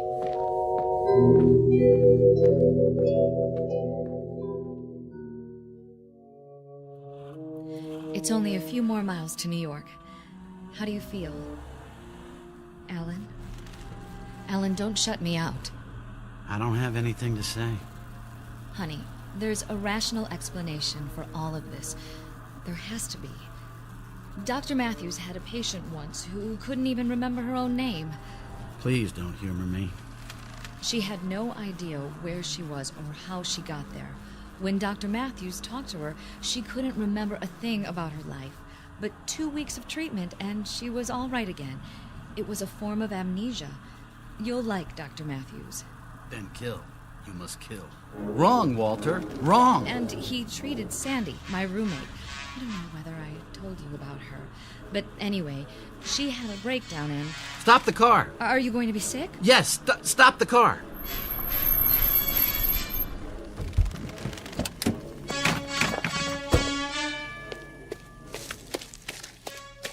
Kill. No! Use what's at hand. A stick, a rock, anything. Jess, could you give me a hand here?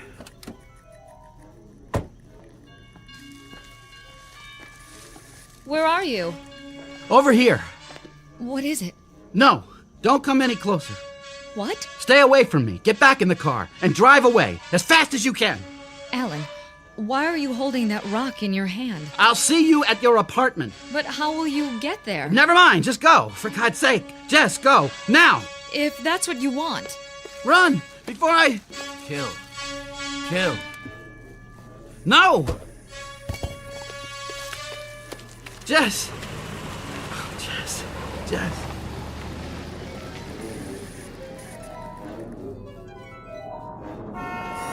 What?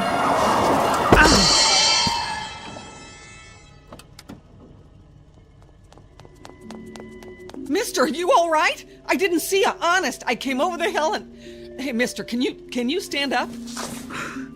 I'm okay. The fender just grazed me. Yeah, but your sleeve, it's torn. How's your arm? You hurt bad? I'm not sure. Look, I'll drive you to a hospital. No, I don't need a hospital. Take me to my place. Where's that? In the city, the Chesterfield Hotel. I'd rather see my own doctor. Look, anything you say. Come on. You can lie down in the back seat. I got a first aid kit.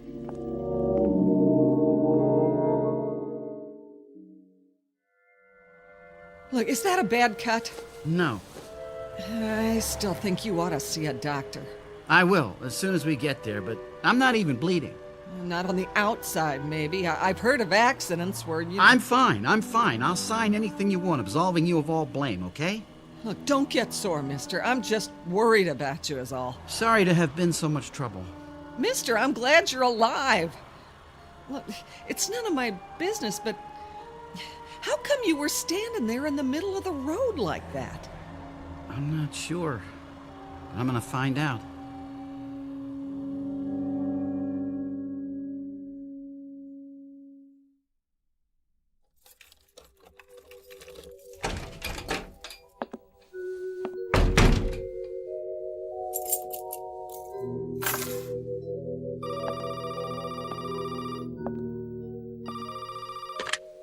Yes?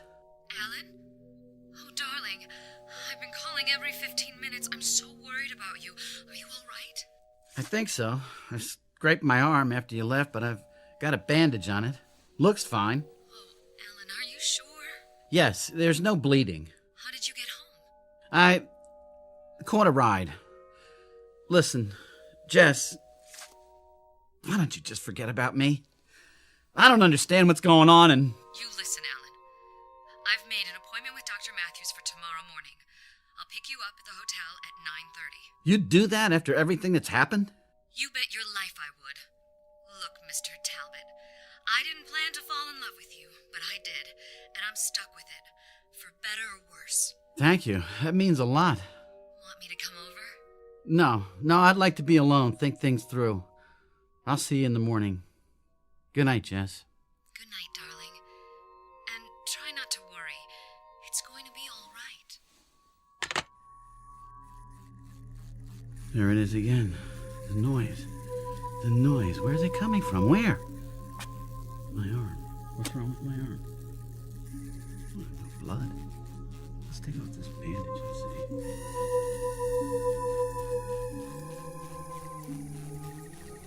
What in the... There's no blood because it... This isn't real skin! It just peels back, and good Lord, I don't believe it! It's a circuit board!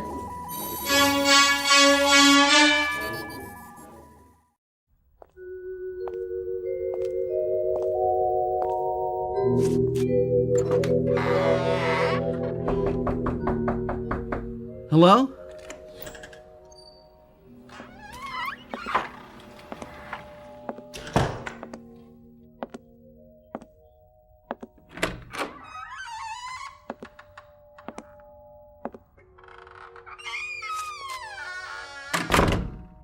Hello, Alan. I've been waiting for you. You're real. That's a matter of opinion. Sit down, Alan. I'll fix us a drink. Go on. There's nothing to be afraid of. No? By the way, you almost killed me with those scissors. Did you know that? What scissors? I wish you'd succeeded, but nothing ever works out right for me. Scar's next to my heart. Close, but no cigar. Who are you? You already know that. You must. You found me. I looked you up in the phone book. Walter F. Cummings, Jr.? You've been to Corville. Yes. I saw your father's grave. So you know my name. That's all? That's all. Well, then you better have some of that martini. What is this place? You were born here in this house exactly 8 days ago. I made the delivery. You're drunk. My boy, you're so right. Drunk as a hootie owl, but not drunk enough. Join me in another? I guarantee no hangover. Wasn't that thoughtful of me? I'm in no mood for jokes, Cummings. That's a pity, because this whole thing is a joke. But you see, the joke's on me, and the essence of humor. Get to the point! Well, you've been to Corville, so you know that Alan Talbot never lived there. You know that you've been behaving oddly of late, and from the bandage around your arm, I judge you figured out the rest. What more can I tell you? Who am I? You're nobody.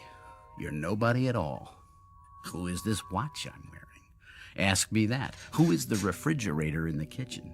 Don't you get it? No. You're a machine, Alan. A mechanical device. I don't believe you. Not even after you've seen what's under your skin. I don't blame you. I wouldn't either, but it's true.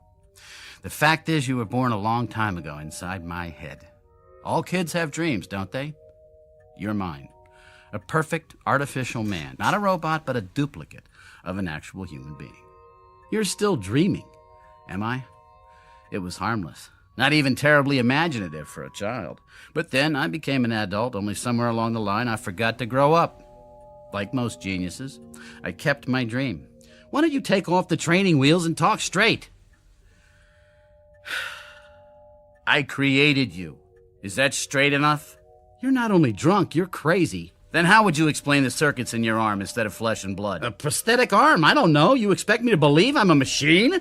It's ridiculous. I eat, I drink, I sleep. I just told you I wanted a perfect creation. Come with me, Alan. Where? Downstairs. Let's call it the delivery room. You didn't think I whipped you up in my living room, did you?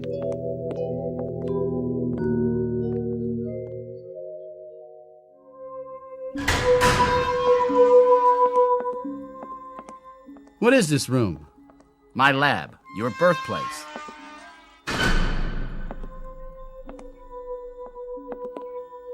Over here, Alan. On the gurneys. Go ahead. Lift the sheets. No? Let me do it for you. What are they? Your brothers. Alan Talbot the first and Alan Talbot the second. You were number 3 in this batch.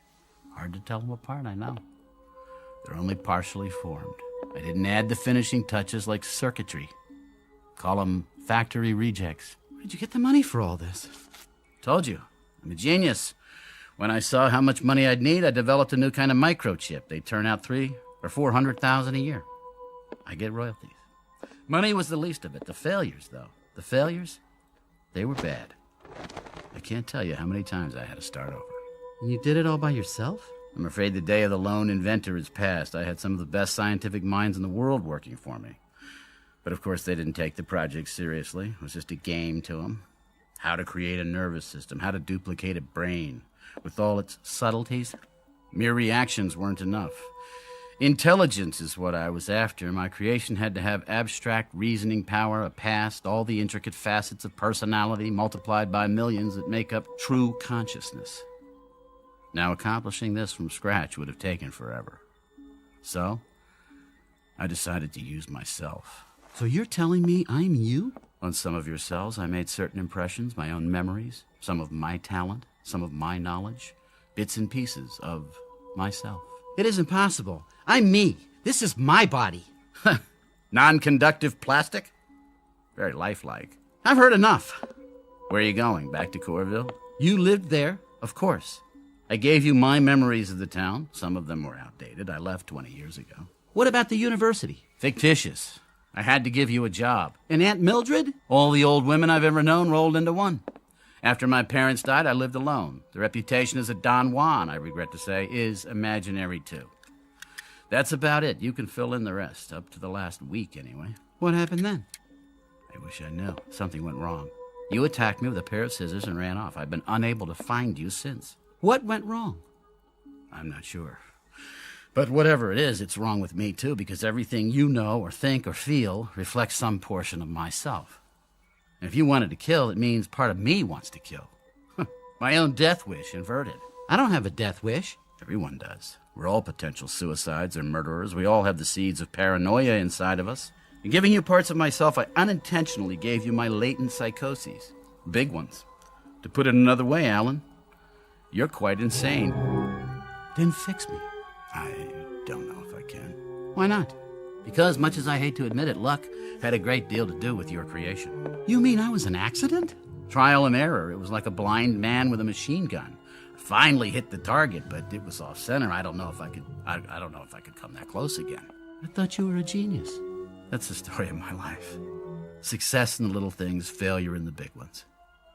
I think what I really wanted was to build another Walter Cummings without the drawbacks. Sort of a reverse Jekyll and Hyde, loneliness, pain, all unknown. Alan, you were going to be perfect. That was the dream. That was the dream. A perfect version of myself. Well, there's somebody else involved. A woman. Does she know? I took her to Corville. We were going to get married there. She thinks I'm on the verge of a nervous breakdown. She's in love with me. Pretty. And intelligent. And lonely. Like you. I'm sorry, Alan. Huh. That's a great consolation. Even if I could fix you, she'd find out. How? Well, for one thing, she'd grow old and you wouldn't. For another, being a machine, you'd eventually wear out. And those things never occurred to you?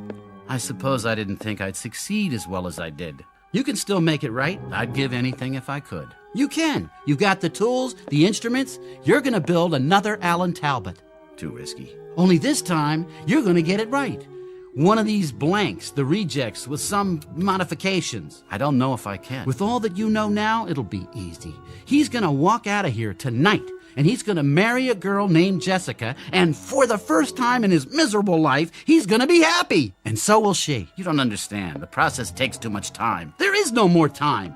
Here, I'll write down her address. She was going to meet me tomorrow, but she'll be home now. Take it. That's appropriate. What is? This pamphlet, The Way to Salvation? Where did you get it? Somebody gave it to me. I was in... Read this pamphlet. The devil means to have you, but I won't let him. I'll fight with you, mister, and we'll win. My train. The train to glory. Get on board. What's wrong? The noise! Make it stop! Are you hearing something? In my head, like computers and electricity. It's your circuits. They're going bad. And a train. Get on board! Walter, get on board! Your eyes. Your eyes! Get away from me! Now, Walter! Now!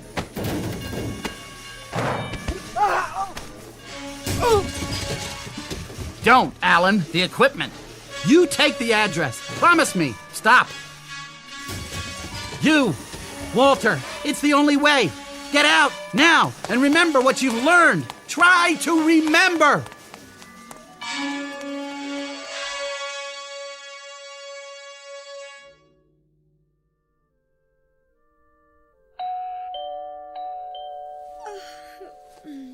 Just a minute. Who is it? I'm sorry to bother you, ma'am, but see, like, I belong to the Junior Woodchucks and... Alan!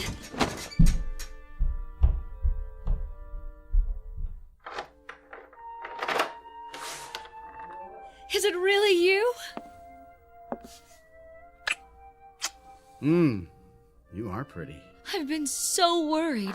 Why are you looking at me like that? I guess I never expected to see you again. Disappointed? Amazed. I mean, after this morning. Forget this morning, I have. We're gonna start all over. But Alan... Please. It was a nightmare, that's all. Now you're awake and everything's gonna be fine. A second chance. A second chance for both of us. Do you believe that? Yes. Then so do I. If you promise you'll tell me about it someday. Someday.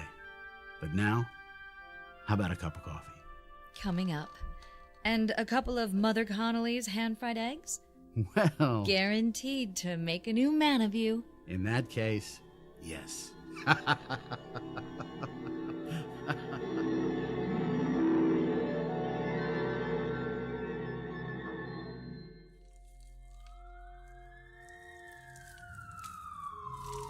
Too late to fight this fire. The whole place is gone. Whose was it? There's some scientist guy named Cummings. Lived alone. He got out okay. Well, no more laboratory for him. Burned to the ground. What's this? Looks like a mannequin. Crash test dummy, huh? Nothing but melted plastic. Circuit's still going inside the head. Look at all those wires. Leave it for the cleanup truck. Fire crew! Over here. This has been the story of Walter Cummings, Jr., a.k.a. Alan Talbot. In a way, he succeeded with his life's ambition, even though the man he created was, after all, himself. But that creation is now relegated to the junk heap. One more failed experiment. While Mr. Cummings has been given another chance, for better or worse, there may be easier paths to self-improvement, but sometimes it happens that the shortest distance between 2 points is a crooked line, one that leads directly through the Twilight Zone. We'll return to the Twilight Zone after these brief messages. You are about to enter another dimension, a dimension not only of sight and sound, but of mind, a journey into a wondrous land of imagination. Next stop, the Twilight Zone. Hi, this is Stacy Keach. I'd like to take a moment to tell you about our Twilight Zone website at twilightzoneradio.com. At twilightzoneradio.com, you'll find the latest information on these Twilight Zone radio dramas, including behind-the-scenes photographs, plus the newest product releases, trivia contests, ways to contact us, other Twilight Zone-related info and merchandise, plus links to other fascinating websites. So make your next stop twilightzoneradio.com. Visit twilightzoneradio.com to purchase these Twilight Zone radio dramas on cassette and CD, or call toll-free 1-866-989-ZONE. That's 1-866-989-9663.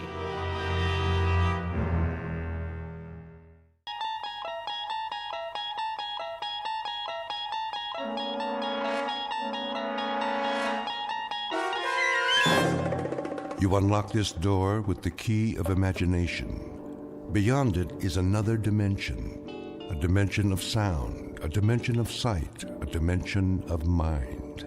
You're moving into a land of both shadow and substance, of things and ideas. You've just crossed over into the Twilight Zone.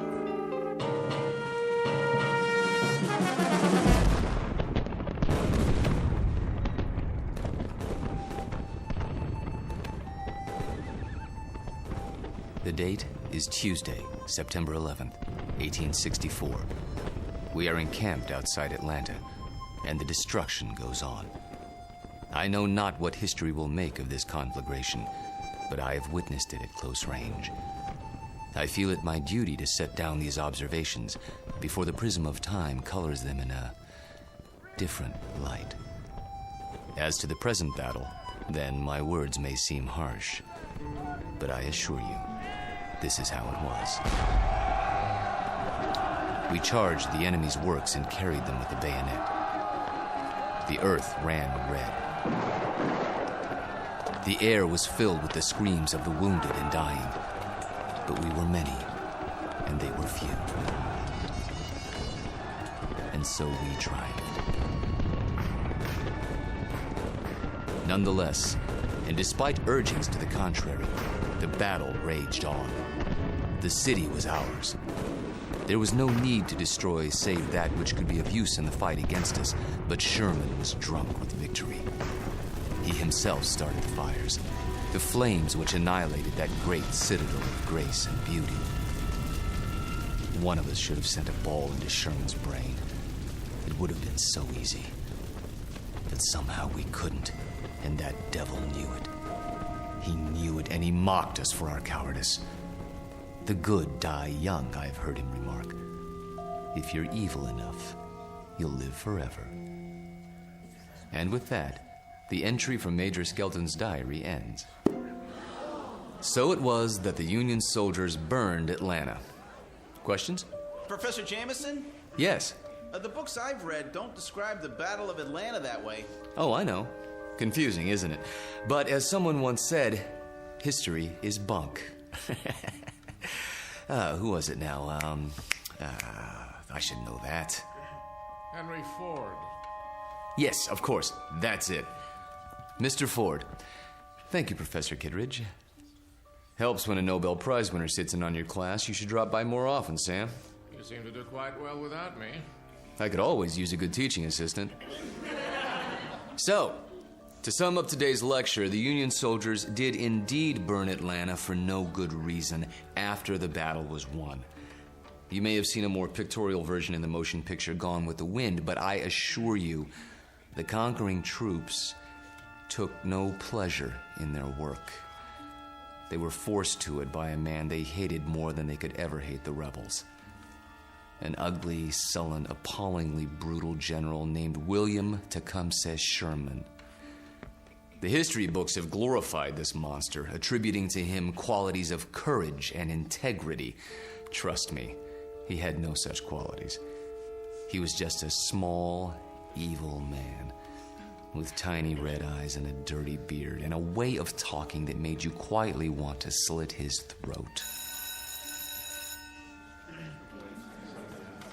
What a great lecture. I really like this class. Professor Jameson makes it so real. I forgot to take notes. Oh, you can borrow mine. When's the test? I don't know. I think it's next Tuesday.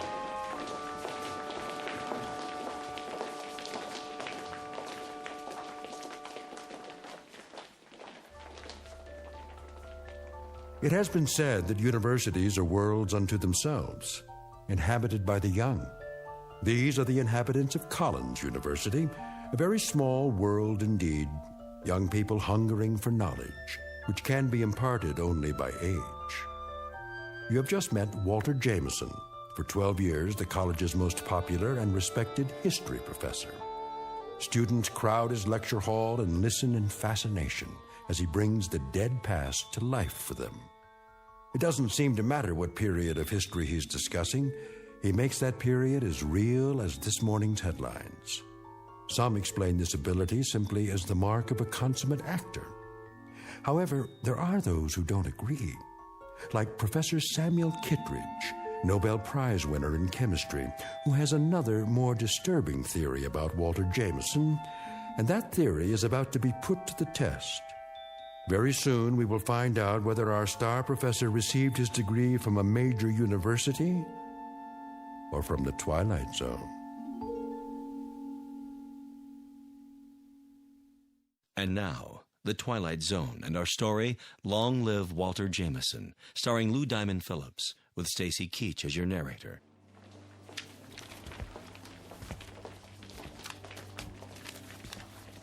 Very vivid, Walter. You had me on the edge of my chair. Thank you, Sam. Coming from you, that means a great deal. Now I see why these lectures of yours are so popular. Is that why you sat in today? Partially. Tell me something, if you have a moment. Certainly. Who was this Major Skelton? Oh, no one important. Just a lawyer who happened to enlist. And you acquired his diary? Yeah, lucky break. As I recall, an auction of Civil War memorabilia a few years back. What regiment? 123rd Illinois Infantry. Remarkable. American history is a hobby of mine, but I must say I've never heard of him. His diary's never been published. A fascinating document. May I see it? Surely.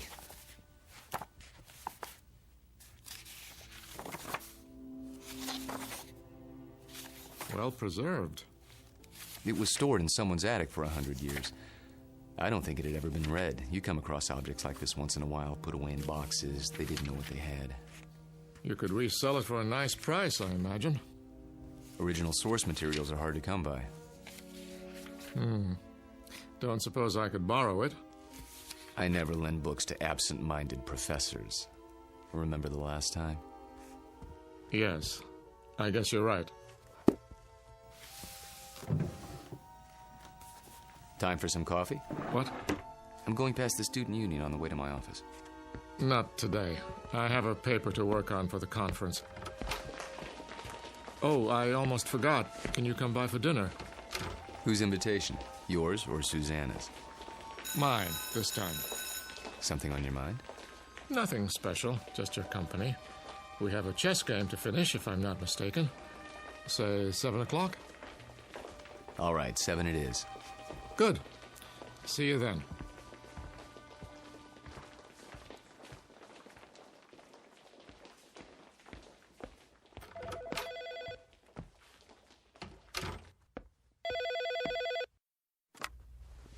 Hello? There you are. Where else? I keep regular office hours. I know. A chance to counsel all those co-eds. Oh, please, Mr. Jameson. I just have to talk to you. It's about my term paper. It's Professor Jameson to you, young lady. Excuse me, Professor. I might have an hour this afternoon. Then we'll have to work fast. You see, I have a bad case of writer's block. I need someone to, well, loosen me up. You don't need me. You need a cold shower and a massage. Speak for yourself. Daddy told me he invited you for dinner. He did. You mind? Not if you don't mind my getting some work done afterwards. My thesis is due in 10 days. How's it coming? Oh, it's coming. I'm just not sure I've said enough. Want me to look at it? Absolutely not. I have to know that I can do it on my own without help from you or Daddy. You will. Don't worry about it. I miss you. Me too. Only a few more days. Then we can spend more time together. We'll paint the town red. Oh, there's my 2 o'clock. I gotta go. Let me guess. Female, age 19, about 5'2", with eyes for her handsome professor. Be right there. Actually, this one's a little old lady. Wants to finish her degree before she kicks the bucket. I'll bet. See you in a few hours, darling. It's a date.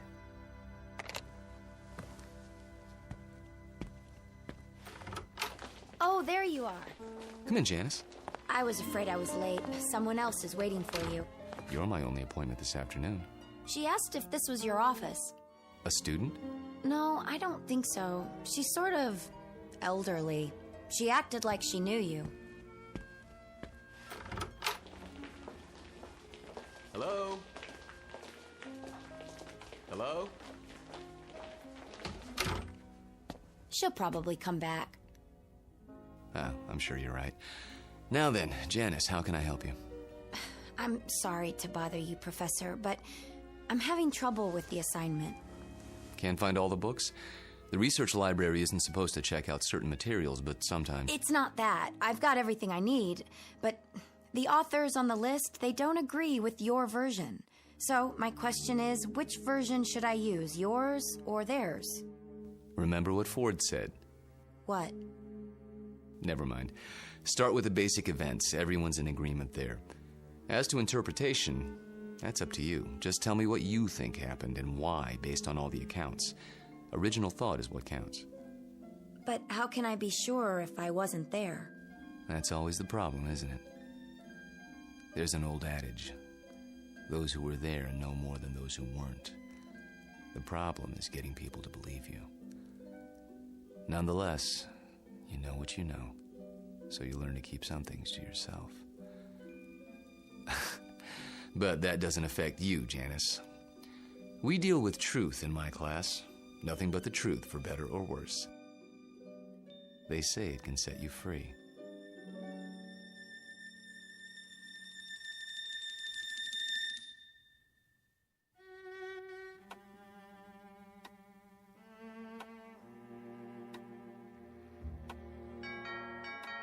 I'll get it, Father.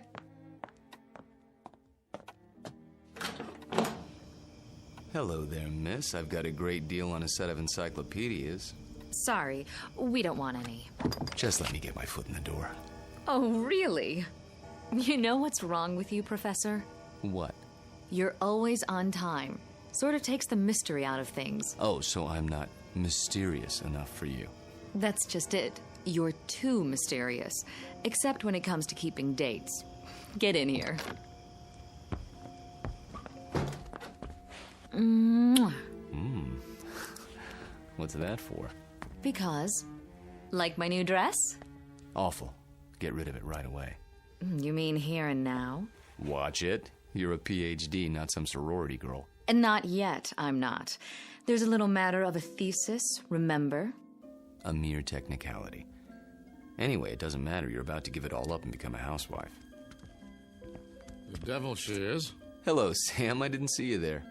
I'm giving you my daughter's hand, not her brain. Which I inherited from you. She'll get that PhD if I have to... Spank her. I know. Well, I like that. Spare the rod and spoil the child. Pour yourself a drink, Walter. Dinner's almost ready. Don't tell me you're the cook again tonight. Indeed. And why not? Don't you think it's about time Susanna learned for herself? He won't let me. Force of habit, after her mother died. Let's go into the dining room, shall we? I'll serve. You sure there's not something on your mind, Sam? Nothing that a good meal won't cure.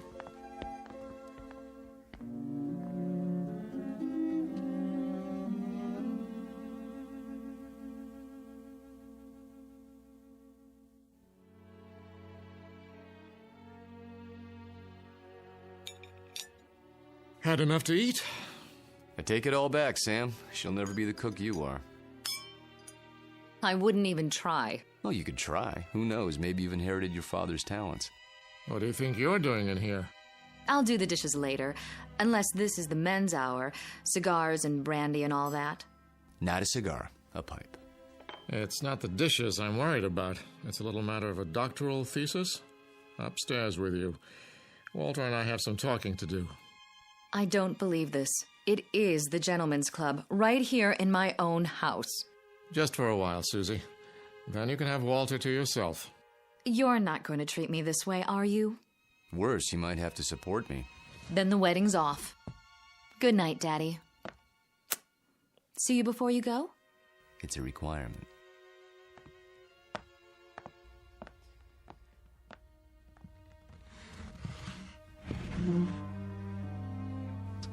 Brandy? By all means. You know, you don't have to worry about her. She'll accomplish anything she sets her mind to, with or without us. Oh, I know that.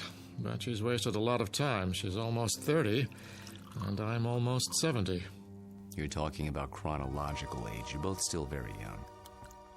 I don't feel young lately. Aches and pains. Let's sit down. The chessboard is exactly as we left it.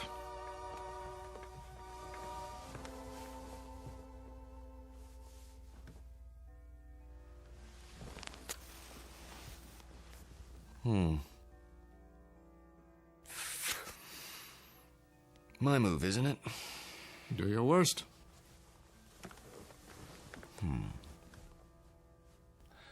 How about pawn to king's bishop 4? Look at that. You don't like it? Not the move. Your hands. What about them?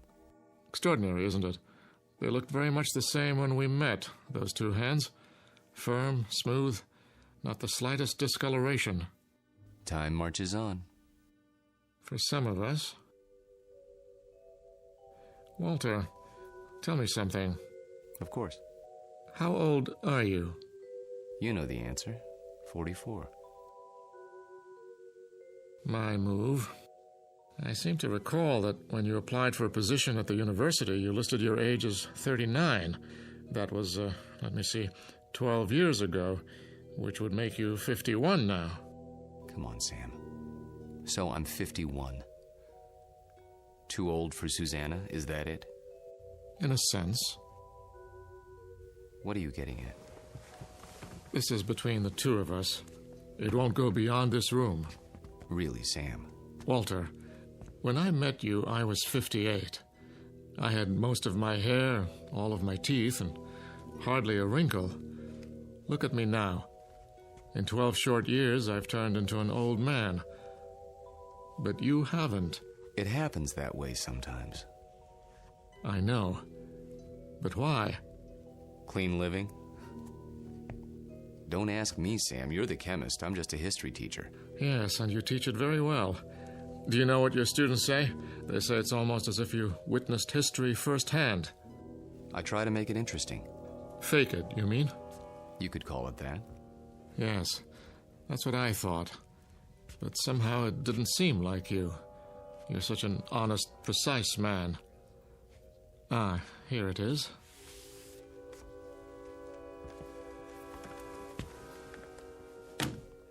What have you got there? A book, a first edition. Photographs, mostly.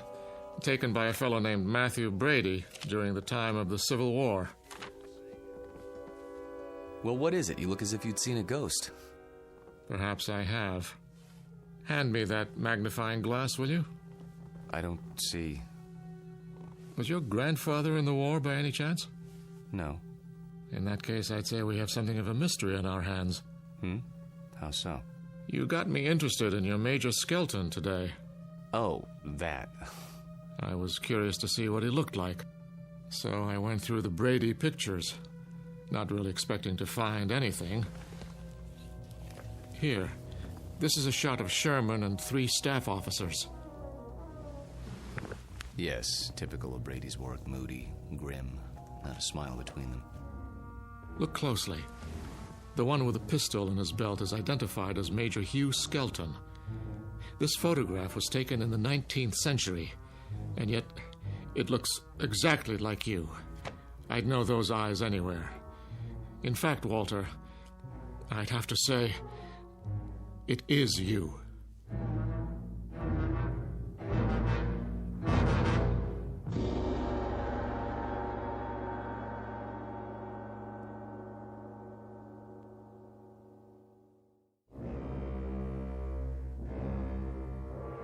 It is you, Walter, isn't it?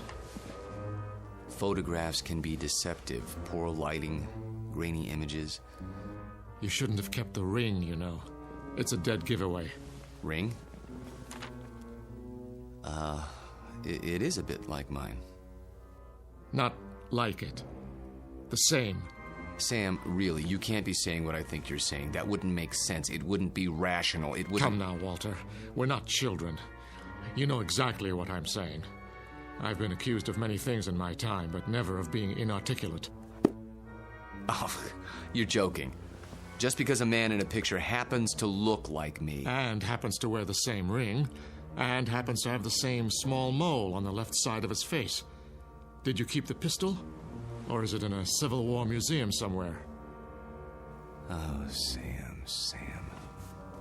Tell me the truth. You know what the truth is, don't you? You are the man in the photograph, aren't you? Yes. I knew it. I've suspected for a long time. But, of course, it seemed so fantastic. It is. Yes. So, now we're on equal footing at last. The time for lies is over, Walter. Wouldn't you agree? Yes. So tell me, how old are you? You won't believe me. I can believe anything now.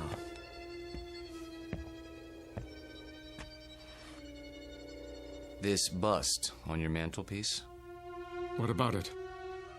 It's after a Greek statue, as I recall. The head of Cato the Elder. That's right. Let's just say, I'm old enough to have known this gentleman personally. But he lived more than 2,000 years ago. I said you wouldn't believe it. No, it isn't that, but 2,000 years? How, Walter, how? You don't know what you're asking. In heaven's name, this is what mankind has been dreaming of. Sam. To live forever. To go on learning and understanding eternally, without end, without death. Sam. Tell me the secret. I can't. You must. You owe it to the world.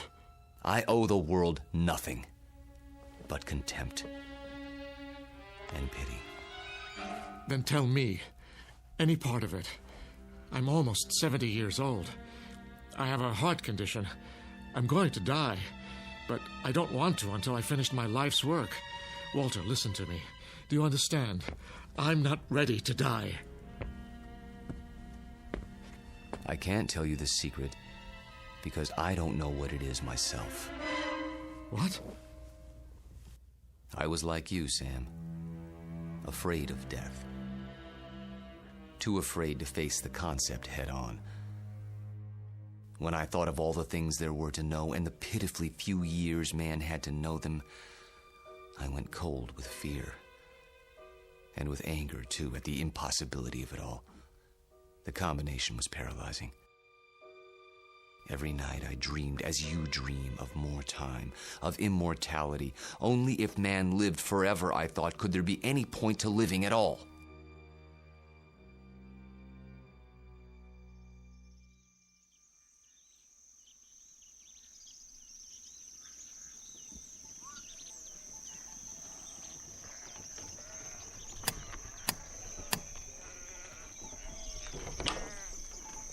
I'm thirsty. You have water? Come in, traveler. Thank you. You're very kind.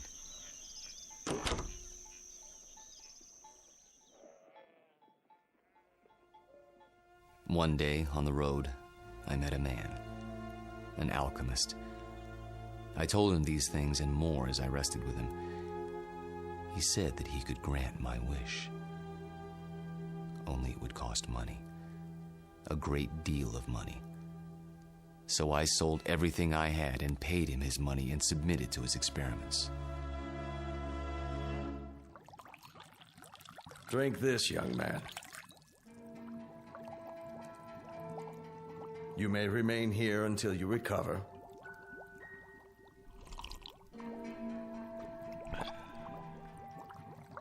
I feel strange. That will pass.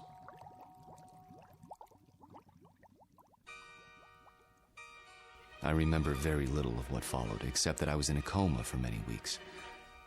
When I revived, I learned that the alchemist had been burned for blasphemy.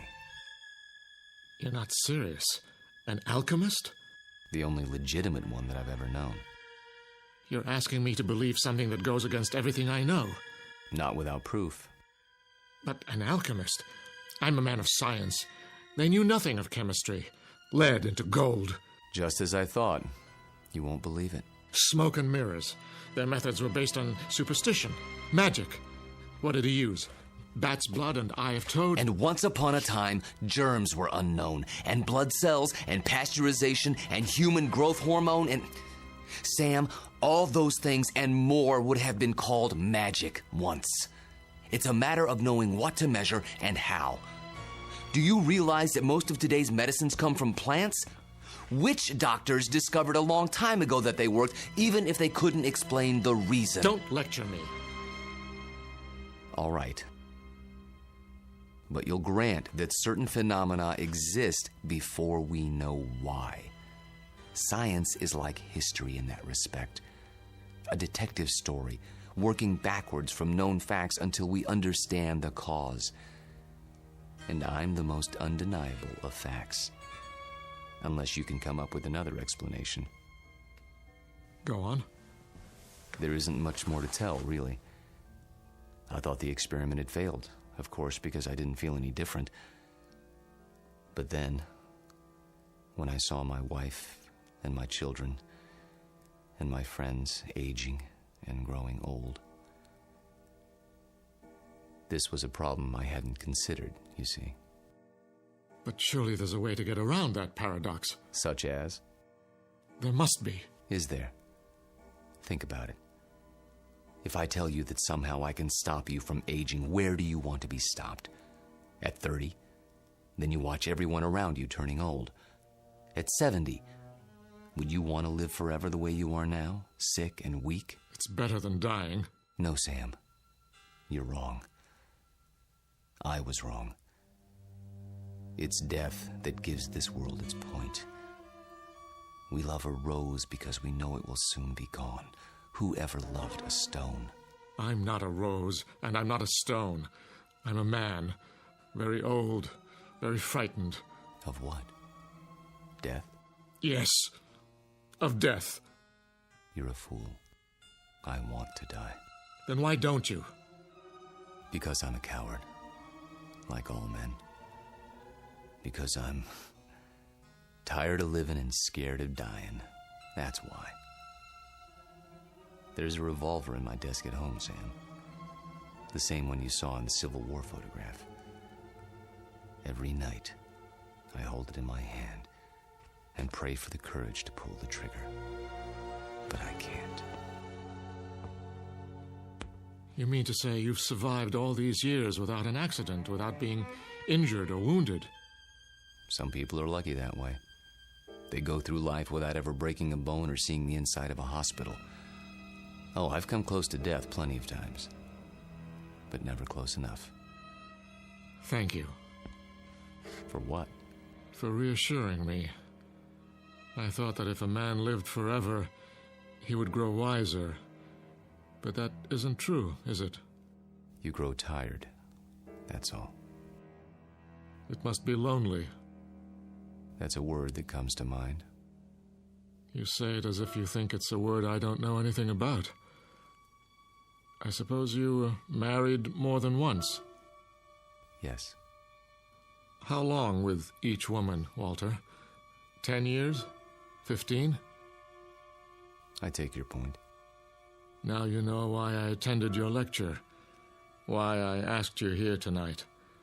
It wasn't idle curiosity. I suspected as much. Sam, this isn't a situation of my choosing, not any longer. I tried to resign 6 months ago, but you talked me out of it. Do you remember? Yes. Do you know why? I knew that Susanna was falling in love with me. And I knew what would happen, because it had happened before. A few years of happiness, and then... I warned her. I did everything I could to discourage her. Except tell her the truth. How could I do that? She'd have thought I was mad. Then why didn't you leave? Because it was too late. I was in love with her. Everything was against it, all my reason and experience. But that didn't matter. And God help me, it doesn't matter now. It does to me. Walter, I can't let you marry my daughter. And why not? Susie. Well, go ahead. I asked a question, Father. We were just having a conversation. So I gather. How long were you standing at the top of the stairs? Long enough to hear that there's some sort of disagreement over me. Don't you think it would have been considerate to include me in the negotiation? It's not a negotiation. Please, don't misunderstand. Your father seems to think I'm too old for you, darling. Susanna, let me explain. That's the silliest thing I've ever heard. Good. In that case, you will marry me? I thought that's already been decided. You asked, and I accepted. Unless you're having second thoughts. Nonsense. If I had my way, we'd do it tonight. Are you serious? I've never been more serious in my life. I think you mean it. There's a justice of the peace in the next county. Go upstairs and get your prettiest dress. I'll go back to my place and pick you up in an hour. But... Go. Go. Daddy? I can't very well ground you, can I? You're of legal age. Oh, Walter, I do love you. Though your timing is a bit of a surprise. Life is a surprise. If we're not ready now, when will we be? Next week? Next year? We have to seize happiness when it comes, and it's here now. 1 hour, darling.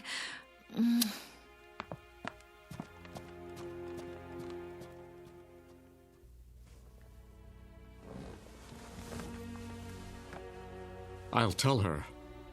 She won't believe you, Sam. No one would. In fact, by tomorrow, you won't believe it yourself. We'll see. Yes, we will.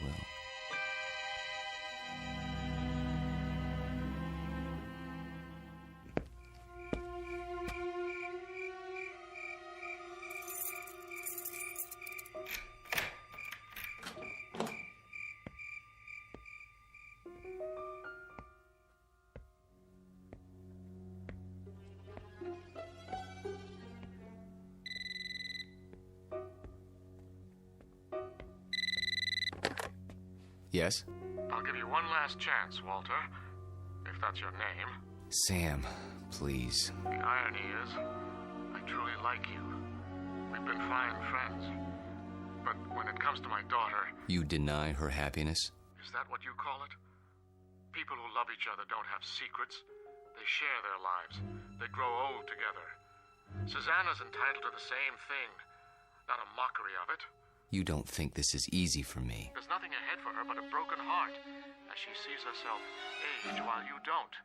How long do you think you can keep it from her? And if I go away, will that make her happy? She'll suffer, but she'll get over it. You don't belong here, any more than that antique pistol in the photograph. It's still here, in my desk drawer. And so am I. That's reality, Sam, for better or worse. She's upstairs now, packing. If you come back, I'll expose you. Not just to her, but to the university and the world, starting tonight. You mean it, don't you? You don't leave me much choice. Give me a few minutes. I need to think it through. Good. If you love her, you know what to do. Yes. I know what to do. Only... I don't know if I have the courage.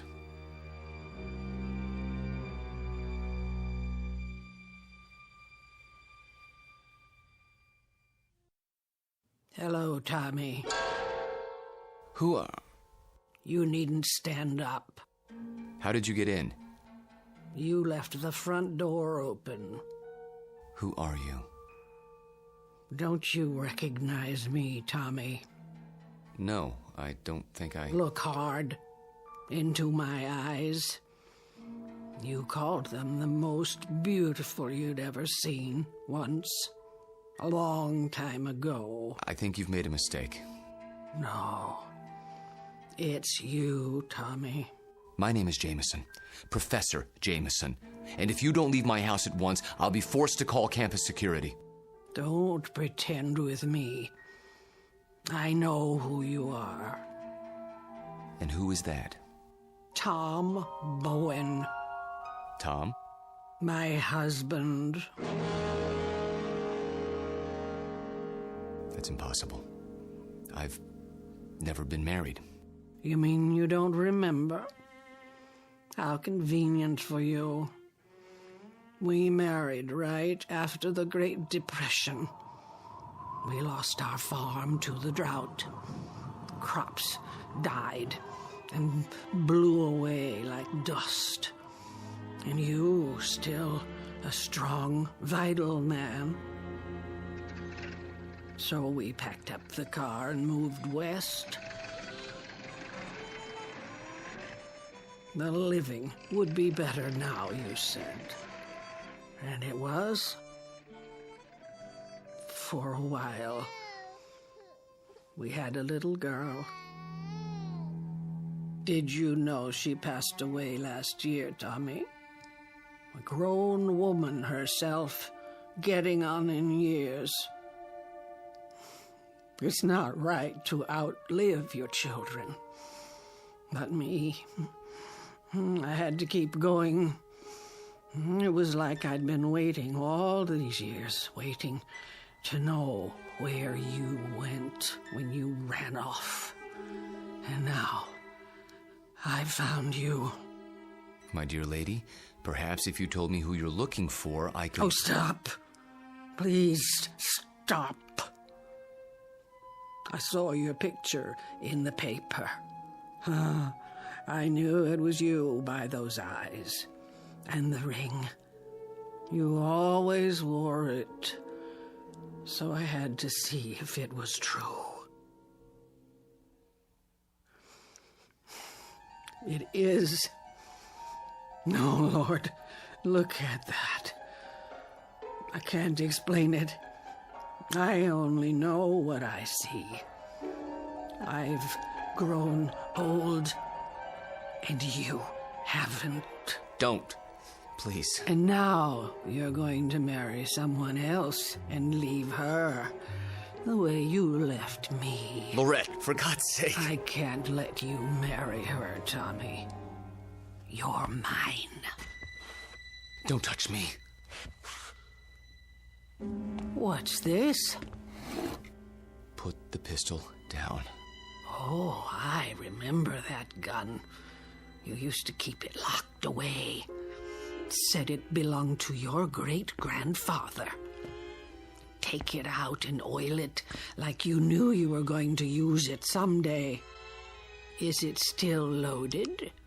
I said put it down. Tommy, what you're doing, it's wrong. You can't go on hurting people the way you hurt me. I won't let you. Lorette, for the love of... What was that? I didn't hear anything. Are you sure? I thought... Thought what? I don't know. Susanna, dear, please wait. Don't try to stop me. I've made up my mind. I know. It's not like I'm going away. Walter and I will be married, and then we'll come back and I'll move my things into his house. It's only down the block. I'll still see you every day and... Shh. I did have some things to say to you. Very important things. But now, I don't know where to start. Please don't. I'm nervous enough as it is. Can't you be happy for me? I know it's a change, a big change, but surely you're not surprised. You must have seen it coming. I know we haven't talked much about it, but... Do one thing for me, sweetheart. What? Bring me my reading glasses. I shan't be able to sleep while you're off eloping. At least I can get some reading done. Oh, Daddy, thank you. Where did you leave them? Upstairs in my bedroom, as I recall. Would you mind getting them for me? Of course I will. If Walter comes to the door, tell him... I know what to tell him. Don't expect him just yet. There's still time. Wait right here. I'll find them.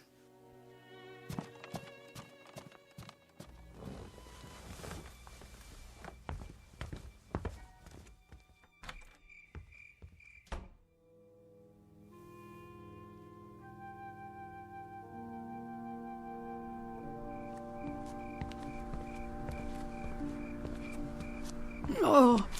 Excuse me, I didn't see you there. I saw my Tommy. He's resting now. Good evening to you, madam.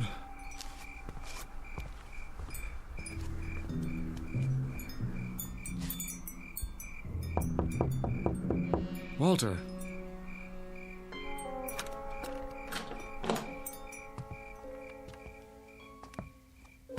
Walter? Where the devil are you? Hello, Sam. Why are all the lights off? I was just, thinking. The window's open. I know. I'll close it. No. What's the matter? It's a strange feeling after all this time. What do you mean? I mean, I've come to my senses. Tell Susanna. Tell her if you would. You're hurt. Turn on the light. Stay away. I'll call a doctor. No. But your hand, there's blood on it. Hard to avoid that when you've been shot. It's dripping all over everything. I'm leaking, Sam. Everything that's been held inside for so long, it's running out. I feel light as a feather. Take my arm. Sit down. Quickly. A little late for that. I'm sinking, Sam. Right into the rug. It'll be quite a mess to clean up. What's happening to you? It's happening. At last. Your hair. Your skin. Sorry to fall apart on you.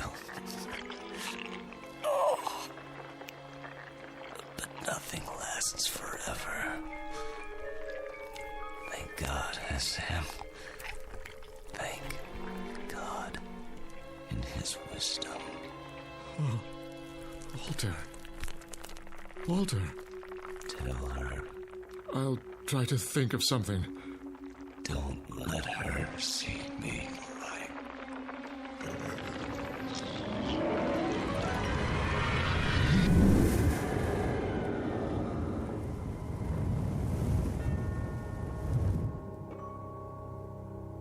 Dad? Walter? No, Susanna, stay back. Daddy! Go home. Where's Walter? Susanna, please, go home, now. Walter? He's gone. Gone where? I wish I could tell you. But there are his clothes, his shoes. Daddy! Daddy, what else is on the floor? Dust, my dear. Only dust.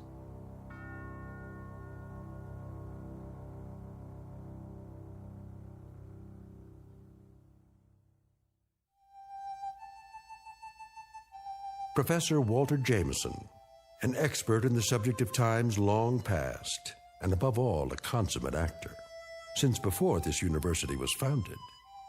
He's finally completed his life's work, a history of the world that begins in the cradle of civilization and ends in our time, because the future was not his specialty. In fact, the simple truth is he had no future left. The past has a way of catching up with us, sometimes when we least expect it.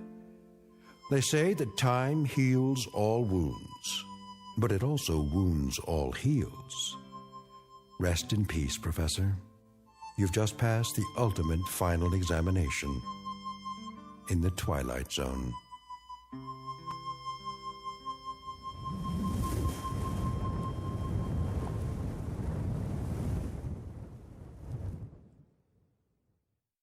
More from the Twilight Zone after this. You are about to enter another dimension, a dimension not only of sight and sound, but of mind, a journey into a wondrous land of imagination. Next stop, the Twilight Zone. Hi, this is Stacy Keach. I'd like to take a moment to tell you about our Twilight Zone website at twilightzoneradio.com. At twilightzoneradio.com, you'll find the latest information on these Twilight Zone radio dramas, including behind-the-scenes photographs, plus the newest product releases, trivia contests, ways to contact us, other Twilight Zone-related info and merchandise, plus links to other fascinating websites. So make your next stop twilightzoneradio.com.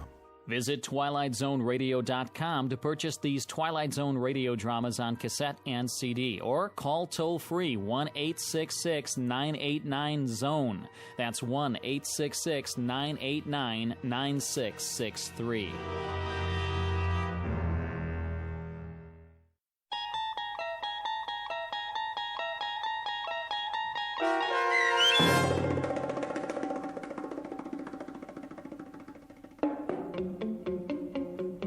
Long Live Walter Jameson, starring Lou Diamond Phillips with Stacy Keach as your narrator, was adapted for radio by Dennis Etchison and written for The Twilight Zone by Charles Beaumont.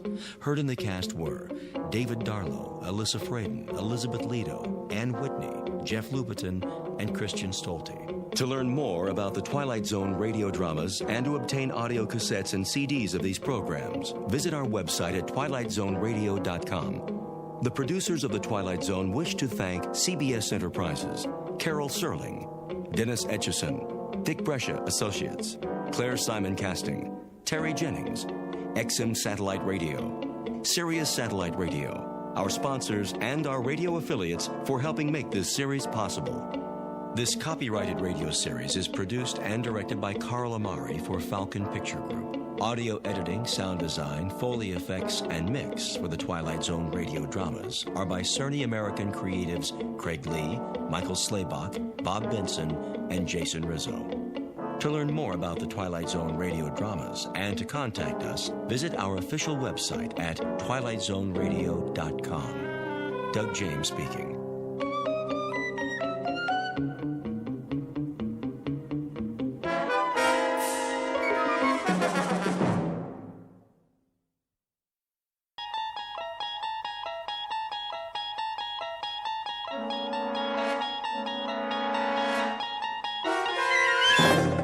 You unlock this door with the key of imagination. Beyond it is another dimension, a dimension of sound, a dimension of sight, a dimension of mind. You're moving into a land of both shadow and substance, of things and ideas. You've just crossed over into the Twilight Zone.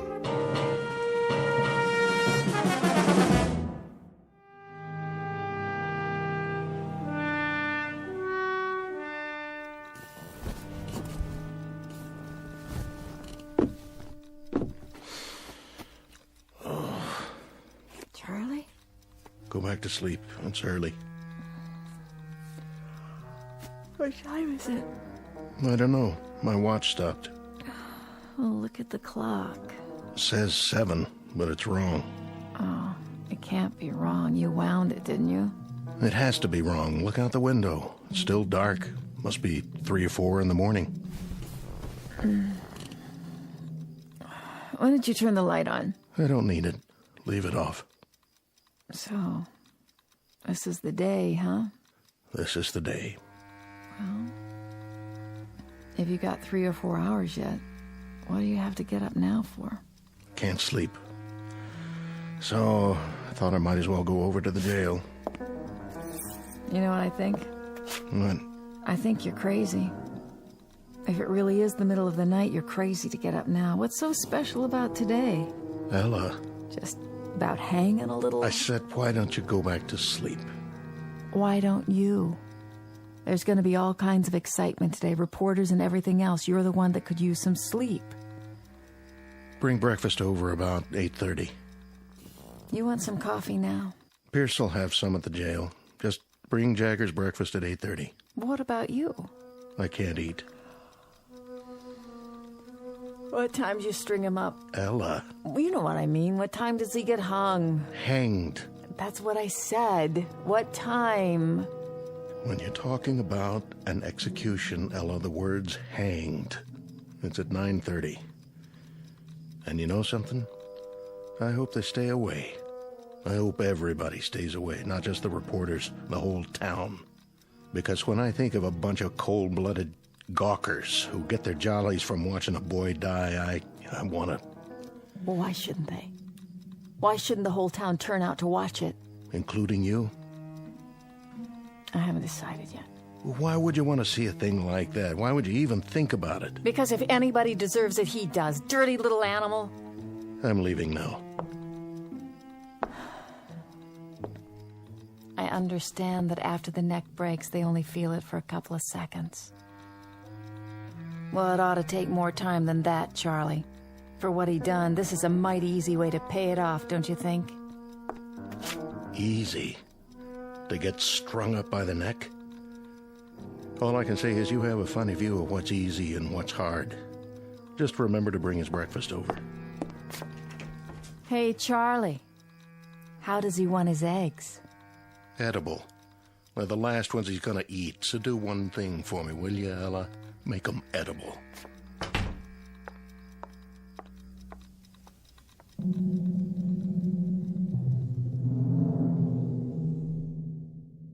Sheriff Charlie Koch on the morning of an execution. For the record, and as a matter of absolute fact, it is a little after 7 a.m. Now, logic and natural laws dictate that at this hour there should indeed be daylight. It is a simple rule of physical science that the sun should rise at a certain moment and take away the darkness. But at this given moment, Sheriff Charlie Koch, his wife Ella, a condemned man named Jagger, and everyone else in this small, inconsequential town are about to find out that there are some causes and effects that have no precedent, except in the Twilight Zone. And now, back to our story from the Twilight Zone. I Am the Night, Color Me Black, starring John Ratzenberger with Stacy Keach as your narrator.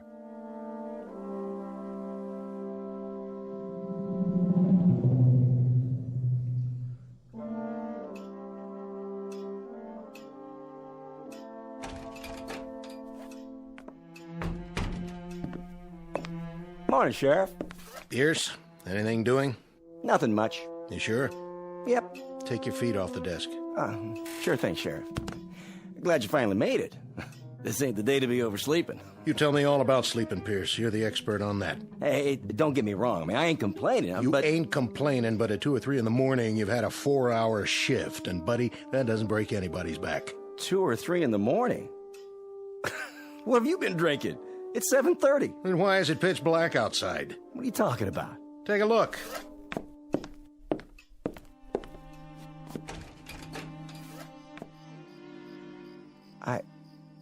I don't get it. What don't you get, Deputy? That some men can't sleep and get up early?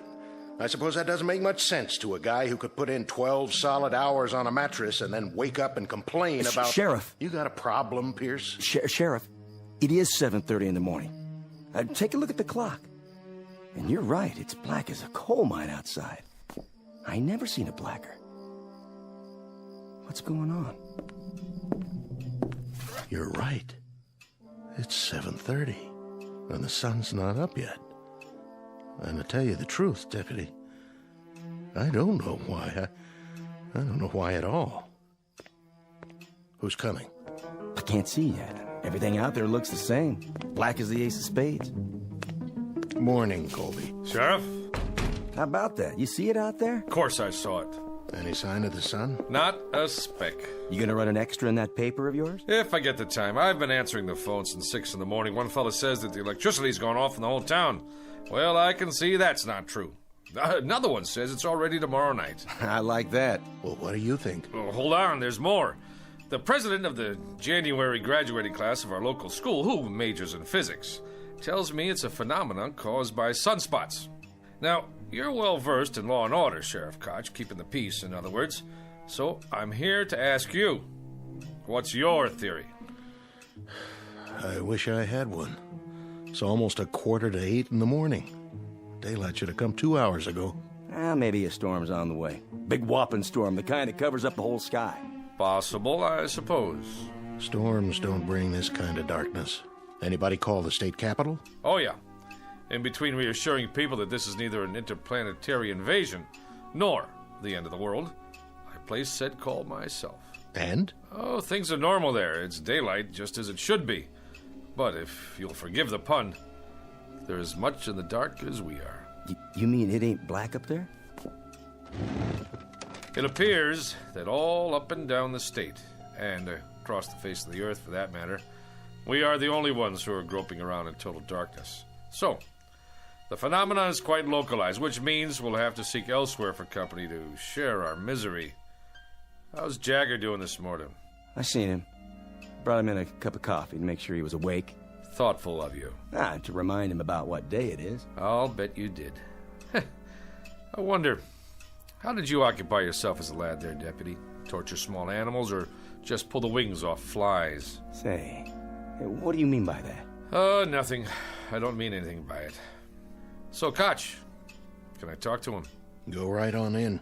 I'm not saying he'll talk to you, but that's the privilege of the press, to try. So he's got 1 hour and 45 minutes left. What about a priest or a minister? He doesn't want either. As a point of interest, Sheriff, entirely off the record, do you believe Jagger's guilty? Mr. Colby, I arrest people on the basis of evidence. I jail them on that evidence, and I'm responsible for their meals and their health until they get sentenced, executed, or let loose. As to guilt or innocence, it's a matter for the jury, public opinion, and God to decide. And that part of it, thank the Lord, has nothing to do with me. Uh-huh. So, let us all praise God for the morning's impartiality. You just keep them alive until their moment of death. I see. And as for my part, I follow fate around with a small pencil and a notebook and make a record for posterity of how he died and why he died. But neither one of us has any guilt to share for the fact that he does die. How perfectly convenient for us. He's guilty as hell. He fired buckshot into a man's head. A real decent, upstanding man. And today, he's going to pay the price. He's going to hang for it. And man, oh man, his justice going to be served up deluxe style this time. Pierce, why don't you shut your mouth? I got a right to an opinion. Oh, you do, Deputy. Indeed you do. There are just a couple of disturbing facets to this particular case. Like what? First, that the murder victim was not a decent man by any stretch of the imagination. Hey, you're talking about the dead. He was a cross-burner and a psychopathic bully who attacked the man you've got locked up in there. Well, that don't matter. Go on, Colby. I want to hear this. Second, Deputy Pierce here saw it happen and then perjured himself. Now, wait a minute. Let him finish. That's the word, all right, Deputy. Perjured. You said that Jagger shot him from across the room. Well, no such thing could have happened according to the records I saw. The murdered man had powder burns all over him. So what? Oh, you tell me how a man can get shot from 10 feet away and still have powder burns on his skin. By itself, that might not have proved self-defense, but it would have supported Jagger's story. It would have at least raised some doubts in the jury room. If they had heard it. I wondered about that myself. Did you, Sheriff Koch? Well, you saw the body, didn't you? I saw it. But I didn't hear any comment on those powder burns when you gave your testimony, or did I miss that? I answered the questions they asked me. Oh, don't feel singled out now, because your courageous editor who covered the trial from start to finish, he just didn't see fit to include that insignificant little detail in any of his news stories either, now did he? Even though for some reason he knew at the time that he was being very, very selective about what he wrote and what he didn't write, about the truth, in other words. Which is what a trial is supposed to be, a search for the truth. So, when you get right down to it, you're quite right, Deputy. Justice is being served on a platter with its tongue cut out, just like the carcass of any dead animal.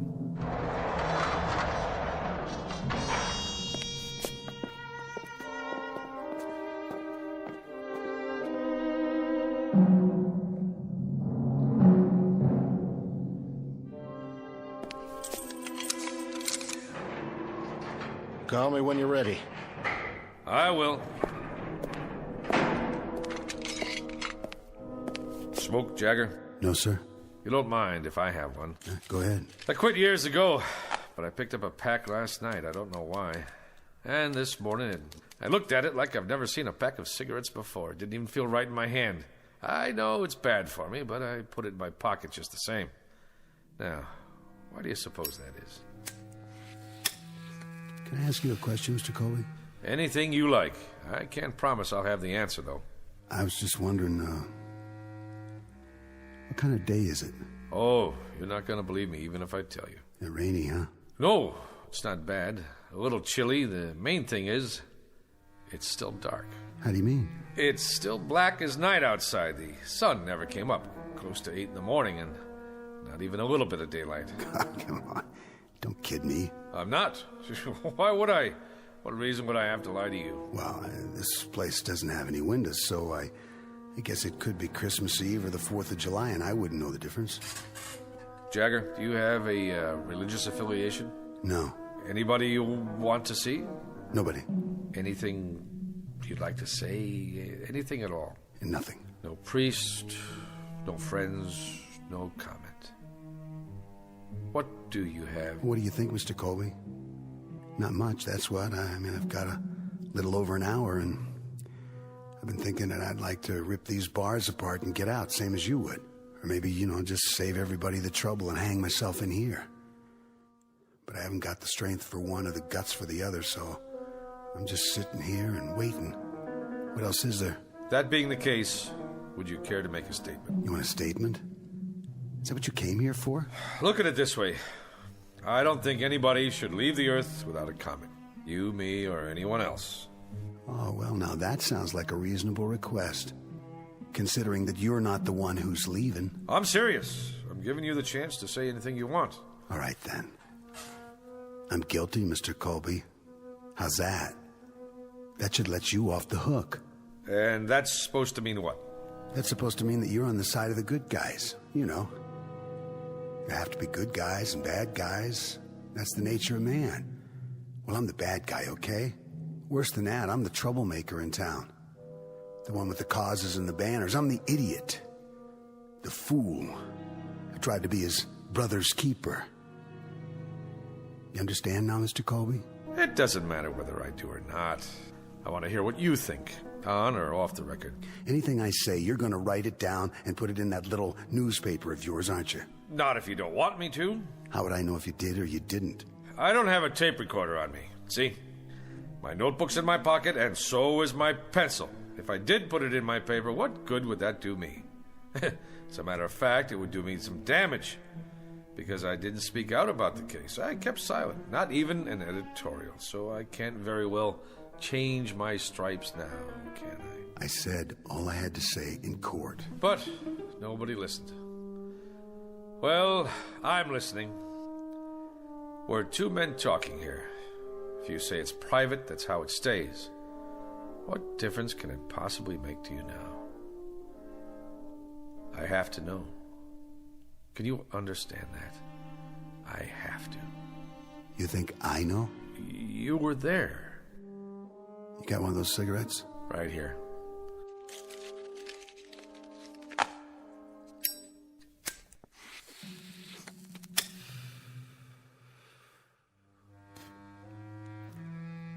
There was a shotgun. It wasn't mine, it was his. Everybody knows that, but they convicted me on premeditated murder, even though I'm the one who tried to take it away from him before he could go out and use it. So you fought with him? I either loaded the gun and put it in his hands, or I tried to get it away from him. Take your pick. All I remember is the gun going off, and that's what counts, isn't it? Not motives, not what's in your head. You know what road is paved with good intentions. Good, bad, it doesn't matter. I'd say there's a big difference. A huge one. Except that the man I killed, he was the White Knight. I wouldn't say that. Well, I would. The things he did, other people only thought about. What they wanted to see happen but didn't dare do. He was the cross burner, the bomb thrower. He did their dirty work for them, like whipping some poor, scared guy just for being black, when nobody else had the guts to pick up a stick or a rock to do it themselves. So the White Knight ended up with his brains spattered all over the place. And I was the cause of that, one way or the other. There's no way the people around here were gonna pin a medal on me. You don't think much of this town, do you? Do you? The man wasn't a saint, but he died. And what the jury said was that regardless of how it happened, we cannot dispense life or death because someone offends us. That's the distinction between men and animals. That's well said, Mr. Colby. You tell it to the man who fixes up the rope, okay? You tell it to the sheriff and his deputy out there. You tell that to the town while they stand around and watch my eyes bulge out and my tongue swell up and I choke and do my little dance for them. You tell them all about the difference between men and animals. But you better draw pictures. Because this kind of language they just don't get. Catch! You ready, Mr. Colby? I'm ready.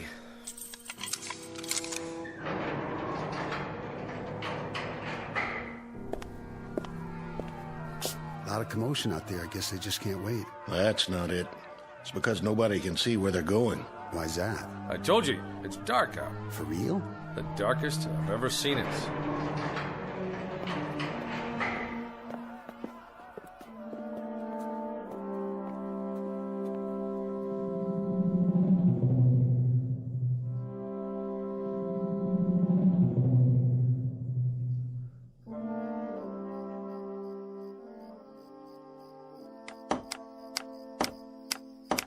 Get the crossbar on there real good. I got it, officer. And the rope. Make sure it's fixed right. Don't want it to break now, would we? No, sir. Could you point your flashlight up here one more time? You got it. How's that? Looks A-okay from here. You done real good, boys. Boss? What? Well, sir, you had us add cleats to the support, and then you wanted a bigger crossbar, and now you ordered a new rope, but just for today? Well, the old setup was just fine the way it was, as far as I could tell. So how come you went and spent all that extra money? Because this one's gonna go off without a hitch. Right, boys? Well, if it don't, it sure won't be your fault. Yeah, that's the truth. All right. I guess you can come on down. We gotta test it one time. Sure thing, boss. Now, when I say pull, you drop the sandbag. Yo. All right, then. Pull! That got her. That got her good, didn't it, boys? Yeah, boss. It sure did. Who's there? Easy, Pierce. Looks like everything's in working order. Yep, that'll take care of him. Sure it will, but I'm still worried about one thing. What's that? Exactly who or what is going to take care of us. There it goes, 9 bells. Why is it so dark then? Is it an eclipse? Can't be. I've been listening on the radio. This ain't no eclipse. It's weird. It's just plain weird. Word of the darkness that has suddenly and inexplicably engulfed this remote Midwestern town. Turn up that radio so we can hear. It is now 9 a.m. Eastern Standard Time, but latest reports indicate that the darkness blanketing the specific location is virtually total. So far, there is no sign whatever of any daylight on the horizon. A spokesman for the Meteorological Service says that the event is without precedent, according to records covering the past 150 years. Who's that? Turn on your headlights. Why, it's Sheriff Koch's wife. Morning, Ella. Is that you, June? It's me. What you got on the tray? Breakfast. Oh, aren't you the one fixing a nice hot meal for your man? Well, it's not for Charlie. Who's it for, then? For him. You don't mean... Afraid so. For Jagger. What did you go and waste good food for? He don't have no right. He don't even have time to eat it. It's the law. The law? That's what my husband says. Anyway, I can help carry out the letter of the law. I'm glad to. It's my duty. Ella? Over here, Charlie. Just bring it on inside. I'll be right there. Excuse me.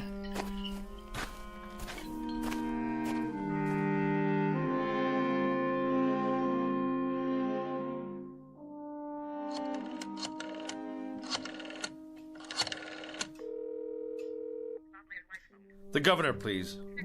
Yes, I'll wait, but please tell him it's urgent. Mr. Colby? Hi, Ella. Where should I put this? What? No, this is the editor of the Sun-Times. That's right. I'm calling to see if there's been a stay in the...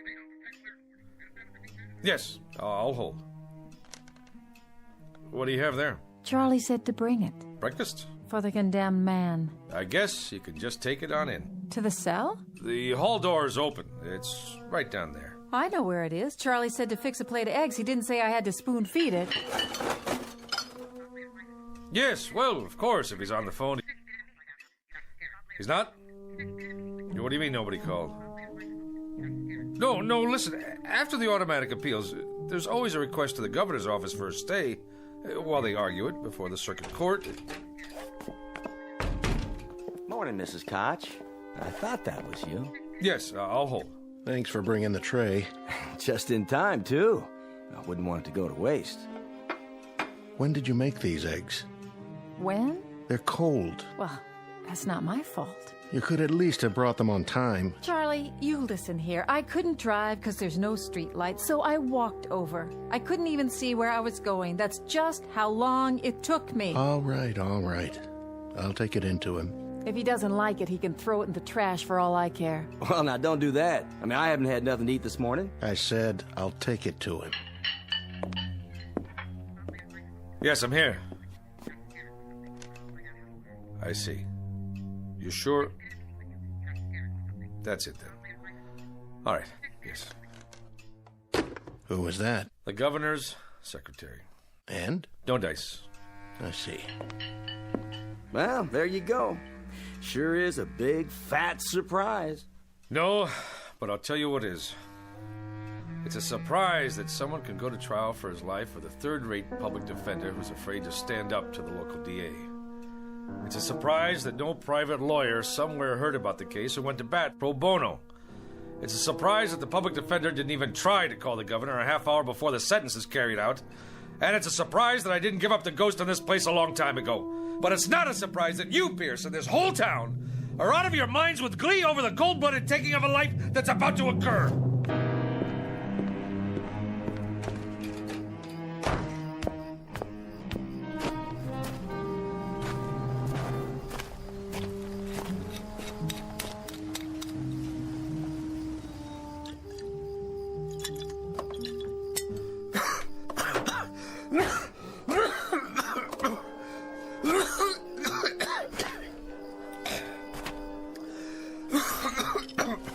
I think you dropped this. It's all right, Reverend Anderson. It's empty. Whiskey helps, does it, Mr. Colby? It doesn't hurt. Helps you see things more clearly? Or does it keep you from seeing? You suppose, Reverend, that there's some theological explanation for this morning? Theology? That's for divinity schools. This is a time for faith. Faith in death or in darkness? Maybe if we thought there was a divine act going on here, we could find a way to live with it. God is always with us, whether we know it or not. Is he? Even now. This isn't the first gallows ever built, Reverend, or the last. Won't be the first man to lose his life at an untimely age, and we won't be the last mourners on this earth either. Did you see him? Did you talk to him? Briefly. He wouldn't see me. Wouldn't even let me in his cell. That's a pity. He's a lonely boy. But at least he won't be lonely for much longer. That's the truth. He's going to glory. I'm glad you think so. And you don't, Mr. Colby? It would be easier if I did. But I gave up my faith years ago. Now I'm not sure I ever had it. We all stumble in life, lose our way for a time. But the shepherd doesn't give up. He keeps on looking for us. What happens if the shepherd loses his way too? It must be time. Listen to them. Oh, they want blood. Reminds me of sports fans in an arena somewhere. Yes, a Roman one. How's it look out there? Hard to tell. When they light their torches and storm the jail, I'll let you know. Well, I'd better get the prisoner ready. You're going through with it? Unless something happens in the next 10 minutes, I have no choice. Then I suggest we use this time wisely. And how do we do that, Reverend? There's only one thing left to do. We pray.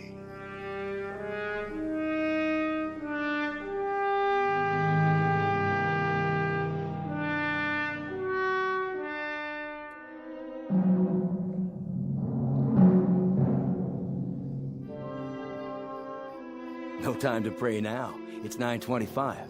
That's right, ain't it? 9:25? 5 more minutes. I can't believe Koch is doing this.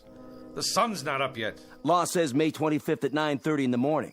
Well, that's what it is. May 25th, and it's pretty near 9:30 already. Quite apart from the fact, Mr. Pierce, that you're not the most sensitive of men, doesn't this morning suggest to you that there's something odd going on? That perhaps we'd better dispense with business as usual until we find out exactly what it is? You know something? I take an awful lot of crap from you. And just who are you, anyway? A little shot editor of a crummy little paper? That's right, a crummy little paper that crawls along on its hands and knees from one edition to another. The way I figure it, you got more creditors than you got readers. That'll do it, Pierce. That won't do it by a long shot. And maybe you feel like turning your cheek to this bum, but there ain't no rule book says I gotta. He says I perjured myself, says I lied. And he wasn't throwing no bouquets at you either. Maybe because I don't deserve any. You know, Colby, you're right. I saw the victim. He did have powder burns. And when a committee of townspeople came to me and said there'd be no autopsy, I just bent my head and shuffled my feet and nodded. We've all got little axes to grind, don't we? I'd like to be re-elected sheriff. And you, Colby, you'd like to keep that newspaper going. And Deputy Pierce over here, he likes to feel important. He likes to be popular. He likes to stay on the side of the majority. So here we are, gentlemen. All of us treading water in a sewer. I don't take it from him, and I don't take it from you neither. Watch who you put your hands on, Pierce. Oh, what? You better unravel it right now, or I'll spread you all over the yard. It's 9:27, Koch. Then we better go get the prisoner. At last, Mr. Pierce. A labor of love, huh? You coming, Pierce? Yeah, I'm coming. I wouldn't miss it for the world. I want to see Jagger's face when he gets a look at that gallows. You won't be able to see anything, and neither will anybody else as long as it stays dark out. And maybe that's just as well. Come on! Let's get this show on the road. Hurry it up, Sheriff! Can't wait all morning. There he is! Dirty little murderer. I want to see him choke.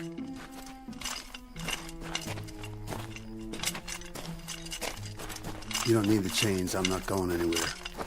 He has some minutes, doesn't he? He's used them already. We're behind schedule. You can talk to him now, Reverend. Take your time. It's my time. And I got nothing to talk about. Then let's go. Let's get on with it.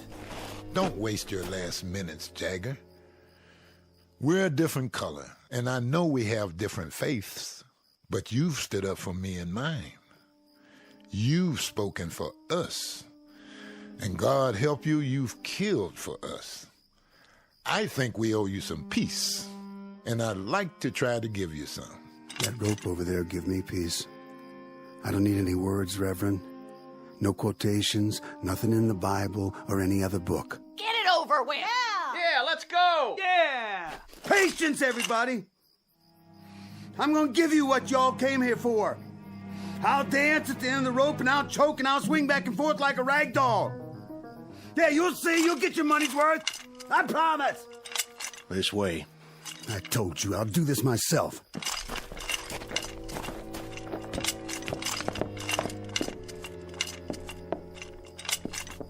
Any last words? Not on your life. That's one thing I won't give you people. I won't give you the satisfaction of saying, I'm sorry. Yeah!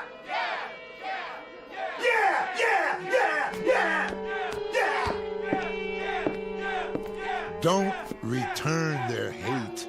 Don't dishonor yourself. Why don't you go home? Go on. Get out of here. Just tell me one thing.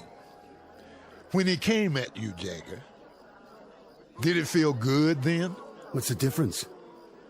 And when you aimed that gun at his head, that wasn't such a bad moment, was it?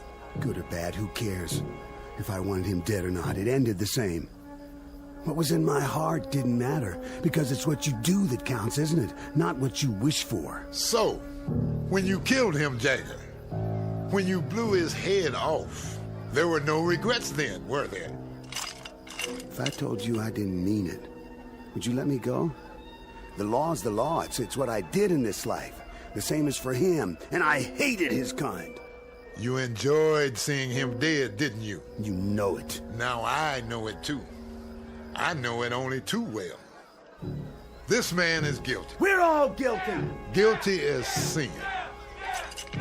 It's important to get with the majority, isn't it? That's the big thing. That's what really matters to you. We're all the majority.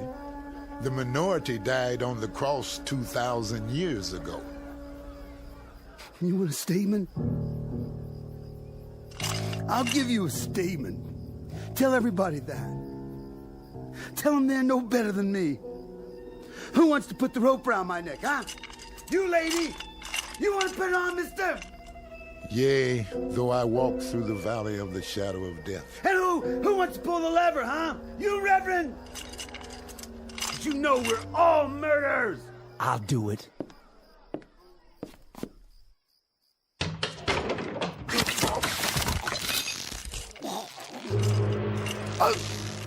Hey!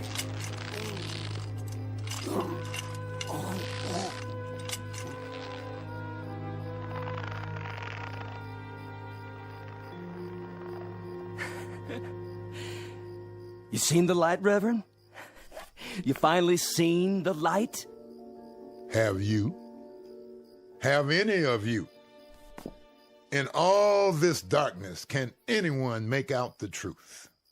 Look at what's hanging from that gallows. He hated. He killed. Now he dies. You hated. You killed. And not one of you isn't doomed. Not one. Do you know why it's dark? Do you know why there's night all around us? Do you know now what the blackness really is? It's the hate he felt. The hate you've felt. The hate all of us felt. There was too much. There was way too much, and we had to vomit it up, and now it's surrounding us and choking us. So much hate. So much miserable hate.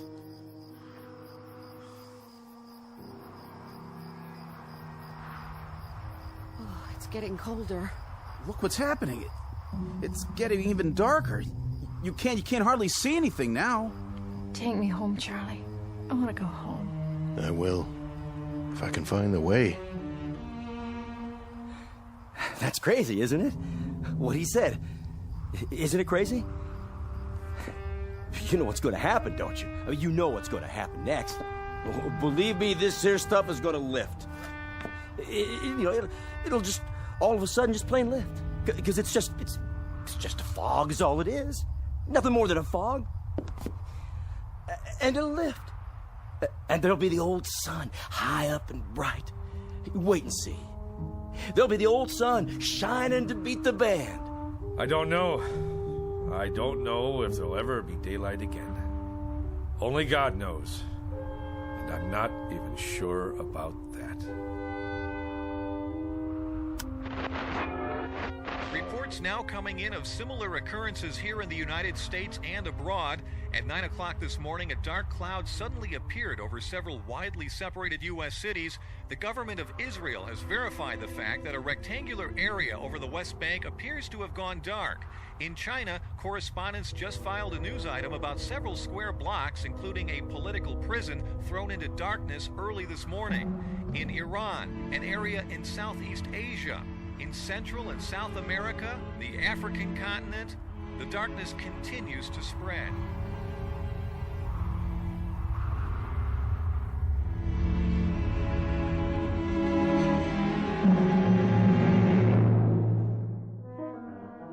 Witness the effects of a sickness known as hate. Not a virus, not a microbe, not a germ, but a very real sickness just the same. Universal and not easily contained. The diagnosis? Highly contagious and unfortunately quite deadly in its effects. Consider yourself forewarned. Don't look for this one in the realm of science fiction, but rather right in front of you, in the mirror. As a matter of survival, you'd be well advised to eradicate it now, right now, before the light goes out, somewhere in the vicinity of your town. A prescription prepared for all within listening range of the Twilight Zone.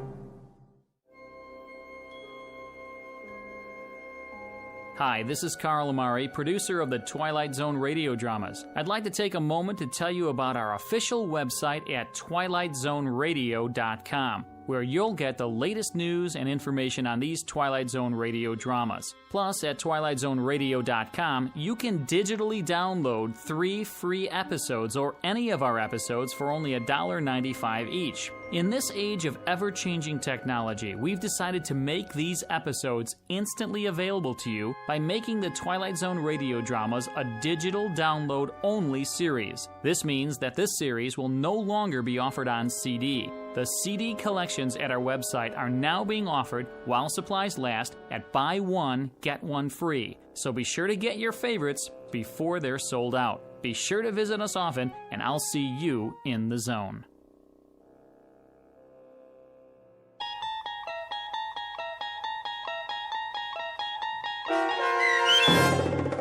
I Am the Night, Color Me Black, starring John Ratzenberger with Stacy Keach as your narrator, was adapted for radio by Dennis Etchison and based on a script by Rod Serling. Heard in the cast were Taylor Miller, Rick Peoples, Doug James, Norm Woodell, John Watson Sr., Turk Muller, Jeff Lupetin, Paul Patch, Maggie Carney, Lynn Foley, Carl Amari, and Irene Olson. To learn more about the Twilight Zone radio dramas and to obtain audio cassettes and CDs of these programs, visit our website at twilightzoneradio.com. This copyrighted radio series is produced and directed by Carl Amari and Roger Wolski for Falcon Picture Group. Doug James speaking.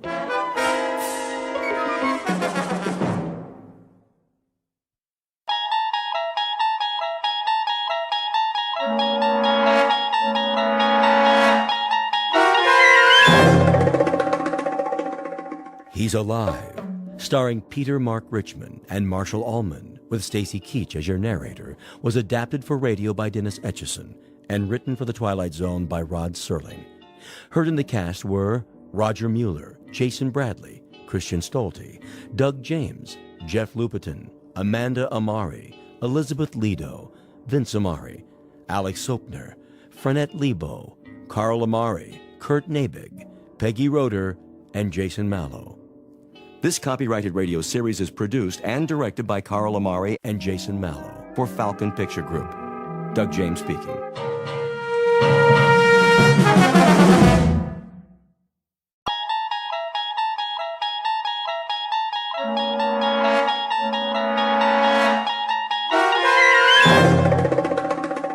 You unlock this door with the key of imagination. Beyond it is another dimension, a dimension of sound, a dimension of sight, a dimension of mind. You're moving into a land of both shadow and substance, of things and ideas. You've just crossed over into the Twilight Zone.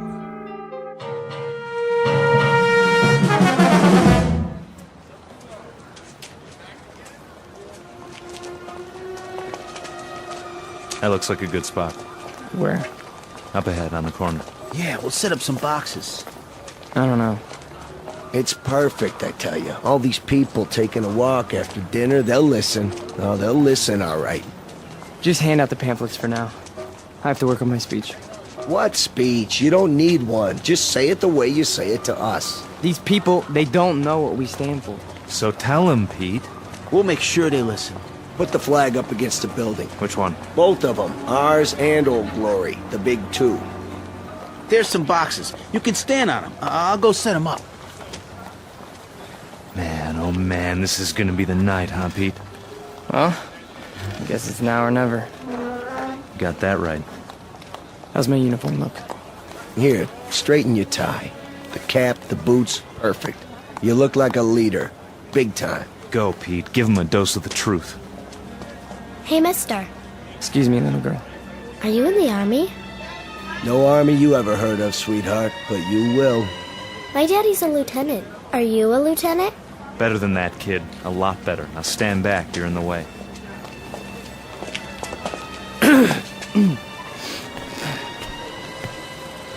Good evening. Good evening, neighbors. I have something of great importance to tell you. If you'll all gather round. Neighbors? Who's neighbors? Yeah, we're not your neighbors. I never saw him around here. Yeah, me neither. Look at those crazy outfits they're wearing. Yeah, they look like real idiots. I bring you a message that you'll all want to hear. What are you selling? Vegetable choppers? Because I already bought one. It's... Well, hear me out, folks. Hey, what's with the goopy flag? Yeah, it's got lightning bolts on it. Well, maybe they're looking for a few good men for Halloween. I want to talk to you about international communism and the secret masters of the World Bank. I'm not joking, neighbors. Do you know who's really behind it? Look at our economy. It's falling apart. It's because of the bankers. That's right. The economics of the world, now, then, and forever, have always been the breeding ground for a certain type. An insidious type. The worshippers of the golden calf, whose religion is gold, whose loyalty, first and foremost, is to money, and only money. And we know who loves money more than anyone else, don't we? We know what tribe. He's just getting warmed up. Yep, in a minute he'll have him in the palm of his hand. The tribe of traitors. And they're here, in our homeland. They're in Washington. Those swine have captured the reins of government. Yeah, they're rotten apples, and I got an apple for you. Hey, knock it off, people. Yeah, show some respect. I'm talking about traitors. Listen. Boring. Ice cream. Get your ice cream. I want one. Come on, Angie. We'll both get one. Then we'll go home. Yeah, there's nothing happening here. No. Listen to this. What about foreigners? Huh? Foreigners. Take a look at the way that they're controlling us. The lines lead directly to Palestine and to the Vatican. Yeah, I've had about enough of this. Let's go. It's a conspiracy, I tell you. A conspiracy of men who aren't like us. Yellow men, brown men, black men. They come here and they infiltrate our economy. They're right here on our doorstep. If there's anybody sitting on your doorstep, buddy, it's the man in the white coat. Here, take a tomato with you. You think that's pretty funny, don't you? You think it's funny that your country can be sold out? That they can sell out your flag and your birthright? You think that's funny, huh? Well, the day will come. Oh, shut up. Let him talk. What's the matter? No more big talk? He's just a scrawny kid with a big mouth. Real big. As long as you got a couple of punks to protect you. We gotta do something. Where's Nick? Go on, get out of here. Back off. This here's a real American. Yeah, a real jerk. Why, you? Get out! Cut it off! Cut it off! Right now! Portrait of a Bush League Führer named Peter Vollmer, a young man who feeds off his self-delusions and is left perpetually hungry. Like his goose-stepping predecessors, he searches for something to explain this hunger, to rationalize why the world passes him by without saluting. In his own twisted and distorted lexicon, he calls it faith, strength, truth. But the particular brand of truth he seeks can be found in any sewer. Peter Vollmer doesn't know it yet, but he is about to ply his trade on another corner, an intersection in a strange shadowland called the Twilight Zone. And now, the Twilight Zone and our story, He's Alive, starring Marshall Allman and Peter Mark Richmond, with Stacy Keach as your narrator.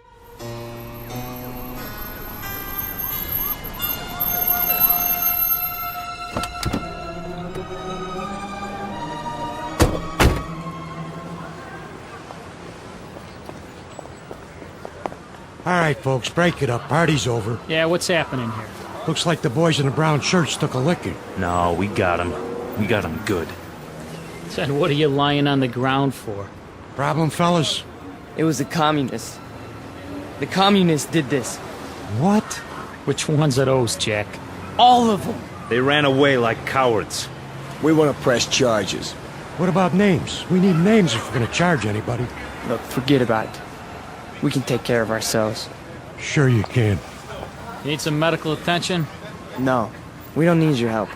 Come on, Peter, I'll help you up. Let's get out of here.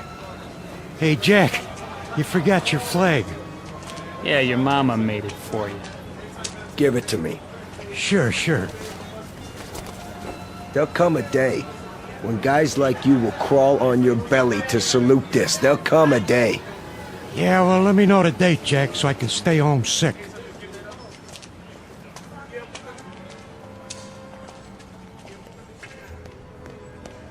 Hey, Pete! Pete! Are you okay? Yeah, we're fine. What are you doing in the alley? They cornered me. Must have been 10 guys on top of me. It was all I could do to get away. You sure that's what happened? Sure, I'm sure. Oh, mean crowd, Pete. You get a hot night, and you always get a mean crowd. Remember when I was telling you that? Remember when I was telling you that every time you get a hot night... All right. Okay, Pete. Okay. Why? I tried. And I tried hard out there tonight, but I couldn't get through. I couldn't get them to listen. Words never come out right. You did good. Real good. Someday they'll listen.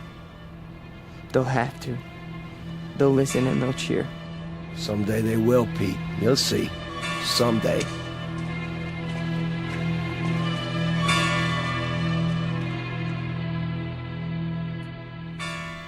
Now, hold still. It's only a cut, not a mortal wound. Wash your face when you get home and put some iodine on it. I think you will survive. Now, do you want a cup of coffee? I'd rather have a drink. A drink, is it? May I have a drink, Ernst? I have some wine. Will that do?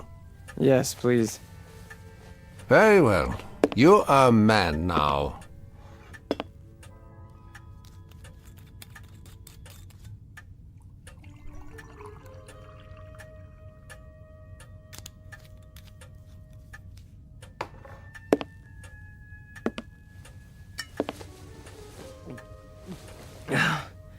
Thank you. Peter, one sips wine. That's not beer from a beer garden. Sorry. I'll remember that next time. The next time. Just how many next times do you suppose a human being has in the scheme of things? Oh, come on, don't lecture me, Ernst. I'm sick, I'm tired, and I took a beating out there. Did you? Yeah, can I stay the night? Yeah, the couch remains in the corner, as usual. You're a good friend, Ernst. You understand. Sad to say, I do. A man does what he believes in. A man usually does. I believe in certain things. Is that right? You know I do. I mean, we're friends. You've known me since I was a kid. When you were a little kid, Peter, and I used to find you crying at my door late at night, I could pity you then. And now? What do you think? Now you peddle hate on street corners as if it were popcorn. It's not hate. It's a point of view. A philosophy. Oh, I know the philosophy. I know it quite well. 9 years in a place called Dachau. And you know who put me there? Peter Vollmer. What? A lot of Peter Vollmers. Frustrated men, sick men, hungry men.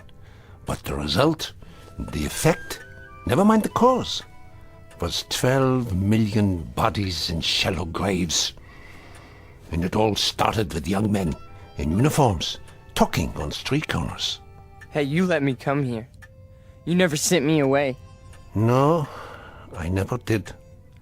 I never do.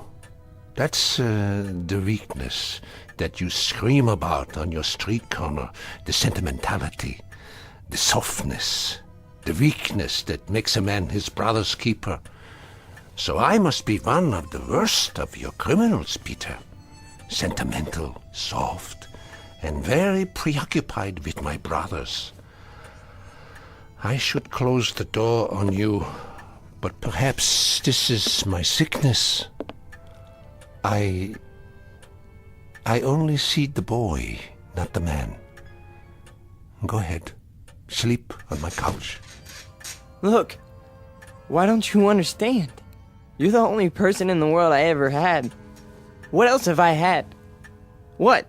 A drunk father who used to throw me against the wall? An old lady who drank till she had no marbles in her head? She didn't even recognize me half the time. That's why I used to come over here to your apartment, because, I mean, you were gentle with me, you know? You'd talk to me. You'd feed me. You'd take care of me. Ernst, you're my real father. Ah, this is the boy speaking again. The little boy with so much fear in him. Yeah, you rest now, Peter. You rest well.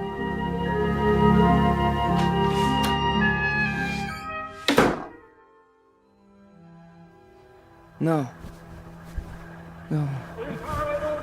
No. No. No. No. Wait. I'm dreaming.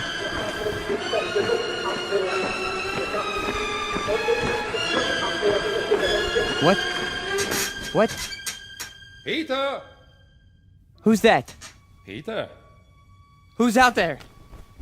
Who is it? A friend, Mr. Vollmer. A friend? You have need of friends, yeah.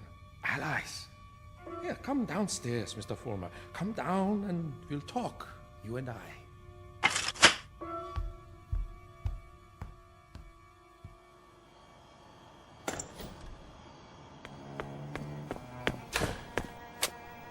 Hello, Mr. Vollmer. I heard people out here. Oh, did you? And your voice. Well, a dream, perhaps, of better days to come. Who are you? Take a good look. Do you not recognize me? Surely you have seen my picture. Wait. That hair. With the mustache. No. It can't be. You died a long time ago. Did I? Or perhaps I only wanted people to think so. But you're a great man. I am aware of your opinion. How did you know where to find me? I simply followed your tears, Mr. Foreman. You said you have something to talk about? I do. I do indeed. I have you to talk about, on the things you believe in, which are the things I believe in as well. See, your success, Mr. Vollmer, will be my success. Are you interested? I am. I am. Please go on. Good. Then let us start by discussing a most important point. What are the dynamics of a crowd? How do you move them, Mr. Vollmer? How do you excite them? How do you make them feel as one with you? I don't know. I don't know, sir. How? Join them first, Mr. Vollmer. Yeah? When you address them, speak as if you were a part of the mob. Speak to them in their language, on their level. Make them hate the things you hate. How do I do that? If they are poor, talk to them about poverty. If they are afraid, talk to them about their fears. And if they're angry, Mr. Vollmer, if they're angry, give them objects for their anger. But most of all, what is most of the essence is that you make the mob an extension of yourself. Say to them things like, things like this. They call us hate mongers. They say we're prejudiced. They say we're biased. They say we hate the minorities. The minorities. Understand the term, neighbors. Minorities. Should I tell you who the minorities are? Shall I? We are. We are the minorities. That way, Mr. Vollmer.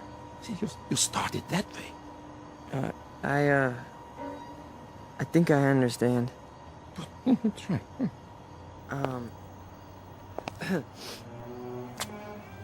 Neighbors.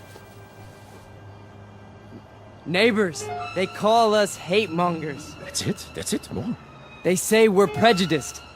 They say we're biased. Yeah. Now you have got it. Go on. The minorities? Understand the term, neighbors. The minorities. Shall I tell you who the minorities are? We are the minorities. Because patriotism is the minority. Because love of country is the minority. Because to live in a free white America seems to be a minority opinion. Let me tell you something, neighbors. I want you to dwell on this. Just dwell on it. Once we had an atom bomb, and suddenly the Russians had it. We wanted to send men into space, but it was the Russians who got there first. We had a hydrogen bomb.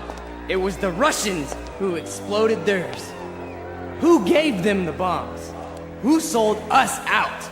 Who stabbed us in the back? Well, if it's the minority opinion that we must survive, then we are the minority. And this minority will not stop until it's the majority.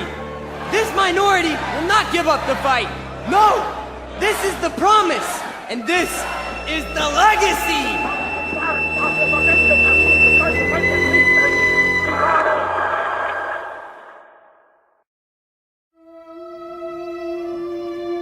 Look, I'm not gonna wait much longer, you understand? Gibbons, cool it. Pretty good crowd tonight, huh? Great crowd, and you were great, Pete. I mean it. Thanks, Stanley. They're finally responding. Responding? You had them right where you want them. Yeah. This here is my hall. You've been renting it all this time, but I ain't got the money yet. Hey, can't you see we're busy? Okay, boys. I'll put it to you this way. If I don't get paid right now, you don't have the hall tomorrow night. You got that? I'll go count the donations. What's the problem? Oh, this is a hungry man here, Pete. He's got to have his shekels. You know the type. I told you guys you're 3 weeks behind on the rent. You said you'd give it to me a week ago, and all I got was a cigarette butts on the floor. After tonight, that's it. Excuse me. Am I to understand that you're going to lock us out of this meeting hall because of a couple weeks' lousy rent? Oh, you understand right. $600 due. $600 that ain't been received. We happen to be a young movement. We're still struggling. We need time to grow. I don't rent time. I just rent the hall. It's the money. Or you put up a soapbox in the street. A soapbox in the street? What do we do, Pete? We gotta do something. I don't see why we have to tiptoe around this guy. Why don't I just educate him? Look, Frank, I don't know. Why don't you just hold on a second? I can do it, guaranteed. Well, I know you can, Frank. Somebody left this for you, Pete. Who? Nobody saw him. Just left this envelope at the back door. Your name's on it.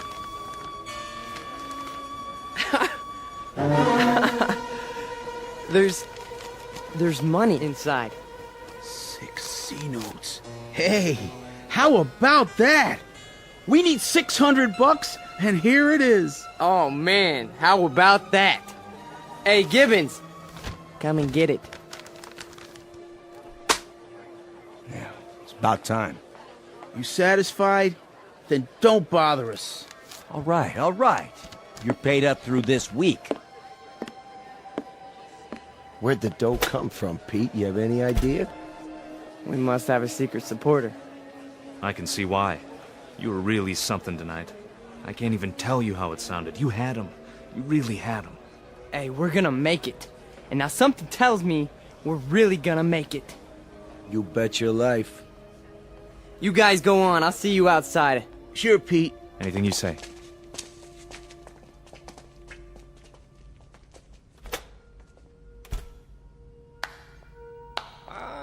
Excellent performance, Mr. Vollmer.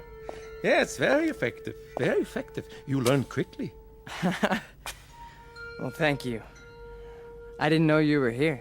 I am always here. Pleased to be of help. You learned the style very well. You delivered it precisely as I told you. I'm very obliged. And the money? Oh, it was the least I could do. We couldn't have you thrown out into the streets, yeah? I happen to feel that your work is very important. You're with us? With you? Oh, Mr. Vollmer, you might say I am you. Now, I have some suggestions. I'll continue to give you speeches, but there's a matter of importance that must be taken care of. What is it? An expedient, Mr. Vollmer. Oh, you might call it a cause célèbre. Something to cement the organization together. I don't understand. The organization needs a martyr. A martyr? How do we find a martyr? You don't find one, Mr. Vollmer. You choose one. You pick out the one of least value, and you make him a symbol. You wrap him in a flag, and you make his death work for you. Find a man, Mr. Vollmer, who has no worth while he's alive, but who can serve you when he's dead. Like who? Oh, surely there is such a one. Pete, they're waiting. Be right there, Nick. Okay.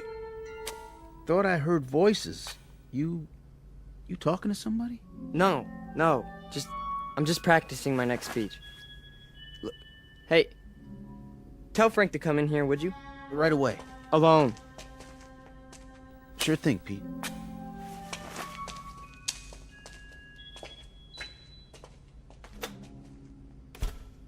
An excellent choice, Mr. Vollmer. The little fat one. Yeah. Now, all you have to do is arrange it. The only thing is, I've known Nick for a long time. Isn't there some other way? Other way? There is no other way, Mr. Vollmer. And if you weaken now, there's no point in going on. When Frank comes back, tell him you've discovered an informer. Tell him the informer has done you irreparable damage. The informer must be put out of the way, but cleverly, subtly, so that there is some question as to who is responsible. But Nick's been with us from the beginning. The beginning? Oh, no, Mr. Fulmer. None of you were at the beginning. None of you. Nick's my friend. And this is an act of friendship. We are allowing him to serve the cause. How glorious for him. Nick says you wanted to see me?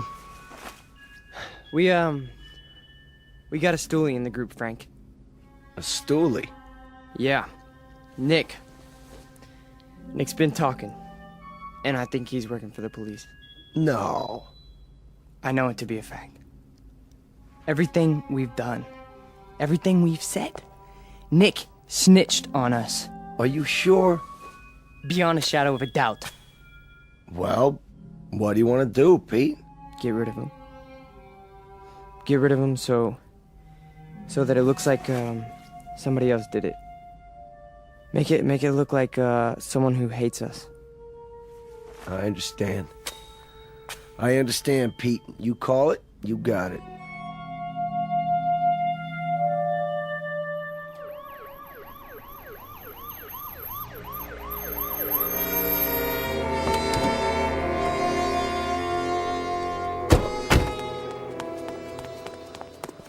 There you are, officers. Thank God.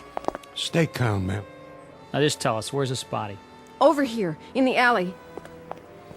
Shine your flashlight on it. Look at all that blood. Somebody did quite a number on him, huh? I've seen him before. It's one of those young hooligans. You can tell by the uniform.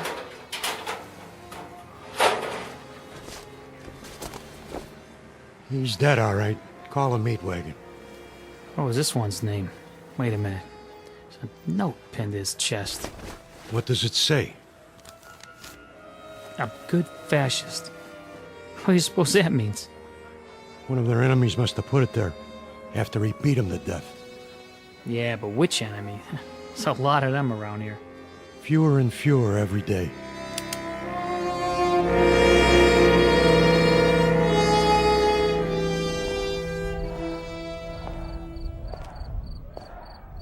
Hurry up, Frank. We've been waiting for you. Is it done? Cross off the little creep. Anything else? Then, we finally have our martyr. Pete, you better go on. They're going nuts in there. It's a good crowd tonight? Right to the ceiling. What's the matter, Stanley? Oh, nothing. Then why the look? It's just that...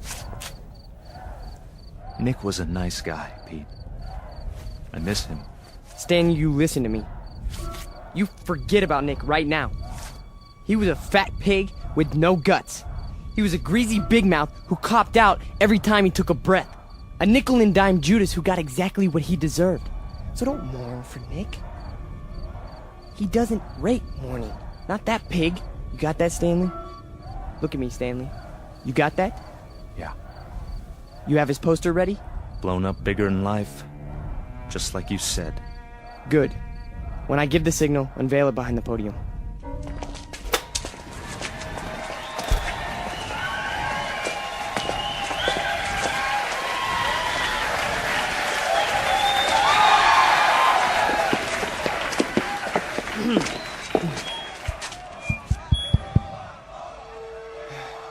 All right, everyone. I have something very important to say. A man of honor has died tonight.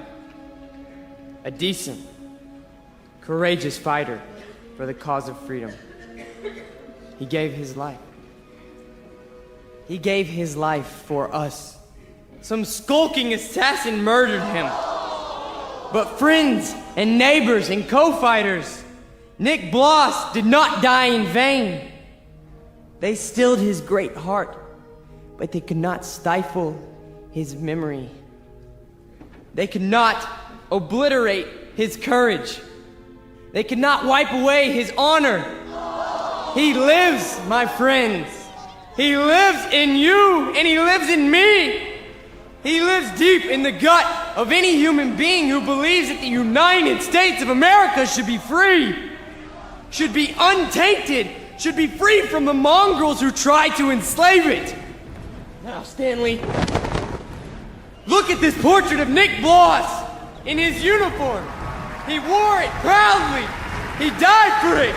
And you and I, neighbors, we will live for it!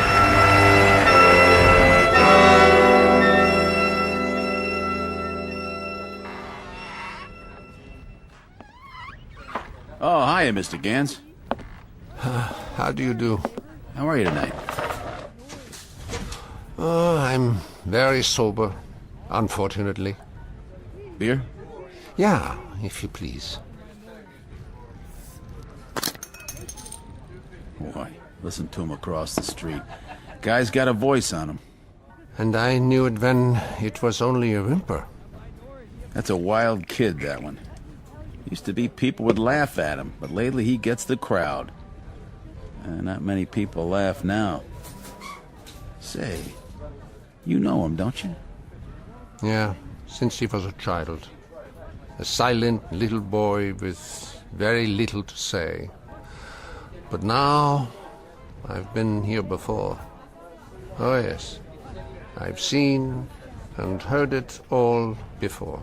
That was another time, Mr. Gans. Another place. Another kind of people. That stuff doesn't go here. That's what we said, too. They were brown shirt scum. Temporary insanity. Part of the passing scene. Too monstrous to be real. So we ignored them. Or laughed at them. Because we couldn't believe that there were enough insane people to march for their cause. And then, one morning, the country woke up from an uneasy sleep, and there was no more laughter. The Peter Volmers had taken over.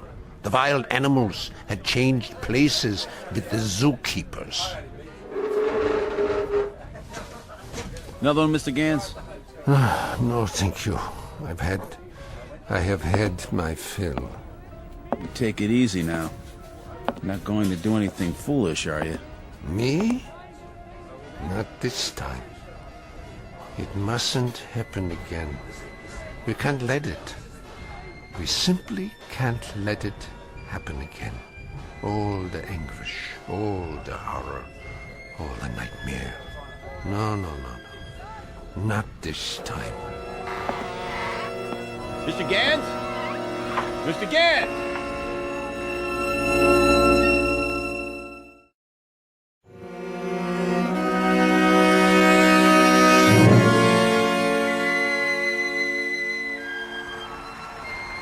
And so I tell you, my friends, we will take it to the streets.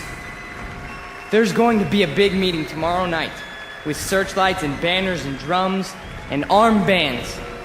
For every one of you who wants to join us, we have armbands. And soon, very soon, we will have uniforms for all of you. When we march! Who's that? Search me. Go on, Mr. Volmar. You were saying? Ernst, what are you doing here? I can tell them what you were saying. I have heard it all before. I have heard it 1,000 times before.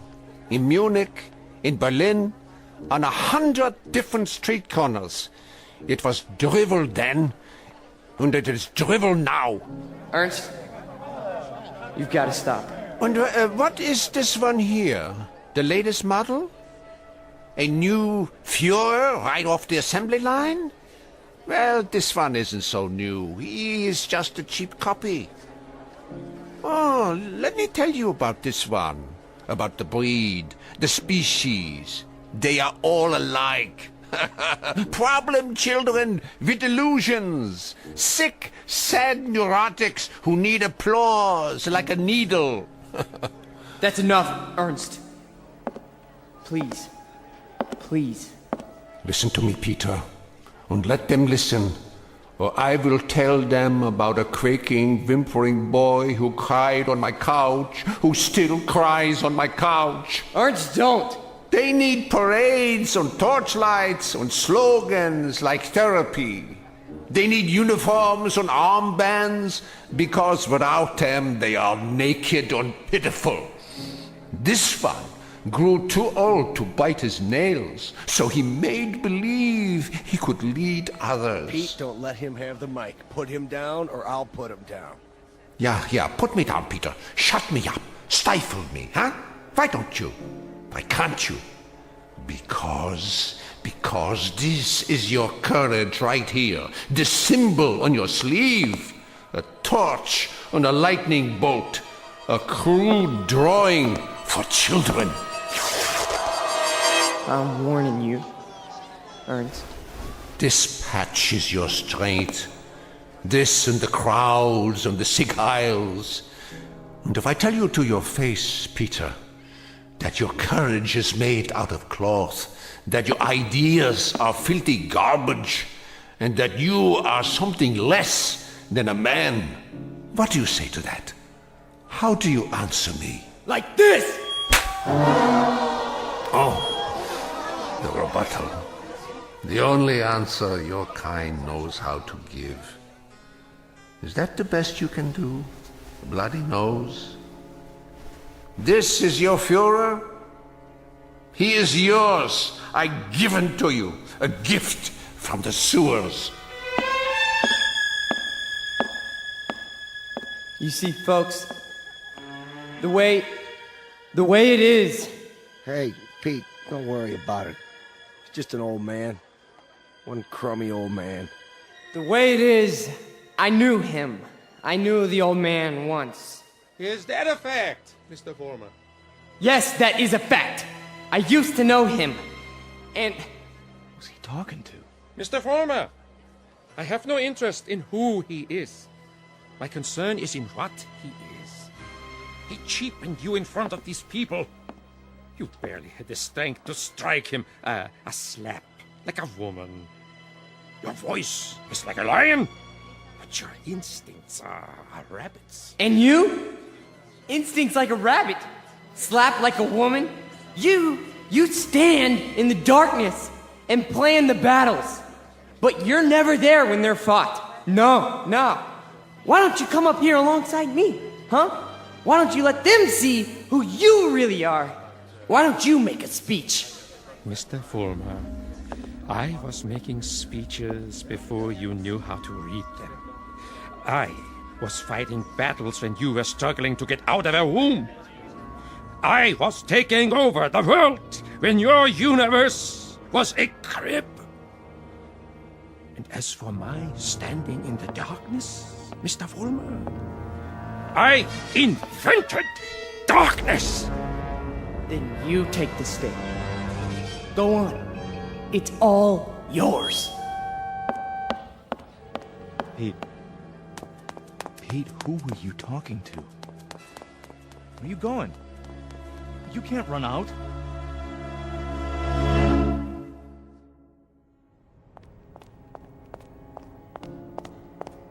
Ernst!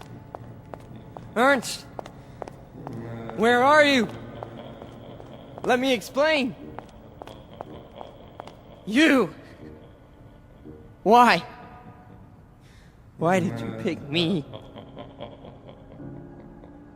I didn't pick you, Mr. Former. You picked me. You chose my ideas. You invoked my name. So now, you must take whatever comes with it. What? In the past, I've given you suggestions. Now, I give orders. Orders? What do you want me to do? From now on, you must be built of steel. No soft gaps of sentiment. Steel, Mr. Fulmer. The way we handled Nick, and the mobs and the speeches. And gradually, bit by bit, we shall forge something strong, something powerful. Just as I did before, with my own hands. With my own hands! The old man, the Jew, he'll be back again tomorrow night, the next night. I know him. I know the type. We sent them into the ovens. But always, there was a handful left to point a finger. His kind, Mr. Fulmer, his kind are dangerous. See, they talk, they think, they plant seeds, they hold us back. Here. Take this. What is it? What do you think? A Luger 9mm pistol. My personal sidearm. Kill him. Kill the old man. Kill Ernst? Tonight, he will be in his room. If you are man enough. If you are steel. All right. I'll do it. I'll do it now.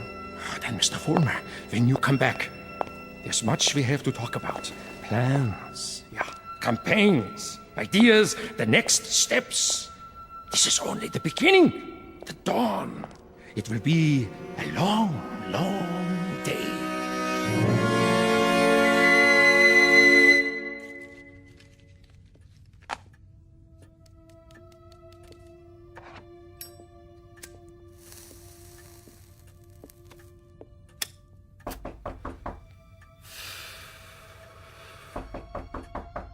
Yeah?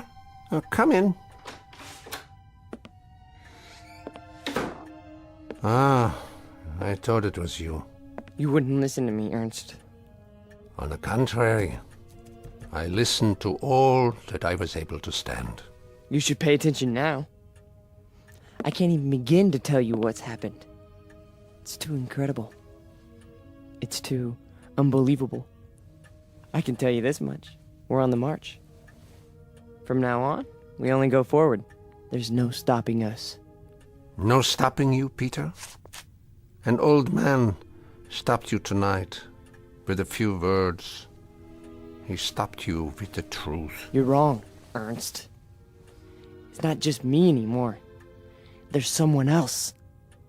Someone behind us. Someone even you tremble at. He'd have to be a very imposing figure, Peter. Much more imposing than you. Oh, he is. He gave me this. See?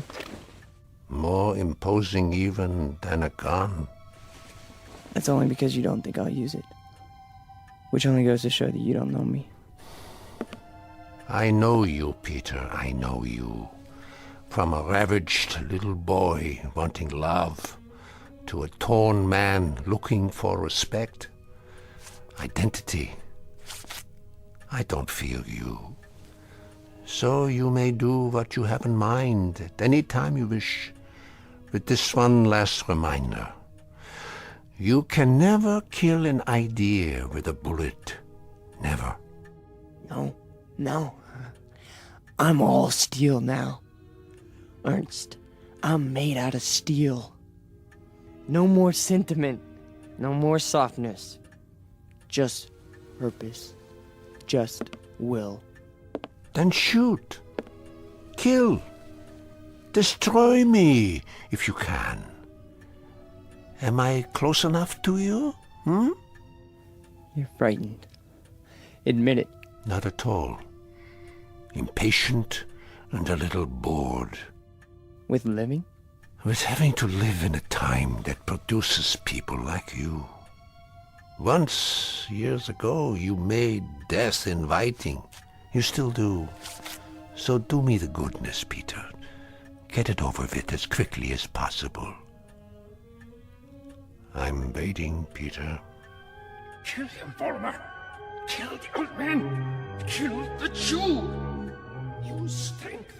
Use will. Be made of steel, Volmer. Kill him! Kill him now! You see, Ernst? I told you! I told you! I'm made of steel. All steel. All strength. But at the expense of things that most other men have. Some fragments of decency that tell them right from wrong. That make them love. Yes, Peter, you have steel, but now you have no heart.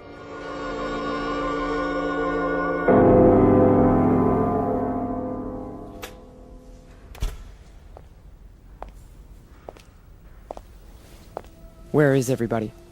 Pete? We were just cleaning up. What happened to you? Nothing. Nothing happened to me.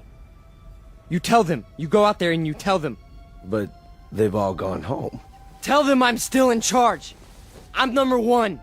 You serve, I lead. Understand? You serve, I lead. Come on, Pete. Let's go. No, he picked me. Out of everybody, he picked me. What's wrong? Don't you believe me? He did. He picked me. So long, Pete. See ya. Don't you walk away from me! Frank! Frank!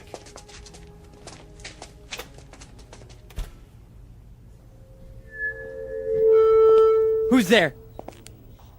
Who is that? Fulmer? You. I did what you said. Sentimentality, Mr. Fulmer? None! Steal? Steal. And no regrets? None! What did you destroy tonight? Only a disease. A growth on our flesh that had to be removed. Not a man, then? No. Hardly a man. How did it feel? It felt like I was immortal. Mr. Fulmer, we are immortal. Yes. Yes.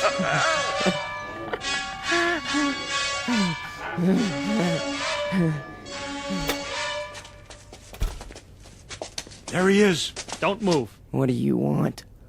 Peter Vollmer? Yes. We have a warrant for your arrest. That's impossible. The charge is conspiracy to commit murder. Your two friends are outside in cuffs. The victim's name was Nicholas Bloss. Get away from me. He's got a gun. Drop the gun! Now! Walk toward us with your hands up! Hey, look, he's going to the other door. Tell them to cover the alley. Halt! Halt, or I'll shoot!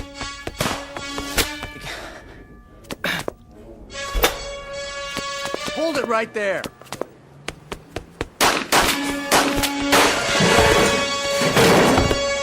We got him! He's hit! Call for an ambulance. You have the right to remain silent. Anything you say can and will be used against you. There's something very wrong. There's something very wrong. Easy, kid. Don't try to talk. But you made a terrible mistake. I'm made of steel. It's true. Don't you understand? I'm made of steel. I'm made of steel. I'm made of steel. I'm made of steel.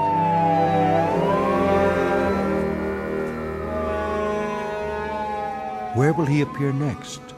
This phantom from another time, this resurrected ghost of an old nightmare. Chicago? Los Angeles? Miami, Florida, perhaps. Vincennes, Indiana. Syracuse, New York. Any place, every place where there's hate, where there's prejudice, where there's bigotry. Because he's alive. He's alive so long as these evils exist. Remember that when he comes to your town. Remember it when you hear his voice speaking through the mouths of others, no matter who they may be. Remember it when you hear a name called a minority slandered. Any blind, unreasoning attack on a people or any human being. He's alive. Because through these things, we keep him alive.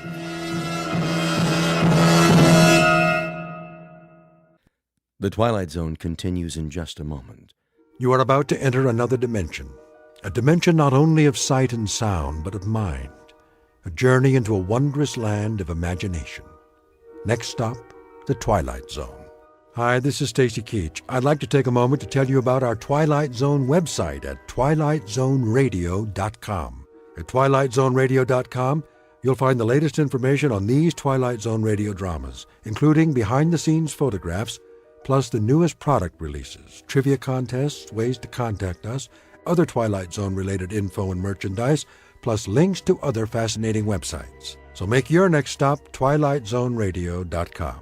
Visit TwilightZoneRadio.com to purchase these Twilight Zone radio dramas on cassette and CD, or call toll-free 1-866-989-ZONE. That's 1-866-989-9663.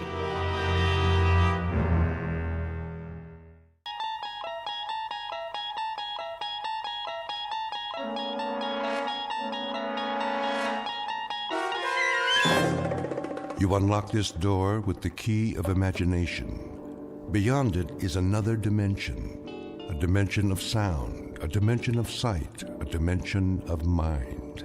You're moving into a land of both shadow and substance, of things and ideas. You've just crossed over into the Twilight Zone.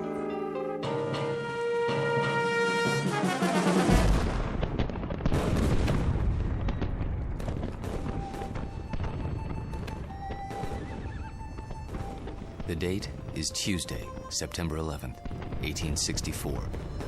We are encamped outside Atlanta, and the destruction goes on. I know not what history will make of this conflagration, but I have witnessed it at close range. I feel it my duty to set down these observations before the prism of time colors them in a different light. As to the present battle, then my words may seem harsh, but I assure you, this is how it was. We charged the enemy's works and carried them with the bayonet. The earth ran red. The air was filled with the screams of the wounded and dying. But we were many, and they were few. And so we triumphed. Nonetheless, and despite urgings to the contrary, the battle raged on. The city was ours. There was no need to destroy save that which could be of use in the fight against us, but Sherman was drunk with victory. He himself started the fires, the flames which annihilated that great citadel of grace and beauty. One of us should have sent a ball into Sherman's brain. It would have been so easy. But somehow we couldn't, and that devil knew it. He knew it, and he mocked us for our cowardice. The good die young, I've heard him remark. If you're evil enough, you'll live forever. And with that, the entry from Major Skelton's diary ends. So it was that the Union soldiers burned Atlanta. Questions? Professor Jameson? Yes. The books I've read don't describe the Battle of Atlanta that way. Oh, I know. Confusing, isn't it? But as someone once said, history is bunk. Who was it now? I should know that. Henry Ford. Yes, of course. That's it. Mr. Ford. Thank you, Professor Kittredge. Helps when a Nobel Prize winner sits in on your class. You should drop by more often, Sam. You seem to do quite well without me. I could always use a good teaching assistant. So, to sum up today's lecture, the Union soldiers did indeed burn Atlanta for no good reason after the battle was won. You may have seen a more pictorial version in the motion picture Gone with the Wind, but I assure you, the conquering troops took no pleasure in their work. They were forced to it by a man they hated more than they could ever hate the rebels. An ugly, sullen, appallingly brutal general named William Tecumseh Sherman. The history books have glorified this monster, attributing to him qualities of courage and integrity. Trust me, he had no such qualities.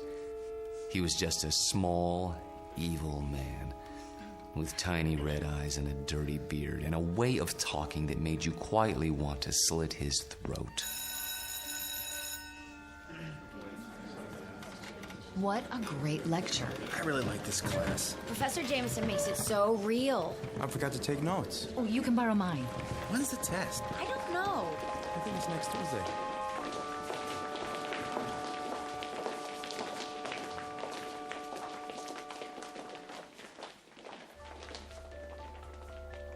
It has been said that universities are worlds unto themselves, inhabited by the young.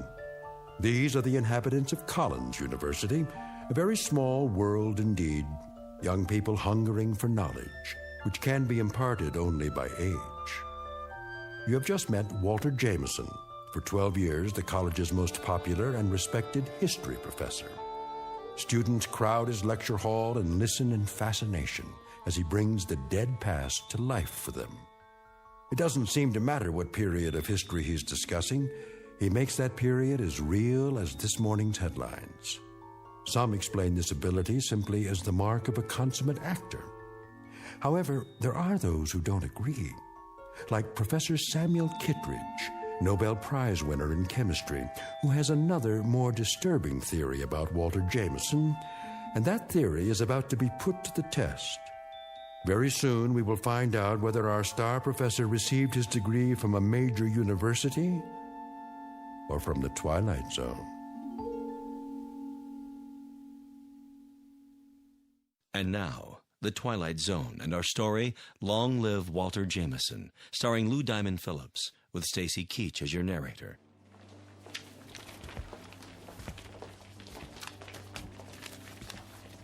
Very vivid, Walter. You had me on the edge of my chair. Thank you, Sam. Coming from you, that means a great deal. Now I see why these lectures of yours are so popular. Is that why you sat in today? Partially. Tell me something, if you have a moment. Certainly. Who was this Major Skelton? Oh, no one important. Just a lawyer who happened to enlist. And you acquired his diary? Yeah, lucky break. As I recall, an auction of Civil War memorabilia a few years back. What regiment? 123rd Illinois Infantry. Remarkable. American history is a hobby of mine, but I must say I've never heard of him. His diary's never been published. A fascinating document. May I see it? Surely.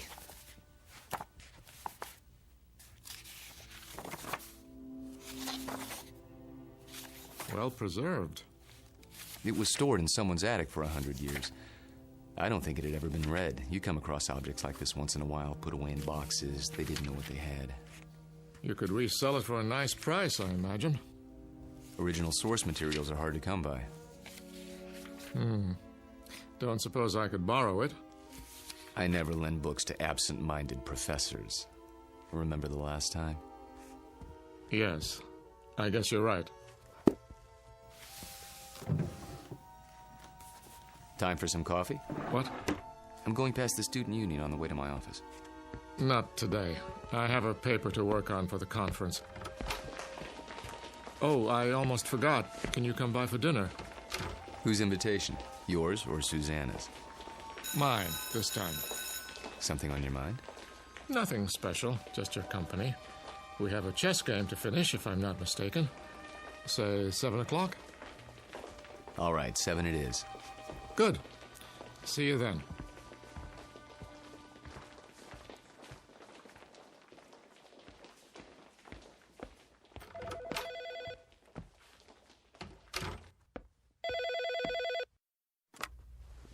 Hello?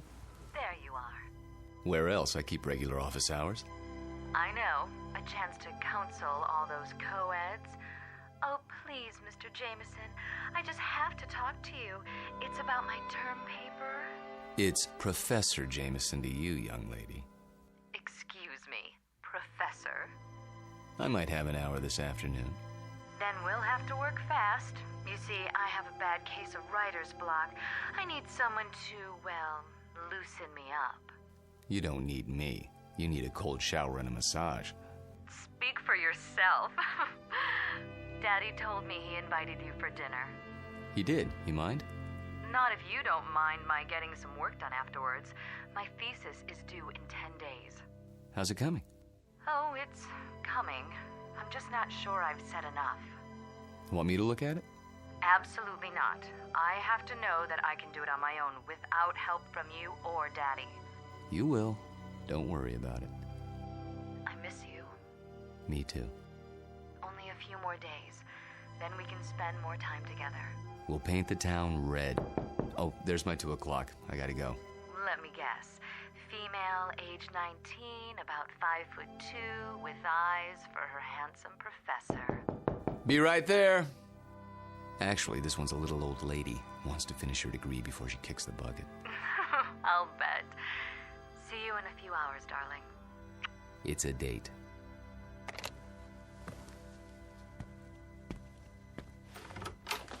there you are. Come in, Janice. I was afraid I was late. Someone else is waiting for you. You're my only appointment this afternoon. She asked if this was your office. A student? No, I don't think so. She's sort of elderly. She acted like she knew you. Hello? Hello? She'll probably come back. Oh, I'm sure you're right. Now then, Janice, how can I help you? I'm sorry to bother you, Professor, but I'm having trouble with the assignment. Can't find all the books? The research library isn't supposed to check out certain materials, but sometimes... It's not that. I've got everything I need, but the authors on the list, they don't agree with your version. So my question is, which version should I use, yours or theirs? Remember what Ford said. What? Never mind. Start with the basic events. Everyone's in agreement there. As to interpretation, that's up to you. Just tell me what you think happened and why, based on all the accounts. Original thought is what counts. But how can I be sure if I wasn't there? That's always the problem, isn't it? There's an old adage. Those who were there know more than those who weren't. The problem is getting people to believe you. Nonetheless, you know what you know, so you learn to keep some things to yourself. But that doesn't affect you, Janice. We deal with truth in my class. Nothing but the truth, for better or worse. They say it can set you free.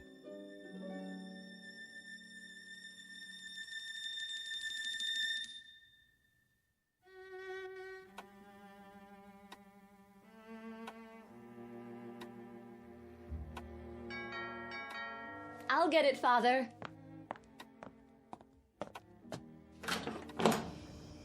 Hello there, miss. I've got a great deal on a set of encyclopedias. Sorry, we don't want any. Just let me get my foot in the door. Oh, really? You know what's wrong with you, Professor? What? You're always on time. Sort of takes the mystery out of things. Oh, so I'm not mysterious enough for you. That's just it. You're too mysterious. Except when it comes to keeping dates. Get in here. Mwah. What's that for? Because, like my new dress? Awful. Get rid of it right away. You mean here and now? Watch it. You're a PhD, not some sorority girl. And not yet, I'm not. There's a little matter of a thesis, remember? A mere technicality. Anyway, it doesn't matter. You're about to give it all up and become a housewife. The devil she is. Hello, Sam. I didn't see you there. I'm giving you my daughter's hand, not her brain. Which I inherited from you. She'll get that PhD if I have to... Spank her. I know. Well, I like that. Spare the rod and spoil the child. Pour yourself a drink, Walter. Dinner's almost ready. Don't tell me you're the cook again tonight. Indeed. And why not? Don't you think it's about time Susanna learned for herself? He won't let me. Force of habit, after her mother died. Let's go into the dining room, shall we? I'll serve. You sure there's not something on your mind, Sam? Nothing that a good meal won't cure.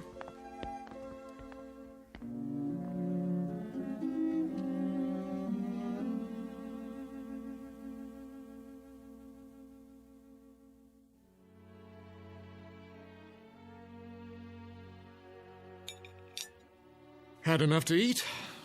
I take it all back, Sam. She'll never be the cook you are. I wouldn't even try. Well, you could try. Who knows? Maybe you've inherited your father's talents. What do you think you're doing in here? I'll do the dishes later, unless this is the men's hour. Cigars and brandy and all that. Not a cigar, a pipe. It's not the dishes I'm worried about. It's a little matter of a doctoral thesis. Upstairs with you. Walter and I have some talking to do. I don't believe this. It is the gentleman's club, right here in my own house. Just for a while, Susie. Then you can have Walter to yourself. You're not going to treat me this way, are you? Worse, you might have to support me. Then the wedding's off. Good night, Daddy. See you before you go? It's a requirement.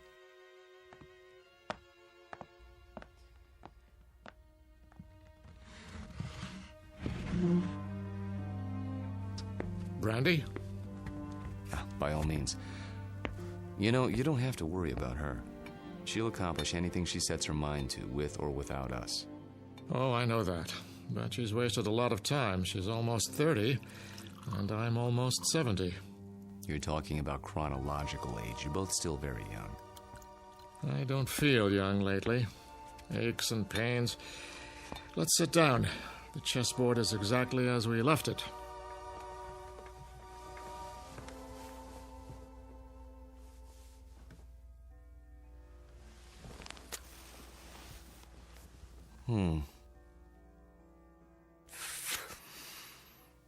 My move, isn't it? Do your worst.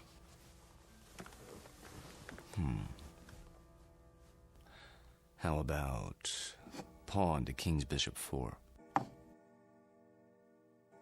Look at that. You don't like it? Not the move, your hands. What about them? Extraordinary, isn't it? They looked very much the same when we met, those two hands. Firm, smooth, not the slightest discoloration. Time marches on. For some of us. Walter, tell me something. Of course. How old are you? You know the answer. 44. My move. I seem to recall that when you applied for a position at the university, you listed your age as 39. That was, 12 years ago, which would make you 51 now. Come on, Sam. So I'm 51. Too old for Susanna, is that it? In a sense. What are you getting at?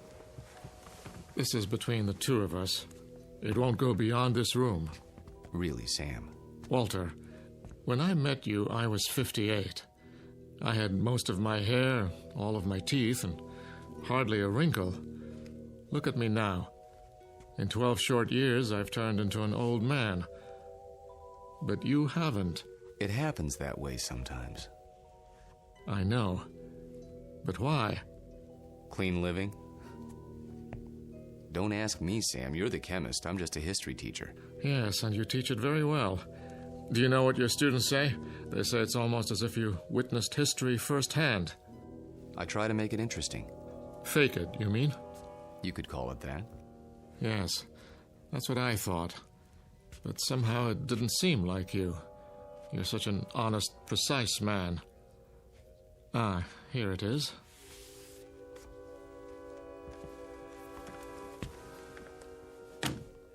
What have you got there? A book, a first edition. Photographs, mostly. Taken by a fellow named Matthew Brady during the time of the Civil War. Well, what is it? You look as if you'd seen a ghost. Perhaps I have. Hand me that magnifying glass, will you? I don't see. Was your grandfather in the war by any chance? No. In that case, I'd say we have something of a mystery on our hands. How so? You got me interested in your Major Skelton today. Oh, that. I was curious to see what he looked like. So I went through the Brady pictures, not really expecting to find anything. Here, this is a shot of Sherman and 3 staff officers. Yes, typical of Brady's work. Moody, grim, not a smile between them. Look closely. The one with a pistol in his belt is identified as Major Hugh Skelton. This photograph was taken in the 19th century, and yet it looks exactly like you. I'd know those eyes anywhere. In fact, Walter, I'd have to say, it is you.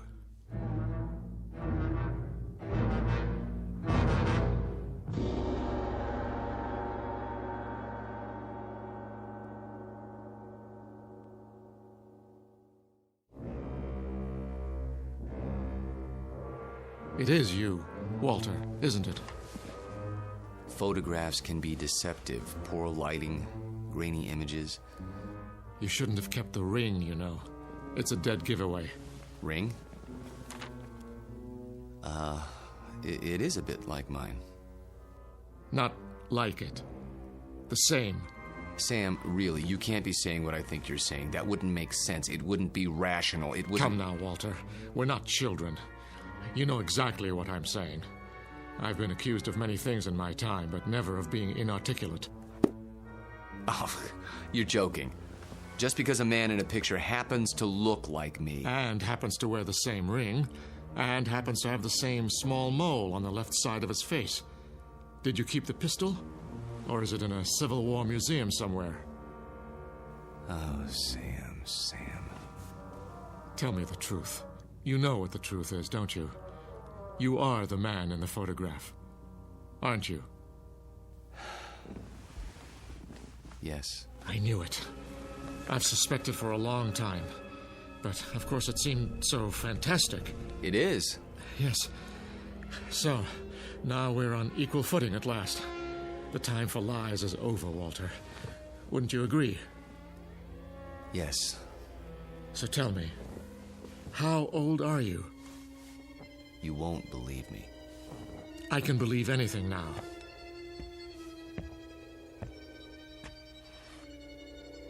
This bust on your mantelpiece? What about it? It's after a Greek statue, as I recall.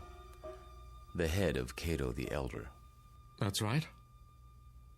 Let's just say, I'm old enough to have known this gentleman personally. But he lived more than 2,000 years ago. I said you wouldn't believe it. No, it isn't that, but 2,000 years? How, Walter, how? You don't know what you're asking. In heaven's name, this is what mankind has been dreaming of. Sam. To live forever. To go on learning and understanding eternally, without end, without death. Sam. Tell me the secret. I can't. You must. You owe it to the world. I owe the world nothing but contempt and pity.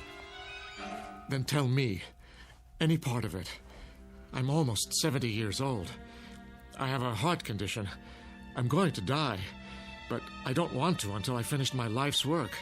Walter, listen to me. Do you understand? I'm not ready to die. I can't tell you the secret because I don't know what it is myself. What? I was like you, Sam. Afraid of death. Too afraid to face the concept head on. When I thought of all the things there were to know and the pitifully few years man had to know them, I went cold with fear. And with anger, too, at the impossibility of it all. The combination was paralyzing. Every night I dreamed, as you dream, of more time, of immortality. Only if man lived forever, I thought, could there be any point to living at all.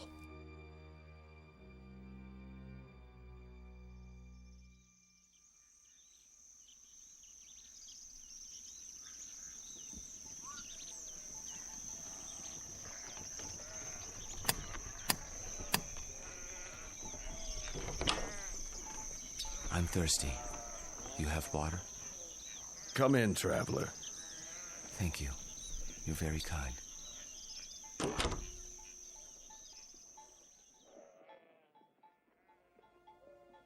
One day, on the road, I met a man. An alchemist.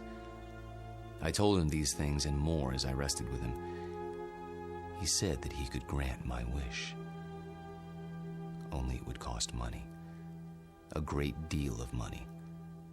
So I sold everything I had and paid him his money and submitted to his experiments.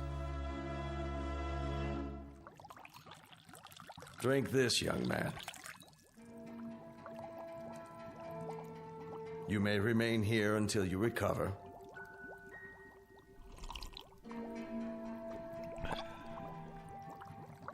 I feel strange. That will pass.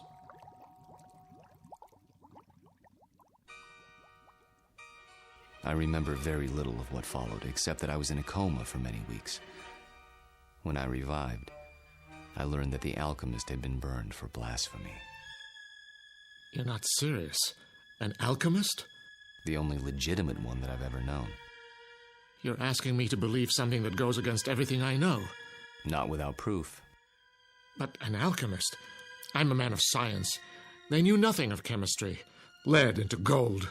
Just as I thought. You won't believe it. Smoke and mirrors. Their methods were based on superstition. Magic. What did he use? Bat's blood and eye of toad? And once upon a time, germs were unknown. And blood cells, and pasteurization, and human growth hormone, and... Sam, all those things and more would have been called magic once. It's a matter of knowing what to measure and how. Do you realize that most of today's medicines come from plants? Witch doctors discovered a long time ago that they worked, even if they couldn't explain the reason. Don't lecture me. All right. But you'll grant that certain phenomena exist before we know why. Science is like history in that respect. A detective story, working backwards from known facts until we understand the cause. And I'm the most undeniable of facts. Unless you can come up with another explanation. Go on. There isn't much more to tell, really. I thought the experiment had failed, of course, because I didn't feel any different. But then, when I saw my wife and my children and my friends aging and growing old, this was a problem I hadn't considered, you see. But surely there's a way to get around that paradox. Such as? There must be. Is there? Think about it. If I tell you that somehow I can stop you from aging, where do you want to be stopped? At 30? Then you watch everyone around you turning old. At 70? Would you want to live forever the way you are now? Sick and weak? It's better than dying. No, Sam. You're wrong. I was wrong. It's death that gives this world its point. We love a rose because we know it will soon be gone. Who ever loved a stone? I'm not a rose, and I'm not a stone. I'm a man. Very old, very frightened. Of what? Death? Yes, of death. You're a fool. I want to die. Then why don't you? Because I'm a coward. Like all men. Because I'm tired of living and scared of dying. That's why. There's a revolver in my desk at home, Sam. The same one you saw in the Civil War photograph. Every night, I hold it in my hand and pray for the courage to pull the trigger. But I can't. You mean to say you've survived all these years without an accident, without being injured or wounded? Some people are lucky that way. They go through life without ever breaking a bone or seeing the inside of a hospital. Oh, I've come close to death plenty of times. But never close enough. Thank you. For what? For reassuring me. I thought that if a man lived forever, he would grow wiser. But that isn't true, is it? You grow tired. That's all. It must be lonely. That's a word that comes to mind. You say it as if you think it's a word I don't know anything about. I suppose you married more than once? Yes. How long with each woman, Walter? 10 years? 15? I take your point. Now you know why I attended your lecture. Why I asked you here tonight. It wasn't idle curiosity. I suspected as much. Sam, this isn't a situation of my choosing, not any longer. I tried to resign 6 months ago, but you talked me out of it. Do you remember? Yes. Do you know why? I knew that Susanna was falling in love with me.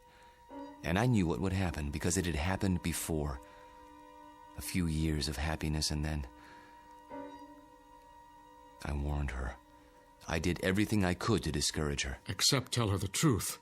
How could I do that? She'd have thought I was mad. Then why didn't you leave? Because it was too late. I was in love with her. Everything was against it, all my reason and experience. But that didn't matter. And God help me, it doesn't matter now. It does to me. Walter, I can't let you marry my daughter. And why not? Susie. Well, go ahead. I asked a question, Father. We were just having a conversation. So I gather. How long were you standing at the top of the stairs? Long enough to hear that there's some sort of disagreement over me. Don't you think it would have been considerate to include me in the negotiation? It's not a negotiation. Please, don't misunderstand. Your father seems to think I'm too old for you, darling. Susanna, let me explain. That's the silliest thing I've ever heard. Good. In that case, you will marry me? I thought that's already been decided. You asked, and I accepted. Unless you're having second thoughts. Nonsense. If I had my way, we'd do it tonight. Are you serious? I've never been more serious in my life. I think you mean it. There's a justice of the peace in the next county. Go upstairs and get your prettiest dress. I'll go back to my place and pick you up in an hour. But... Go. Go. Daddy? I can't very well ground you, can I? You're of legal age. Oh, Walter, I do love you. Though your timing is a bit of a surprise. Life is a surprise. If we're not ready now, when will we be? Next week? Next year? We have to seize happiness when it comes, and it's here now. 1 hour, darling.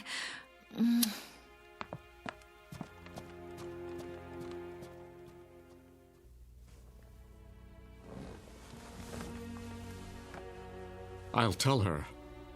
She won't believe you, Sam. No one would. In fact, by tomorrow, you won't believe it yourself. We'll see. Yes, we will.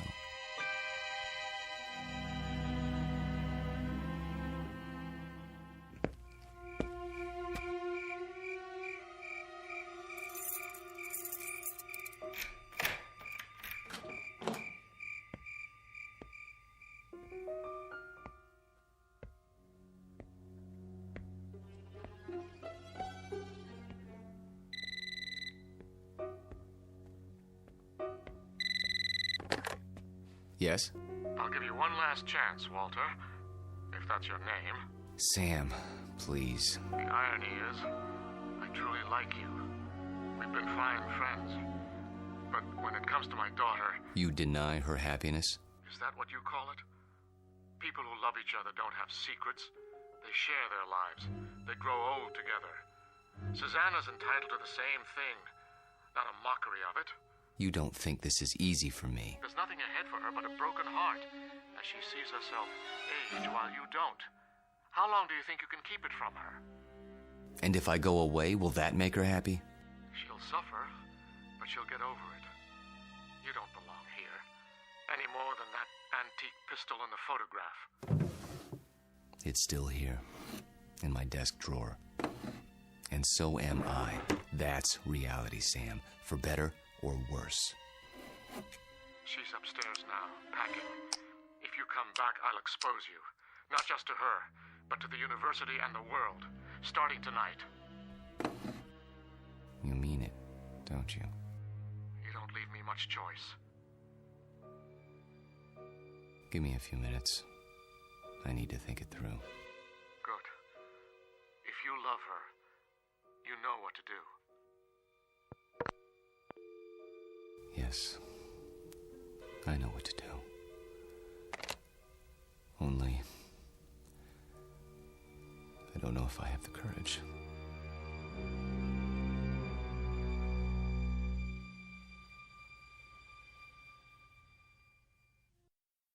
Hello, Tommy.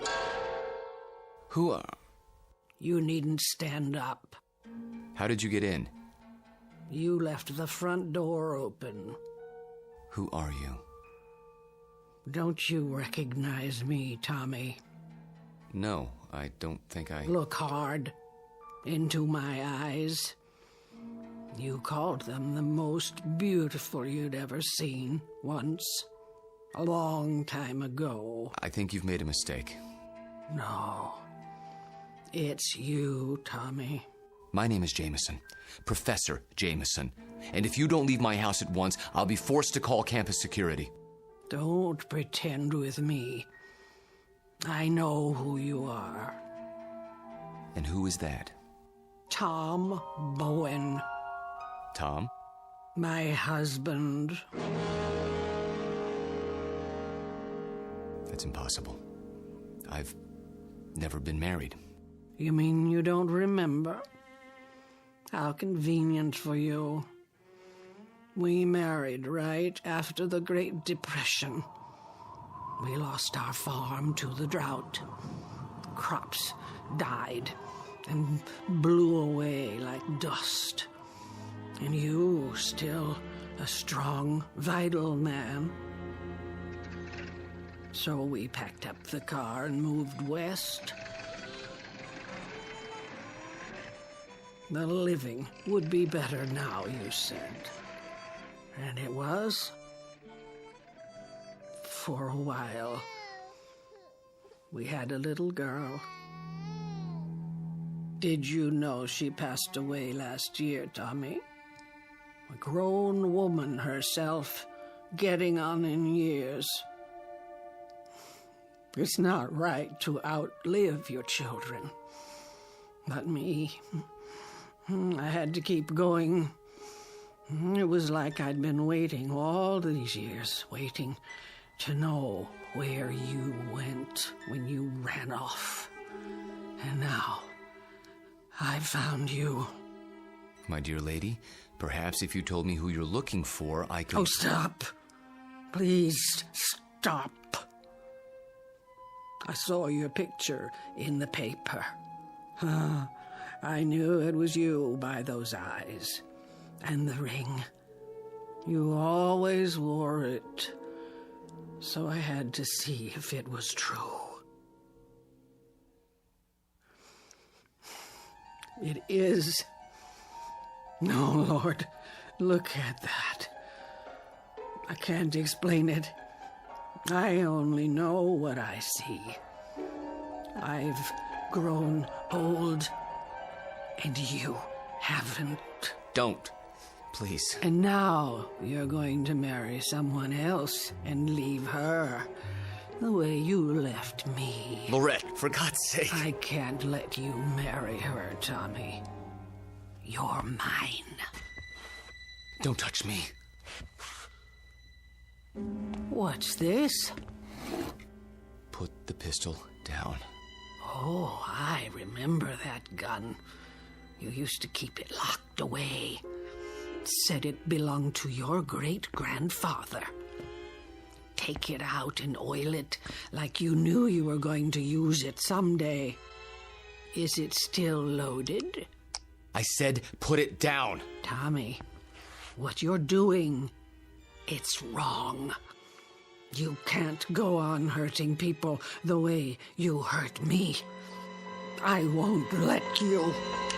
Lorette, for the love of... What was that? I didn't hear anything. Are you sure? I thought...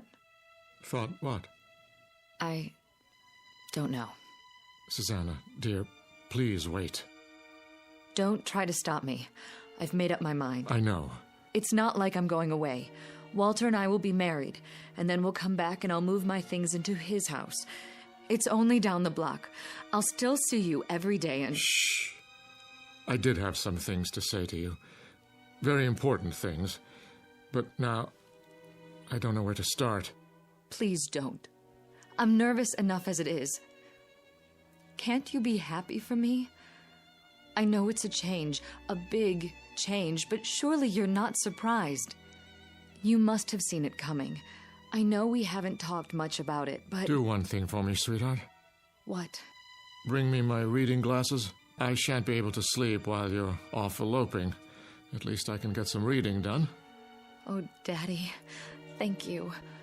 Where did you leave them? Upstairs in my bedroom, as I recall. Would you mind getting them for me? Of course I will. If Walter comes to the door, tell him... I know what to tell him. Don't expect him just yet. There's still time. Wait right here. I'll find them.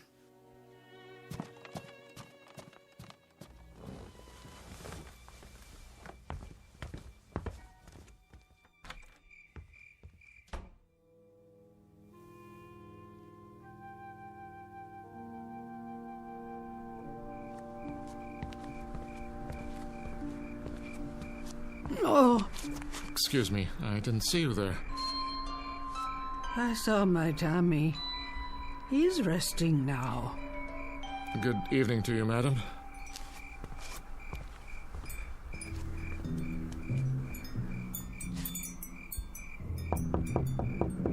Walter.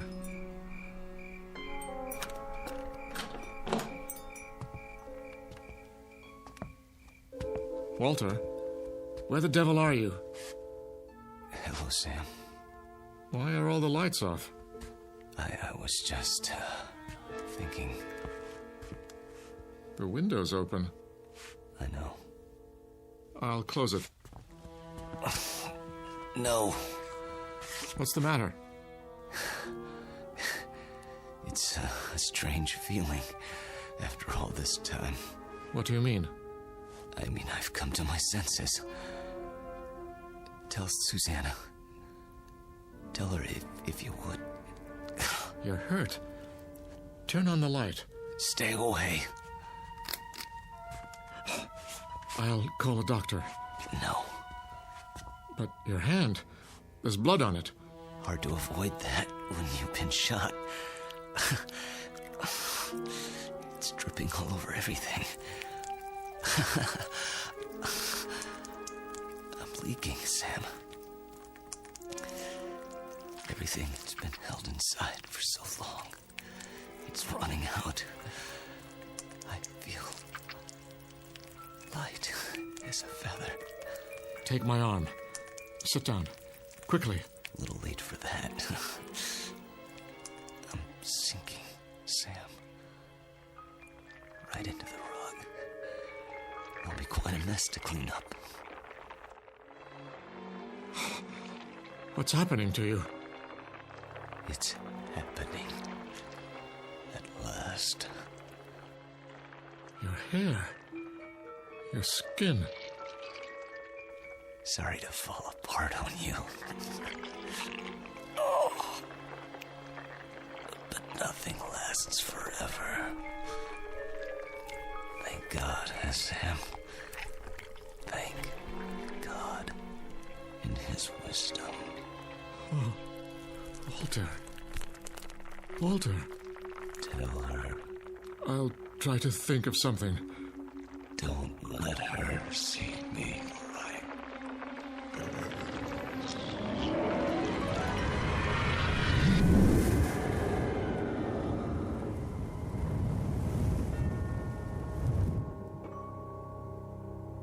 Dad? Walter? No, Susanna. Stay back. Daddy! Go home. Where's Walter? Susanna, please, go home, now. Walter? He's gone. Gone where? I wish I could tell you. But there are his clothes, his shoes. Daddy! Daddy, what else is on the floor? Dust, my dear. Only dust.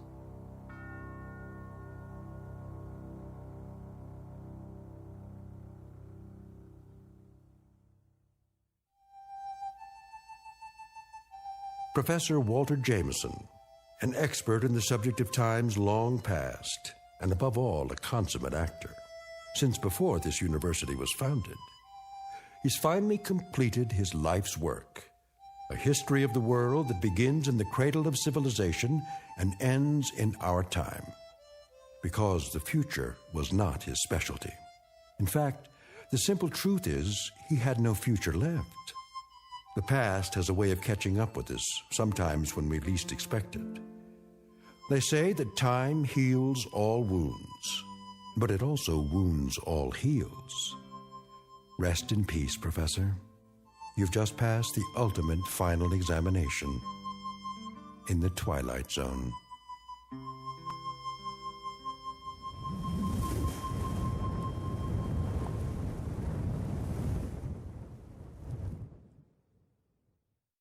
More from the Twilight Zone after this. You are about to enter another dimension, a dimension not only of sight and sound, but of mind, a journey into a wondrous land of imagination. Next stop, the Twilight Zone, Hi, this is Stacy Keach. I'd like to take a moment to tell you about our Twilight Zone website at twilightzoneradio.com. At twilightzoneradio.com, you'll find the latest information on these Twilight Zone radio dramas, including behind-the-scenes photographs, plus the newest product releases, trivia contests, ways to contact us, other Twilight Zone-related info and merchandise, plus links to other fascinating websites. So make your next stop twilightzoneradio.com. Visit twilightzoneradio.com to purchase these Twilight Zone radio dramas on cassette and CD, or call toll-free 1-866-989-ZONE. That's 1-866-989-9663.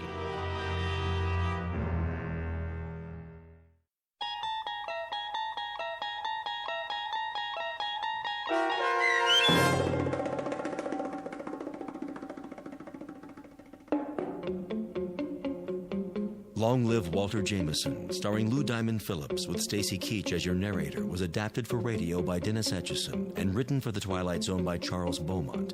Heard in the cast were David Darlow, Alyssa Fraden, Elizabeth Lido, Ann Whitney, Jeff Lupetin, and Christian Stolte. To learn more about the Twilight Zone radio dramas and to obtain audio cassettes and CDs of these programs, visit our website at twilightzoneradio.com. The producers of The Twilight Zone wish to thank CBS Enterprises, Carol Serling, Dennis Etchison, Dick Brescia Associates, Claire Simon Casting, Terry Jennings, XM Satellite Radio, Sirius Satellite Radio, our sponsors and our radio affiliates for helping make this series possible. This copyrighted radio series is produced and directed by Carl Amari for Falcon Picture Group. Audio editing, sound design, Foley effects, and mix for the Twilight Zone radio dramas are by Cerny American creatives Craig Lee, Michael Slaybach, Bob Benson, and Jason Rizzo.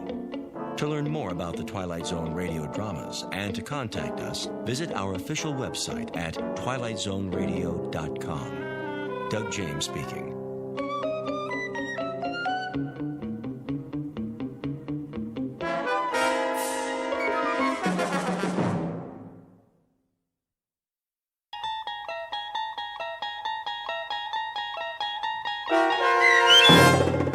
Printer's Devil, starring Bobby Slayton with Stacy Keach as your narrator, was adapted for radio by Dennis Etchison and written for The Twilight Zone by Charles Beaumont. Heard in the cast were Mike Starr, Fernette Lebo, Doug James, Derek Purcell, Elizabeth Lido, Carl Amari, Roger Wolski, and Vince Amari. To learn more about the Twilight Zone radio dramas and to obtain audio cassettes and CDs of these programs, visit our website at twilightzoneradio.com. The producers of The Twilight Zone wish to thank CBS Enterprises, Carol Serling, Dennis Etchison, Dick Brescia Associates, Claire Simon Casting, Terry Jennings, XM Satellite Radio, Sirius Satellite Radio, our sponsors and our radio affiliates for helping make this series possible. This copyrighted radio series is produced and directed by Carl Amari and Jason Mallow for Falcon Picture Group. Doug James speaking.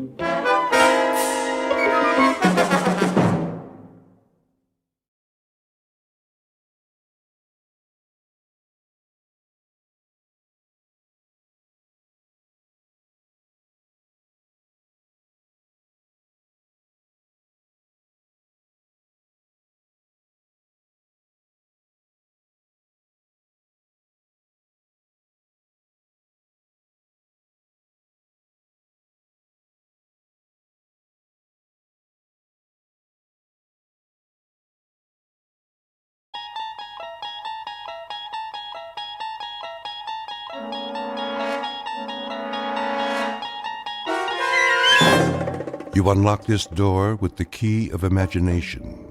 Beyond it is another dimension, a dimension of sound, a dimension of sight, a dimension of mind.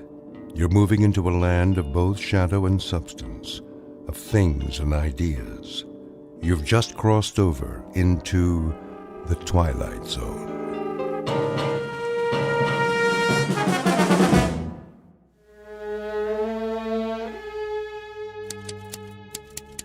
Oh, no, not now. What's wrong, boss? This old typewriter. I think it's got a broken key. It's not broken, only jammed. There. All better. Thanks.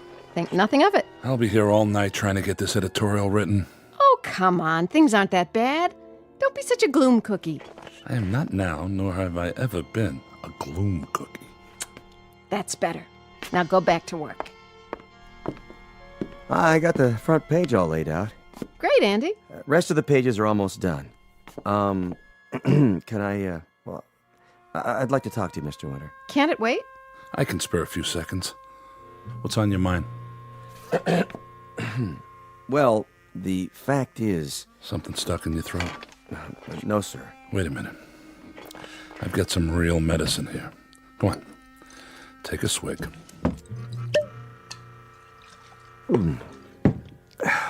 Thanks. Thanks, Mr. Winter. I hate to tell you this, but I'm resigning. You're the best editor a man could work for. But it's 8 weeks since I've been paid, and I know. I don't blame you. Well, I do.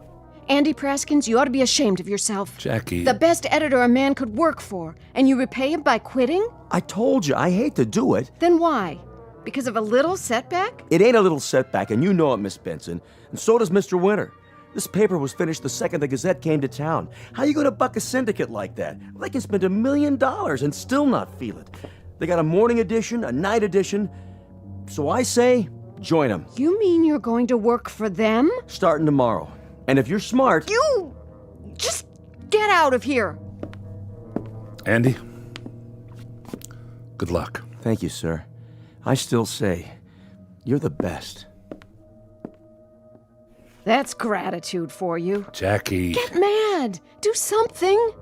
That was our linotype operator who just walked out. Honey, it won't do any good to get mad. Andy's right. We're finished. Don't tell me that, Doug, please. It was your dream. Well, now I'm awake. Miss Benson, I'm afraid you're fired, too. We both are. What are you going to do? See you to the door. Will you be all right? Sure, it's not the end of the world. Just a Danbury Courier. Take a look at tomorrow's headline. Mayor Stinson's daughter wins beauty contest. Pretty exciting, huh? Now look at the Gazette. Extra. Mayor and beauty contest fraud. Which one do you think's going to sell?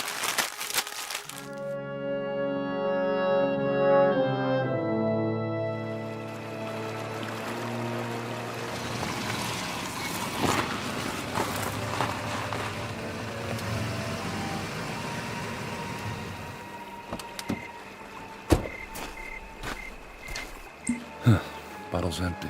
Oh, well. Young man. Yeah? Might I trouble you for a match? For my cigar? Oh, sure. I think I have some. This is a beautiful, beautiful evening, isn't it? The bridge, the river. Smell the pines in the air. A pity you have to leave it all. What do you mean? Well, you were about to commit suicide, weren't you? That's none of your business. I agree. But a man ought to do a good job of it. I mean, to jump into the river from here could work. On the other hand, you might end up with nothing more than a head cold. I certainly wouldn't risk it.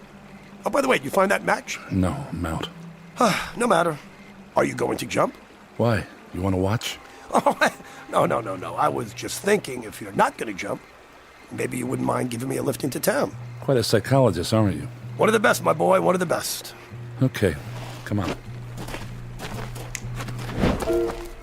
How did you do that? Do what? I didn't see a match. You just snapped your fingers. Oh, that. Just a little magic trick. Shall we go? Why not?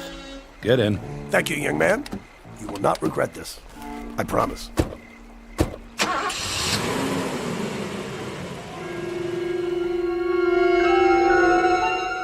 Take away a man's dream, fill him with whiskey and despair, and send him to a lonely bridge late at night. Let him stand there looking down at the black water and try to imagine the thoughts that come to mind. You can't. I can't.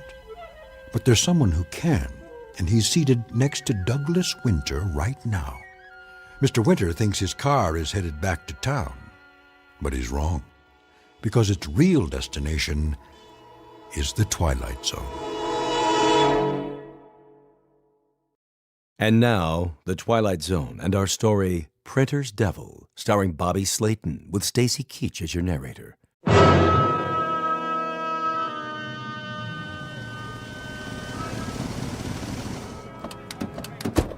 Here we are, beautiful downtown Danburg. Why, thank you. I appreciate the ride. Sure. And thank you. Half Moon Bar and Grill. Excuse me, young man. Yeah? I hope you're not going to drink alone. I was. Care to join me? I'd be delighted.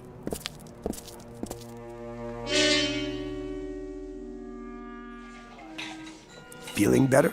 Not yet. Hi, Mr. Winter. Hello, Molly. Let me have a cup of hemlock on the rocks. Cup of what? Make it a martini. The same for me, Molly. Could I see you for a second? What about? Well, The tab. I'm sorry. Mr. Foster says he'll wait, but from now on it's gotta be cash. Please, allow me. Oh, well, that'll be fine then. Now, Molly, you run and go get those drinks. And tell Mr. Foster to make them doubles. Would you do that for me? Of course, sir. Thanks. Nothing at all, my boy. She's a plush one, isn't she? Full of fire. I wouldn't know. Mr. The name's Smith. Douglas Winter. Not the Douglas Winter. The newspaper editor? Ex-editor.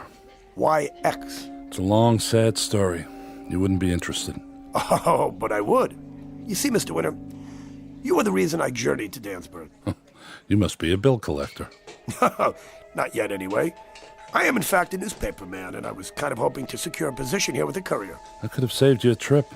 The Courier's dead, Mr. Smith. I don't understand. There isn't much to understand.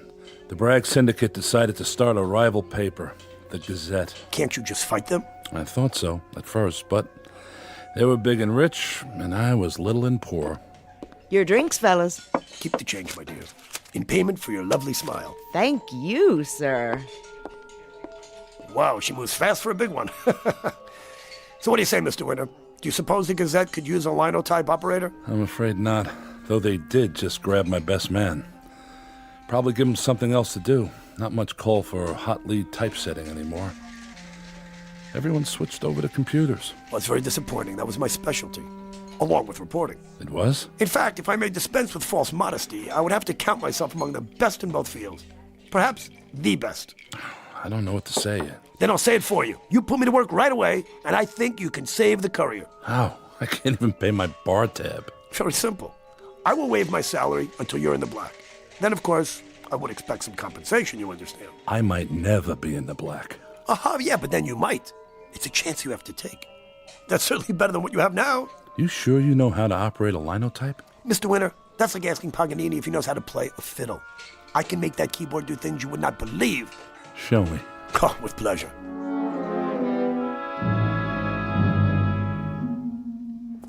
This little storefront is the Courier.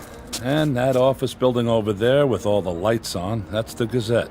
People buy a paper for its news, Mr. Winter, not its building. Except in Danburg. Why? Because there isn't any news here. There will be. Doug! Jackie, what are you doing here? I was worried. I've been calling your house since 8 o'clock and... I'd like you to meet Mr. Smith. Jackie Benson, my most valuable employee. Second most valuable, Mr. Winter. He says he's a linotype operator. You mean we're still in business? I don't know yet. Mr. Smith, let me see how long it takes you to set the lead story. Certainly. Here's the copy. The machine's in the next room.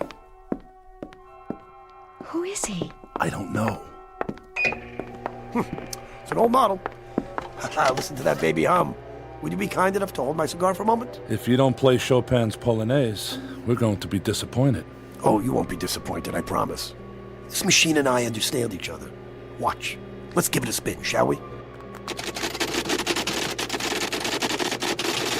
There. May I have my cigar back? What? Just put it right there in my mouth. Right. Let me see, I have to make a few modifications here, but on the whole, yeah, this machine's in fine condition. A little stiff, perhaps. Why'd you stop? I'm finished. That's impossible. See for yourself. Read the type. Mr. Smith, where did you say you worked? I didn't say. Is it important? Why would a man with your talent want to work for a hick paper like the Courier? Not talent, Mr. Winter. Genius. And geniuses can be unpredictable. Call it a challenge. What about you, Miss Benson? You don't look impressed. No. I'm amazed. I amaze myself sometimes, too, but this I must confess, this is not my true vocation. It isn't? Well, at heart, I'm a reporter. I've always been a reporter. You know how some people might have a green thumb? Well, you can say I have a green nose. Wherever there's news, this old nose smells it. I'm afraid it won't smell much in Danburg. Oh, who can say? So, well, am I hired? You would be, if I had a paper. But there's no use kidding myself. It belongs to half a dozen banks and finance companies, all ready to collect. How much would you need to pay him off? A lot. Plus 8 weeks of back wages to the staff, the delivery boys. And me? How much does it all come to? Roughly $22,861.23. Well, I think I can manage that amount. On a loan basis, you understand. Excuse us for a moment. Shirley? What do you think? I don't know, Doug. What does he get out of it? What's his motive? Beats me. Well, then... Look, I'm going to give it a try. It's a chance to stay in business a while longer. And after all, what have I got to lose? Absolutely right. What have you got to lose?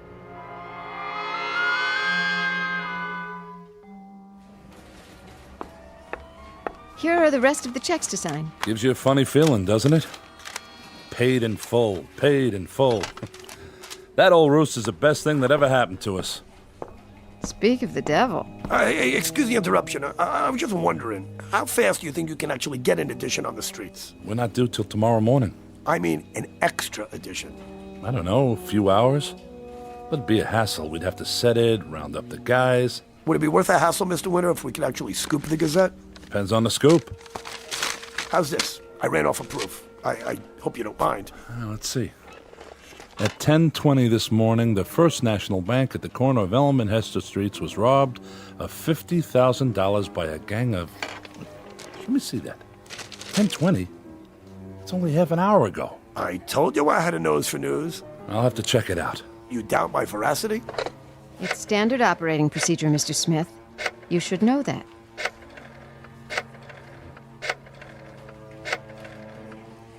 First National Bank? This is Winter at the Courier. We have a report of a robbery and Huh? I see. Okay. Thank you. Doug? Let's get to work. Special edition, bank robbery, get your paper here. Oh, my good man, come over here. Let me show you how you're supposed to do that. Give me that paper. Daring Daylight Bank Heist. Big stick up. Read all about it. Thug steal 50 grand. Extra, extra. Get her right off the press. Thank you, sir. Thank you, ma'am. Thank you. Thank you very much. Have your money ready. Thank you. Get it first. Right here in the Courier. Read all about it in the Courier.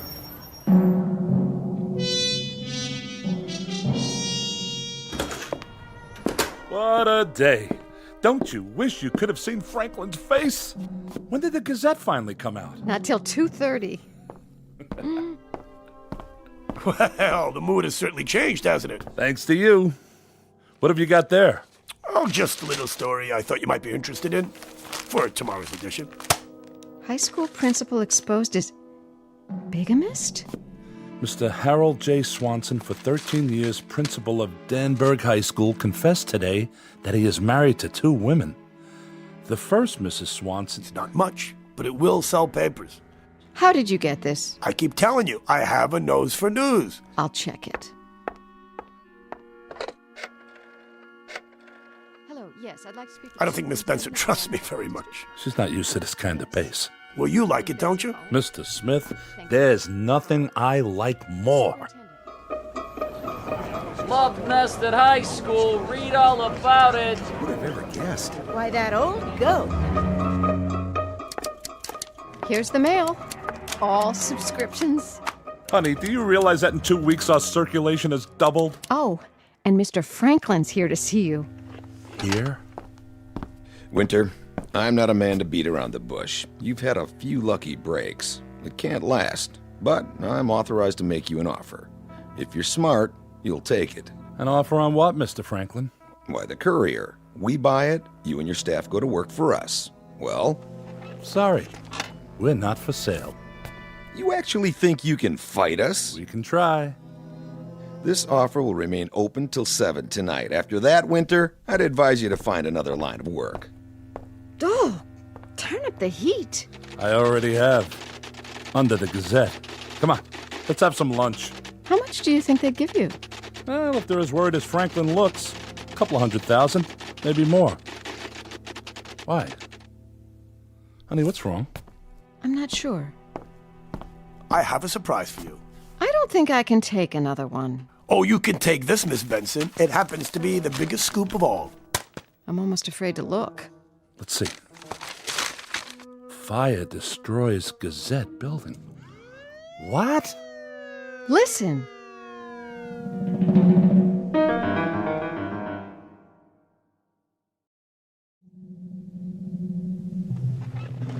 I don't blame you for being upset, but that's no reason to make accusations. Accusations? Facts! You started that fire, Winter, and you're going to pay. I'll see to that. Mr. Franklin. I've heard of some low tricks in the newspaper game, but this is the lowest. Mr. Franklin, I did not start that fire. How many times do I have to tell you? I don't care how many times you tell me. You had your papers on the street an hour after it happened, and that spells just one thing. You knew. I'll explain the situation one last time.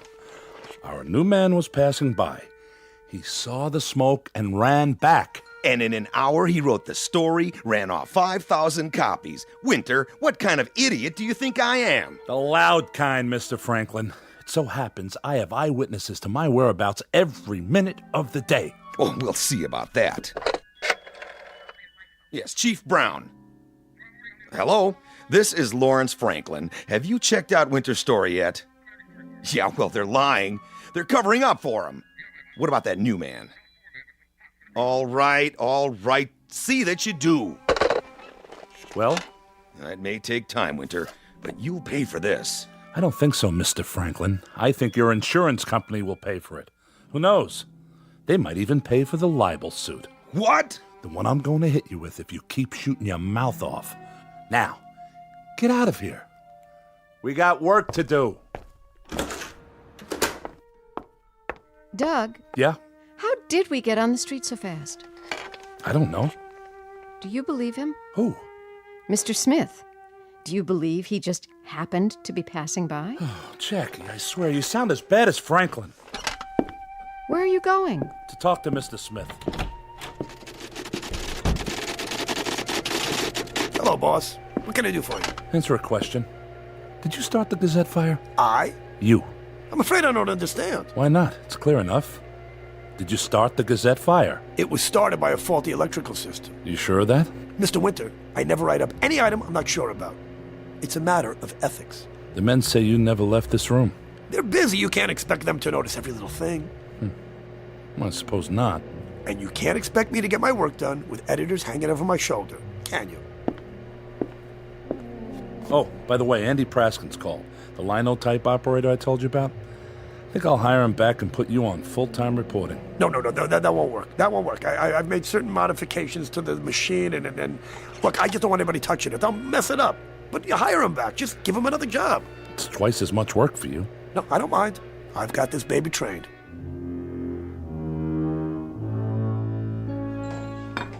Two specials. Anything else, folks? Not that I can think of, Molly. Well, just let me know.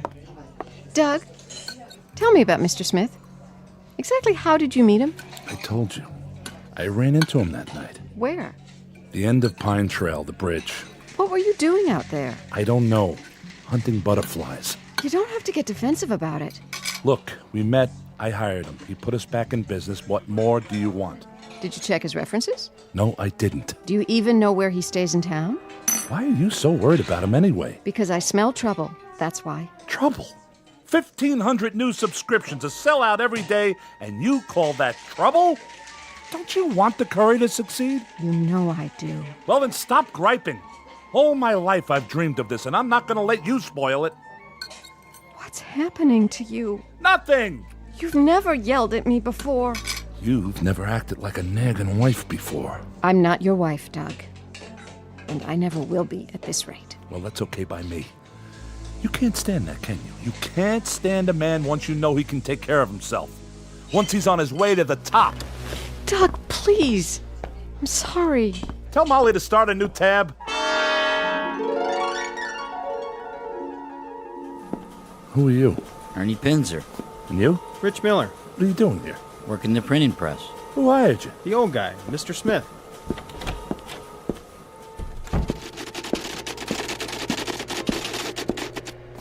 I hope you don't mind. We needed the extra help, and they needed jobs. They're Gazette men. Mr. Smith? Yes? Read that to me. What? On the machine, what you're writing. Well, I'd hope to surprise you. Tomorrow. Surprise me now. Start with the lead. Okay, if you like.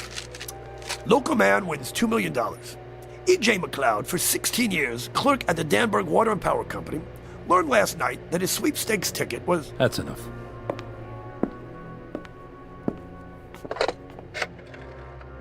Information, give me the number of E.J. McLeod, please. Yes, please, dial it through.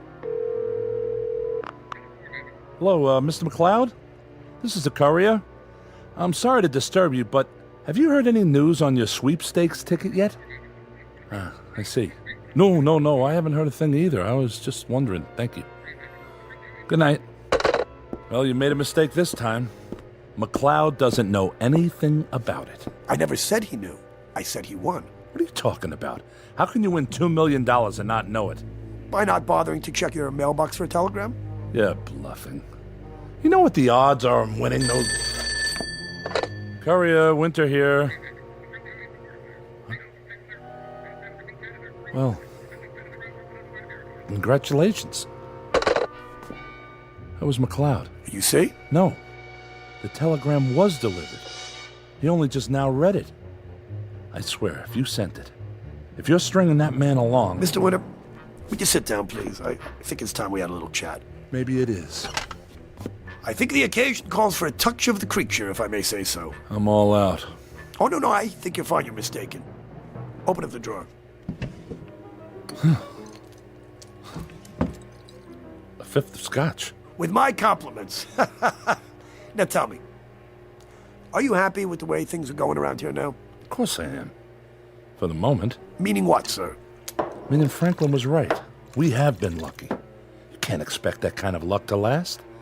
They'll rebuild the Gazette and we'll be right back where we started. Mr. Winter, what if I were to tell you that you could expect the luck to last? I'd say you're an optimist. Oh, I am that. But I'm also a man of my word. Isn't that true? You have been so far. Everything I promised you, I have delivered. So you have no reason to doubt me. What's all this leading up to, Mr. Smith? A simple proposition. I took the liberty of preparing this document here. I hereby guarantee, you understand? Guarantee that you will become the most successful newspaper editor in the world within 5 years. And that you will remain so for the rest of your natural life. If you will just affix your signature right here.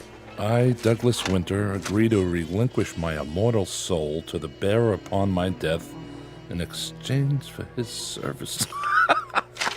You're the devil?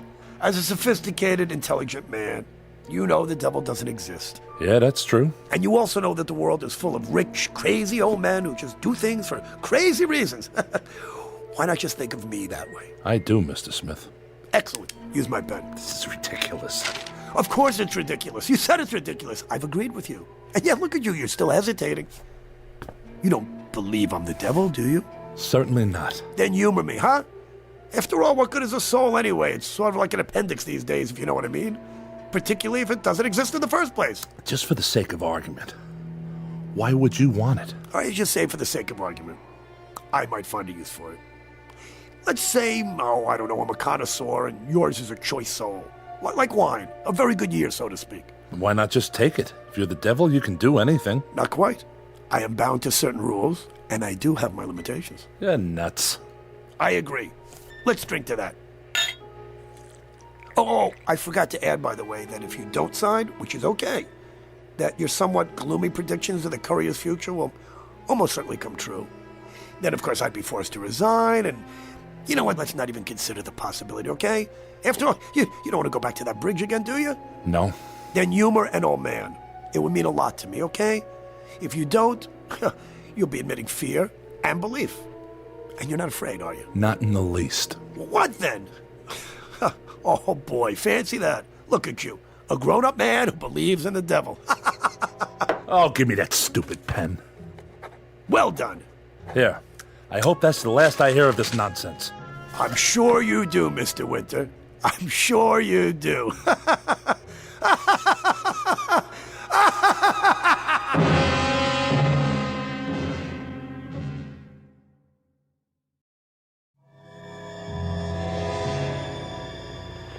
Okay, let's see. What shall it be tonight?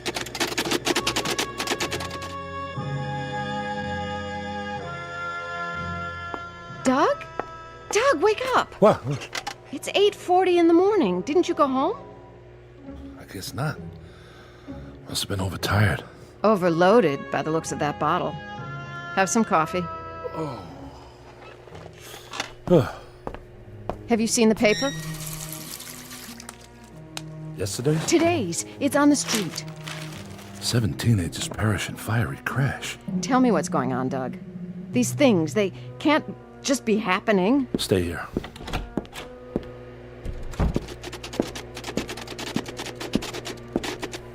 Good morning, boss. What do you know about this? I only know what I read in the papers. Has it happened yet? Well, of course. How else could... You know what I mean. Let's see. Oh, yes. An hour and a half ago. Oh, so awful. Nice young people, wasted lives, so much to live for. But of course they've been drinking, you know. You caused it. Mr. Winter, I was here all night, and so were you. How could I have caused it? I don't know yet. About last night. That was just a gag, wasn't it? Well, it did have its amusing aspects. I mean, you're not... Not what? Nothing. May I go back to work now?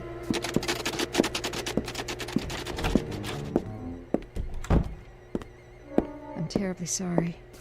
Thank you. It's true. How did he know? It's his job to know. But the papers were on the street right after it happened. Who printed them? Who delivered them? Ask Mr. Smith. I'm asking you. Get off my back, will you? All right. If that's the way you want it.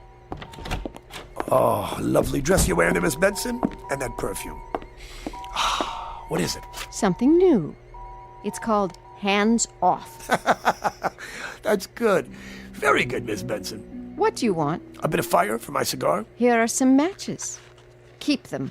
Thank you. I do believe we're going to be great friends, my dear.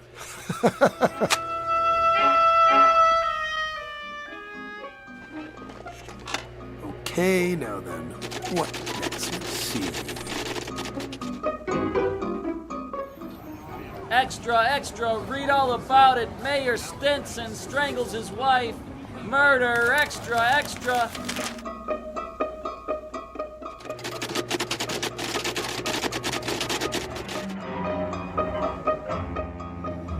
Honeymooners drowned in Lake Bundy. Read all about it. Extra. Honeymooners dead.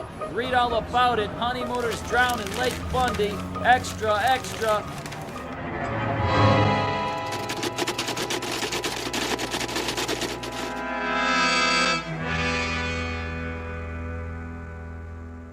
You've got to fire him, Doug. You've paid back the loan. You don't owe him anything. I can't. Why? Just kick him out. Or do you want him around? It isn't a matter of... Then what? He's taken over. He's running the Courier, not you. Him. Well, he isn't doing a bad job of it. We're selling out every edition. You're selling out more than that. A lot more. Goodbye, Doug. Hey, aren't you being a little hasty? Mind your own business. Whoa. This is my business. I do have, one might say, a proprietary interest in everything connected with the Courier. Well, I'm not connected with the Courier anymore. I wish you would reconsider. The fact is, I've developed a special fondness for you. Get out of my way. Psst, a word in your ear? Why, of all the... You'll be sorry you did that. Not as sorry as you'll be if you ever say anything like that to me again. Where's Miss Benson going? Love's labor's lost, Mr. Winter. She's left us. It's your fault. I've only done what you asked me to do. That's a lie. Oh, really? You wanted success? You accepted my help of your own free will. And the only thing that makes a paper successful is news. I never said what kind of news. Then you did make those things happen. Every time you sat down at that linotype. You didn't tell me people would be hurt. Hey, you didn't ask. You must pay a price for success, Mr. Winter. Everybody must, okay? Of course, the price does vary. Come on, don't feel too bad, my boy. You're not the first editor I've helped out. I don't want your help. Get out. Sorry, we have a contract. And there's no way out of it. But there is one thing you could do. What? Pay up. But if you are the devil, you can't take my soul until I'm dead. That's right, I can't, can I? Wait, is that another story I smell? I think so. What are you writing? Oh, no.